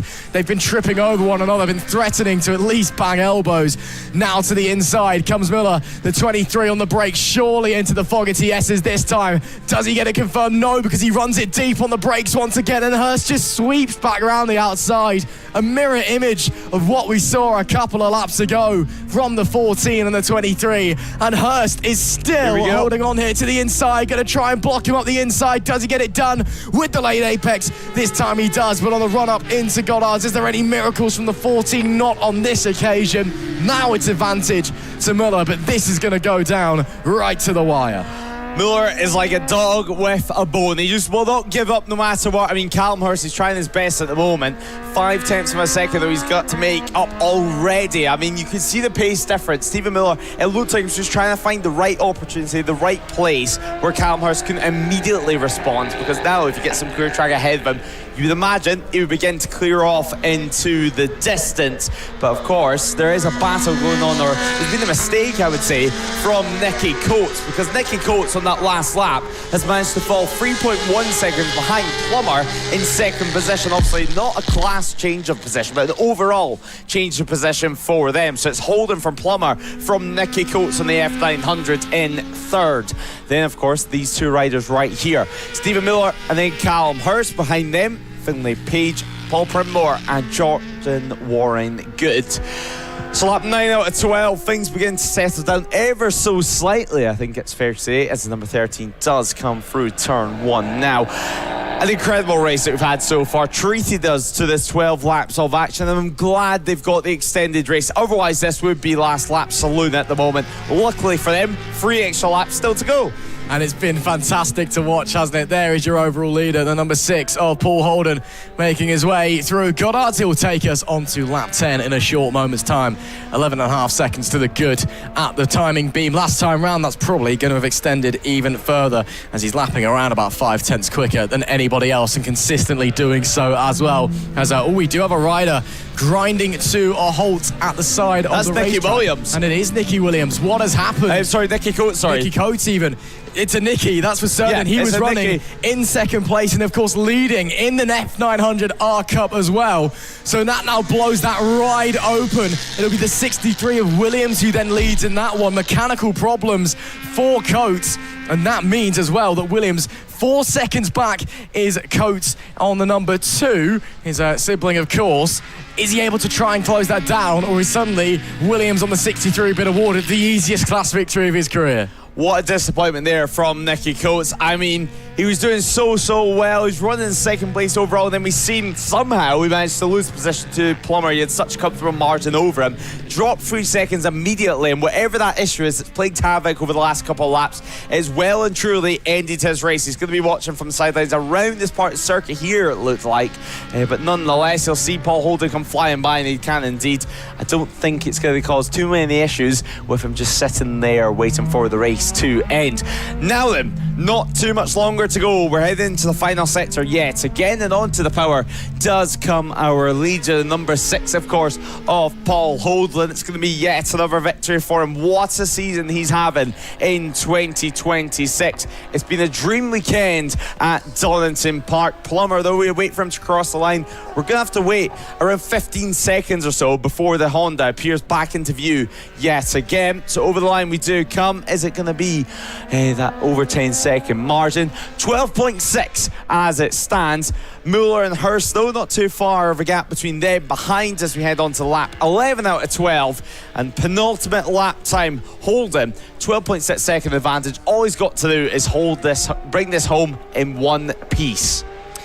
Yeah, it's been a fantastic weekend from him, hasn't he? And again, with that much of an advantage, there's no need to push. Yes, we have seen some riders, of course, this weekend and across the years in a multitude of classes as well.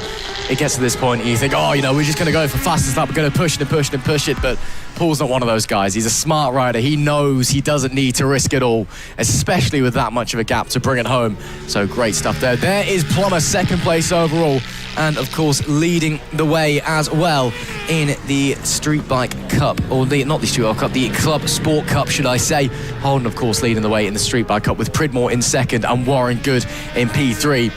And then in the Fortis F900 R Cup, it is the number 63 of Andrew Williams who's been gifted that lead, with Nicky Coates retiring with mechanical issues a few moments ago. But I don't know if he's realised that he's now leading. And just behind as well, Reese Coates as well, Nicky's sibling or relative of some description. Again, 6.4 away, too far away to try, but now promoted to second. Davenport in on the 75, P11 overall, is now P3 in that one as well. So Williams handed potentially the easiest race victory of his life, but you never apologise, you never complain about how they come, you just enjoy the fact that they have. Sometimes Lady Luck smiles down on you and the racing gods give you a gift, and that's what's befallen the 63. The racing gods haven't given anything to Paul Holden this weekend though. He has worked absolutely everything to pieces for it, and it shows. The number 6 has been absolutely dominant, not just in class but overall as well. And well, there's a reason that the gap back to Plummer is 12.7. The number 6 machine comes through McLean's for the final time. A little bit of lap traffic to negotiate with, but nothing that's going to cause any of a problem. Again, if he does have to get out of it, he's got that huge advantage going backwards and does not need to worry. So works his way through Coppice, works his way through that back marker, and it'll just be Starkey straight and the GP section to go for the number 6 as he makes his way into the S's for the final time. Domination does not even begin to describe what he has been experiencing this weekend. Paul Holden has had nobody even near him. He's just vanished off the front basically every single race, and obviously some people might call that boring, but I think it's unbelievable what he's able to do, and I can't help but be amazed by how each and every time no one has been able to match his ridiculous pace out there. As Holden rounds the final corner, it is another dominant performance, another dominant victory for the number 6, who wheelies in delight. A brilliant, brilliant ride to bring it home and take a 3rd straight win of the weekend in this 12-lap thriller. Paul Holden has absolutely smashed it this weekend, and certainly has in race number 3 of the Club Sport Cup, the Street Bike Cup with Metsler, and the Fortis F900 R Cup as well. Of course, he takes the overall win, takes the Street Bike win as well as the rest of the riders bringing it home. Still battles going on the 75 up the inside of the 2 there. That's Devonport and Reese Coates. They're fighting for 2nd place in the Fortis F900 R Cup. Who's going to get it right at the death as they make their way into Gollards for the final time? They'll disappear behind the building. Who comes out in front? Is it Devonport? Is it Reese Coates? I think the Reese Coates has just nicked it at the line, and indeed he has. Although heartbreak for Andrew Coates, it's Reese Coates who slides into 2nd place there at the death. Clearly figured out he was fighting for podium places, as there is the man who's dominated in the BMW category all weekend long and was doing so today until he came grinding to a halt down the back straight. And that is a bit of debris that's been left in the middle of the track as well, so the marshals will be quick to clear that one up before we get to the end of the weekend. But it's Paul Holden from Plummer, from Muller, from Hurst, from Pridmore, from Page, from Warren Good, from Bayliss, from Williams, from Reese Coates, your top 10. And of course, all the different classes you can tell on the left-hand side, and from the manufacturer as well. There's Devonport, Roberts, Barker, Boot, Drew, Bastable, Coulter, Cartwright, Arnold, and Nick Heath down in P20. He finished a lap down as well.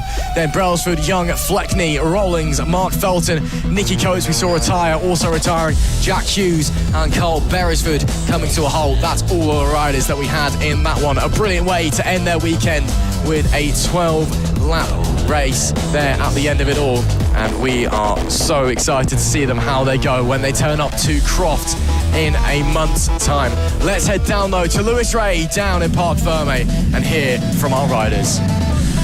Down in the Holden area as things stand, and we're going to a race winner yet again, who's had a phenomenal weekend. Having a few words with Sheepy, of course, in Parc Ferme, but what a phenomenal ride yet again. Yeah, that was really good that time. Yeah, felt nice and comfortable out there. And a 12-lap race, obviously you were meant to get that earlier on, but red flag came out, you got the 9-lap changed into a 12-lap. I'm guessing you didn't have to change much of your approach to the weekend because you were expecting one shorter race, one longer race. Much the same, kept everything the same.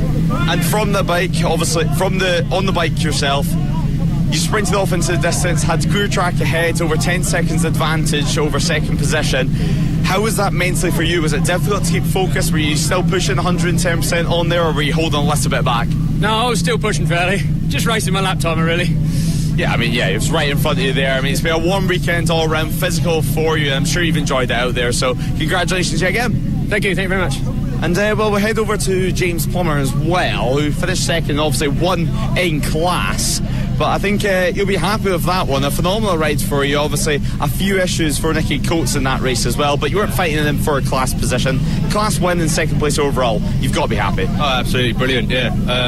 Tops off a brilliant weekend. We came third in the endurance yesterday. With Snapdragon Racing came third in the endurance yesterday, which was quite close at the end. So that was quite exciting. And then third in the first one, and second in the second one, and first in the third one. So it's great. Yeah, I was about to say that. Obviously, Snapdragon Racing, it's been going for a couple of seasons now, a real experienced bunch in terms of no limits endurance. That's right, yeah. How has that been racing from 750 kilometres yesterday and a full day of action today? I've got some sore shoulders and legs, but such is life. You've got to push on, haven't you? Yeah, exactly. And I mean, you look pretty sweaty on the bike. When the adrenaline's going, you sort of forget about it pretty quick, you know. Physically, though, how has it been riding the 600 this weekend around Donington Park? Fantastic, yeah. This is a new bike, actually, so it's made the difference, I suppose. Yeah, well, congratulations yet again, and a great ride. Thank you very much, cheers. And we'll continue on, because I do believe we have a little bit of time here. And I was just a little bit confused, because third place on the time sheet anyway is Stephen Miller. You're over here in second position, but still anyway, second place in class for you. Yeah. How was that battle with Callum out on circuit? Mega, loved it. I didn't want it to stop really, but it was nice to gap him at the end, because I had a bit of a struggling race too, and then he looped it off the line. So, Yeah, I was about to say, did you know you had the extra pace out on circuit? Because when you were behind him, I mean, you were like a dog with a bone, checking left, checking right, finding anywhere, but any way to get through, as I should say. Yeah, I felt like I had the pace, and it was just a case of not doing anything stupid, keeping it safe, and we had a good battle out of it. So yeah, chuffed for that one. Yeah, exactly. I mean, you've got to be happy. Some great moves made from yourself. What have you learnt from this weekend at Donington Park? Bring more bits, because I'm about to buy a clutch, I'm about to buy a rudder. There's been all sorts of going on, but yeah, it's been fun. Yeah, it's all worth it in the finish up. That's racing for you sometimes. A massive congratulations on second in class. Yes, thank you very much. And we'll go speak to Callum as well, who of course he was fighting with all the way throughout the race. So Callum over here by the third place board, of course. Fourth overall, third in class, and Callum, you've got to be happy. I mean, what a battle you and Stephen have had. Yeah, I'm absolutely buzzing. Come off, we come out the newcomers group last year, a few podiums, thought we were king of the world, and finally got the bike sorted, and here we are able to take on the podium the second round. Ran out of fuel at Snet in that last race, and which robbed me of a podium there. So I feel like we've made some redemption. First win in that red flagged race, which it still counts in my eyes. So yeah, I'm absolutely buzzing, mate. Yeah, I mean, that battle went on pretty much throughout the entire race. We managed to get a good look at it between you guys out on circuit. You did well to defend from Stephen for as long as you did, but just tell us your thoughts on the bike when you were fighting away. The bike's mega, absolutely mega. My suspension guy Kev Spurs come over with us this weekend and completely transformed it to a point where I don't even really think about riding it now. I'm more thinking about where he's going to be, or where I can put it so I can make it as wide as possible. So yeah, he's given me the confidence in the world, and here we are. I'm buzzing with the third. Great battle with Stephen. We've had a great battle all weekend, and a great way to round off the weekend. A happy rider is a fast rider, as they say. Anyway, best of luck for the rest of the season, and congratulations. Cheers, guys. Thank you. Well, I believe the little break that we had out on circuit is over now, so bike's now back on circuit. Ross, I'll hand it back up to you in the commentary box for yet more action. Yes, there are plenty of bikes on circuit as we are getting ready for the final race for the Sawn Cover Stock Twins, the Track Day Alex Super Twins, and the No Limits Next Gen Sport bikes. We've had some fantastic racing from all of these guys so far this weekend, and we're looking forward to even more of that for our final 9-lap affair here at Donington Park. Again, a little bit overcast here. It's a little bit grey, but the temperature still very, very warm. We are missing a couple of people, it would seem, out on the grid, and we're just waiting to send them on their sighting lap. But should be really exciting. We've had some great battles, especially between the sport bike guys up the front. Again, it's very much the future of bike racing in the UK, it would seem, and they provided us some fantastic entertainment along the way. Let's run through the grid for you for the final time in these classes. It is Harrison McKay who starts on pole position, Lewis Smart alongside Jacob Stevenson in P3. Lewis Arrowsmith is fourth with Jack Dudley P5, Sam Green P6. Row number 3 is Brandon Keane, Jonathan Perry and John Coughlin. Chloe Jones, the WCR rider joining us this weekend, is starting P10 with Liam Kirk splitting herself and WCR compatriot Katie Hand. Steve Costin is 13th alongside Ian Tune and Charlotte McCuso. Then we've got Jensen Bishop, Jamie Hanks Elliott and Blake Didwell. Callum Wren, Connor Woodman and Enzo Laturco on row 7. Bradley Hopkinson, Russell Brook and Louisa Benny immediately behind. George Dudson is 25th with Ben Pumfolk in 26th and Polly Richardson in 27th. David Wall 28th, and then a whole host of riders who didn't set a lap time may or may not be here. Again, the grid looks a bit smaller than it has been, so we'll figure it out. But we are also set to have Lewis Cox, Isabel Carter, Christian Johnson, Archie White, Thomas Cawthorne West, Scott Page, Daniel Adams, Noah Guillory, Marco Holt, Alex Cook, Tyler Viveros, Henry Sheehan and 41. So we could have had a maximum of 41 riders ready in this one. But again, grid looks a little bit emptier as the day's gone on, and it's just gone 4:15 here local time, British summer time, of course. And people starting to get a bit tired. People starting to just decide that, you know what, maybe there's not really a lot of point doing the last race. We might be a bit slow, the bike might be a bit broken, I might be a bit sore. It's anybody's guess, but we're really looking forward to this race number 3 again. It was a bit of a messy one earlier on, of course, ended after early, or we had a red flag, should I say, and then a 5-lap sprint to decide it with a whole grid reset. So Harrison McKay, who made a mistake down at Melbourne, ran wide, went through the gravel after missing his braking zone and was down the back of the field, was essentially awarded a free try again and ended up finishing in P2 on that restart.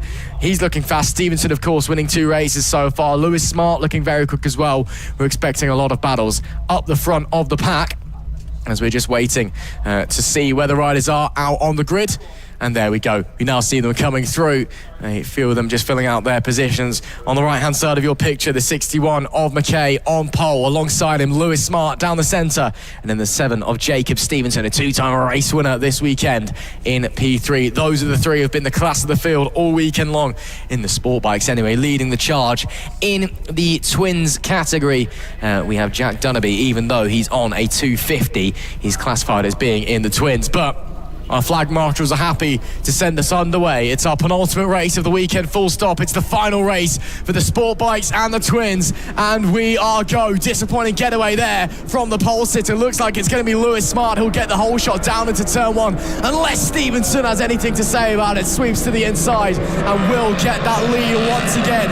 From 3rd on the grid, McKay has to settle to drop back into 3rd place as they all hustle and bustle their way down the Crater curves. We go for the first time in this 9-lap race. And Stevenson, although it was 3rd place away from the grid, managing to get back to where he's been for most of this weekend, back into P1 and back to the lead on that Yamaha R7, pushing their way through up to McLean's. It all looks pretty tidy at the moment. McKay maybe a little look there on Lewis Smart, but decides to hold it steady for the time being. Still early doors, still plenty of time. Looked a bit slow out of there from Stevenson as well, so potentially if anybody can get a good run down out of Coppice, you could be looking at a move certainly into the Fogarty S's, if not definitely down into Melbourne. And once again, look at that, trying to break the toe is Stevenson. They're going to draw 3 abreast on the run into the S's as McKay does get through Smart, but Stevenson just about holds on to that lead. These sport bikes already going elbows out and getting at it, scrapping with one another. Lewis Arrowsmith also right there with them on that Aprilia, the number 14 behind. No moves made down into Melbourne as we draw towards the end of lap number 1. It is Stevenson once again up in front. Such a good start from Stevenson. I mean, he was so aggressive over at turn 1. Just to get that move made. I mean, and Harrison McKay's not exactly had a bad lap 1. Don't get me wrong, his start was not good at all, but since then he's kept a level head, and suddenly he's back into winning fighting position. Meanwhile, Lewis Harrismith diving down the inside, has put Teeth back in, as Lewis Smart as well, dropping back one position for him. So the Triumph Rider back down to P4 as things stand.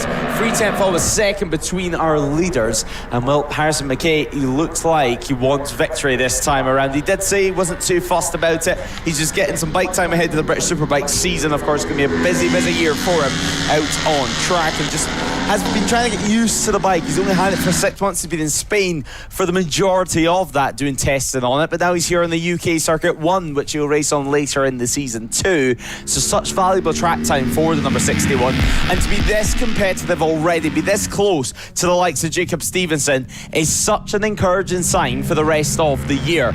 Meanwhile though, Lewis Harrismith up into third position, another Aprilia out on circuit too, let's not forget. Meanwhile though, Lewis Harrismith, let's not forget, he's on the Super Twin class, nearly free wide yet again, and it is going to be Harrison McKay who steals the lead over at the 40S's. Now it's McKay from Stevenson, and well, we have to look back as well to Lewis Smart, because it looks like he's going to be making a move on Lewis Harrismith. A little bit too far back though for third and fourth, and a little bit too far back for first and second, or is it? Stevenson down the inside, does he run it wide? Can the likes of Harrison McKay get the cut back or make a move as they head into Goddard to end lap 2 of the action? Here comes Lewis Harrismith this time around. A late look.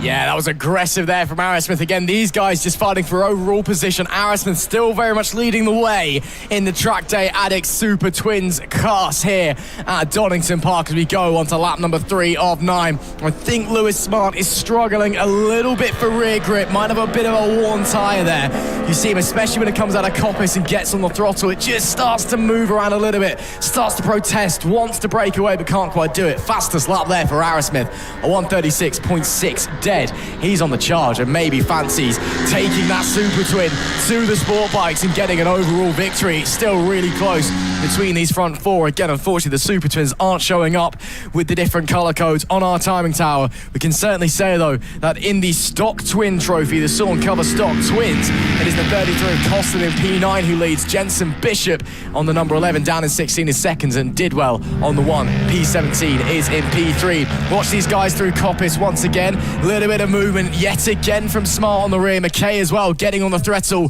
very, very early because he wants to draw alongside. Contact. Wants to almost get involved. There is a bit of contact knee to knee there, but he just wanted to muscle his way through before they got to the braking zone. He knew that if they were going side by side, it was going to open the door for Stevenson to try again. Looks like the door's going to be open anyway as the 7 draws level with the 61. And will he try and sit the bike up? Doesn't even have to. McKay, though, much better on the exit to the inside and should hold on. Doesn't quite hold on, though. The 7 still maintaining there. McKay may have to review his strategy here because he's tried that move twice. Both times hasn't worked. Yeah, third time the charm, though, you never know. Here comes McKay yet again, pulling out the slipstream towards Redgate. He looks up the inside, the Doctor's angle well truly out, and Stevenson just leans on his front wheel as we see like Sharp Marcuso and Jamie Hanks Elliott fight further back down the order. But Stevenson, what a ride it's been so far. So aggressive on these opening laps. It's what you've got to do out on circuit. The top 4 well and truly have broken away out on track.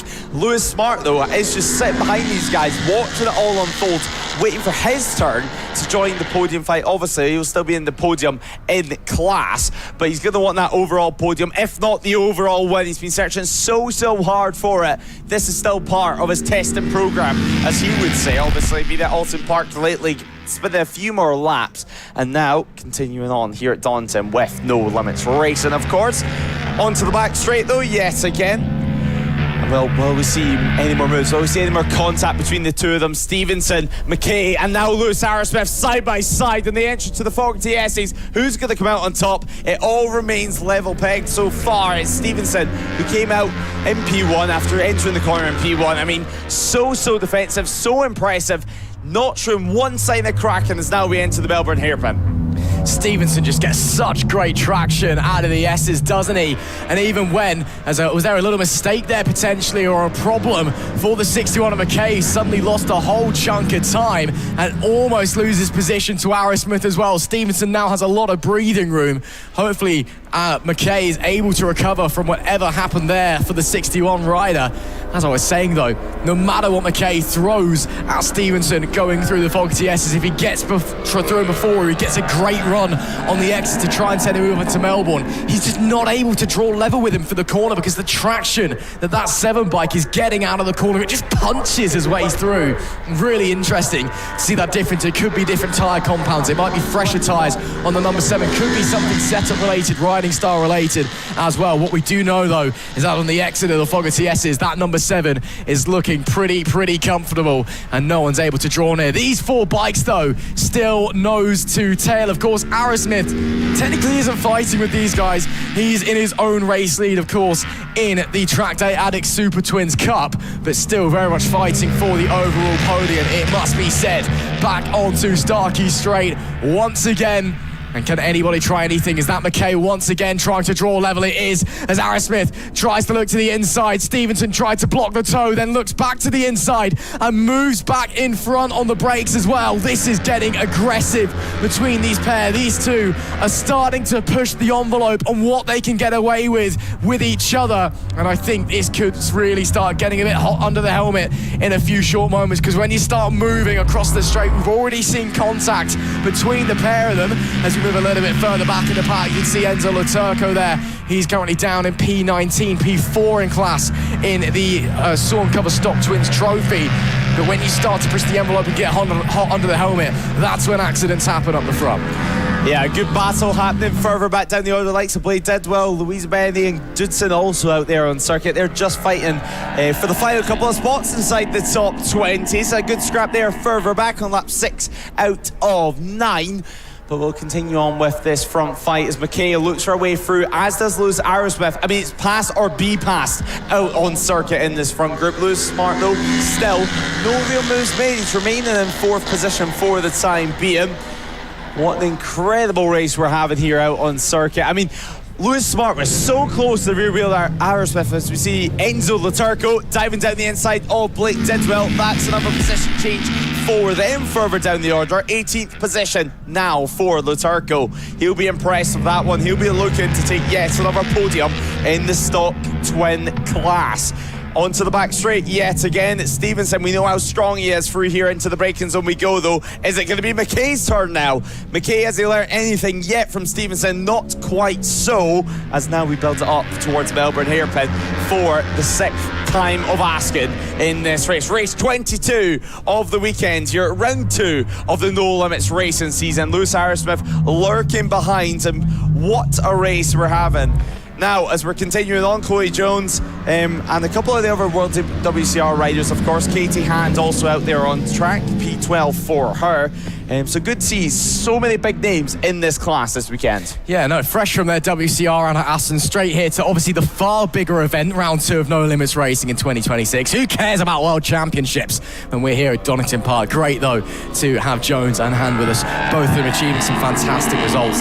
First points of the season for Katie, the 26 rider, and Chloe as well, with a 6th and a 4th place in race 1 and race 2 respectively. So, of course, huge congratulations to them, and we wish them all the best for the rest of the season. Hope they're able to join us for more rounds here at No Limits as well. Of course, again, far more important here than it is at WCR. Who cares about World Championship status and all that? This is where the best of the best race and whatnot. But we're going to go back to the action, though, for the time being. Lap 7 of 9. It is still Stevenson holding on by the skin of his teeth. McKay is piling all of the pressure onto him. Arrowsmith and Smart right there with him as well, but still not able to make a move. There is Katie Hand on the Yamaha, holding off Charlotte Macuso at the moment.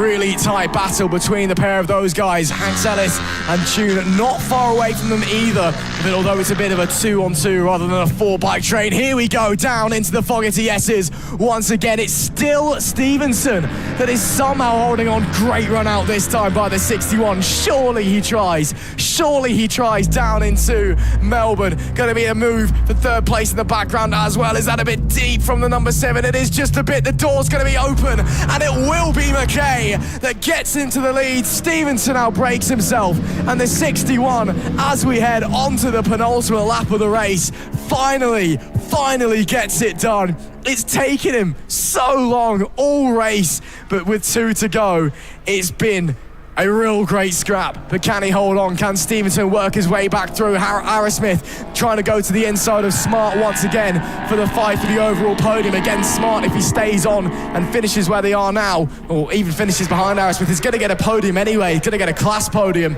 This is just for personal glory out on track. Arrowsmith, of course, still leading the way in the Track Day Addicts Super Twins Trophy here in the final race of these categories at the second round of 2026 No Limits Racing. McKay still just about holding on. Bit of traffic that gets out of the way. Very, very polite of them. The front two starting to break away from Arrowsmith and Smart behind. So it is now very much a two-way fight for the lead of the race. McKay holding on. Is there a good run out of Coppice for Stevenson? We know he's been very strong heading down into the Fogarty S as we go back to the battle between Han Macuso. Then right on the back of 33 of Costin. Hanks Ellis and Tune also there with them and not close enough. Into the S's is Stevenson. We know he's good on the brakes into Melbourne. A little mistake there last time though. I don't think he's going to be close enough again though, Lewis.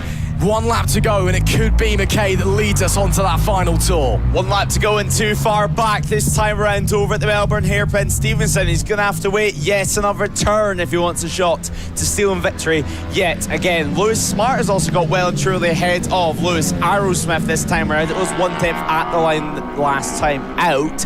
This time though, well and truly half a second, close to a second, if not. Final lap though does begin now, just over 1 second between Smart and Arrowsmith. McKay though, this final lap is going to mean so much. I mean, this is just some testing, as he said, this is just some fun, but the fastest lap of the race is certainly an impressive result, and to get a win with that is going to be so rewarding for him and so encouraging for the remainder of the 2026 season. A couple of back markers to get through for Harrison McKay. Just under half a second he led over the line last time around, and now getting held up ever so slightly by some back markers, and that could cost Harrison McKay so much in this race. And now Stevenson right on the back of him. Jacob Stevenson, this could be his opportunity to shine yet again. Is it going to be McKay held up ever so slightly, but how much will the number 7 be held up to? Obviously it's luck of the draw of back markers. Into the slipstream we go yet again. It's last lap saloon. Stevenson looks up the inside, heavy on the brakes, and he makes the move work over at the Fogarty S's. What kind of response does McKay have? 2 corners remain. Just 2 corners to decide this race. He looked for the opportunities too far back, and now Harrison McKay, it's slipping away so quickly. He runs wide. Stevenson runs wide of 2 corners remaining. It's going to allow Lewis Smart potentially the opportunity. And Harrison McKay, what looks like would be heartbreak on the final lap, has turned into glory. It's turned into success as he takes victory. The number 61 wins by just 3/10 of a second. Stevenson confused, bewildered, you name it. He's second place though on the official results, and third place, of course, going the way of Lewis Smart. Arrowsmith should cross the line in P4. But what a ride, what a race for Harrison McKay. He worked so hard on that last lap. Of course, raced in the Town Cup for many years, as we see further back. Still some battles, and Lewis Arrowsmith, he's crashed on this final lap as well. That looks to be at the final corner, and he's walking away from it, disgruntled to say the very least. Charlotte Marcuso, though, has dropped back from Katie Hand, who's been a few places for herself, as Jimmy Hanks Elliott, of course, ex-World WCR rider as well for herself. Well, just behind them, but Lewis Arrowsmith so disappointed in himself there. He cannot believe it, slipping away at the final corner for an overall podium finish and a class win. Nonetheless, though, the headlines will all be about your race winner in race 22 of the weekend. Harrison McKay takes victory by 3/10 of a second. Stevenson and Lewis Smart round out our podium places as Sam Green and Brandon Keane round out the top 5. Jonathan Perry takes P6 with John Colin in P7. Corey Jones up to P8 in the finish up with Liam Kirk and Katie Hand rounding out our top 10 finishers. P11 goes the way of Stephen Costin, with the Sharp Marcus, with Jamie Hanks Elliott and Ian Tune rounding out the top 14. Jenson Bishop, though, he's in P15 with Scott Page, George Studson and Daniel Adams in P18. Blake Tidwell and Enzo Luterco rounds out our top 20 as Lewis Cox, Louisa Benny and Connor Woodman round out the top 28. Bradley Hopkins and Cam Wren are P24 and P25, with Lewis Arrowsmith in P26. Brooke, Wall and Richardson round out the top 29 as Ross is down in Park Fermi. What an unbelievable race that was there between all of our top 4. Let's see if we can slide in and just grab a couple of words out of our race winner, Harrison. An unbelievable race there. Finally getting through and getting on top as well. How are you feeling? Yeah, it was alright. Like I said, it's been, all 3 races have been the same. It's been us 3 at the front, so it's nice to have a weekend of just fun battling, really. Lap times have got quicker as well, so all round really happy. Got a bit aggressive between yourself and Jacob coming into the S's a couple of times. Was that just elbows out or just having a bit of fun with each other? Yeah, a bit of both, you know, you got to give it. So everyone wants to win, don't they? So you got to get the elbows out. Still, though, a great move to finally get into the race lead. We could see you kind of planning and strategising all race long, figuring out where you were going to get through. But it was really nicely executed. And again, great way to cap off the weekend. Yeah, definitely. Thank you very much.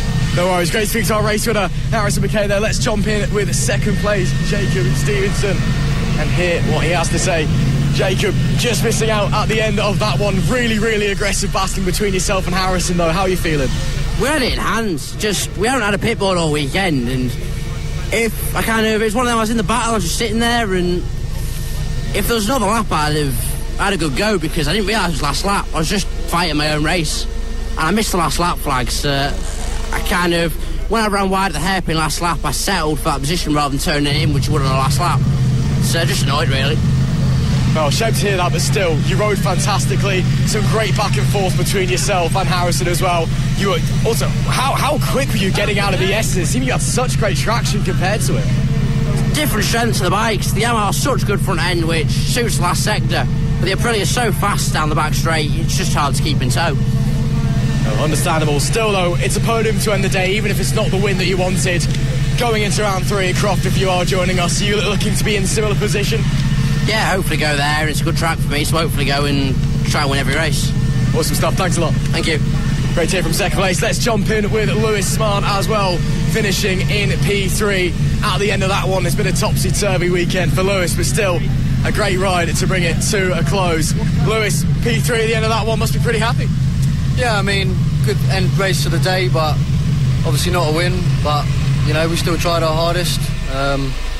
Felt like I had a good race, and, you know, not much grip out there with the tyre I've got in now, but, you know, happy to keep it upright all weekend and ready for next week. Well, I mean, maybe it isn't the win you wanted, but you were still right there with the leaders every single lap, every single race to the very end, so you can at least be proud of your performance across the weekend, surely. Yeah, definitely. I mean, like I said in race 2 earlier on today, I feel really confident and strong in the corners. We're just lacking a little bit of straight line speed against these twins. But, you know, what can we do? We're all in the same race on the same bike, so, yeah.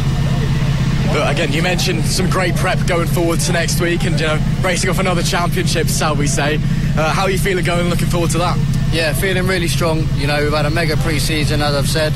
And, yeah, couldn't be more prepared, really. You know, done loads of track time this year so far and just raring to go. Still, another podium, though, and some great fighting to finish off the weekend. A great performance from you today. Congratulations. Cheers, thank you. Great to hear from our 3 podium finishes then. We've got one final race for you coming your way live here on No Limits Racing TV and Motorsport Radio this weekend. So let's head back to the commentary box for the final time. You're right about that one, Ross. One last race to go this weekend. Eddie Warmold will be starting this one pole position. It's time for the Pirelli Super Series Sport Trophy and, of course, the No Limits Premier Sport Cup. Race 23 and the final race of round 2. Our final time to go lights out here at Donington Park. All things going well. Now, usually with these final couple of races, you do normally see maybe 1 or 2 less riders on the grid, and that's because they packed up and went home.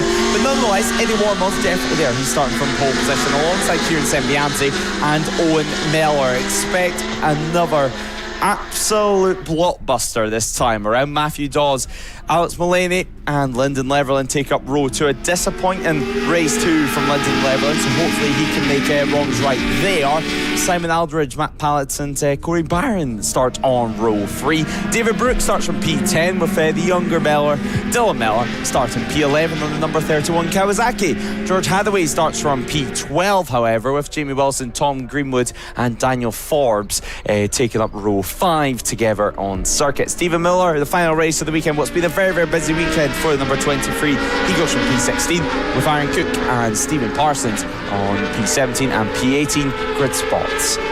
Row 7 will take up the likes of Sean Evans, Tommy Phillips and James Lemonnier on P21, with quite a few riders not setting lap times and actually qualifying themselves for this race, so they'll be shoved at the back if they do decide to take the race start, going all the way back to the likes of Harry Truelove, who of course on the 444 doesn't look to be taking the start to this one yet again. But now we're at the end of our green flag lap, and for the final time this weekend we're going to go lights out racing.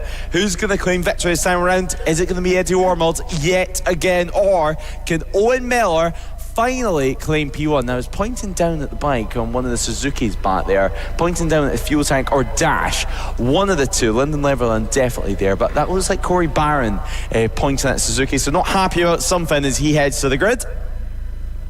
But now, of course, the start marshals just make sure everyone's in the right position. We're just waiting for Dylan Miller to take up his spot, and then quite a few missing, quite a few blank grid slots this time around, but nonetheless we are still going to go motorcycle racing for the final time here in round 2. The red flag is removed from the front. All things, the red lights will appear on the starting gantry in just a few moments' time. And away we go, it's lights out, and we are racing here at Donington Park for race 23 of the weekend. A good start from Eddie Wormald at the start of the grid. And Alex Mullaney, who looks to be jumping into third position. Owen Miller all the way back down to P5 so far, as Kieran Sembianti, who can round the outside straight away, look for some form of attack. Alex Mullaney, though, wants to put a stop to that. He looks up the inside through Hollywood, but it's so tight through there. No room in the end so far. Lyndon Leverland, a better start than last time out, that's for sure. He did start from P6 this time around, already up into P4. Alex Mullaney, though, he's looking racy on these first couple of corners. Can he maintain this pace throughout the entire race? Obviously, we know Eddie Wormald and Owen Miller, they are able to streak into the distance ever so slightly and leave a pretty big podium fight behind them. Can this be the case yet again? Obviously, Owen Miller, not the start he was hoping for, and he's got quite a lot of work to do now on some very, very quick riders. He sits in P5 on board with Triumph, and now he needs to get the power wound up, and this is the sector that we all know that he loves and likes. He found a great line through here in the previous race, and will be looking to use that to his advantage. Maybe not in this opening lap, with just how tight things are out on circuit. But on this opening lap action, it continues to be Wormald leading away from Sembianti, and third place currently as we head into the Melbourne Hairpin being Alex Mullaney. But for how long as Owen Miller goes down the inside on the likes of Lyndon Leverland and looks to take 2 for the price of 1? Can he make it work? The answer to that is yes. So up into P4 now for Owen Miller, and just the likes of Alex Mullaney and Kieran Sembianti left to work on. Let's see how quickly he is able to get through these guys as he runs it over the curb. Does well to stay on 2 wheels there. That is not the ideal line through that corner, shall we say. The exit of Goddard, it's cost him momentum. Could cost him a position as well, as Barron on the 170 looks to try and find his way through. I think Miller's just about going to get away with it though. But whoa, hard in your mouth moment and then some at the end of the opening lap here. Wormald has half a second advantage over Sembianti. Mullaney 3/10 back. And then Miller, again, with that moment a bit further back, but now he just needs to shake it off, get his head down, continue on. With only 16 riders in this race at the end of the day, unfortunately. But it's going to be very, very tight between every single one of them. Front 3 starting to break away. I'm sure Miller will begin to follow them fairly shortly as well. Wormald still holding on. Mullaney very much sticking with the 2 front runners yet again. He's been getting faster and faster and faster all weekend long, and it's great to see him out there fighting up at the front with some of the bigger names in the Pirelli Super Series Sport Trophy and the No Limits Premier Sport Cup. It is Dawes and Wilson the only... No, Phillips has left the pits now, so we do have 3 Premier Sport Cup bikes out there. So if all 3 of them finish the race, they'll get a trophy and a whole host of points, which ain't too bad for them at all. Mulaney looking to the inside on Sembianti. Is he going to get it done? Can he get it stopped in time? Can he stop the switchback as he blocks off the 12? Lovely move by that young man, the 774, up into second place, and he is showing how quickly he improves lap after lap, let alone race after race. Alex Mulaney up into second. What a ride and what a year and season he's having so far in the 774. Looking back up the inside yet again over at Redgate. It's going to be Sembianti. Can he make it work this time around?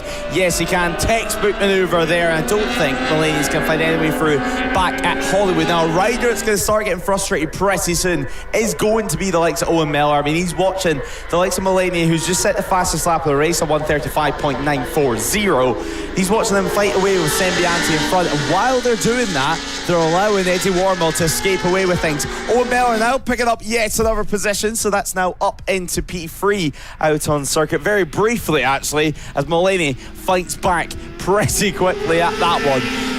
If they're not careful as well, Lyndon Leveland, he's going to soon coming back into this picture, and this 5-way fight for the lead currently. As Sembianti, he's at a great middle sector and is winding things up for a move over at the Form-TS's on lap 3. Sembianti looking up the inside in a few moments time. How late will he break? Who's going to break the latest? The answer to that one is Lyndon Leverland. He goes for an Owen Miller and drops him back down now to P5 out on circuit.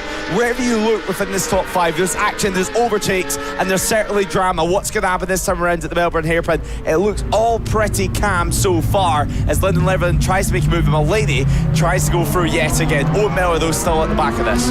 Really, really tight racing, trading places, corner after corner, lap after lap in the final race of the weekend here at the second round of No Limits Racing in 2026. Wormald will lead us on to lap number 4, but Mulaney, Sembianti, Leatherland, Mellor all in tow. Dawes, the number 8, also now catching up. Of course, he in the No Limits Premier Sport Cup, a different class to those around, but can still get involved, still fight for overall positions as well. And if you ask me, as he gets the fastest lap of the race, a 1:35.454, this battle of 5 has become a battle of 6 out there at Donington Park. Sembianti has to throw a defensive line as Mulaney gets the overspeed on the exit of the old hairpin and will take the lead of the race, as there's no answer on the run into McLean's. A brilliant ride from him so far.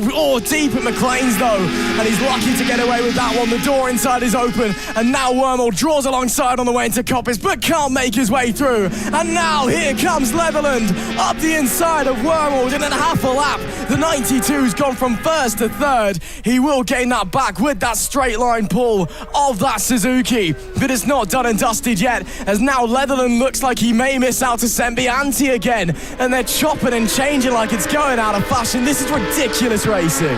A little moment on the front end from Wormald just at the top of Coppice there. He lost a little bit of drive going on to the back straight anyway. As looking up the inside once again, it's going to be Leverland's nearly contact between them. Somehow everyone's staying upright. Dawes that was looking up the inside. Very late move to say the least. And now Owen Miller pushed back yet another position. So down to P6. What we thought was going to be a straightforward fight between Miller and Wormald has turned into this titanic 6-rider duel so far. If they're not careful, they continue scrapping. The 111, of course, sitting in P7 is going to come into it.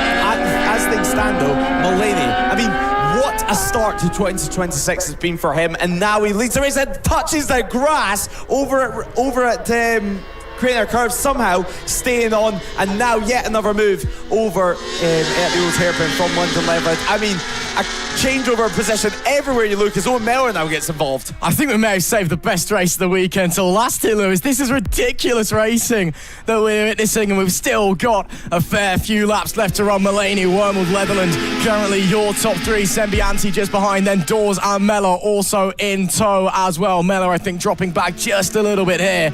And now look at Leatherland Leatherland getting a good run on the way out of Coppice. Could be thinking about him lining up a move on Wormald on the run down into the Fogarty S's, but scrap that because Wormald's going to go through to the lead of the race anyway, and Leatherland is going to follow him through from third to second, and that is Mullaney from first to third, 2 places in one corner. Heartbreak for the 774, but he can get straight back on again. They're going to go 3 wide down into Melbourne, and that is a brave move by Dawes, and they're going to be switching back. I don't even know who's ended up where at the end of that one. I can tell you that Wormald's leading the race at the moment. Did Dawes get through into third? I think he might have done. Yeah, yes, he did. Unbelievable as the 774 drops back. Again, a rider who was a novice last time out. Now he's racing out there at the front, and now through goes Dawes up into second place. This is madness here at Donington Park. Incredible action at the front of things. Wormald now leading the way. What can he do at the head of this field? 3/10 of a second. He leads from the likes of Leverland and, of course, the number 8 of Dawes. Dawes, though, let's keep in mind, he's in a different class in this race. He's fighting for overall position, yes. I mean, you want to get the overall win, but no matter what, if he manages to stay on until the end of this race, he's picking up the maximum points available in class. And now we have a few backmarkers coming into play as Dawes has a little look up the inside. He runs wide though at McLean's, and that's going to invite a move for Wormald up at Coppice. Wormald does look up the inside, thinks better of it, too far back this time around. Leverland remains in third, and now Mullaney back down to P4. Owen Miller still at the back of this group, unable really to do anything about it just yet. Into the braking zone yet again over at the Fogarty S's, and now Mullaney's such a late move there on Wormald. That's going to affect his drive all the way out the corner, dropping back down to P4 now, having to go side by side all the way into the Melbourne hairpin of Lyndon Leverland. Lap 6 and 9. Couldn't get any more dramatic. The answer to that is a big resounding yes, because somehow holding on position is Wormald into Goddard's. That was a big move by Alex Mullaney, that wasn't it? Properly elbows out. Sorry, sunshine, I'm coming straight through as we're about to head onto lap number 7, and in the Pirelli Super Series Sport Trophy race at the front of them is a Premier Sport Cup rider as Matthew Dawes now sets the fastest lap on his Triumph 765, and he's got a second to the good ahead of Alex Mullaney. Is this the breaking point in this race,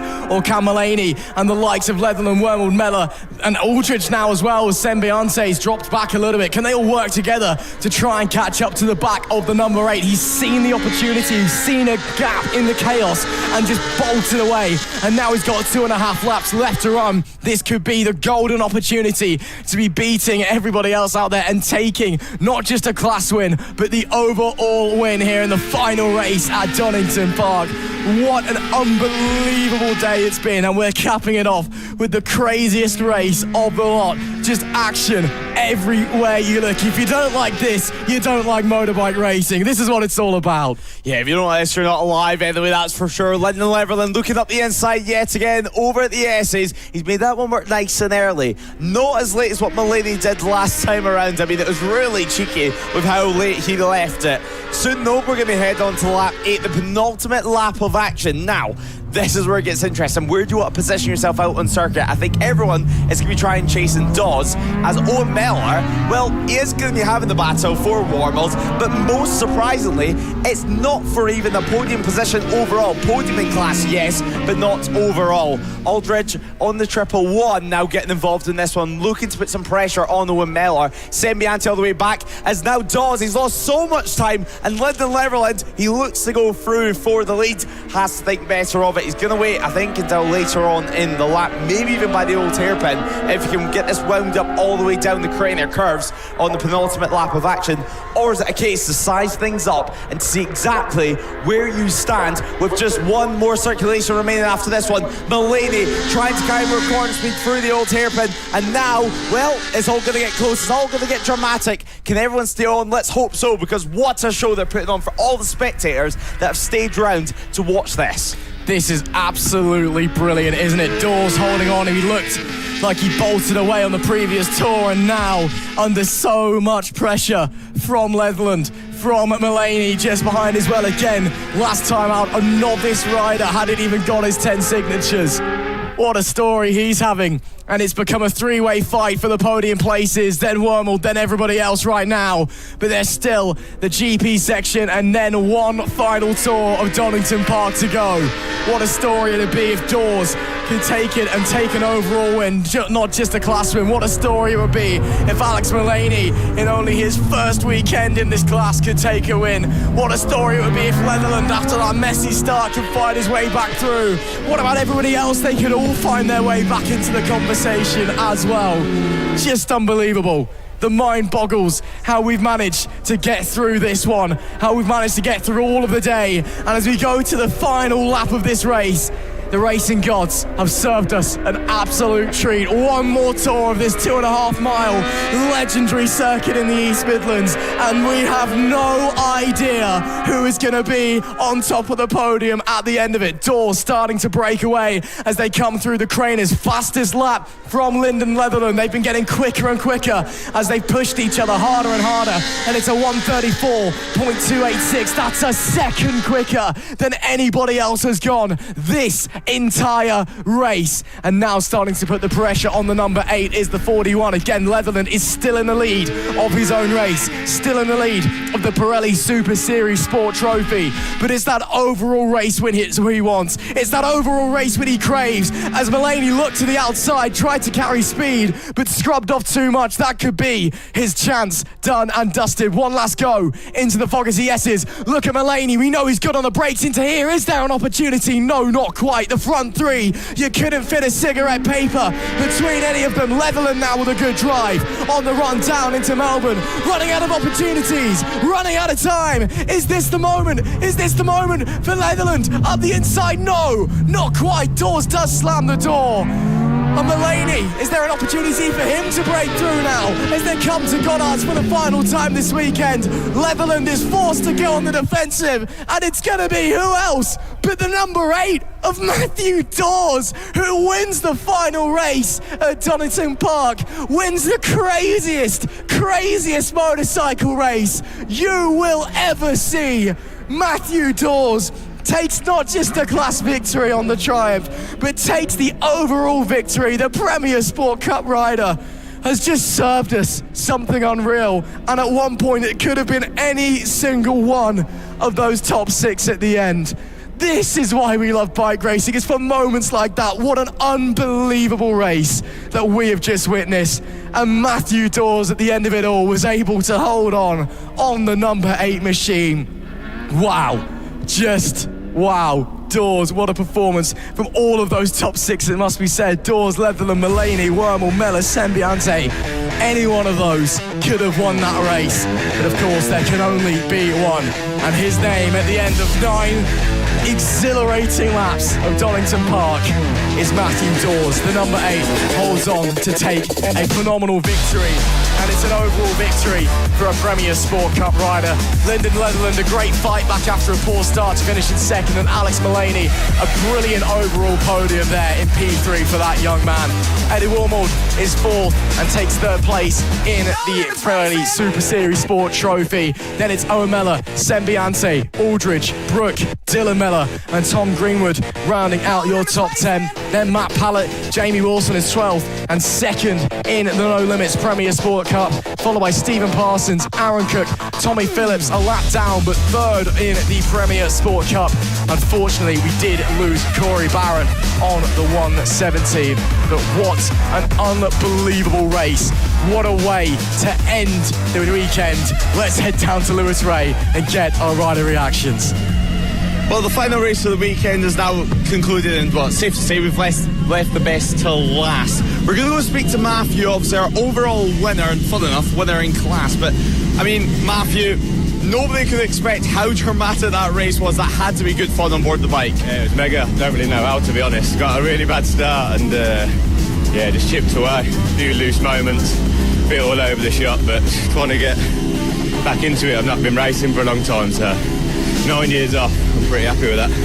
And talk us through the race from your perspective, because at one point you were in the lead, nearly 1 second of an advantage. Then next time around, it was suddenly absolutely nothing, and you guys were locking horns yet again. Yeah, no, I had a bit of a moment on the last corner.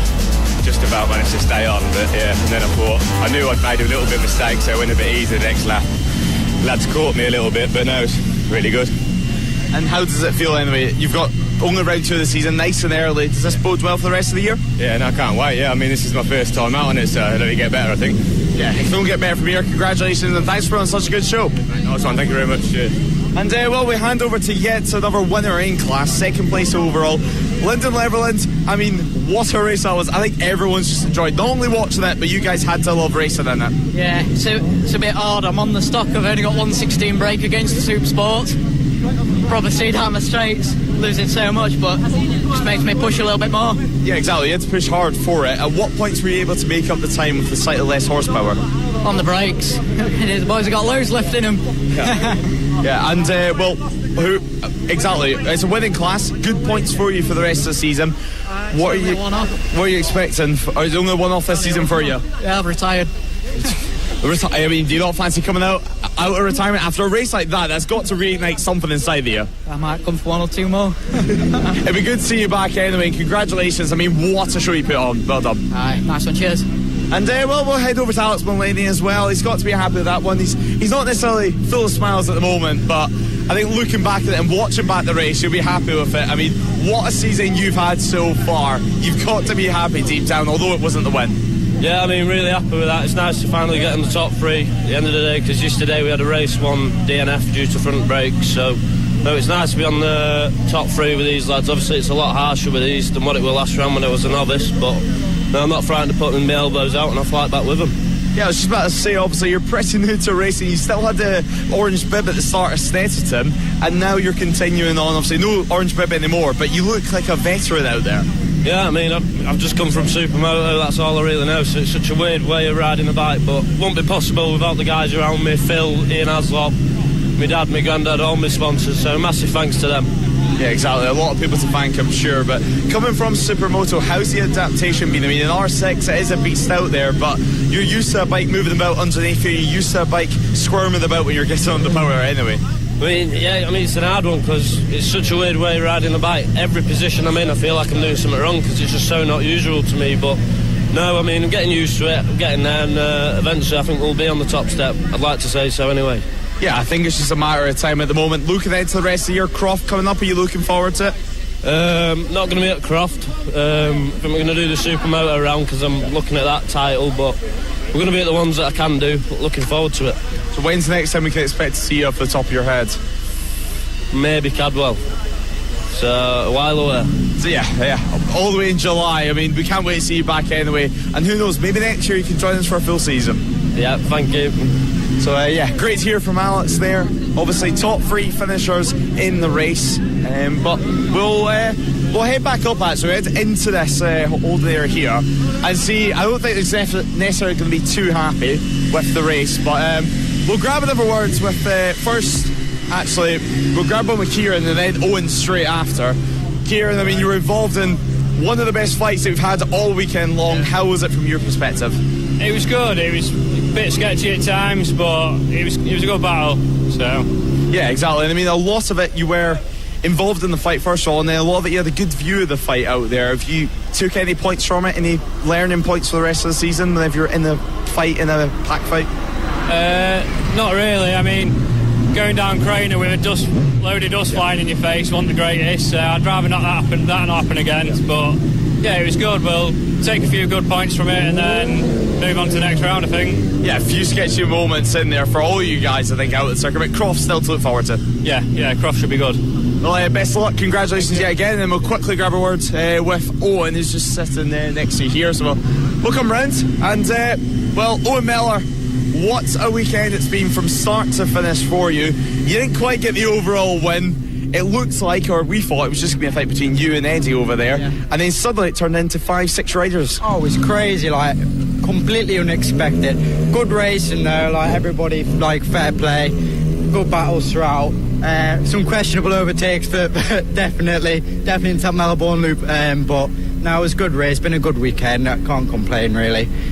Yeah, I was just saying to Kieran, a few sketchy moments for pretty much all you guys out there, including yourself, which coming out of the final corner, I'm pretty sure at one point you were on the grass, still on the throttle. Yeah, that wasn't ideal, of course, and I lost a position then.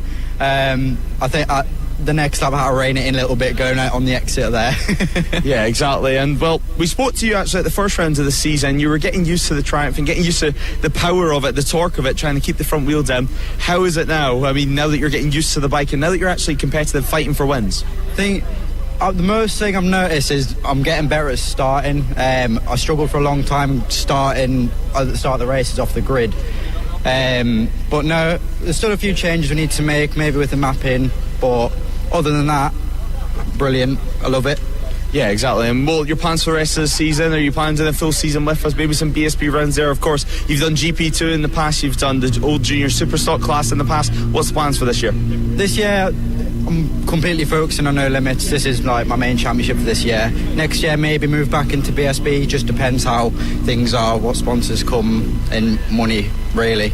But no, focus on this championship. Hopefully we can get a good result. Obviously I want the championship win, but we'll come off a not the best weekend at Snetterton. We've had a good weekend here, but we've just got to keep the momentum going. Exactly, you've got to be happy about that one. And yeah, we'll see you at Croft. Yes, see you at Croft, thank you. Well, now we'll it feels rude not to. We'll have a quick word with Dylan Miller and then we'll wrap things up with Ross. Obviously the younger brother of the family. You've had an up and down weekend, a little incident earlier on over at the Melbourne hairpin, but how do you assess the weekend on board the Kawasaki, getting used to the 600? It's been really good. It's been really good to try and learn this bike, obviously pass it down for my brother. It's been a very learning curve this weekend. Obviously in the first race I had a crash, not too good, but on the second and third race I made some good progression, made my way down the park. And are you planning on doing a full season with us, like your brother, obviously, like your older brother Wim? Yeah, from this round I'm going to keep on doing every single one from now, so... Yeah, it's great to see the Miller family and they'll be back in the paddock for full time in the championship again, so massive congratulations, and I'm sure you're looking forward to Croft. Yes, I am, thank you. Well, well done yet again from both the Miller guys, as Ross will join us for the final little segment of this weekend. Obviously, great to hear from the Miller family. Actually, I've raced one of their bikes in the past, all the old 300s that they used to own, and crashed it a few times myself. But great to hear from them, and on 600s, nice and competitive for them. And what a weekend, what a final race that we've had. I'm not going to lie, that might be one of the best races I've ever seen in my life. I mean, you can hear my voice is absolutely shot.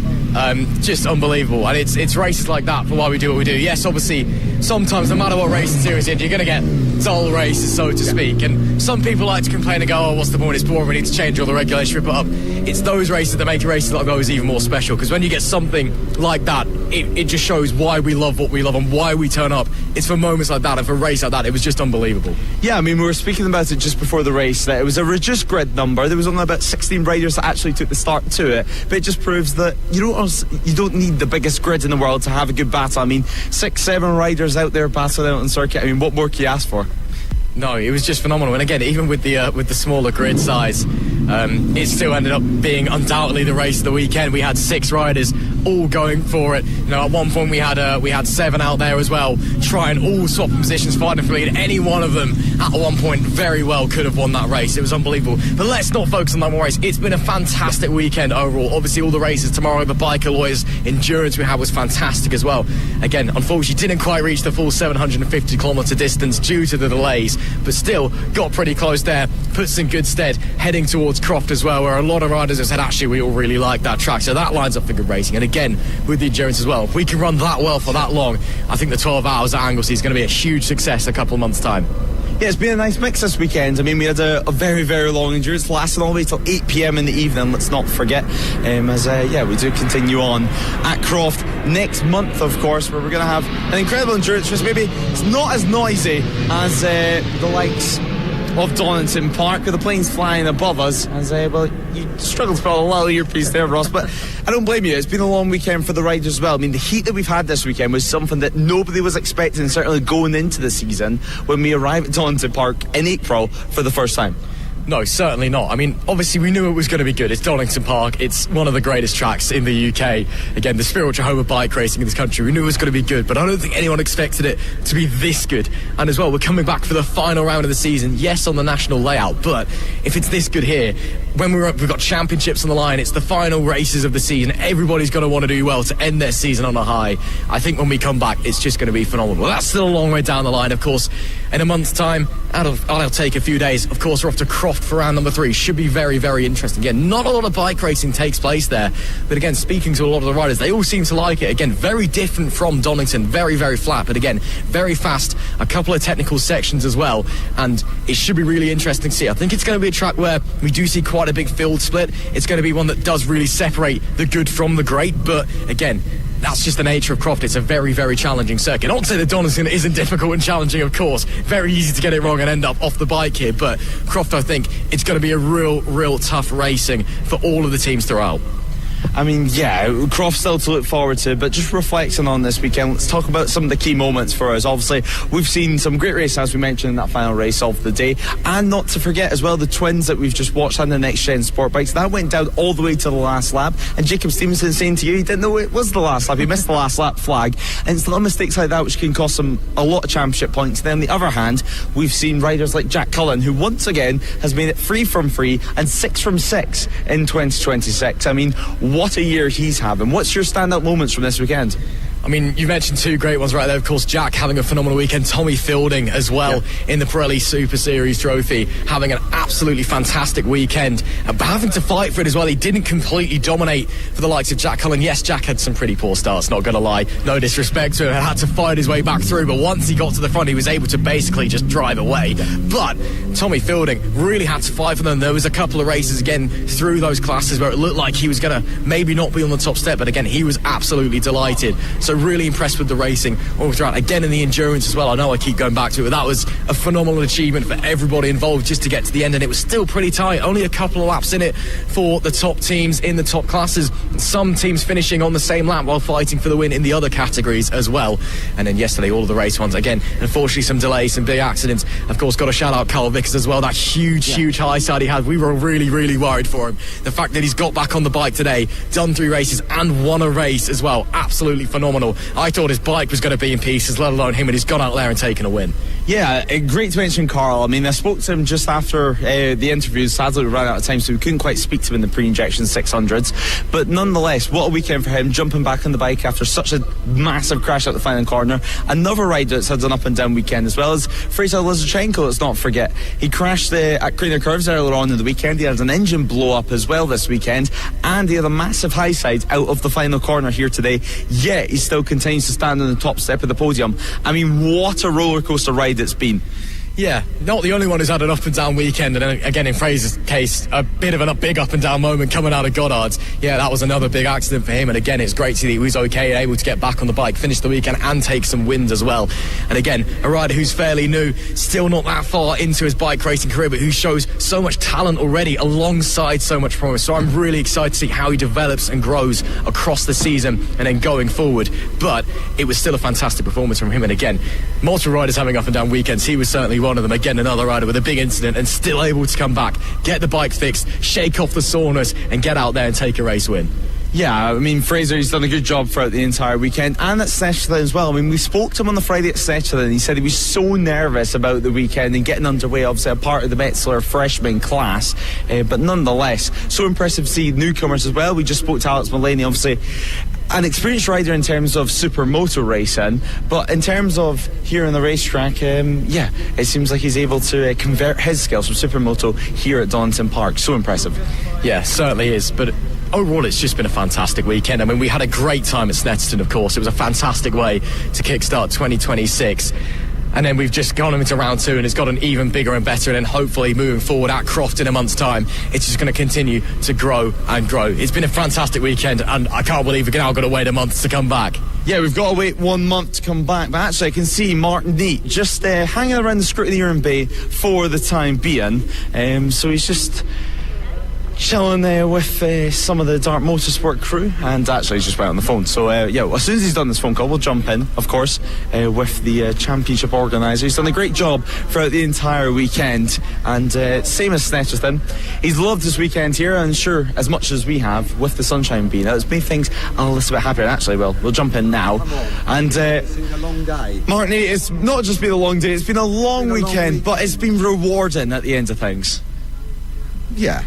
Okay, I'll give you that. It's been rewarding.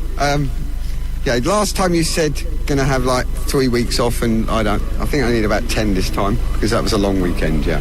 Yeah, it was. I mean, not to forget though, we had the Biker Rollers endurance race, 750 kilometres yesterday. Sadly, we didn't quite make it to the end of that, but we still ran all the way till 8 p.m. in the evening, and it was a nice little warm-up until July. Over that one, but yes, we did, yeah. So when you bear in mind, we were here at 6:30, the staff were here at 6:30 in the morning. By the time we'd done that, then we had to collect someone from the hospital. About 10:30 we packed up last night, so that was a long day. Yeah, it was a long day for everyone involved, but as we said, a rewarding one. And with the longer endurance race this weekend, how do you approach things later on in the year where we head to, for example, Anglesey for the 12 hours? Have there been any learning curves this weekend that you can sort? Definitely learning. You never stop learning. We've done a 10-hour before, as I said, so we know what to expect, but each circuit is very individual in the problems that they throw up to you. So issues that we'd have maybe here, we won't have at Anglesey, and vice versa. So there is a learning curve, and there's things that obviously we had 5 safety cars, I think, in that endurance race. Far too many. You try and learn from that, but at the end of the day, if someone's lying down, you've got to go and get them, and look after them. So unfortunate with the amount of incidents in the endurance race, but let's hope the 12 hours better. Let's hope they're all better, but yeah, you never stop learning. Exactly, you never stop learning. But there's so many positives to take from this weekend, of course. I mean, the marshals, they've worked so hard this weekend. All the officials have worked so hard this weekend. The riders have put on a great display for everyone at home and at the circuit as well. And that last race was something special. I haven't stood and watched the TV for the entire weekend because I haven't had a chance. And I got told off by my own staff because I wasn't helping pack up because I was watching that last race, because that was something else. So I take my hat off to them.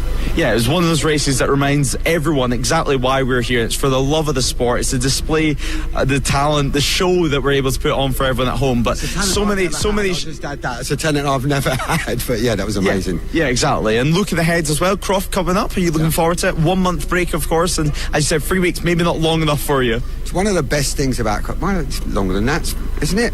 What date is it today? If anyone says it's my birthday, they can shut up. 26. It's 5 weeks. 5 weeks. It's been a long weekend. I think one of the great things about Croft is it's always a large crowd at Croft, because they don't have many bike meetings anymore now. And so when we go there, it's probably, I would say, where we have the most spectators is Croft. So let's keep our fingers crossed we have good weather up there, because the crowd is awesome at Croft, always. Yeah, exactly. Let's hope for some nice weather conditions. I mean, I don't know about you, but I did not expect 20 degrees in April, especially when you were planning the calendar. I'm sure at the end of last year, you were not expecting this kind of weather. We live in Britain. You don't know what weather you're going to get 1 month and the next, do you? But I think last time I went to Croft, it was absolutely glorious. So let's hope we get the same, yeah. Yeah, let's hope we get the same, obviously. And, well, a busy man yourself, running No Limits track days and No Limits racing. Anything exciting on the horizon? Well, what will make some people laugh is when you talked about the weather we had here. We was on Andalusia for 3 days, same 3 days, Friday, Saturday, Sunday. They had to abandon on lunchtime on Friday for wind and rain in Andalusia. So lots of Europeans going on. We're off to Portugal again this weekend, and we're off to Portugal again end of May, twice in Portugal. There's just lots going on. Catalonia's coming up in August. One that we're all looking forward to in July, we're going to the new World Superbike circuit in Italy, Cremona. So that's a new one for everyone. The thing we talked about on the last interview, the long haul stuff, there's something to be announced within the next couple of months, so people need to keep an eye out for that, because we have got a long haul event lined up for the end of next year, so that will be released in the next couple of months. So potentially a bucket list track for any enthusiasts wanting to let it go. We've been there before, let's put it that way, so it is a bucket list, yeah. Okay, great stuff anyway. Final words from this weekend anyway. I'm sure you've got plenty of people here you want to thank. Absolutely everybody. The list is endless, isn't it? You start with the competitors, what we're here for, the Orange Army, they're amazing. You only got to look at the tyre support. There's 8 of them that have worked non-stop all weekend. The officials, I mean, the list is, and the circuit, I mean, Donington, we've been coming here, 25, 26 years. They're one of the best. They're absolutely fantastic. Nothing's too much trouble. We even had their maintenance crew making the sign for us for the grid. So, yeah, the fantastic circuit. And quickly, if anyone does want to get in touch, wants to maybe join in on the action that they've watched at home, how do you get involved? Drop us an email, go onto the website, drop us an email, come and have a look at around, come and have a chat. It's friendly. It's all about the club. So yeah, just come and see us. Well, I think I speak for everyone at NLR TV and Motorsport Radio and everyone watching at the circuit. Thank you so much for putting on such a great event this weekend, and everyone's enjoyed it. See you at Croft. Before you go, Mark, quick question from me. I've been told by a little birdie it's your birthday coming up. When's the party? When can we come? I leave the country Tuesday. The party's Wednesday. I leave the country Tuesday. Nobody mentioned my birthday. Happy birthday, Mark, for that one. Great to speak to Mark Need, of course. Advance. Yeah, of course. And he also had a little cake last night to celebrate it. Let's not forget, with all the NLR officials. So, nice and happy, I'm sure. And, he's a guy that never takes all the credit, that's for sure. And, seeing plenty of people to thank anyway. Certainly is. Well, Lewis, we've had a fantastic weekend, but I think I'll pass the mic back to you for closing remarks. Yeah, okay, well, thanks so much. And, that's it for this round. And it seems like we've reached the end of our show. But what a weekend we've had. We spoke about the highlights. We spoke about some lowlights as well for some of the riders, let's not forget. But Croft still to look forward to. And then, of course, Brands Hatch straight after that. This is only round 2 of the season. And I think it's fair to say the riders are going to have to start thinking about some championship points pretty soon. Yeah, they certainly will be. Again, obviously it's a month break between races. It's actually quite a short season, even though obviously it's long weekends and 3 races, but suddenly we're going to be approaching half distance already. I mean, we're already a course of the way through, which is bizarre to think about, even though we've only had 2 weekends. So there'll be a lot of riders already thinking about championship aspirations, riders who will be starting to think about them very, very soon. And of course, they'll be wanting to have fun next round, I'm sure, but again, it's going to start getting serious for a lot of riders very, very quickly if they want to be getting that trophy at the awards night. Let's not forget as well, now that we're heading to Croft, we head up north again. It's going to be much similar to, for example, Knockhill later on in the year, where we're going to see a lot of riders only come in for the 1 round because they live up north and don't always want to make the trek down south, and maybe just want to compare themselves against such quick riders. I mean, we've seen Tommy Fields at Stettin and able to compete with the Tag Honda riders, so we could see we can see some new faces at Croft anyway, for sure. It certainly will be. Again, it's something that, as you said, we'll expect to see at Knockhill as well. Again, some people, unfortunately, travel's not really something they either want to do or viable. Again, I think there's a lot of people here at Donington that won't be willing to make those treks up to Croft and then up to Donington, or not up to Donington, up to Knockhill, should I say. But again, you'll get a lot more local riders coming along as well. So you get the guys who are there every single week at that circuit, at the local clubs, always pounding away. So you'll see those guys who really know the circuits inside and out, and then comparing them to some of the best that we have at No Limits. And again, riders who are fantastic and racing a multitude of championships at a very, very high level. We get to compare those guys to each other. Should be really, really interesting to see how it's going to unfold. But yeah, Croft, of course, a little bit more than a month away. It's a month and a couple of days, but I'm really, really excited for it. As we heard Mark say, always draws a bumper crowd as well, because they don't really have that many bike events there anymore, or major bike events anyway. But again, it's a great track. A lot of the riders really, really like it as well. I'm really excited, and I'm annoyed it's such a long wait until we get there. Yeah, exactly. We've got to wait all the way until next month until we can get underway at Croft. The sun is still out at this time of day, obviously. It's about 5 o'clock in the evening, but what a busy weekend it's been for the officials, for us in the comment spots, for the cameramen, for the marshals, for the circuit officials, and all the No Limits officials, and also the scrutineers. We're down here in the Scrutineering Bay. We spoke to them earlier on in the weekend. It's been a busy weekend for everyone involved, but as we said with Mark Neate, such a rewarding one to be involved in, and yet we get to do it all again at Croft next time out. So a massive thanks to everyone involved, and of course, as we said, 1 month wait until we get to Croft next month. We head up north from Donington Park. This is round 2, over and out. The pack-up has begun, so yeah, we'll see you in May. No Limits Racing. No Limits Racing. No Limits. Live from Donington.